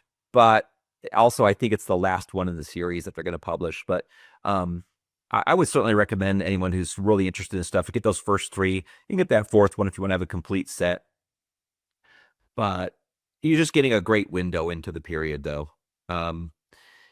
These are more like commentaries on the period and on other literature from that time. And there's a ton that I don't have. Several of these like are great sets. If you had the whole set, of books in the series, but I don't. This is another sort of title template, the sentences of X.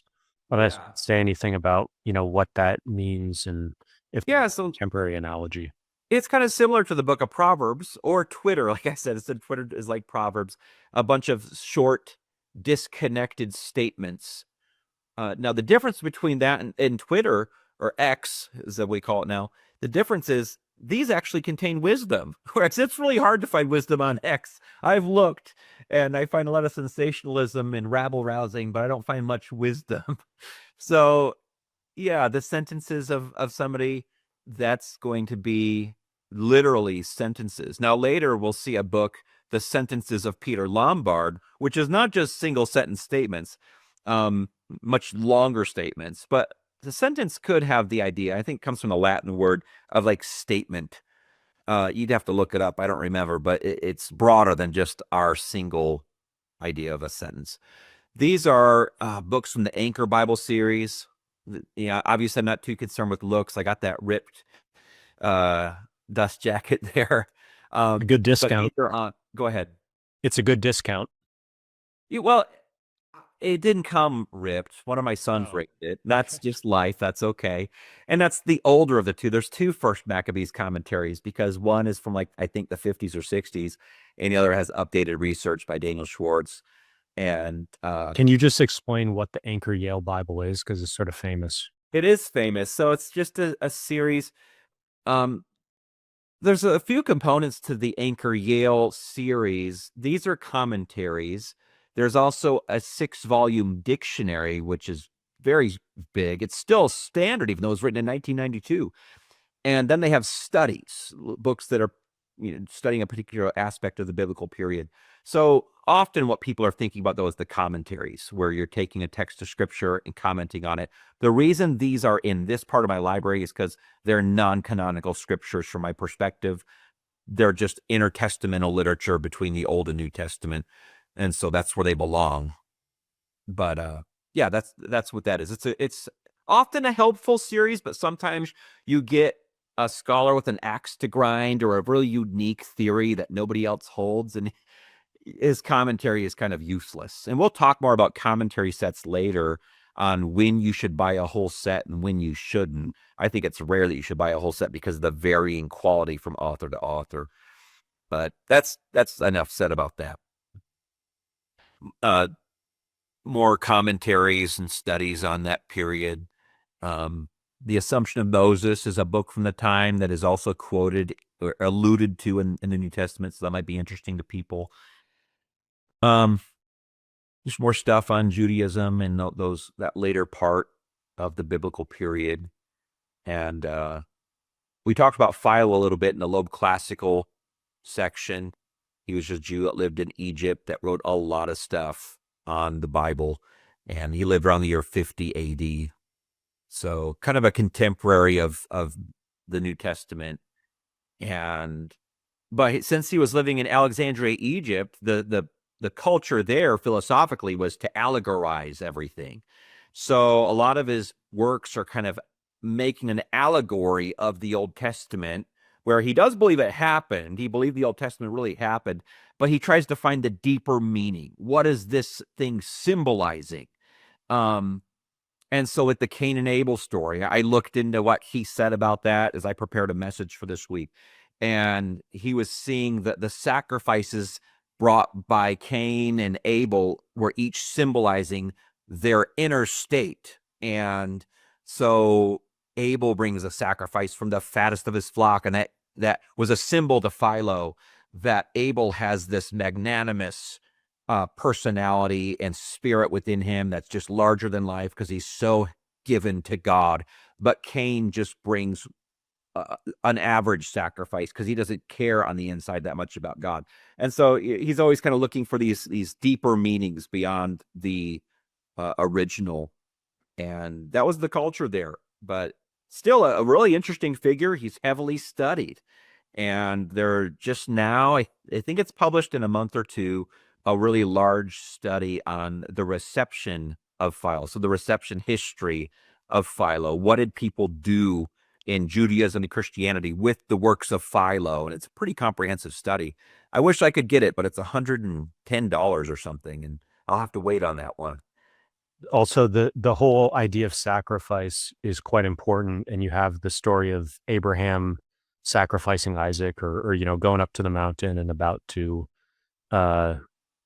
complete that sacrifice, and then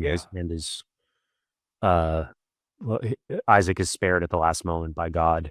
And then you have Jesus sort of being sacrificed, and God sacrificing his only son. So, that's an extremely iconic story, and you see some multiple repetitions of it in different guises in the Bible. Yeah, certainly. Christians have always made a parallel between those two. With Philo, so there's that set right there. It's just called The Works of Philo. It's the fat one. I see that on a lot of people's shelves. It's the most easy to access edition of Philo's works. But what I always think when I see it is, I'll bet you've never read that, or you tried and it was really hard. And I'm not saying that to disparage anyone. I'd say it because he is hard to read. You're thinking, okay, I want to read what this ancient person had to say about the Bible from his perspective. And you're realizing, man, I don't know what he's talking about. I don't know where he's going. And so you have other books written on how to read him. So there's that one, Reading Philo, a handbook to Philo of Alexandria. You got to have some help. And so I just say that if anyone is interested in diving into such a unique body of writings, don't just do it without help. You need some kind of a guide. And I think I had another guide as well to him elsewhere. Why did you feel like he was so important? You should get the Loeb, that whole set of. I wanted to have easy access to the Greek because that's just something I'm comfortable with. That's really it for me. Does that make it easier to read biblical studies? What's that? Does that make it easier to read for you than translations? Well, no. So I'm going to read the translation. I'm going to reference the Greek when I have a question. Find out what word is he using for this, or how does he phrase this? Mm-hmm. So, yeah, he's still going to have some weird vocabulary. To read him just like I'm reading an English book is going to be very difficult. You're going to keep hitting those roadblocks. But to biblical studies, Philo and Josephus go together as kind of the most important figures for their era, the first century, when you're trying to get into that particular period. So there's another book, The Works of Josephus, that goes right along with the works of Philo. You often see those on people's shelves right next to each other. And they're both very old translations. And so that makes them hard to read too. Is it down here? Because I know that we can go back to the previous shelf, but I was just thinking, is the companion on Josephus down here? Yeah, it's a little bit to the right of your cursor, the Blackwell companion. Over there you go. That the Blackwell companion to the ancient world says at the top, companion to Josephus. Yeah, that's a series of essays on Josephus. And I don't think they have one for Philo. Actually, I know they don't. I would know if they did. But they should. There's not a lot of people in Philo research. David Rooney is the main guy. But there's some others who are becoming more prominent. You said Rooney? Yeah, there he is. Yeah. And he's the guy who edited the upcoming reception history of Philo. That one book's pretty interesting, From Joshua to Caiaphas. That's a unique book. Let me just explain it real quick.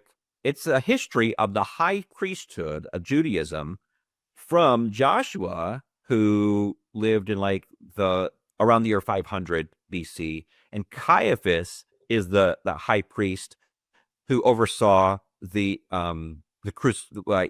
trial of Jesus from the Jewish perspective.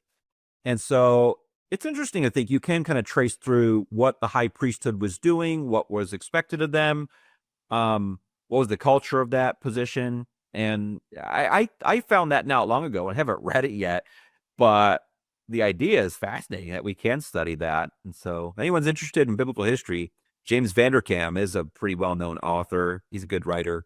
I'm sure it's a good book. And the iconic, at least for me, the iconic thing with Joshua is the Battle of Jericho, where they. Yeah, that's a different Joshua. So it Joshua, is. Okay, sorry. No, that's okay. That's easy to mix up. This second Joshua in the Bible is pretty obscure. He's referenced in the book of Zechariah, but it's after the Jews have come back from their exile in Babylon. So it's 500s BC. The Joshua you're thinking of, I would put all the way back around in the early 1300s BC. And that's when he was prominent. So big time span between those two. How are they generally distinguished in the literature? Well, I think, if you were looking up, say you had the Anchor Bible Dictionary, and you looked up Joshua, there would just be there would be a couple of entries for each Joshua, or it would say Joshua, and then we have number 1, and it would say like a prominent figure in the time of Moses who oversaw the conquest of Canaan. And then you'd see a number 2 in parentheses, and it would say a high priest. At the beginning would say a high priest who lived during the time of Zechariah, who kind of oversaw the rebuilding of the temple and things like that in the Second Temple period. So you'd have the same name, but 2 entries underneath. But there's not like they don't have a last name or anything that they're going to use. I mean, maybe Joshua, son of Nun, would be the first Joshua. But yeah, good question. Let's see. That book published by Oxford, The Archaeology of Jesus' Nazareth, that was really interesting as a short read. It's about this particular archaeologist who finds underneath a monastery a lot of remains from old Nazareth in the biblical period. He had limited access to it. You're like, man, I wish they could just kind of remove the monastery and let him have access to everything down there. Because Nazareth is where Jesus grew up. And it was a very small town. So like there was a lot of stuff from old Nazareth in the basement because it was just the ground. And it was a pretty big area. He charts it out in that book. You can see diagrams of it, and it's pretty cool. It's it's a fun adventure, and it's not a long book. So that's interesting. I don't know if anything else would be interesting. This building program of Herod the Great is kind of interesting. Yeah, so Dwayne Roller, who did that, he translated that edition of Strabo that we looked at with the commentary. So anyway, he also wrote this book. So Herod the Great, that's the Herod of the Christmas story, who wanted to kill Jesus as an infant. That's kind of how he's known. And he was a pretty big deal at the time. He had connections to Rome. He had all these resources. And his goal was to expand the Jerusalem temple to be the biggest, most glorious temple in the world. And at the time, if I'm not mistaken, it was the biggest temple complex in the Roman Empire. And so this kind of helps us understand why it was such a big deal that it was destroyed in 70 AD. And now there's only one wall left from it in Jerusalem, which is called the Wailing Wall. And that's one of the retaining walls from one part of this giant temple complex. So this describes Herod's goals and what his plans were, what he accomplished as a builder. And he actually had a lot more that he was building besides the temple, but that's the most prominent thing he was building. But look, University of California, their only part of the logo there is the name. It's not that symbol that we found earlier. Remember that? Yeah. Could you just briefly tell the Herod the killing of all infants, because I think that's kind of Yeah. an So, if we go back to the Christmas story as it's told in the Bible, you get part of it in the Gospel of Matthew and part of it in the Gospel of Luke. But we learn that there are these magi, these wise men who are living in the East, possibly Persia, and they're astrologers because that's what wise men studied at that time and place. And they saw a star, and it was a star that was driving them in the direction of Israel. And they arrive and they want to know, who do we talk to? Apparently, there's a star that's led us here. And the way we interpret it, the star is like a star of royalty. There's some kind of royalty being born here that we want to honor. And the first person they go to in town is Herod the Great because he's running the town. And so they ask, where is this king that's born? We've seen his star when we were in the East and we've traveled here. And long story short, Herod begins to get suspicious. Okay, there's some kind of a king being born. Well, I'm the king. I don't want anyone to take my position. And so he finds out, according to biblical scripture, where is this a special king supposed to be born? Where is this Christ figure supposed to be born? And he finds out from the scholars, well, the book of Micah says that he'll be born in Bethlehem. And so Herod gets a plan where he can retain his kingship by having all of the babies in Bethlehem slaughtered. Now, Joseph and Mary, Jesus's parents, and Mary being his mother, and Joseph, I always call him his stepfather, they had gotten warned by an angel ahead of time. So they were able to leave and go down to Egypt for safety so that Jesus, the baby Jesus, was not affected by this threat. But that's kind of the story of King Herod. He failed in his endeavor to kill Jesus. Now, we know a ton more about King Herod than that story, though. And Josephus, in his book Jewish War, the entirety of book 1 is the story of King Herod. So you can become an expert in Herod by studying that book, and we'll see that here in just a minute.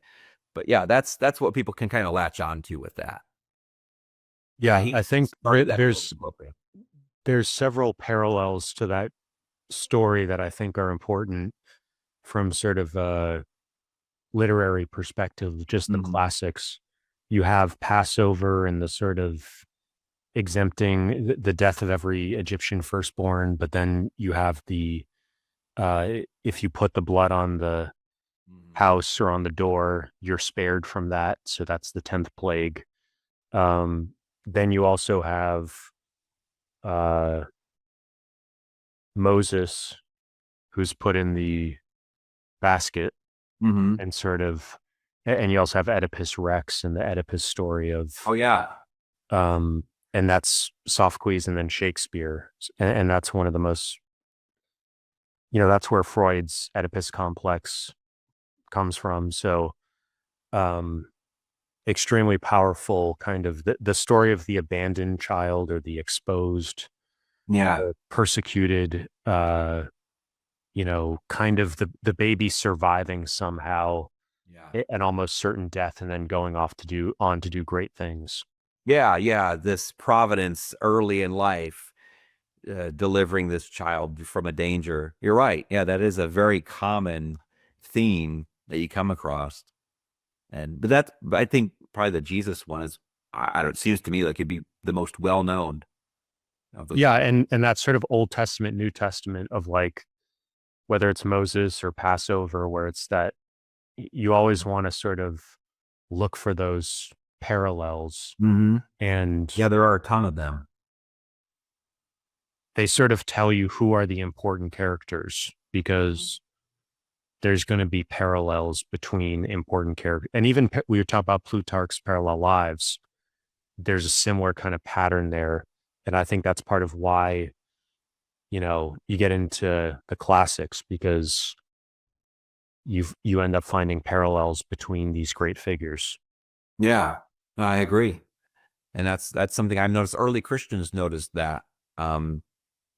And if I remember, I think it was Justin Martyr, he was speaking, somebody was saying, look, the Christians just copied these other stories and tried to make their story legitimate by copying these previous elements. And he said, well, no, a lot of times these other stories were foreshadowing what was really going to happen, and they were pointing forward to it. So like the story of Moses was kind of foreshadowing Jesus as well, in terms of an infant that was in danger, that was delivered through some sort of providence.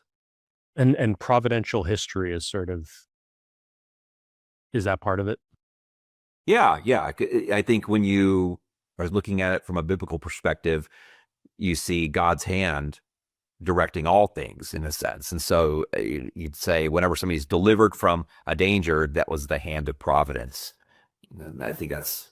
Yeah, you made a comment earlier when I was talking about how technological change can be seen as driving certain great figures sort of identify those trends and spread their message through that.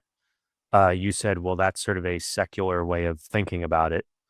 And providential history is sort of the other side of the coin. So maybe you could just explain that a little bit, because they're two very different ways of explaining causality. And that's a key aspect of history. Yeah, I think it goes back to, in a sense, that Kantian perspective of I'm only going to consider what my mind can perceive. And so if I can kind of perceive causes that are physical, measurable, I'm just going to go with those. And I'm going to say that explains everything. And if there's any causes that I can't see, well, they're there. I just can't find them yet, right? So why did a person make a particular decision? Well, there's chemicals in the brain that kind of functioning in a mechanical way. If I could see each cell interacting in a certain way, I could explain it all. But I think it's a little difficult to explain causality for you just keep hoping that there's another cause underlying the one you can't see. I think beyond that, there has to be some kind of a divine providence, because no matter how you view it, like I've said before in our first segment, everything comes from the first cause, the unmoved mover. And so even if things were functioning in a mechanical way, well, that first cause started them and pushed them in such a way that they would end up acting that way. So he's still providentially behind it all. I'm not sure if that makes sense or not, but I think what you were specifically responding to was the Martin Luther thing. So like maybe you could just draw out like the providentialist explanation of Luther using the printing press and adopting that new technology early and really exploiting it to its maximum potential. Okay, so say you're a secular person just looking at that, you're going to say, yeah, the printing press just happened to be invented in 1450 something, I don't remember what year, and this is just the culmination of kind of just random happenstance. This person lived at this time, had this advantage. Gutenberg was able to put it all together and figure it out, and who knows how, who knows why. And then a number of years later, Martin Luther just happens to come up, he happens to end up at this monastery. He happens to have this experience, and he happens to realize how valuable the printing press is. And he starts putting out his stuff like crazy. And you have a lot of it just happened this way. Who knows how? It did happen. And if we could see underlying causes, they'd all be mechanical and it all makes sense. We just can't see them all, but they're there. I think the providential perspective is going to say, if there's any good that came from that, I'm going to give God the credit. And I don't have to understand how it works, but I'm going to say he deserves the credit for that. And I'm not going to get into all of the details. Like, sure, was it divine that Gutenberg created the printing press? Yeah. How could it not be? Was it divine that Luther has this light bulb moment where he realizes I could do some great things with that? Sure, of course it is. But I don't have to explain how. I just know that it is. So it's more about kind of giving credit for that unknown aspect. So I think both sides, the secular perspective and the providential perspective, both have unknowns. They're just kind of getting different assumptions about them. The secular person saying it's unknown how all the causation works, but it's there. It's mechanical causation, and it just happened, whatever. And I think the divine providence person on the other side is going to say, God has a hand in that somehow. I don't know how that works, but he does because he has to, because he's the first cause of all things. I don't know if that helps answer your question or not, but Well, it's also God is sort of, at least how I think about it, God is sort of leading the story to a certain conclusion. So it's not just that he's causing things to happen, but yeah. he's kind of the director of the movie or the screenwriter of the movie, and he's got a destination in mind. Yeah, you're right. So yeah, he's never out of control, and no matter what happens, you know that even when terrible things happen, somehow all things are being brought to a point that it is going to be called good, labeled good. And So like Nelson Mandela gets put in prison, but actually he's going to come out of prison and become president. So you don't know when Nelson Mandela is first imprisoned, you don't know that he's going to eventually become president. So it's like yeah. you don't really know when something's actually a tragedy or whether that's going to get turned into something positive down the line. And God's in control of that. Yeah, you're right. And where that becomes difficult is like right now, that item in the news about the flooding in Texas. And have you heard about this? Several kids, this was a Christian camp that flooded, and there's like 20 missing girls. And that's awful. And so at the same time, believing that God is in control and all things happen by his providence, that's where you get to a point where you're really struggling, and you're like, I don't understand it. And you have to be honest and say, I don't get it. That is really weird. But you do have to believe that whatever happens at the end of history, you can look back and say somehow it's good after everything's over. And that's where faith comes in. You can't say that based on what you perceive, because it really can look pretty bad sometimes, and inconsolably bad. And sometimes when you hear preachers or sermons about, this tragedy we're experiencing right now is a punishment for disobeying, breaking the covenant, disobeying God. Um, Whether, I just put this into AI to pull up some examples. John Winthrop, a model of Christian charity, warned, if we shall deal falsely with our God, we shall be made a story and a byword through the world. Uh, that's part of sort of the history of Massachusetts, is building a city upon a hill. And then if you sort of start going against God's will, Increase Mather was also like that, influential Puritan minister, president of Harvard. That goes back into the history of Harvard, which is really interesting, where it was originally this very sort of strict Orthodox, or not Orthodox, but Puritan sort of pure doctrine. And then there was a battle with the Unitarians. The Unitarians eventually won. That led to an offshoot to Yale to sort of keep some of that orthodoxy, and then it goes from there. Jonathan Edwards was another example of that. Sinners in the hand of an angry God, like we talked about. So, um, you know, there's a long tradition, and even the Old Testament, I feel like, is the where a lot of this stuff comes from, where it's like God is sort of punishing, or he's just releasing, he's no longer protecting the people because they're fallen into decadence, fallen into disobedience. Yeah, two of your examples have a pretty big parallel, the Old Testament and then the American Puritans, because both were dealing with a covenant where there was like this agreement with the Old Testament. The Jews in the Old Testament, there was the covenant that they had made with God in the Torah. Basically, it's summed up in Deuteronomy 28. If you obey God's law, you'll be blessed. If you disobey, you'll be cursed. And so it's pretty easy to trace back, like as they disobeyed and committed idolatry. Well, we can go right back. And this very thing, this famine, it was said this would happen, or the fact that this plague would come. It was said that would happen back in Deuteronomy 28. And the early Americans too were a covenanting people. They had made a covenant with God as a community, kind of an ad hoc one on their own. And so it was easy to trace back calamities to the hand of God and say this is a consequence of us breaking our covenant. And that's between them and God.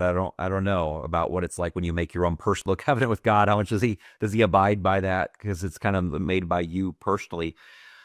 But in another sense, in some of the other examples you use, there's just consequences. I think that a lot of preachers, I can't speak for everyone, there's quite a variety, but anytime I would say something like that, like this happened, this bad thing happened because X sin was committed, it would be more along the lines of like a natural consequence. Another thing came up in my AI research. Jonathan Edwards' sermon, Remember Lot's Wife.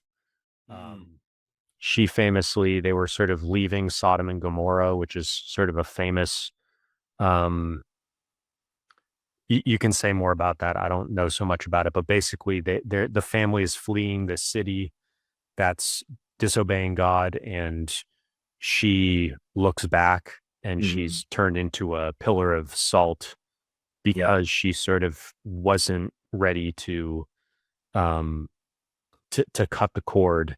And the quote here is that from Jonathan Edwards is, she was almost saved, but she perished after all because she looked back.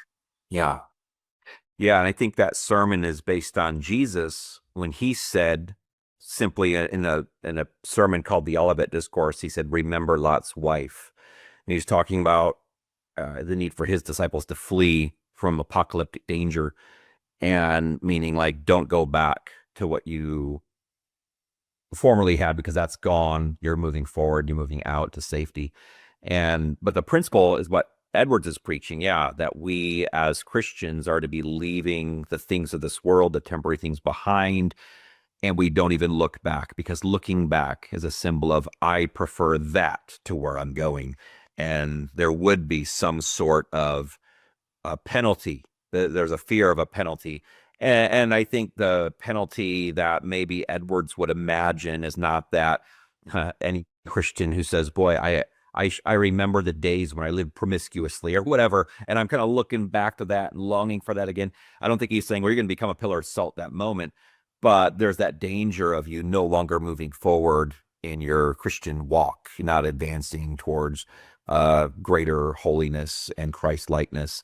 And you become paralyzed in a sense because you're like, ooh, that was kind of preferable. That would probably be the direction Edwards would have gone. I read that sermon before, but I don't remember the details of the sermon I read. But you say a little bit about Sodom and Gomorrah and just what was going on? Sure. I think it's Genesis 18 and 19. And this is a time early in biblical history during the days of Abraham. So it's like the 2000s BC, maybe around 2100 BC. And Abram is his name at that time. He and his nephew Lot have gone to Israel, where God has led them, leaving the land of Ur. And once they've arrived there, they have to split up because they have too many animals, and their servants are fighting with each other over land rights and things. So they each divide. Lot leaves his uncle Abram and goes to live in Sodom and Gomorrah, which is described as a well-watered plain. And Abram stays in kind of the ordinary land with his animals and servants. And so they're separated, but they separate in Genesis 13, but then they come back together in the story when God comes down as the angel of the Lord and two other angels, and they come down to see Sodom and Gomorrah because they're such a wicked city, which is known by their lack of hospitality to strangers. This is a big deal in the ancient world, to show wandering people coming through your village hospitality. And so he's come down to see how wicked they are. So the two angels end up going into Sodom and Gomorrah, I think in Genesis 19. And instead of being greeted with hospitality, a place to stay, food and drink, like you should greet strangers, they're greeted with men who want to rape them. And this is not a good thing. And the angels simply tell Lot, hey, this place is going to be wiped out by God. You've got to leave. And long story short, Lot tries to get his family to come with him. His sons-in-law laugh at the idea that the city would be destroyed. How would this ever happen? after a while, after Lot lingers for a little bit, the angel kind of forcibly moves Lot. Lot gets his daughters to go, and he gets his wife to go, his wife who he's gotten in Sodom and Gomorrah.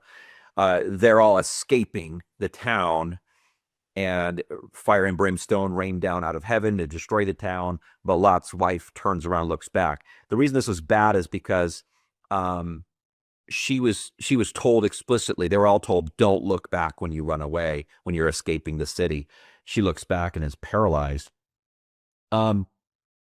There is that Greek story too of Orpheus, and what was that woman's name? The girl he was in love with. He had to go down, and Orpheus had to retrieve his woman. Persephone? Yes, from yeah, thank you. He was retrieving her from Hades, she was there wrongfully, but she was told also not to look back. Do you remember what happened when she looked back? She looks back, and the penalty that, because they were told by Hades, don't look back when you're going out, and it was a long way out. They're going out. She looks back. The penalty was that she had to remain in Hades forever, and Orpheus could never be with Persephone again. So you see a parallel there. Don't look back. There's a penalty for looking back that's irreversible. I think that parallel is interesting. There's also Odysseus tying himself so he can sort of look, but still keep going. Oh yeah, for in the Sirens episode. Yeah. That's interesting. But yeah, that's the story behind it. Yeah, there's I just thought there was more sort of examples of the sort of decadence or the sort of corruption of the society. And with a lot of the stuff with like cultural decline or decline and fall of the Roman Empire, a lot of times there's decadence and there's other kind of signs of decline.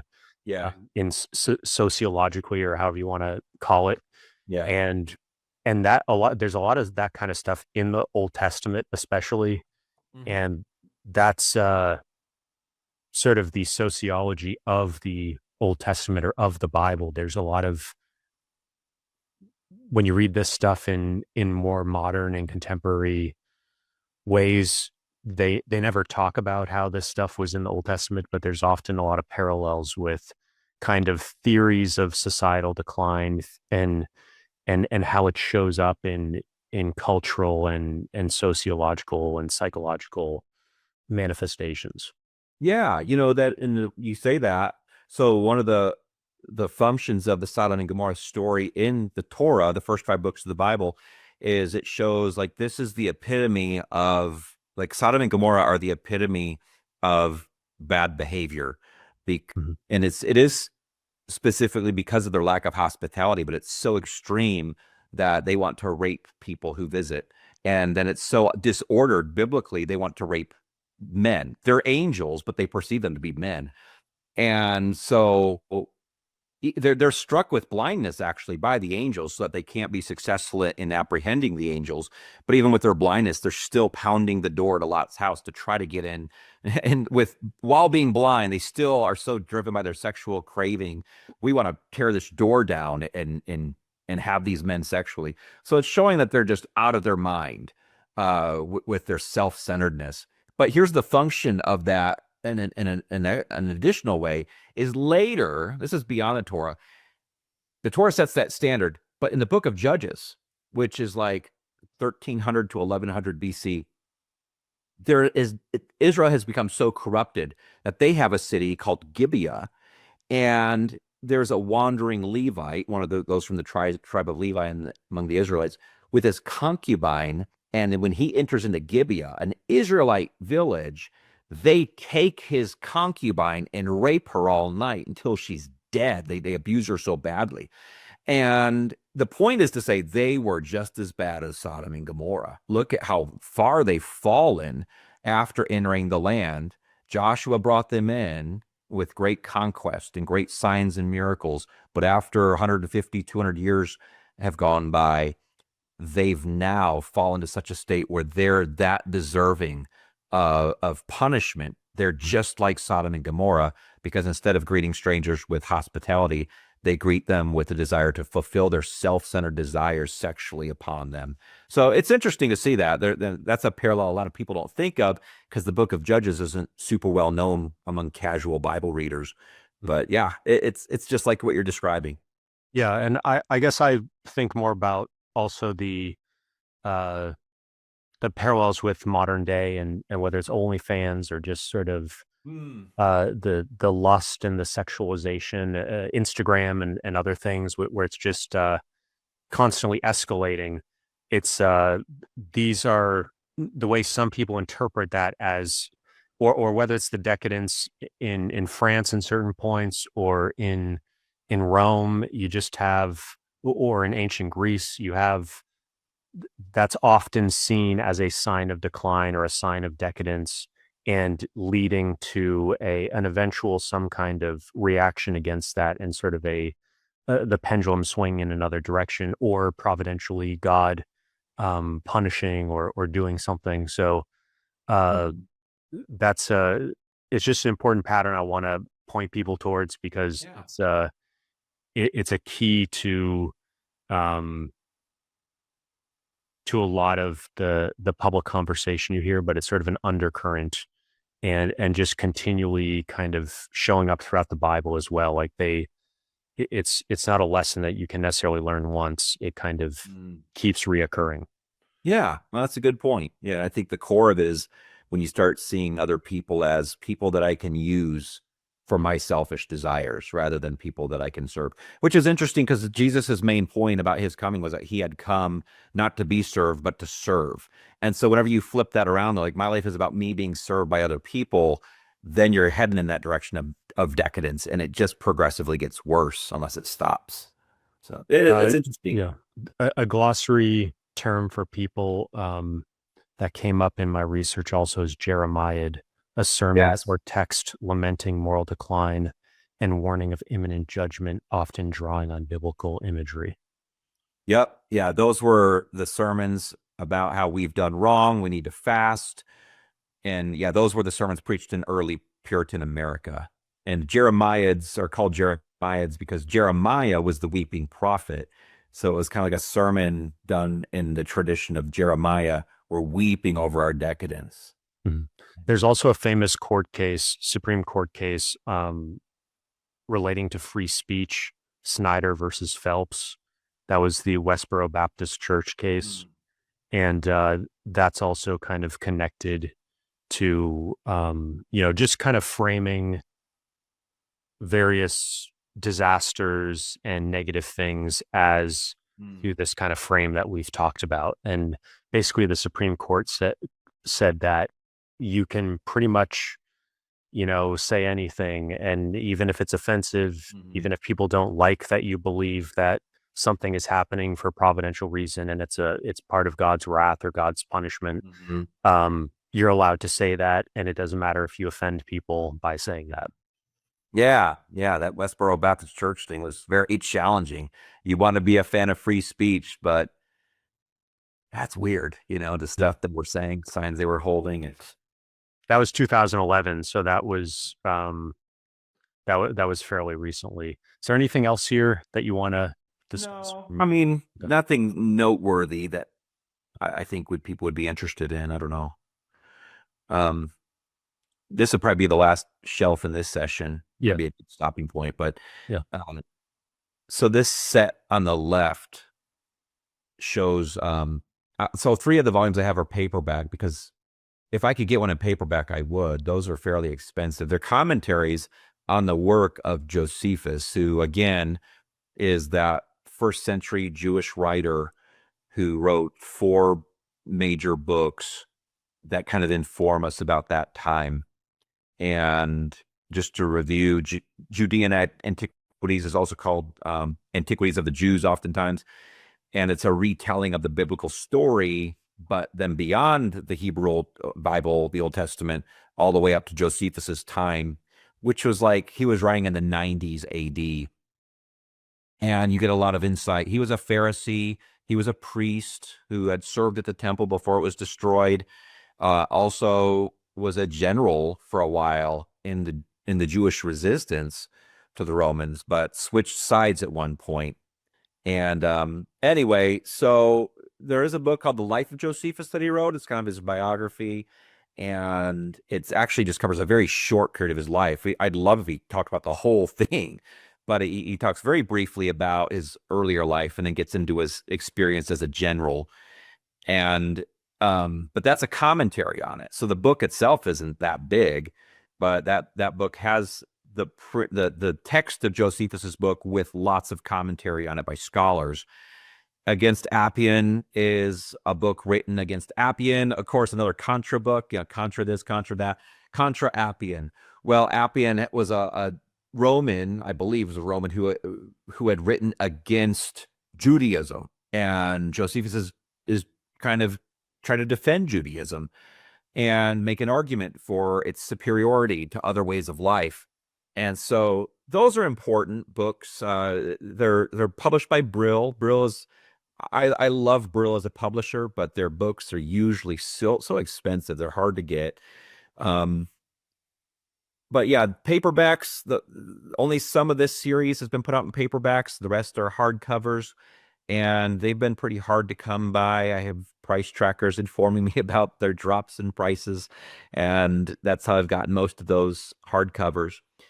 But Could you just characterize Brill as a publisher? Like what's their deal? yeah, they publish. I mean, they're strictly academic, so they show up at a lot of academic conferences with their tables set up and books on display. They publish both primary resources, the actual writings of historical individuals that are significant, like a main edition of their works, standard edition, and then they publish a lot of secondary studies on those books, which is like what this is. They go beyond historical studies. They have, I think, anthropology and cultural studies, and I think they do some in the sciences, but not a whole lot. Like I said, I think they're from, you might look it up, I think they're from the 1600s. I think that's when Brill began. They're very old publisher in the Netherlands. But yeah, Do you go to a lot of academic conferences, or? I never do. No, I have I have no interest in going to conferences. It just takes too much of my time. And even when I was at seminary and conferences were more popular with the students, going to them and stuff, like I just never had an interest. I'll read the papers from it, read journal articles and stuff, but yeah. Okay, I have some information about Brill. So, Okay. founded 1683 by Joris Brill in Leiden, Netherlands. And they publish in the disciplines of religious studies and theology, especially Jewish studies, Islamic studies, Christian theology, Eastern religions, classics and ancient history, critical editions, lexica, philological tools, then Middle Eastern and Islamic studies, historical, philological, contemporary research, and then international law and human rights, top journals and legal commentaries like the Hague Journal of Diplomacy. The Hague is where the International Criminal Court is, I believe, as well as other important stuff. Asia studies, especially sinology, Indology, and South Asian history, and then manuscript studies. Yeah, so pretty comprehensive. And yeah, I always peruse their site for new releases and stuff like that. But like recently, I was on there.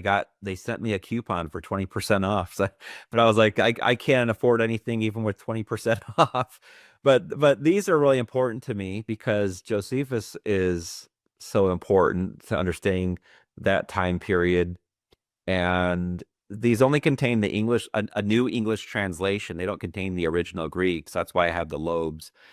But the commentary is on the Greek text. You have plenty of Greek in the commentary section. Sometimes you'll only have like 2 small lines of text at the top of the page, and the rest of that giant page is commentary.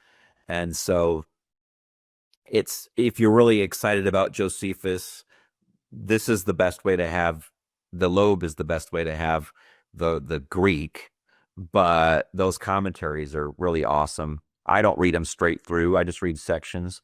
Most recently, let's see, where is it? Oh, that third from the top. This section came out. It's by Daniel Schwartz. It's on Judean Antiquities, books 18 to 20, which is the final books of the Antiquities of the Jews. And it contains the most famous passage from Josephus, which is his section on Jesus, where he just talks about this figure named Jesus who lived at a particular time, had done many wonders. People called him the Christ. He still had followers in Josephus's time. He was astonished by this. There are still people in the 90s following this Jew who was around at this time. And so it's a pretty significant passage. It gets a lot of attention. And it really shows, too, when people say, no historian has ever mentioned Jesus outside of the Bible. Well, that's not true. I mean, there's several, and Josephus did.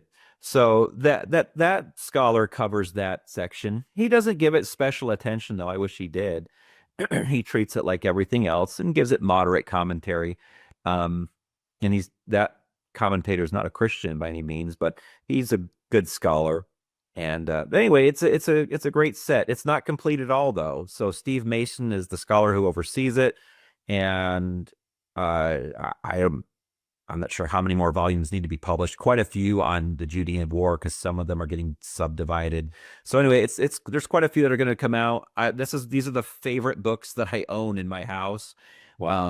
If I had to get rid of all my other books and I could only keep these ones, I would choose to keep them. And whatever number of books this is, what's so interesting about them? Well, because Josephus is so interesting. So if I can sit someone down who's an expert on a particular passage of Josephus, and he can kind of break it down for me and help me with it, that's really fun. I don't know. They're enjoyable. Now, I said they're my favorite books in my house. I have far more important books at my church library, so they're spiritually impactful in my life. But as far as like historical studies and everything that's there, the philosophy and all that, these are my favorite. And it's really because of how fun I think they are. But they're not books. They're very difficult to just read all the way through, because they're written in a commentary format, which I can read sometimes, but I don't know. The excurses in those are fun. Reading the actual text is fun in there, but I've only ever read Josephus all the way through in what's called the Whiston translation a couple of times. The Jewish War book, which is the main one that I'm usually interested in. And so it's really because this helps contextualize the time of Jesus better than anything else. Yeah, because he was there. The thing that people don't really get about the ancient world is you can't just study writers writing about any time and place. It's very sporadic. And you can't just say, I want to study ancient Thrace in a particular time period and assume I'm going to have some book written on it. There's probably not a book written on it. It's really going to be hard to learn about the province of Thrace and what was going on. So the same also with Israel. If we didn't have Josephus, I said this before early on, we would know very little. You'd have the New Testament. Now, if you didn't have Josephus and you didn't have the New Testament, that whole period would be a giant mystery. You wouldn't know anything about Israel back then. Wow. So because we have the New Testament and then Josephus, we know quite a bit about that time and place. It's rare to have somebody writing in that detail. You don't really have this for any other place in that time period in the Roman Empire. Yes, Suetonius, like we talked about, writing a broad history of emperors, but he didn't go into this great of detail about any event. And so the uniqueness of Josephus's writings is really, I would say, providential. Like I do see the hand of God in this work being there, because it's just such a wonderful tool for such an important time. Is his role as a general particularly important in his perspective, or is that more in? No, he's not. He wasn't a very good general, and he switched sides. So he's kind of seen as a traitor. There comes a point where in his generalship, he realizes they're not going to be successful, and he claims to get a prophecy from God that Vespasian was going to come to the throne, and he was going to be really powerful, and he was going to lead troops over there, so they better turn to the Romans and just give in. Well, the Jews didn't listen to Josephus, and so he turns around and kind of finds refuge with the Romans, which is why he survived the Jewish war. And his name is Flavius Josephus, because that's from the Roman emperor, the Flavian family, the Vespasian family were the Flavians. And so Josephus finds refuge with the emperor's family. And so he's actually kind of like a big traitor from the Jewish perspective, because he didn't fight to the end. He turned and joined with the Romans. But if he didn't do that, he would not have been able to write these books. So in a sense, I'm thankful for that. But if I lived at the time and I was a fellow Jew, I probably wouldn't have been very proud of him. And that's kind of that's a really good example of why providential history, that perspective is so powerful, because it makes you really like when you're applying that to the present moment, it makes you very careful about determining like, oh, well, is this thing that happened actually good in the long term or bad? Yeah. Because I guess what I think of immediately is this rift between Elon Musk and President Trump, where Elon funded his and helped him win in 2024, but now he's sort of split, and this big bill that just passed has been a big rift, and Elon's now talking about starting a new party. So it's like, well, was it good that he, how does Elon think about his own past actions, and does he regret his support? Like, how does you sort of never know how things are going to turn out until hundreds of years later, when the history is fully formed, and so you never really know whether the colonists moving to the US and like escaping, they didn't know that they were gonna form this great superpower. The convicts that were sent to Australia, that you just sort of never know how things are gonna really turn out. Yeah, I agree. The providential perspective gives you some sense of peace in those times, even when things look disturbing, confusing. Yeah. So there's a lot more scholarship on Josephus, and let me just. This looks pretty interesting. Is that an atlas? Yeah. So Carta is I guess it's a publisher. They publish a lot of books that focus on the geography. So a lot of biblical focused books, like, is it Carta? I don't know. Yeah, it is. It says Carta. Hard to see there. But yeah, so their books are usually focused on geography, full of maps, atlases, but they'll reproduce ancient text with the maps, or they'll tell the story of something, just load it up with maps. Is it a military map where there's arrows, or is it just? Well, sometimes there are. It's really just trying to give you a perspective geographically of whatever's being described. And so, like I said, they have a lot of atlases. They have like on the table, if you were facing that book right now and you turned around, there's a table of the Carta Atlas of Jerusalem, Historical Atlas of Jerusalem. And they have a ton of them for early Christian history, all kinds of stuff.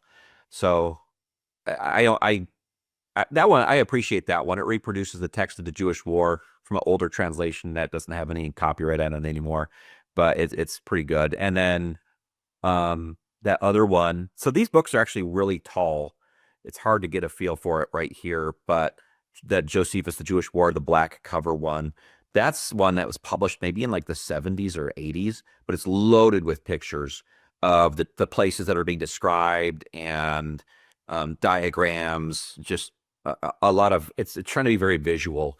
If you want to get a story, though, told from a modern perspective of the Jewish War, that big book called The History of the Jewish War by Steve Mason, that's the standard. So I read that years ago and just loved it. And he's good because he shows where Josephus kind of even disagrees with himself and shows discrepancies so you can sort out.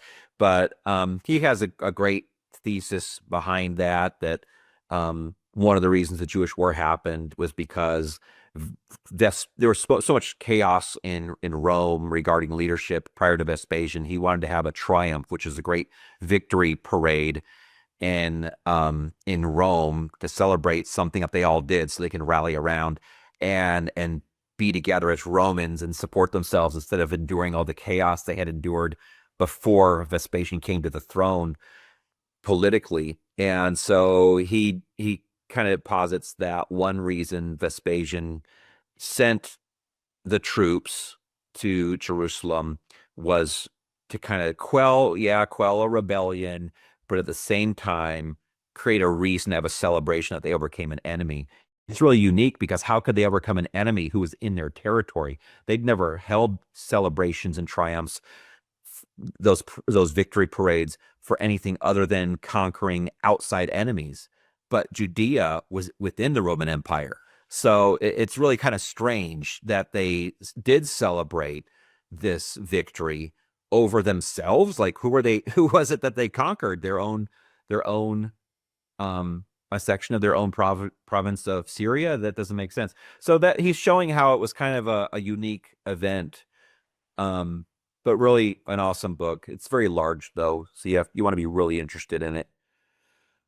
I just one other thing. I was thinking about the providential perspective with um, Trump and Musk, and the sort of flip side. And I think for people that aren't very familiar with the evangelical perspective, and Trump had a lot of evangelical support. There was a sort of a line of thought of Trump sort of being a flawed vessel in the tradition of Cyrus the Great, Nebuchadnezzar, even King David, and this from the AI, leaders who are morally compromised but still instrumental in fulfilling God's will. So there was that was part of, people sometimes wonder, oh, well, Trump didn't fit all the prototype of maybe a Mike Pence in terms of moral standards, but there's precedent in the Bible of somebody like these figures who is used by God to achieve some larger goal. And so that's why it's okay to vote for somebody who isn't perfect along every dimension. Yeah. Yeah. You described the perspective of most conservative evangelicals perfectly. That's how they would look at it. Those who are politically conservative, which is most of them. And there was a lot of people who, they voted for Trump gladly and just supported everything because of how strong he is in his positions. There are other conservative evangelicals who kind of hold their nose and vote for him, saying, he's the best we got. But overall, there is that perspective that there is providence behind all this anyhow. So I think if they're really mature, even if their guy loses, they're okay, because this world is not everything to them. It shouldn't be. So you have to just believe, even if the other party wins, God's still providentially behind that, and that's okay. But that they don't all see it that way. So these books, somebody's really interested in Josephus. I think if you want to start with one, it's Josephus, The Essential Works by Paul Meyer. That is a really easy to read one. He's made a fresh translation just of the main sections of each book, and then he gives a little bit of commentary to guide you through. And he's pretty awesome. He's a Lutheran scholar, but just wants people to be familiar with that important book. It's pretty interesting, the images they chose. Yeah, I'm not sure why that looks like. Now that's the Arch of Titus, which has it's a famous arch, and it has carved on it the victory parade after the Romans had defeated the Judeans within their own empire. And you can see famously on it, they're carrying all these things from the temple, and one of them is a menorah. So you have this person victoriously carrying a menorah, like, look, we got this booty from this temple, and now we can melt it down and sell the gold. And so it's pretty famous. But I don't know about that top one. I don't know what that top picture was on the binding. Looked like some type of Egyptian Yeah. type of thing. Yeah, and that's probably because, well, I guess he's not just writing the Jewish war there. He's has all of his works, and so um, you're going to have Antiquities of the Jews. There is time where the Jews are in Egypt. I'm not sure why they would have chosen that one though. That's strange, but it did look Egyptian. But anyway, it's a good starting point. Very easy to read, and minimal commentary, just enough to help you understand where you're at, so it's not overwhelming. It is a good. I read that probably around the year 2000 or something. Um, some of these others, Companion to Josephus, those companions are great. They're just full of essays on different aspects, but they're really expensive, so it's hard to get it. One thing I've noticed as we've just been looking at a lot of publishers here is that I'd say I see Princeton the most, and then I see Yale, and there's Harvard and Cambridge also, but there isn't any Harvard, and there isn't or any of the other like major university presses, I don't think. So it seems like Princeton by far the most, and then Yale and Cambridge and yeah. Oxford. So, different publishers specialize in different things. And, there are a lot of Harvards on there, but they're on the Loeb Classical Library. So that's almost, I don't know if I have anything else published by Harvard. But yeah, so Oxford, Cambridge, those are two that I pay a lot of attention to as far as new books. Do you read their catalogs or? Yeah, they send email updates. So you just subscribe and say, I want the ancient history update. So every month, you'll get like from Oxford, here's the latest and whatever, English literature or whatever. And you just pick the subject and you get emails regularly. And those are terrible emails because you're like, oh man, that's an exciting book coming out. But it costs $75. What am I going to do? So, and I probably don't need it because I have to read other books anyways. But anyhow, yeah, this is kind of like the end of the line with the Jewish section. Obviously, my interest in Judaism just goes up to the biblical period, slightly beyond after the temple's destroyed. It's the crisis, the big crisis of Judaism. What do we do now? Because we talked about this, I think, the first segment. We don't have our temple. We don't have a place to go to perform our rituals as prescribed by the Bible. What do we do? So the movement that was called the Pharisees kind of transforms into the movement called the rabbis. And they begin to kind of reinvent, in a sense, Judaism without the temple. How do you do Judaism without the temple? Well, the rabbis developed a new system where, in a sense, I'm not some expert in it, but instead of bringing sacrifices to the temple, well, now our prayers count as sacrifices in a sense. And so how do you rationalize that? Well, that's what rabbinic literature does. It kind of rationalizes a new way of life. And there's a lot of it. The rabbis write a lot in those centuries following. You have like the Talmud, the Mishnah, several other things. So that introduction to rabbinic literature by Jacob Neusner, that has all the different forms of rabbinic literature and a little just description of them and how they work.